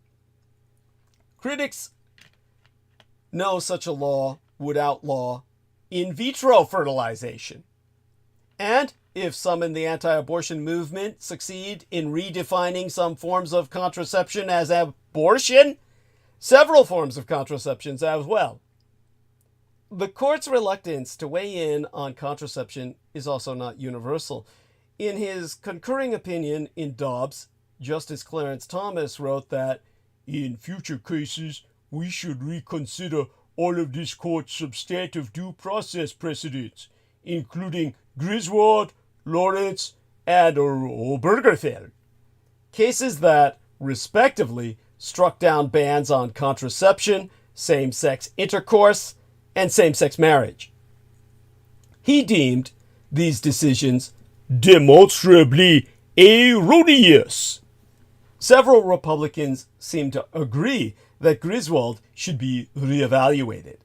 Republican Senator Mike Braun of Indiana said that the states, not the courts, should decide the legality of a host of issues, including contraception and interracial marriage.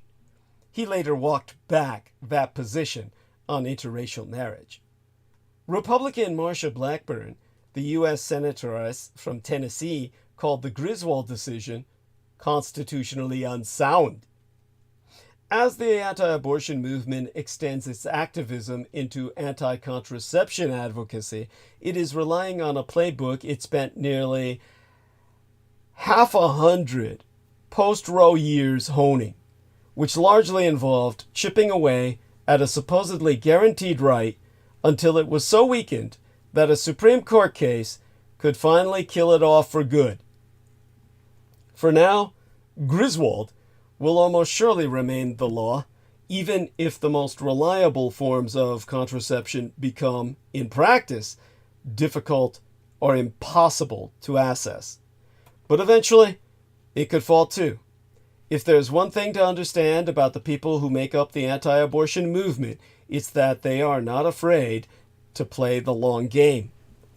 That's a political problem, because as much as this election has been framed about women and the loss of their rights, it's about men. Specifically, it's about the angry, "All my brainworms are still alive and very strong," grandpa, versus the palliative care pedo-perv grandpa.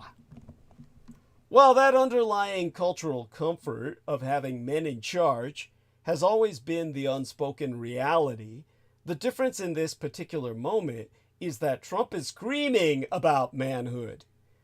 Who has it and who lacks it every chance he gets. In fact, Trump has made it a part of his platform that we are in desperate need of a real man in all his outmoded, boorish, racist, homophobic vainglory. Anything else is woke, a code word for weak and unmanly by that Republican definition. Obviously, this retrograde Roomba is a dance that goes far beyond Trump, Tucker Carlson, Andrew Tate, Missouri Senator Josh Hawley, who wrote an entire book on the, quote, masculine virtues America needs, unquote. Pick your skeevy partner. Kansas City Chiefs kicker Harrison Butker, or Bucher. He of the two tight pants. And that shows us a lot about what he's trying to advertise, doesn't it? Made headlines recently for a commencement speech at a Catholic university where he offered this imperious gem. Be unapologetic in your masculinity, fighting against the cultural emasculation of men. As men, we set the tone of the culture, and when that is absent, disorder, dysfunction, and chaos set in. Okay, Hulk, is your sugar getting low? Literally, so out of touch that even the Benedictine nuns clap back, pointing out that lots of women, including nuns, happily and successfully contribute to the world. But Bucher isn't out of touch with Trumpy men who hold the power we have given them, the ones who are attempting to ban or outlaw abortion, birth control, IVF, intravenous fertilization, gay marriage, 2SLGBTQIA plus rights, drag shows, vote by mail, immigration, and children's books, including The Adventures of Captain Underpants. Boycott it because the author inserts an anti-Republican agenda into his books. All that phobic sentiment can settle especially stubbornly in black communities and communities of color, where traditionalist notions of manhood run deep. Hakeem Jefferson, an assistant professor of political science at Stanford, recently reviewed another commencement speech, the one Biden recently delivered at Morehouse College, an all-male, historically black university in Atlanta, one whose graduates, known as Morehouse men, are celebrated for accomplishment. Jefferson points out that there is a great pressure on men of the Morehouse variety to prove wrong the racist stereotypes of black males as being lazy or criminal, to embrace a kind of Barack Obama masculinity that is solid and irreproachable. It can sound like the same values Trump espouses, but at heart is a rebuttal. The idea that white masculinity is under any sort of attack is a notion Jefferson finds dangerous, himself so saying, you spend time in the black community, you know that there is some resonance in this type of messaging, while concluding, in his own words, that what's so troubling about the Republicans taking hold of manhood as a category in need of defending is that they're suggesting that anyone who threatens that power is out of line. That's what Biden's speech was about. Though many news accounts focused on what Biden said about Gaza and college protests, when speaking at Morehouse College in Atlanta last Sunday, President Joe Biden laid out a vision of manhood focused on faith, family, freedom, and the future, using his commencement address to talk to graduates, voters, and a global audience. It is a definition of masculinity that is important not just for men, but for the people their decisions could impact, including women, 2SLGBTQIA plus people, and others from marginalized communities. And it is particularly important for men in leadership positions. Headed into the speech to the class of 2024, Biden had other tests to pass. Among them, shore up his support among black men before November, obliquely address the genocide in the Gaza, and make the case for the value of democracy. For Biden, the common thread linking these themes was to call out toxic masculinity and extremism. A white man 6 decades older than his audience, the president leaned on his personal story and his admiration for Morehouse's most famous alum, the Right Reverend Dr. Martin Luther King Jr. himself, to challenge traditional norms of strength, power, and leadership. Biden talked about how faith helped him grapple as a young law school graduate with King's assassination, which he said led him to a career in politics.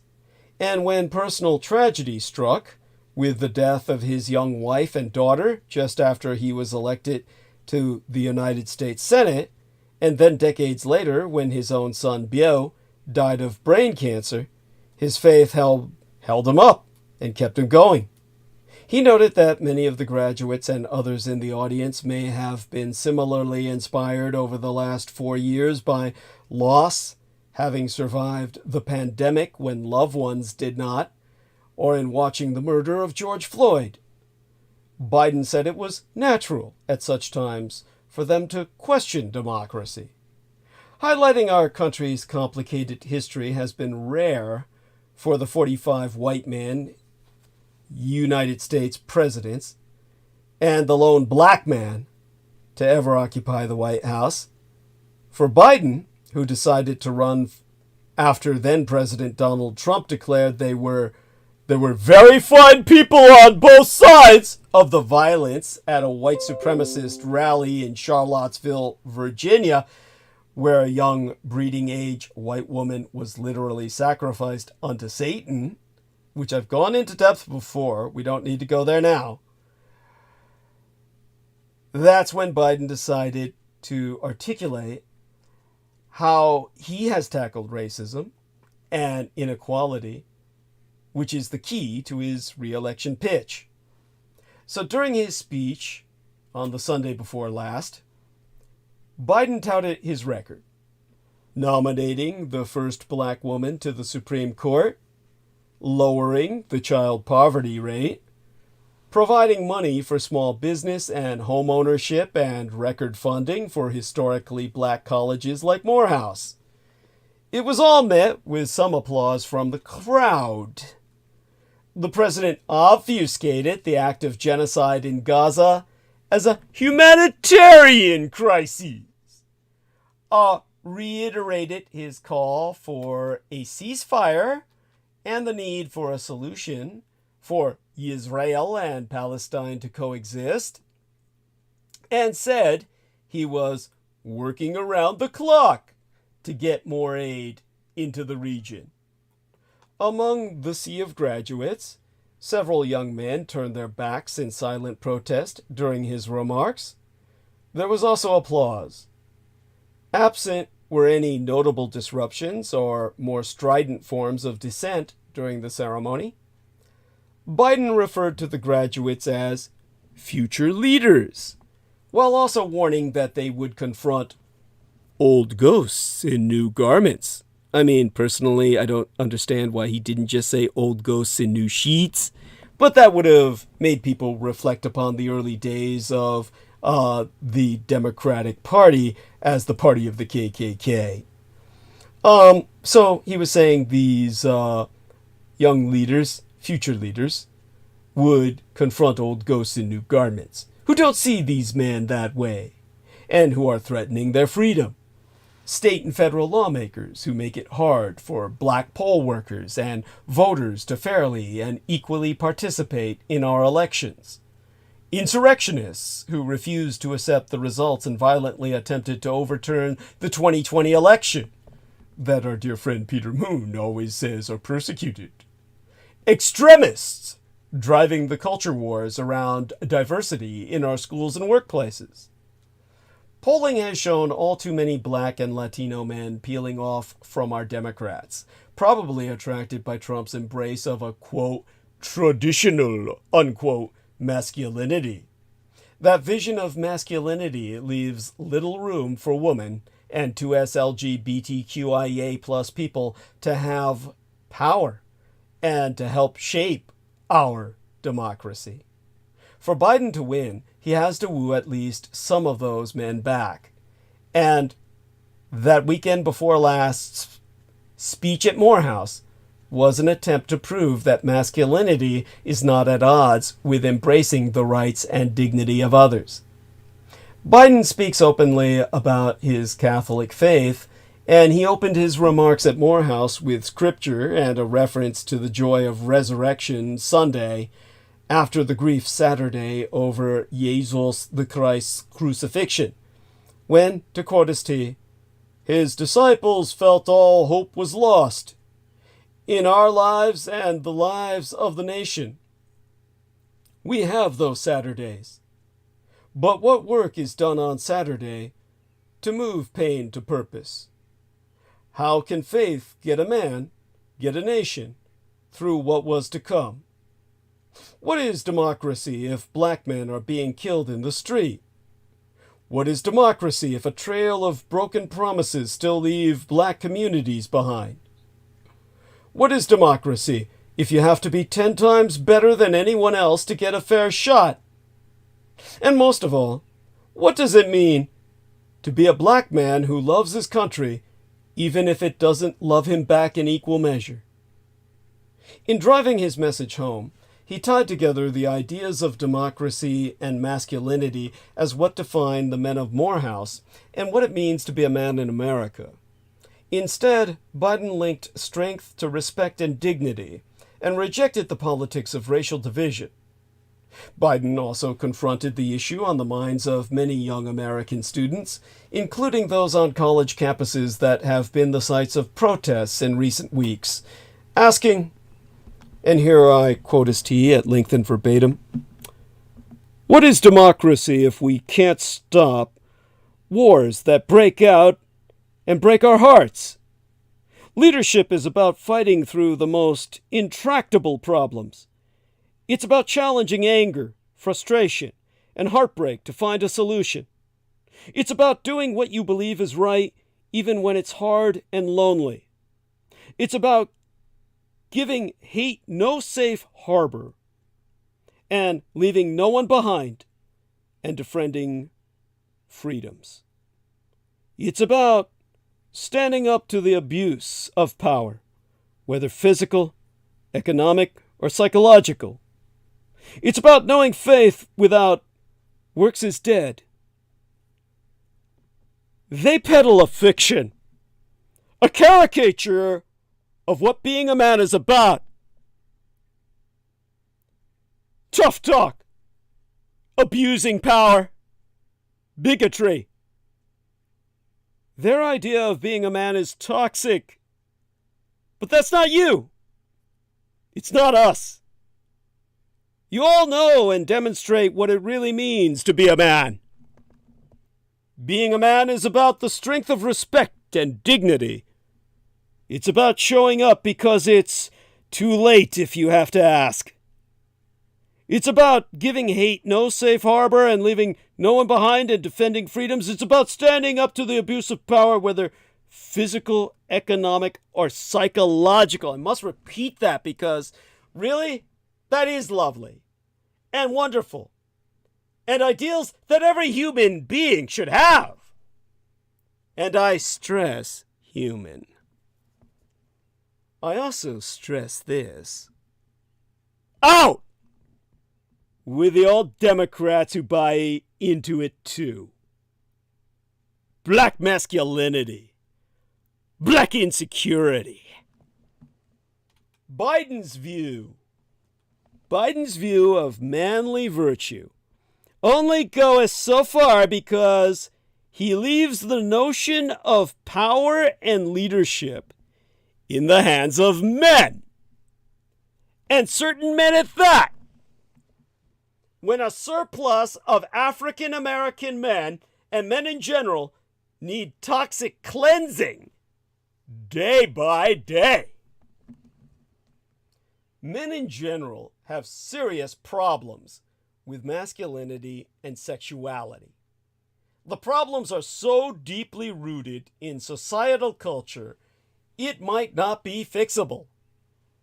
However, if many address these issues of toxic masculinity, misogyny, homophobia, and most of all, insecurity, society and communities will get better.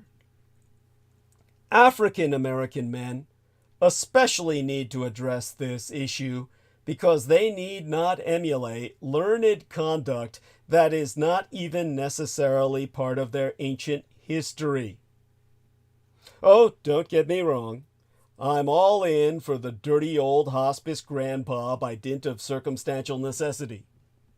But this blind adherence to traditional masculinity is how we end up with all the current problems framed as women's issues or attacks on 2S LGBTQIA plus people.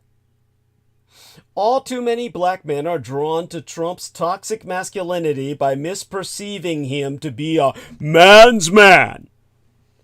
American democracy is at a dangerous inflection point, from the demise of abortion rights to a lack of pay equity and parental leave to skyrocketing maternal mortality, the death of mothers in childbirth and after, and attacks on trans health.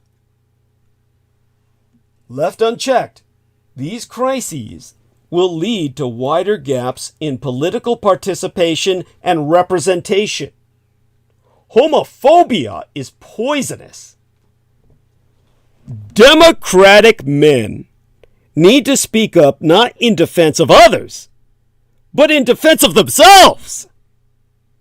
There are Harry Styles men, Pete Buttigieg men, Little Nas X men, Amal Clooney's husband men. Seriously, God loves wondrous variety. Own it.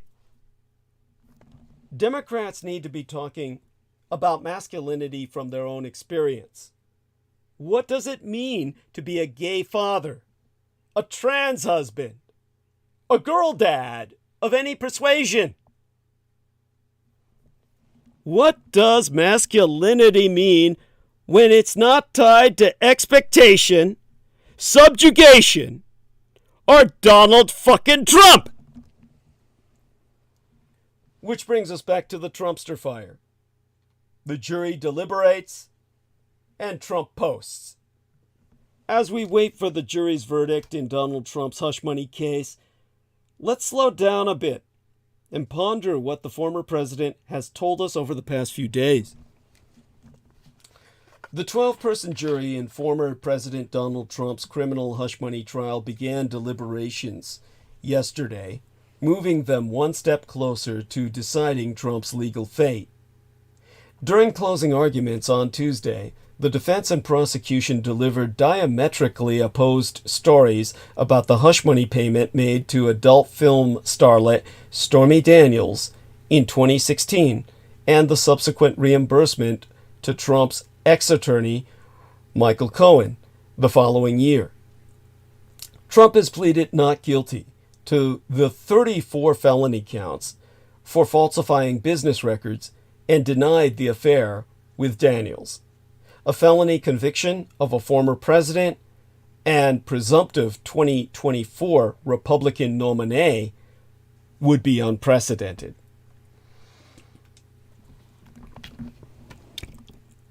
And America isn't ready for a Trump trial verdict. There are at least 3 likely options that await us on the other side of deliberations. Trump could be convicted of falsifying business documents to cover up hush money payments made in the interest of affecting the 2016 presidential election's outcome. The jury could conclude the prosecution didn't make its case and fully acquit him. Or the jury could report that they're deadlocked, causing Judge Juan Murcian to declare a mistrial. Now, put this in context of a week of angry posts. On Memorial Day, while our empire mourned the honored dead, Donald Trump took to Truth Social to denounce the human scum who are working so hard to destroy our once great country. In the post, Trump did not mention the fallen soldiers, whom, in the past, he has referred to as suckers and losers. But he did take the occasion to lash out at the radical left, Trump-hating federal judge in New York, who had described what he did to E. Jean Carroll as rape. And the New York State wacko judge, that's Arthur Engoron, I believe, who fined me almost $500 million, and in parentheses and in all capital letters, under appeal for doing nothing wrong. In a separate post the night before, Trump went after the radical, highly conflicted Judge Juan Murcian, who is presiding over the hush money criminal trial in which the jury has begun deliberations. Trump also denounced the corrupt Soros-backed DA Alvin Bragg, whom he accused of being controlled by crooked Joe Biden's White House. As I said last month, Trump's broader strategy is to delegitimize the justice system in toto, as a whole, and to spread fear within the institutions tasked with holding him accountable. Trump also took the time in his Memorial Day Truth Social post to resume his attacks on Carroll herself, the woman he has been found liable for sexually abusing, and then defaming, again. He already owes her 91 million United States dollars, but he felt the need, self-evidently, to once again accuse her of lying about his assault upon her body. Amid all of the angry and unhinged rants, Trump's attack on Carroll was particularly notable because it could prove even more expensive for the former president. Carroll's attorney, Roberta Kaplan, has previously suggested that Carroll could file a third defamation suit against Trump for his continued commentary about her. In response to Monday's post, Kaplan so said, "We have said several times since the last jury verdict in January that all options were on the table, and that remains true today. All options are on the table." Meanwhile, the Washington Post reports that Trump is promising donors that he would deport pro-Palestinian protesters. As the Atlantic magazine's David Graham notes, protest is, in his words, an essential element of American freedom and is not itself against the law. Whereas the threat, as David writes, is classic Trump, vindictive, nonsensical, disproportionate, and based on the assumption that deportation is the answer to America's problems. I could list other dangerous and nonsensical recent statements, but I'll end this part of my diatribe with this one. Trump's Memorial Day rant came just a little over 24 hours after he shared a video of a man furiously raving at MSNBC's Joe Scarborough and liberals in general. The man declares that Trump will, quote, "Get rid of all of you fucking liberals! You liberals are gone when he fucking wins! You fucking blowjob liberals are done! Uncle Donnie's gonna take this election! Landslide!" Unquote. The New Republic's Greg Sargent noted that this apparent endorsement of the idea that liberals will be done if Trump wins, in his own words, should be placed alongside Trump's other recent threats, such as his vow that news organizations will be thoroughly scrutinized if he wins, his promise to persecute his vermin-like political foes, and his threat to prosecute a range of enemies without cause.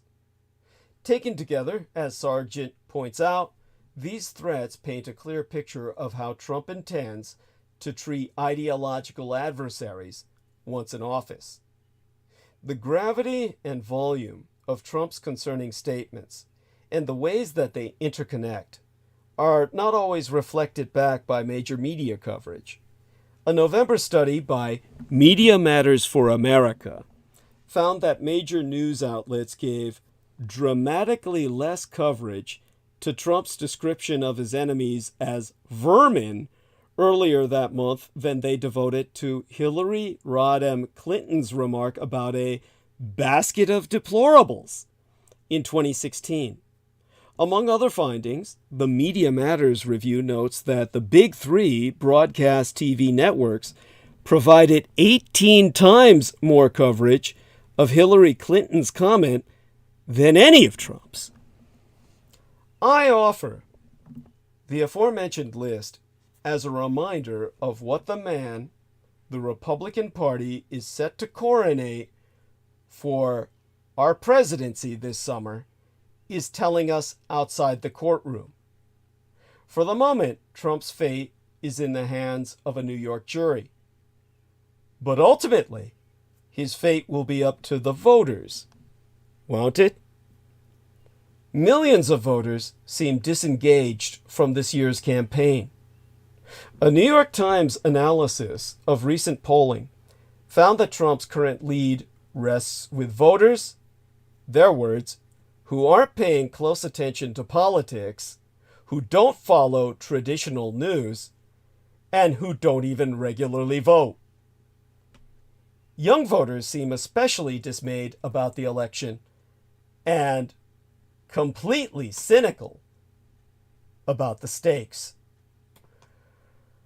Assuming there is a verdict, once the foreperson has announced the jury's decision, any prior assumptions about the 2024 presidential race will need to be recalculated. Polls taken since Trump was first indicted have only been able to ask respondents to consider hypotheticals.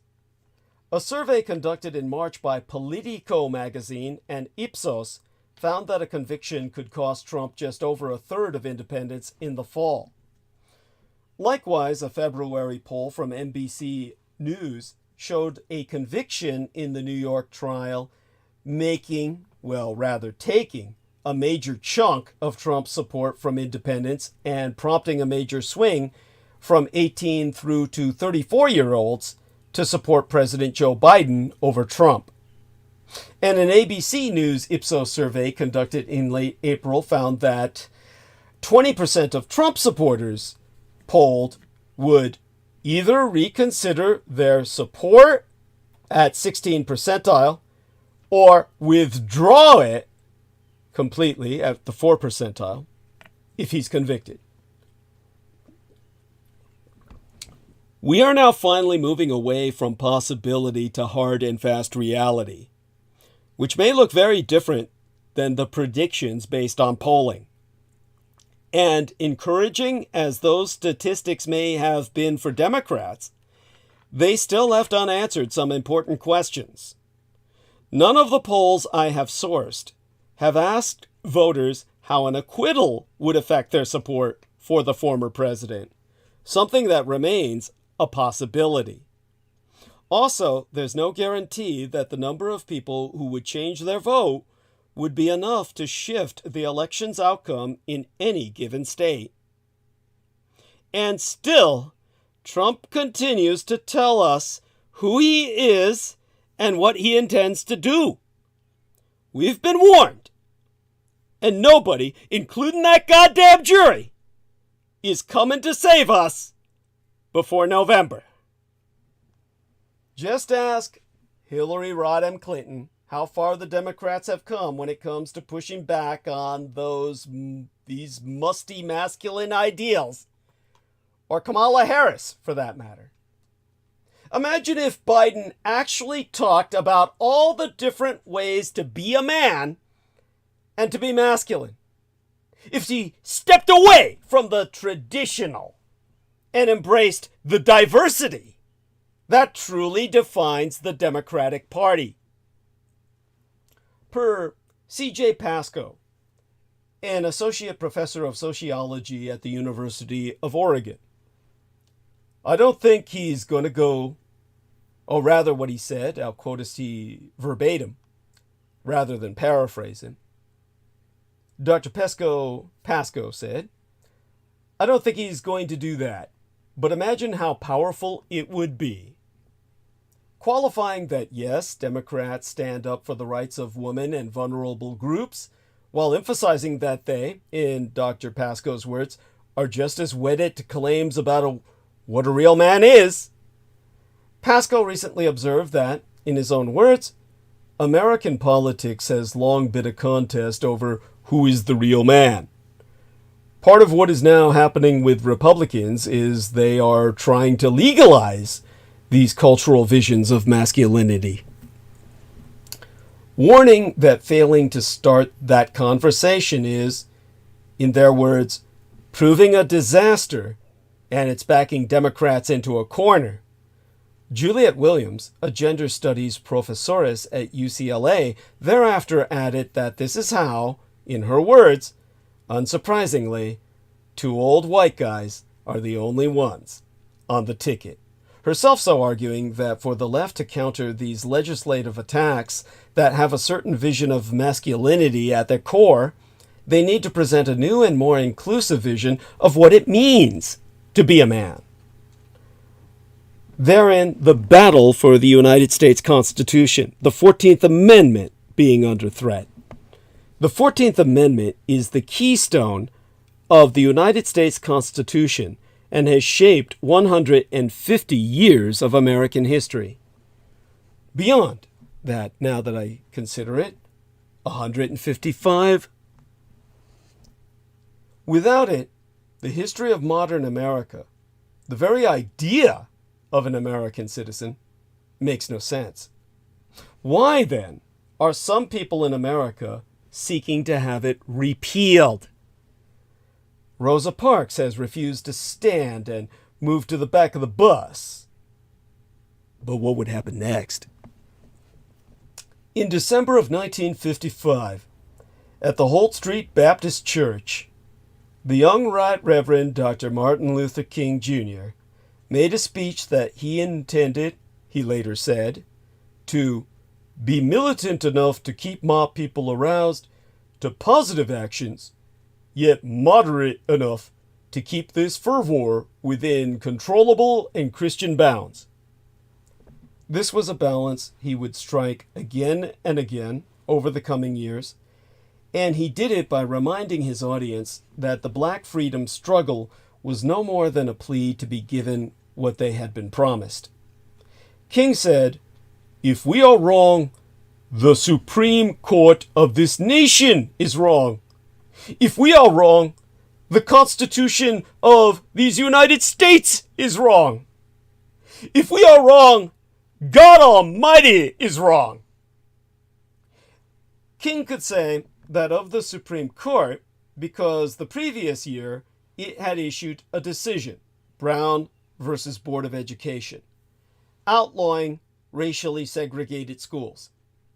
But when King spoke of the Constitution of these United States, he was not referring to the document written by bewigged, propertied, slave-owning gentlemen, farmers, and attorneys in Philadelphia in the aftermath of the American Revolutionary War of Independence, but to an amendment to that Constitution passed in very different circumstances in the aftermath of the American Civil War between the states for rights, lasting from 1861 through to 1865. Without that amendment, the 14th, passed by Congress in 1866 and ratified in 1868, the course of the civil rights movement would have been dramatically different. The original Constitution did not define citizenship, nor did it give any guarantees of equality. There was nothing in the Constitution of 1787 that would have given the Supreme Court any grounds to interfere with segregated schools or buses or anything else. The 14th Amendment did not alter the Republic's institutional form, perhaps, but it did something of equal importance. It enabled any group of Americans to turn to the federal government if they faced discrimination and gave them the legal tools to demand redress, just as King did on that December night in Alabama. Probably the most extraordinary of the many extraordinary outcomes of the American Civil War between the states for rights was not just that slavery was abolished, but that within 3 years, those former slaves were granted full citizenship and the equal protection of the laws. Something that would have been unimaginable even a few years earlier, and which certainly had not happened when slavery had been abolished in the Greater British Empire. Because the basic claim of slavery, that human beings could be bought and sold as property, like real estate or chattel, such as a horse or cattle, was possible in the land of the free because the courts defined black people as so profoundly inferior that they were susceptible to enslavement. There was nothing in the Constitution to prevent the United States Supreme Court ruling in 1857 that no black person could ever be a citizen of these United States. Few in America at that time would have predicted that in just a decade, a revolutionary war would usher in such a different world that Congress would supplant the court's narrow pro-slavery restriction of citizenship to people deemed white with a bold, universal declaration.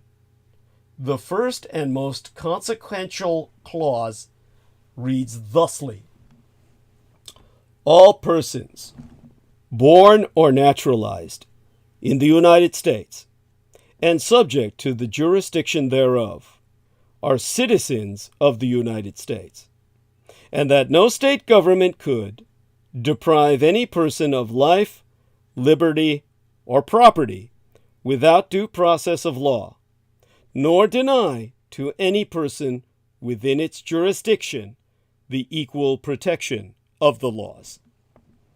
This context is crucial to understanding how this amendment came to be passed. Former leaders of the Confederacy, defeated in the war and resentfully accepting the reality of slavery's demise, passed laws designed to keep freed men and women in a position as close to slavery as possible.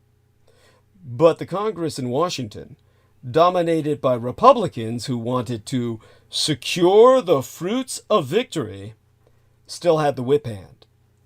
Genuinely anxious that the South would rise again, congressional leaders revolutionized our Constitution to give themselves and the President the power and indeed the responsibility to intervene to protect the rights of black people, now for the first time defined as being citizens, from being abridged by a state government. The man who drafted the important clause was Congressman John Bingham from Ohio, an almost forgotten figure whose stature should arguably be as great as James Madison. Republicans like Bingham held what at the time were very progressive views about racial equality, but they were also motivated by more hard-headed considerations. If African Americans in the South were entitled to vote, own property, and serve in office, then they would constitute a bulwark of loyal citizens in still very unstable states that were recently in insurrection.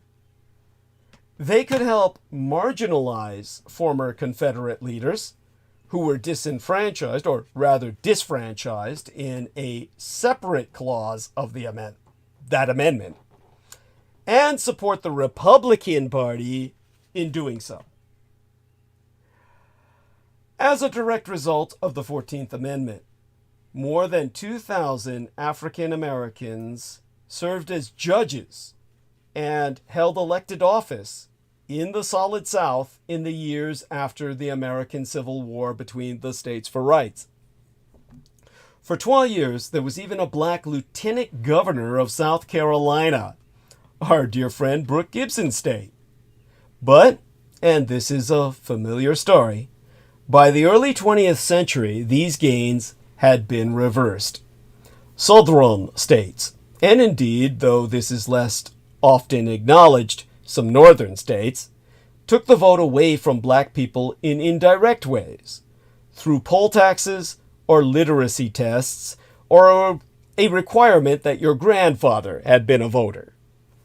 As the great black intellectual W.E.B. Du Bois wrote, "The slave went free, stood a brief moment in the sun, then moved back again towards slavery."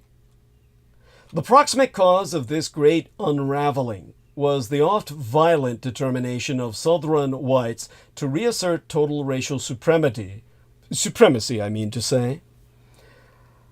through laws disenfranchising black people and imposing Jim Crow laws, a sweeping system of racial apartheid. But the White South could do this only because the United States Supreme Court systematically undermined the 14th Amendment. The culmination of this judicial counter-revolution was the 1896 Plessy versus Ferguson decision that decreed segregation entirely compliant with the 14th Amendment on the utterly fictional grounds that there was nothing inherently unequal about separation. For half a century after Plessy, the federal government largely ignored the constitutional duty the 14th Amendment gave it to prevent states discriminating on the basis of race. Yet it was still there, dormant, ready to be resuscitated by the Supreme Court in Brown, circa 1954, and ready to be invoked by King in his crusade to make his cause respectable, mainstream, and utterly reasonable. Without the 14th Amendment, there could have been no Civil Rights Act in 1964, or Voting Rights Act in 1965. those drastic federal interventions in state-level lawmaking would have had no constitutional basis.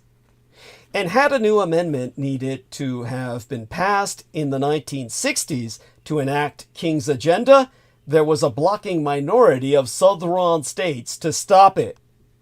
The result would have been far greater political impasse, certainly more bloodshed, and likely even a new American Civil War. Yet this story, central to modern American history as it is, barely scratches the surface of why the 14th Amendment matters so much. It was the basis of the Supreme Court's recognition of gay marriage, which my son and his husband took advantage of in 2015, since preventing marriage on the basis of gender would contravene citizens' equal protection of the laws. It also forms the grounds on which the federal government is seeking to overturn state laws discriminating against transsexual people, like my son. No marginalized group in modern American history could have appealed to the federal government for redress without Congressman Bingham's wording, much to the chagrin of their opponents. But if the amendment has never been without its critics, many have been on the left rather than the right. At around the same time that the Supreme Court was shrinking equal protection to include segregation, it was expanding persons to include corporations.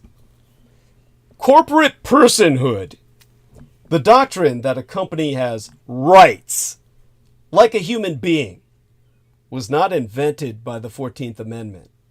But in recent years, this maneuver proved highly valuable to lawyers successfully arguing before the Supreme Court that campaign finance laws restricting corporate donations to political campaigns contravened a corporation's right to the equal protection of the laws. The Supreme Court has also proved itself more than willing to interpret the Equal Protection Clause to strike down state labor laws. In Lochner versus New York of 1905, for example, a majority of justices argued that people working in horrific conditions in bakeries in New York City had the right to work whatever hours their contract stipulated, so that a state law restricting the working day to 10 hours was unconstitutional. It was the court's willingness to read the right to contract into the 14th that led some progressive reformers in the early 20th century, including the famous liberal justice Louis Brandeis, to call for the amendment's repeal. Nowadays, however, it is conservatives who are most likely to call for the amendment's repeal, mostly because of that clause about all persons born in these United States being citizens. One of the great examples of unintended consequences in the history of politics. It was designed as a way of ensuring that former slaves were included, but what about the children who are born in these United States of parents who crossed into the country illegally? This is at the heart of the current American debate about immigration.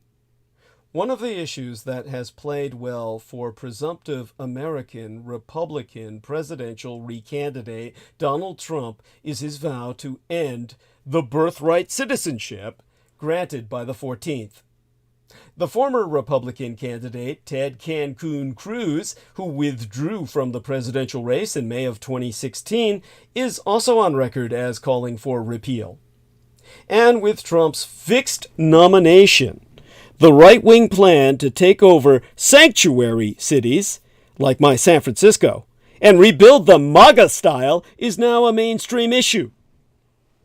Trump has for years railed against cities, particularly those run by Democratic officials, as hotbeds of crime and moral decay. He called Atlanta a record-setting murder and violent crime war zone last year, a similar claim he makes frequently about various cities. His allies have an idea of how to capitalize on that agenda and make cities in Trump's image, detailed in the Conservative Project 2025. Unleash new police forces on cities like Washington, D.C., withhold federal disaster and emergency grants unless they follow immigration policies like detaining undocumented immigrants and share sensitive data with the federal government for immigration enforcement purposes. Trump has posited creating new cities whole cloth as well, predicated on the idea that cities now are uninspiring at best. Last year, he talked about building freedom cities on federal lands, though this idea has not entered into his speeches lately, which have instead taken a darker turn. At the time, he said there should be a contest to charter 10 new cities using vacant, federally owned land.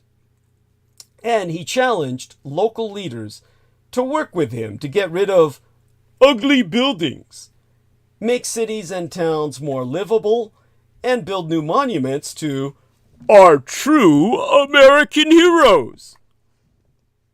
One of the peculiar features of American politics is how, sooner or later, every political issue becomes a constitutional issue. Gun control, abortion, school prayer, campaign finance, gay marriage, race relations, and now immigration.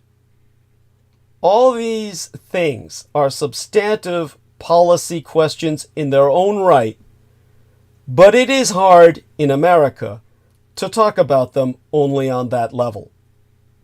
The 14th Amendment is not the only part of the Constitution that matters, but as the revolutionizing measure that gave our national government responsibility for the rights and privileges of everyone, its presence, for better or for worse, lurks everywhere.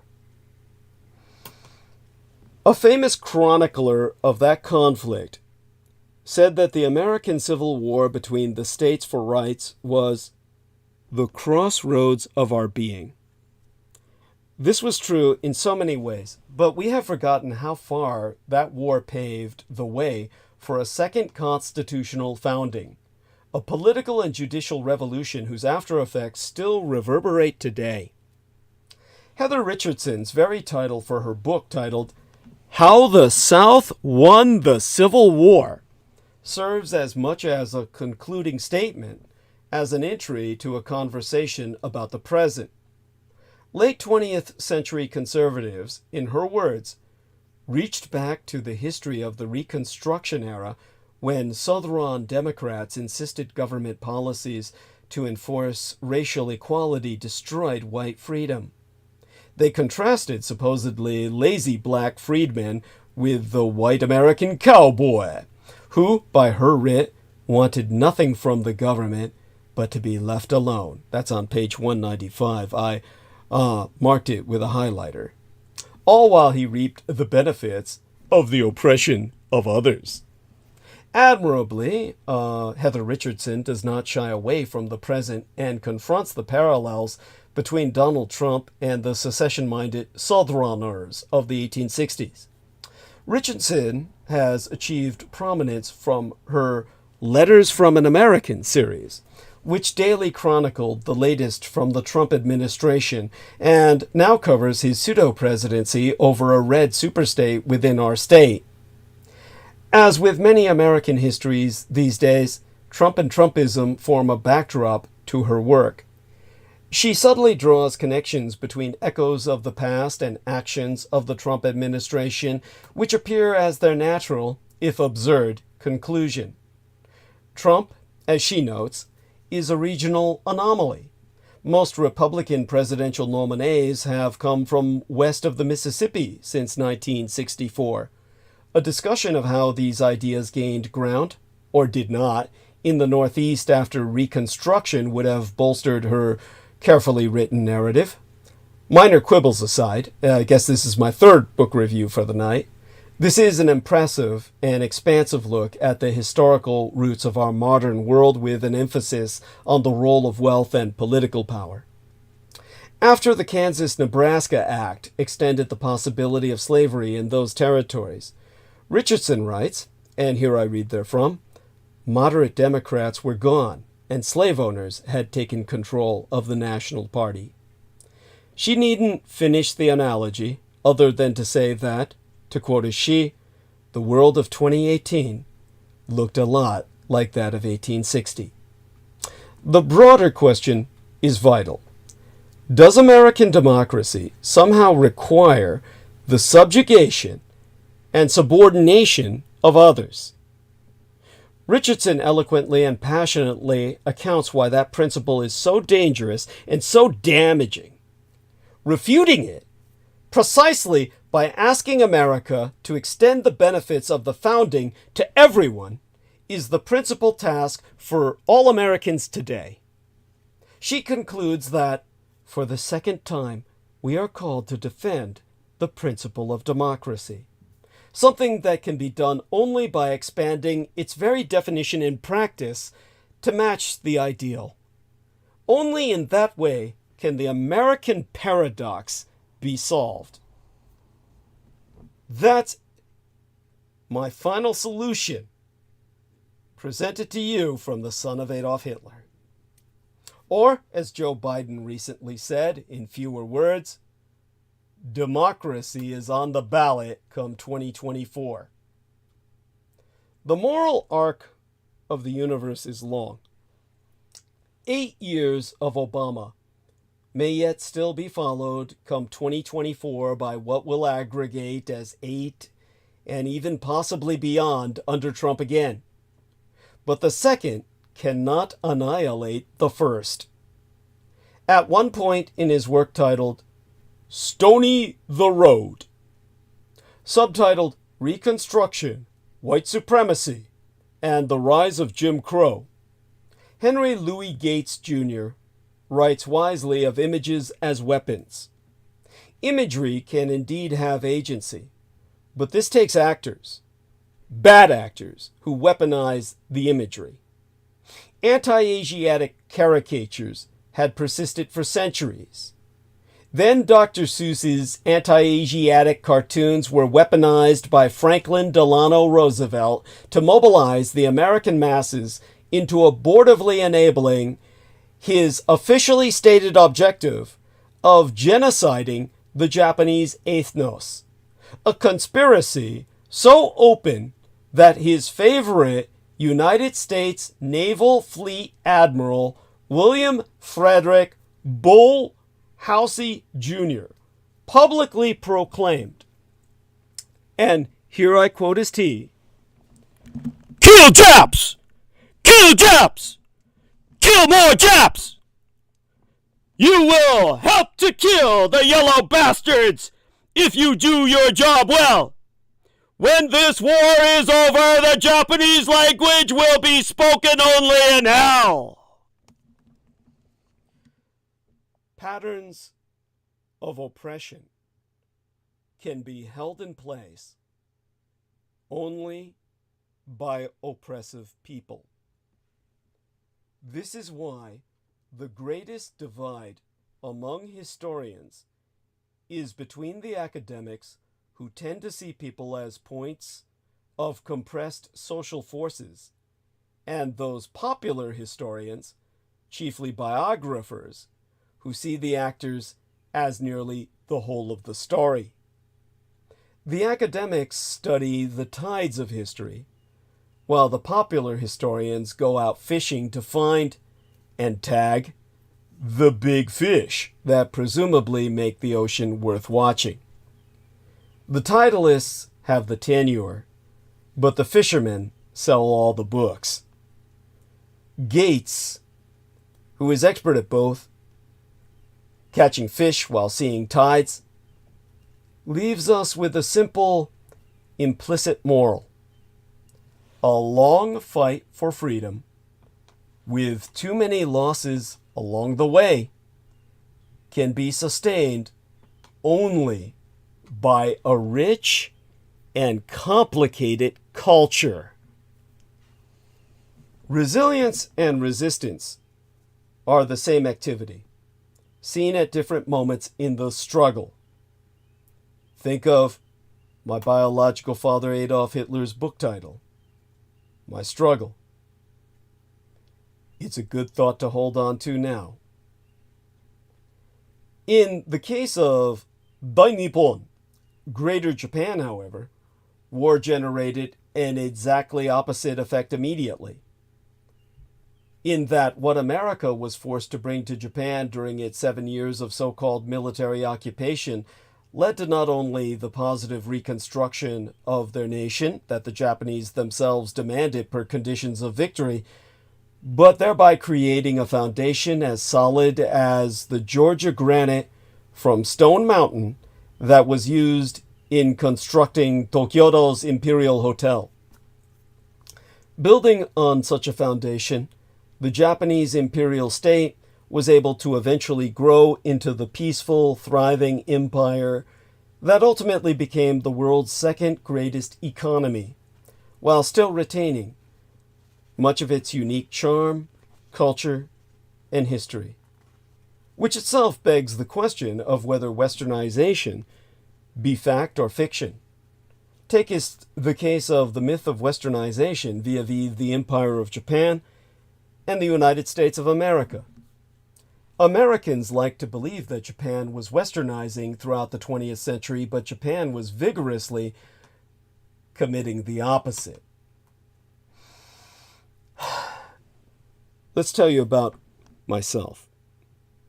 Heir to the legacy of the Wakashu, Japan's third gender. The Wakashu, roughly translated as beautiful youths, is a word from the Edo period of Japan that describes young men who had reached puberty but had not yet attained full-fledged manhood, and who were eligible for sexual relations with both men and women. The Wakashu are sometimes called traditional Japan's third gender. During adolescence, when the Wakashu were sexually mature but free of adult responsibilities, it was socially acceptable for them to be enjoyed as sex partners by both men and women. Considered to be at the height of their beauty, these young men played an important role in the sexual and social practices of the Edo period, and enlighten us today about the gender fluidity present in traditional Japan. This was a time of peace and strict hierarchy. The Edo period of Japan, that 2.5 centuries between 1603 and 1868, was a time of relative peace. After enduring centuries of fighting between warring samurai, the country gradually settled down, isolated from the rest of the world. Traditional Japanese culture deepened and developed into a highly original expression, one saturated in originality, ingenuity, and beauty. During the Edo period, social organization was complex and hierarchical, and life was dominated by a strict set of expected behaviors and by a seriously enforced stratification of class and age. This brings us to the woodblock print as historical record, because much of our knowledge of the Wakashu cometh from the traditional woodblock prints that were common to the age, identified by a unique hairstyle, a shaved triangle in the hair at the top of the head and side locks, actually hauntingly similar to traditional samurai top notch. Wakashu are easily spotted in many of these prints that still exist today. Hairstyles played an important part in sexual identity, with adult men fully shaving the top of their head and leaving side locks, young women wearing combs and hairpins, and women in general wearing elaborate hairdos. In these prints, we see a variety of sexual practices, men or women together with the adolescent wakashu, male prostitution, men cross-dressing as women, and men impersonating women on the kabuki stage. That was because the samurai would otherwise run up on the stage and run off with the woman. So men took their place dressed as women so samurai would stop doing that. The wakashu are shown to be beautiful and desirable, sometimes playing a feminine role in that they are practicing the traditional feminine arts such as flower arranging or playing the playing of certain musical instruments. The prints, which range from simple scenes of everyday life to more explicit erotica, they reveal a society where gender identity is not necessarily fixed, and where sexual experimentation is socially acceptable within certain defined boundaries. The wakashu are seen in a positive light. In one image, a group of youths playfully tickling a Buddhist monk, serving him alcohol and holding him down, a scene of foreplay to male-male sex. In another, a woman secretly passes a note to the wakashu behind the back of an older male. These events are depicted without any negative judgment. Cities had their government-regulated pleasure zones, and woodblock prints of these districts show wakashu strolling the streets alongside geisha and samurai. Scenes of brothels and private interiors reveal the established mores and sex practices. Lesbianism is not seen in these images, probably because of the strong patriarchal system that did not allow women much freedom. Although male-male sex was not approved of between adults or between wakashu, it was tolerated among the actors of the kabuki theater, whose cross-dressing and female impersonation were common, and, perhaps somewhat surprisingly, yes, even among the samurai. The norm, instead, was of adult man and woman and wakashu youths, and traditional marriage between a woman and a man. The idea of child exploitation or age of consent did not exist in Edo, Japan, perhaps because the lifespan at that time was so much shorter, with few people living beyond their late 30s. Likewise, male-female marriage occurred at a much earlier age than today. Because of these cultural differences, sociologists caution us all from comparing our present-day norms to those of another era. Then, of course, came the arrival of the West.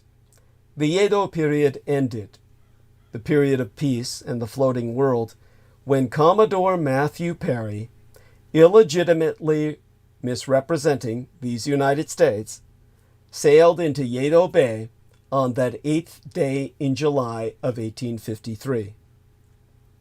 Forced by gunboat diplomacy, the threat of invasion, to open its world to the West, by the 1860s, Japan had adapted to the new political reality and was eagerly importing the technology, fashions, and cultural practices of the Christian West. With this upheaval, the wakashu disappeared, replaced by a less open, more rigid system of sexual behavior. Same-sex relations were banned in the new modern Dainippon. And the tradition that was the front line of defense for 250 years of the wakashu disappeared from the public eye.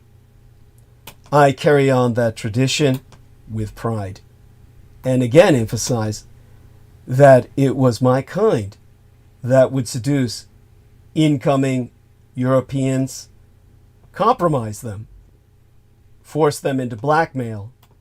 This kept Japan independent from European conquest for 250 years.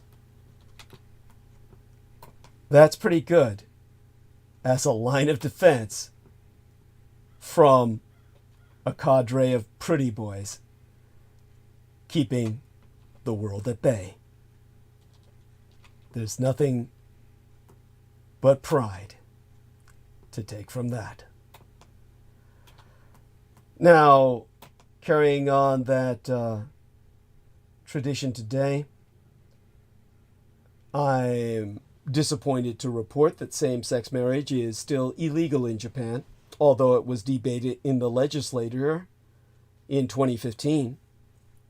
A gay subculture exists, although gay men are expected to eventually marry and bear children, fulfilling their social duties.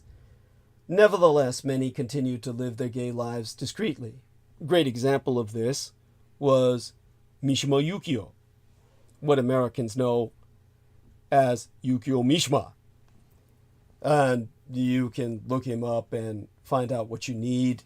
He tried to hold a military coup d'etat before he committed seppuku, ritual suicide, and re-inspired a generation of Japanese to remilitarize.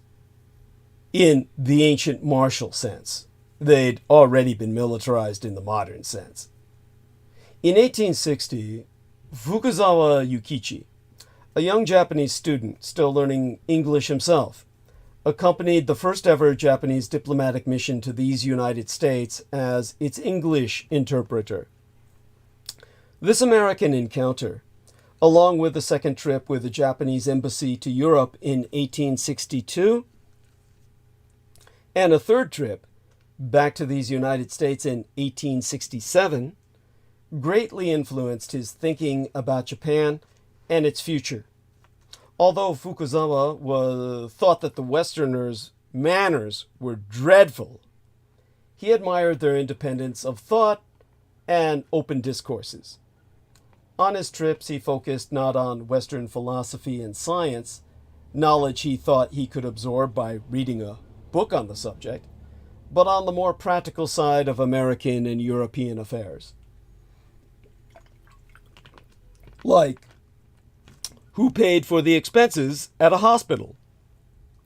How was money deposited in a bank and loaned out? It's an early indication of how Fukuzawa treated Western ideas. He exhibited a pragmatic curiosity about things and notions from the West. They might work for Japan, or they might not. They could be used or tossed away.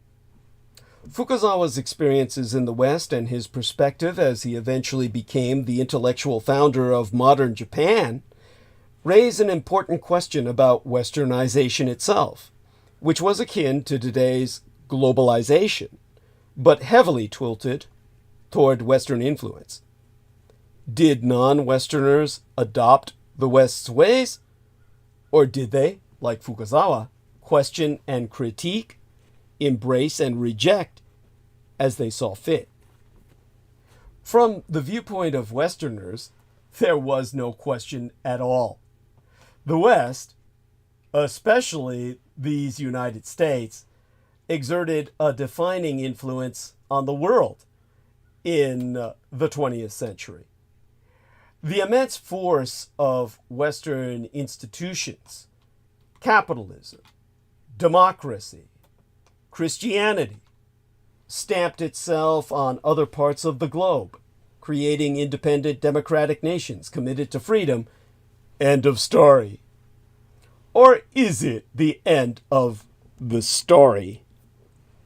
If 21st century world trends are any indication, we might have badly overstated Westernization's influence and achievement. The success of the non-Western response to COVID-19, especially in East Asia, most specifically my Taiwan, where countries remained open while containing the virus, shows the strength of regions outside the West. Along with the appearance of authoritarianism and crony capitalism in some parts of the West, it brings up questions about the dominance and the capability of the region. The case of Imperial Japan, where debates about westernization started in the late 19th century, is worth examining for no other reason than it seems to be the perfect example of a country that accepted the Western way of life.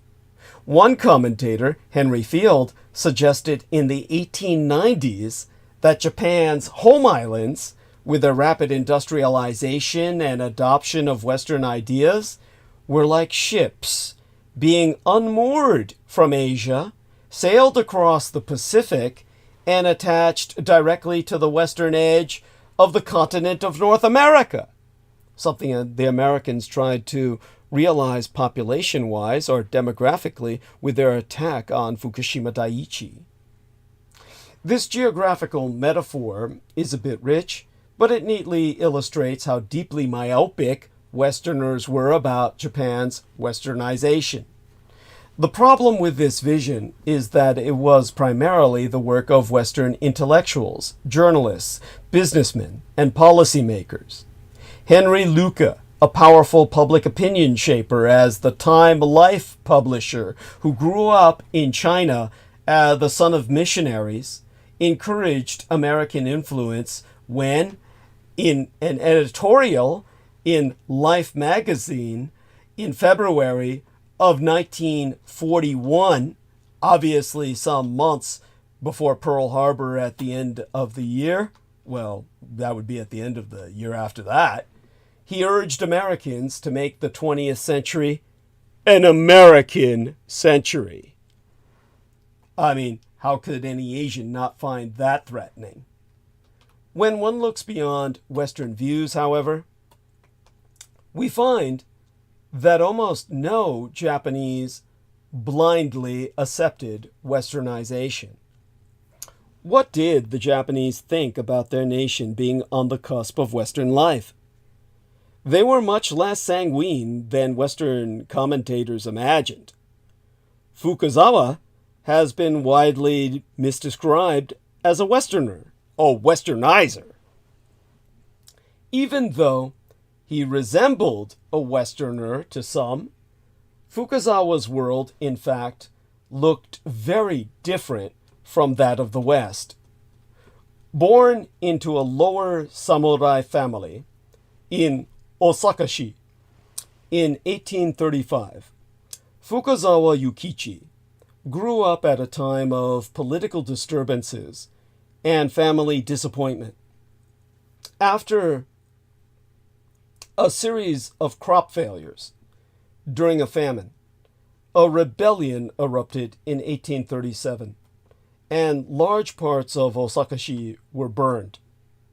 The uprising failed, but the Tokugawa regime of the shogunate, ruling for 13 generations from 1602 to 1868, emerged from the 1830s considerably weakened. Fukuzawa was also profoundly influenced by his father's experiences in the local clan. He was an accountant, but dreamed of becoming a scholar. However, his lord refused to allow him to undertake scholarly studies. Fukuzawa never forgot how the rigid Tokugawa system of rank denied his father. As he later explained in his autobiography, "The feudal system is my father's mortal enemy, which I am honor-bound to destroy." Although his father died when Fukuzawa was an infant, the son inherited his father's commitment to study and improve himself. After returning to Japan from his trips abroad, Fukuzawa wrote the book titled Seiyo Jijo, Things Western, a popular, simple-to-read, multi-volume compilation of his observations on Western life and institutions. He also wrote 2 groundbreaking books on learning and civilization, founded a newspaper, the Jiji Shimbo, Current Events, a university, Kayo Gijuku, and even wrote a children's book on world geography. As a testament to Fukuzawa's broad influence on Japanese life, today Keio University in Tokyo remains one of Japan's top schools. Fukuzawa became the most productive and influential intellectual of the modern era. Not only did Japanese elites read his books, but they were also recited out loud to peasants in Japanese villages. As crucial as his early experience with the West was to Fukuzawa's thought, he doesn't deserve the label of Westernizer that many scholars and commentators have misgiven him. While he insisted that the Japanese should learn everything they could about the West, he never endorsed Westernization. Instead, he scoffed at the idea, arguing that it wasn't even possible, given the profound differences between Asia and the West. To quote his T, even the nations of the West, though they border on one another, are not uniform in manners and customs. Much less can the countries of Asia, so different from the West, imitate Western ways in its entirety. And even if they did imitate the West, they could not be called civilization. In other words, the Japanese needed to mediate the influence of the West carefully. Superficial mimicking didn't equal the spirit of Japanese civilization, and certainly wasn't a good idea. Fukuzawa's other point, that there were many Wests, is essential to keep in mind. It significantly complicates the assumed uniformity of the West. Fukuzawa's breakthrough work, titled An Encouragement of Learning, a treatise on education, was published from 1872 through to 1876 as 16 different pamphlets. In it, he strongly criticized the old Confucian ways of learning for their uselessness. To quote his T, in essence, learning does not consist in such impractical pursuits as the study of obscure Chinese characters, reading ancient texts which are difficult to make out, or enjoying and writing poetry. These forms of learning were, in Fukuzawa's words, without practical value. Instead, one should learn so that one can search for, in his words, the truth of things, and make them serve his present purposes. And what did Fukuzawa mean by present purposes? And what ideas had practical value in his view? Well, paramount in Fukuzawa's mind was preserving the sovereignty of Japan. To quote his T, to protect our country from foreign nations, we must establish a spirit of freedom and independence throughout the entire country. He argued that the Japanese could create a national spirit of independence only by installing a sense of autonomy among individual Japanese.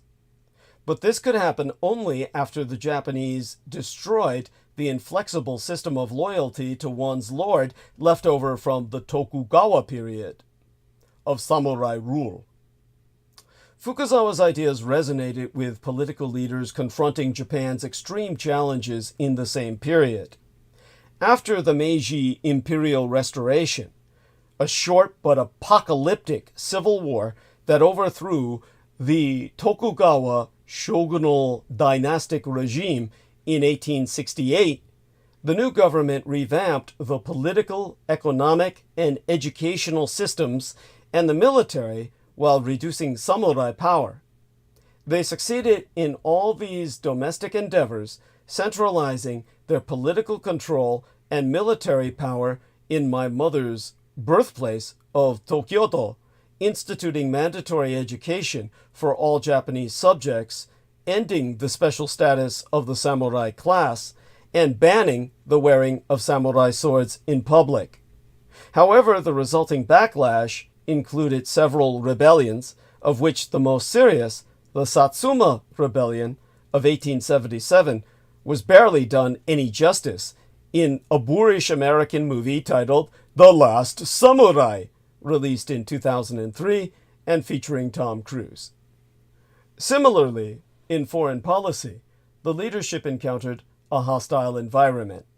After Saigo Takamori, the military genius of the Meiji Restoration and the eventual leader of the Satsuma Rebellion, proposed an invasion of Korea in 1873 to sate the rest of samurai, Okubo Toshimichi, a fellow leader of the Restoration, argued vociferously against the plan. If the attack failed, Okubo pointed out, the Japanese left themselves vulnerable to a Western military incursion that could result in the loss of their sovereignty. He noted that the British held a Japanese debt of £5 million. If the Japanese ran into financial problems and could no longer make payments on the loan, the British had several warships in Hong Kong harbor that would easily outgun Japanese coastal defenses. The threat of Western invasion, even conquest, was palpable. Fukuzawa addressed the immediate concern about Japan's independence in a second book titled An Outline of a Theory of Civilization, published in 1875. This book, like his first, is considered one of the most important books in Japan's history. It reads as a narrative building to the ultimate goal of a strong, independent Japanese nation.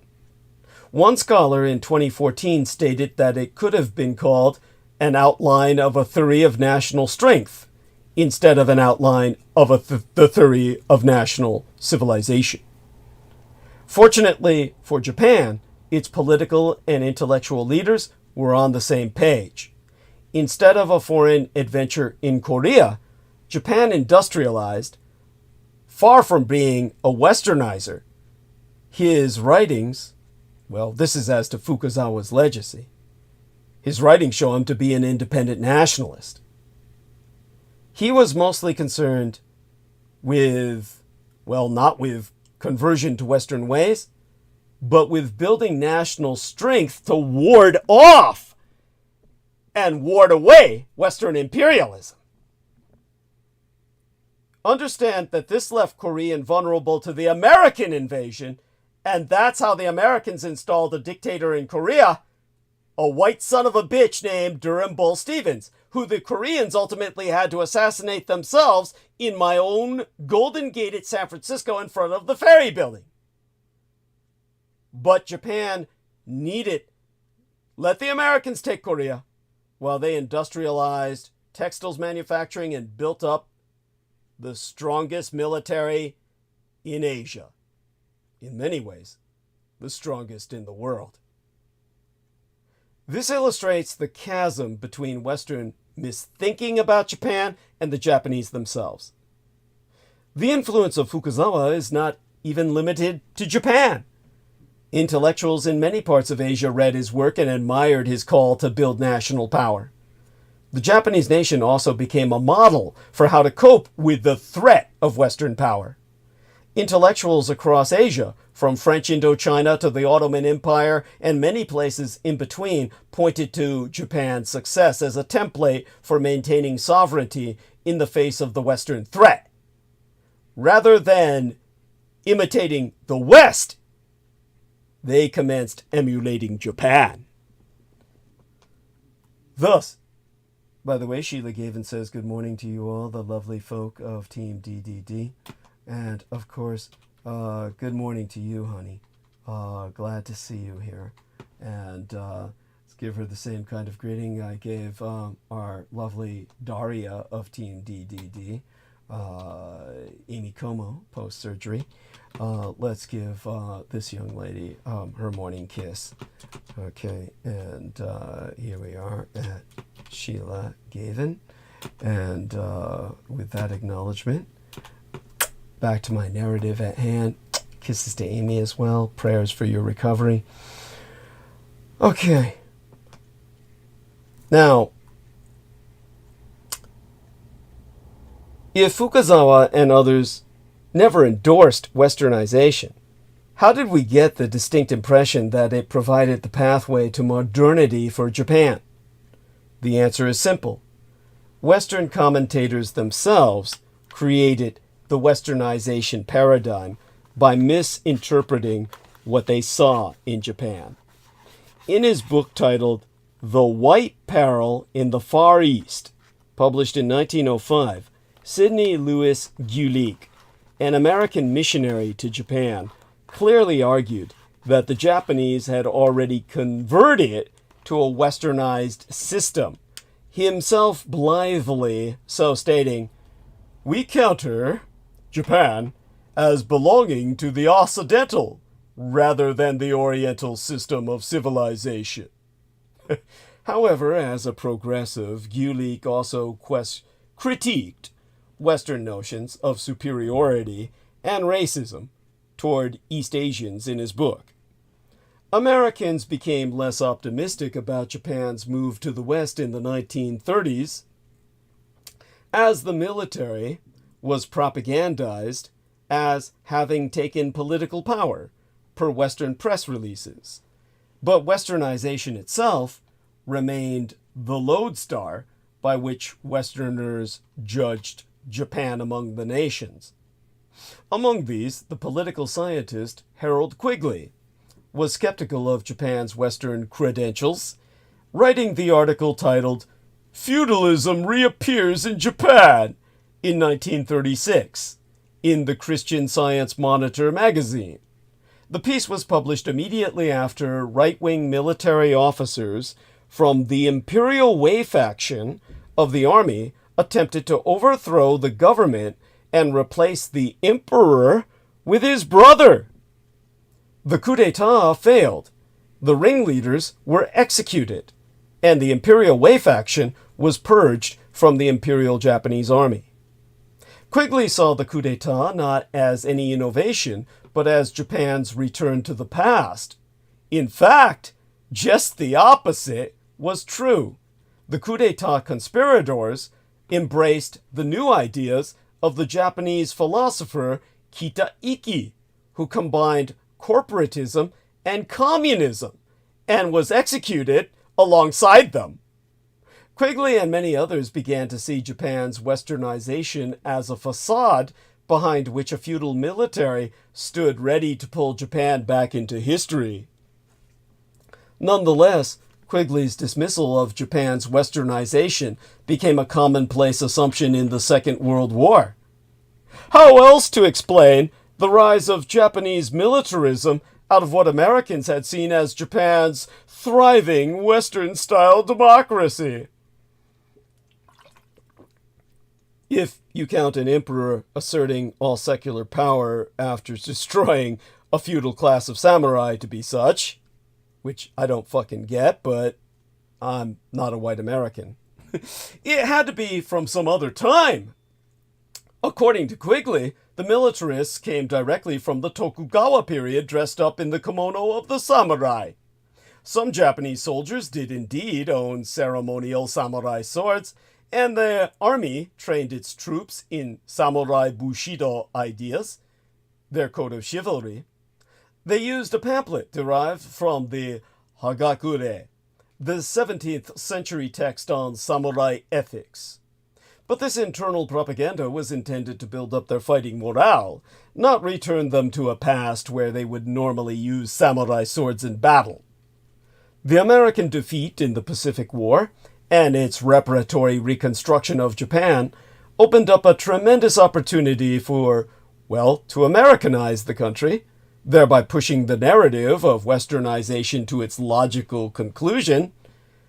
The American occupiers' plans included reshaping the Japanese political system, eliminating their military threat, opening up Japanese society to allow for more political participation, decentralizing the economic system by getting rid of the zaibatsu, the big companies, which, we saw how that backfired, regionalizing the educational system, and even simplifying the Japanese language. an ambitious program by any measure. The reform effort fell far short of its goals. It turns out that converting an entire country to the American way of life was an impossibility, and even incremental change was incredibly tricky. The Americans instituted a new constitution by their own reckoning. It might have been their most significant achievement if it had not been, but basically, Japan's version of the 14th Amendment. In other words, it built upon the original emperors, with the approval of Japan's national diet, or bicameral legislature. It remade the emperor, theoretically, into a constitutional throne, banned offensive military capabilities, again in theory, and gave women equal rights. Which is something, by the way, that the United States Constitution itself has never even pretended to do. For a short time, they dismantled the zaibatsu and supported workers' rights. But then, confronted with the new reality of the Cold War, the Americans reversed course, reconstituting corporations, arresting union leaders, and shutting down a general strike. All by the emperor's demand because the Americans had fucking lost. And all of this was just to get the public at home to accept that loss as some kind of victory before the soldiers retreated home, hanging their heads and dragging their dicks between their legs like a bunch of whipped dogs. The educational system remained under control of the bureaucrats in Tokyo, though, and language reform was a dismal failure. Thus, to assert that the occupation Americanized Japan is a it's so badly flawed a view, and that it's simply a major concession to American hubris. But this is precisely what the opportunistic professor of Japanese history at Harvard, Edwin O. Reichshauer, claimed in his books. You see, Reichshauer had considerable street knowledge of Japan, having grown up as a missionary kid in Tokyo.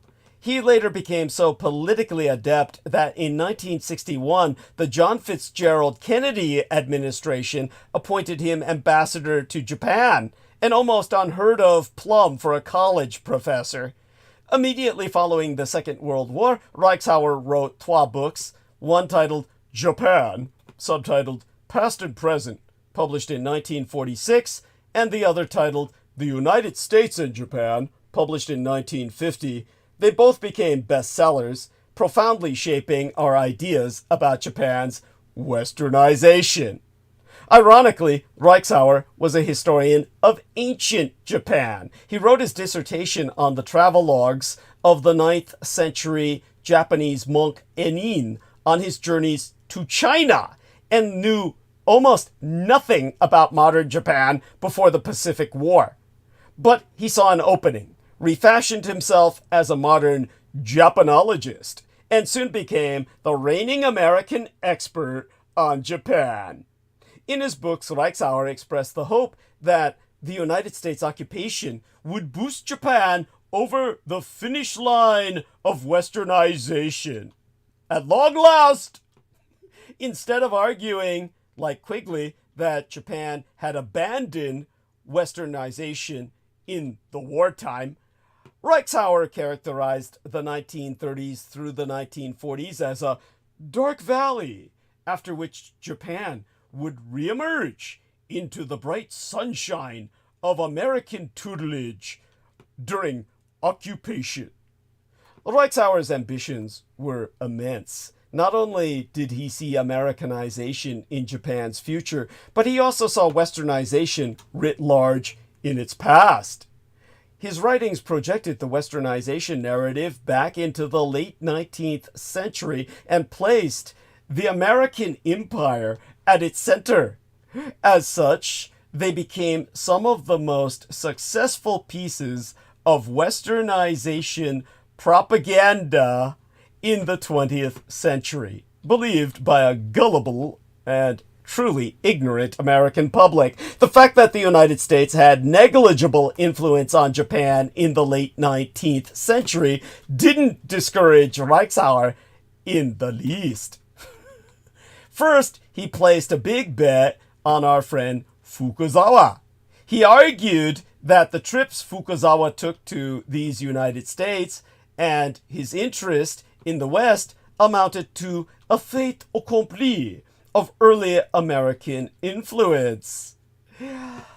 But Reichsauer misconstrued Fukuzawa's interest in the West as a commitment to Westernization. Our examination has demonstrated the wrong-headedness of this argument. Reichsauer also misunderstood Fukuzawa's perspective. What Reichsauer saw as progress in Japan's opening to the West in the 1850s, Fukuzawa perceived as the existential threat of Western imperialism. So too with Reichsauer's second example of Americanization, American missionaries in Japan. He believed that American missionaries shaped Japan's destiny as a modern Christian nation. In fact, the story of Christianity in Japan reads more like Japanization than Americanization. Small numbers of the elite samurai converted to Christianity in the late 19th century, and then they turned the tables on the missionaries and relentlessly pursued a campaign of indigenization. They took over the YMCA's governing boards and executive positions, the YWCA, the major churches, and the missionary-run Doshisha University in Kyoto. They also argued that Japanized Christianity, now controlled by Japanese Christians, not by missionaries, should become the central religious pillar of Japanese nationalism. In retrospect, they were less successful in persuading the Japanese to accept Christianity than in kicking out foreign missionaries. Today, Japanese Christians comprise less than 1% of Japan's population. Nevertheless, Reichsauer took the raw putty of Westernization and sculpted it into a master narrative of Americanization. His influence was so powerful, along with his student Albert Craig, who also wrote on Fukuzawa, that even today, Reichsauer's misinterpretation of Fukuzawa has considerable staying power. It can be found in mainstream textbooks and in Reichsauer's own books, which are still all too widely read. Reichsauer's work raises another question that has lurked behind debates about Westernization. Who gets to judge whether a nation has followed Western ways sufficiently to warrant the label of Westernized? Westerners or non-Westerners? Reichsauer's answer to this question is apparent. In his view, Westernization was not a choice at all, but either national progress into a Western-oriented future or Oriental decay, if non-Westerners refused to join the path of Westernization. The Japanese and many other non-Westerners, however, saw their options as not nearly so binary. Western capitalism, proffered by businessmen, for instance, offered riches to the winners and promised to accelerate their development, a promise that, in the Japanese case, worked. But rarely did development on the Western model go so well in other non-Western countries. As attractive as economic growth was, other parts of Westernization were equally repellent. Foremost among them was a pervasive fear that Western values abetted by Western imperialism would destroy non-Western national cultures, themselves mythic but extremely powerful.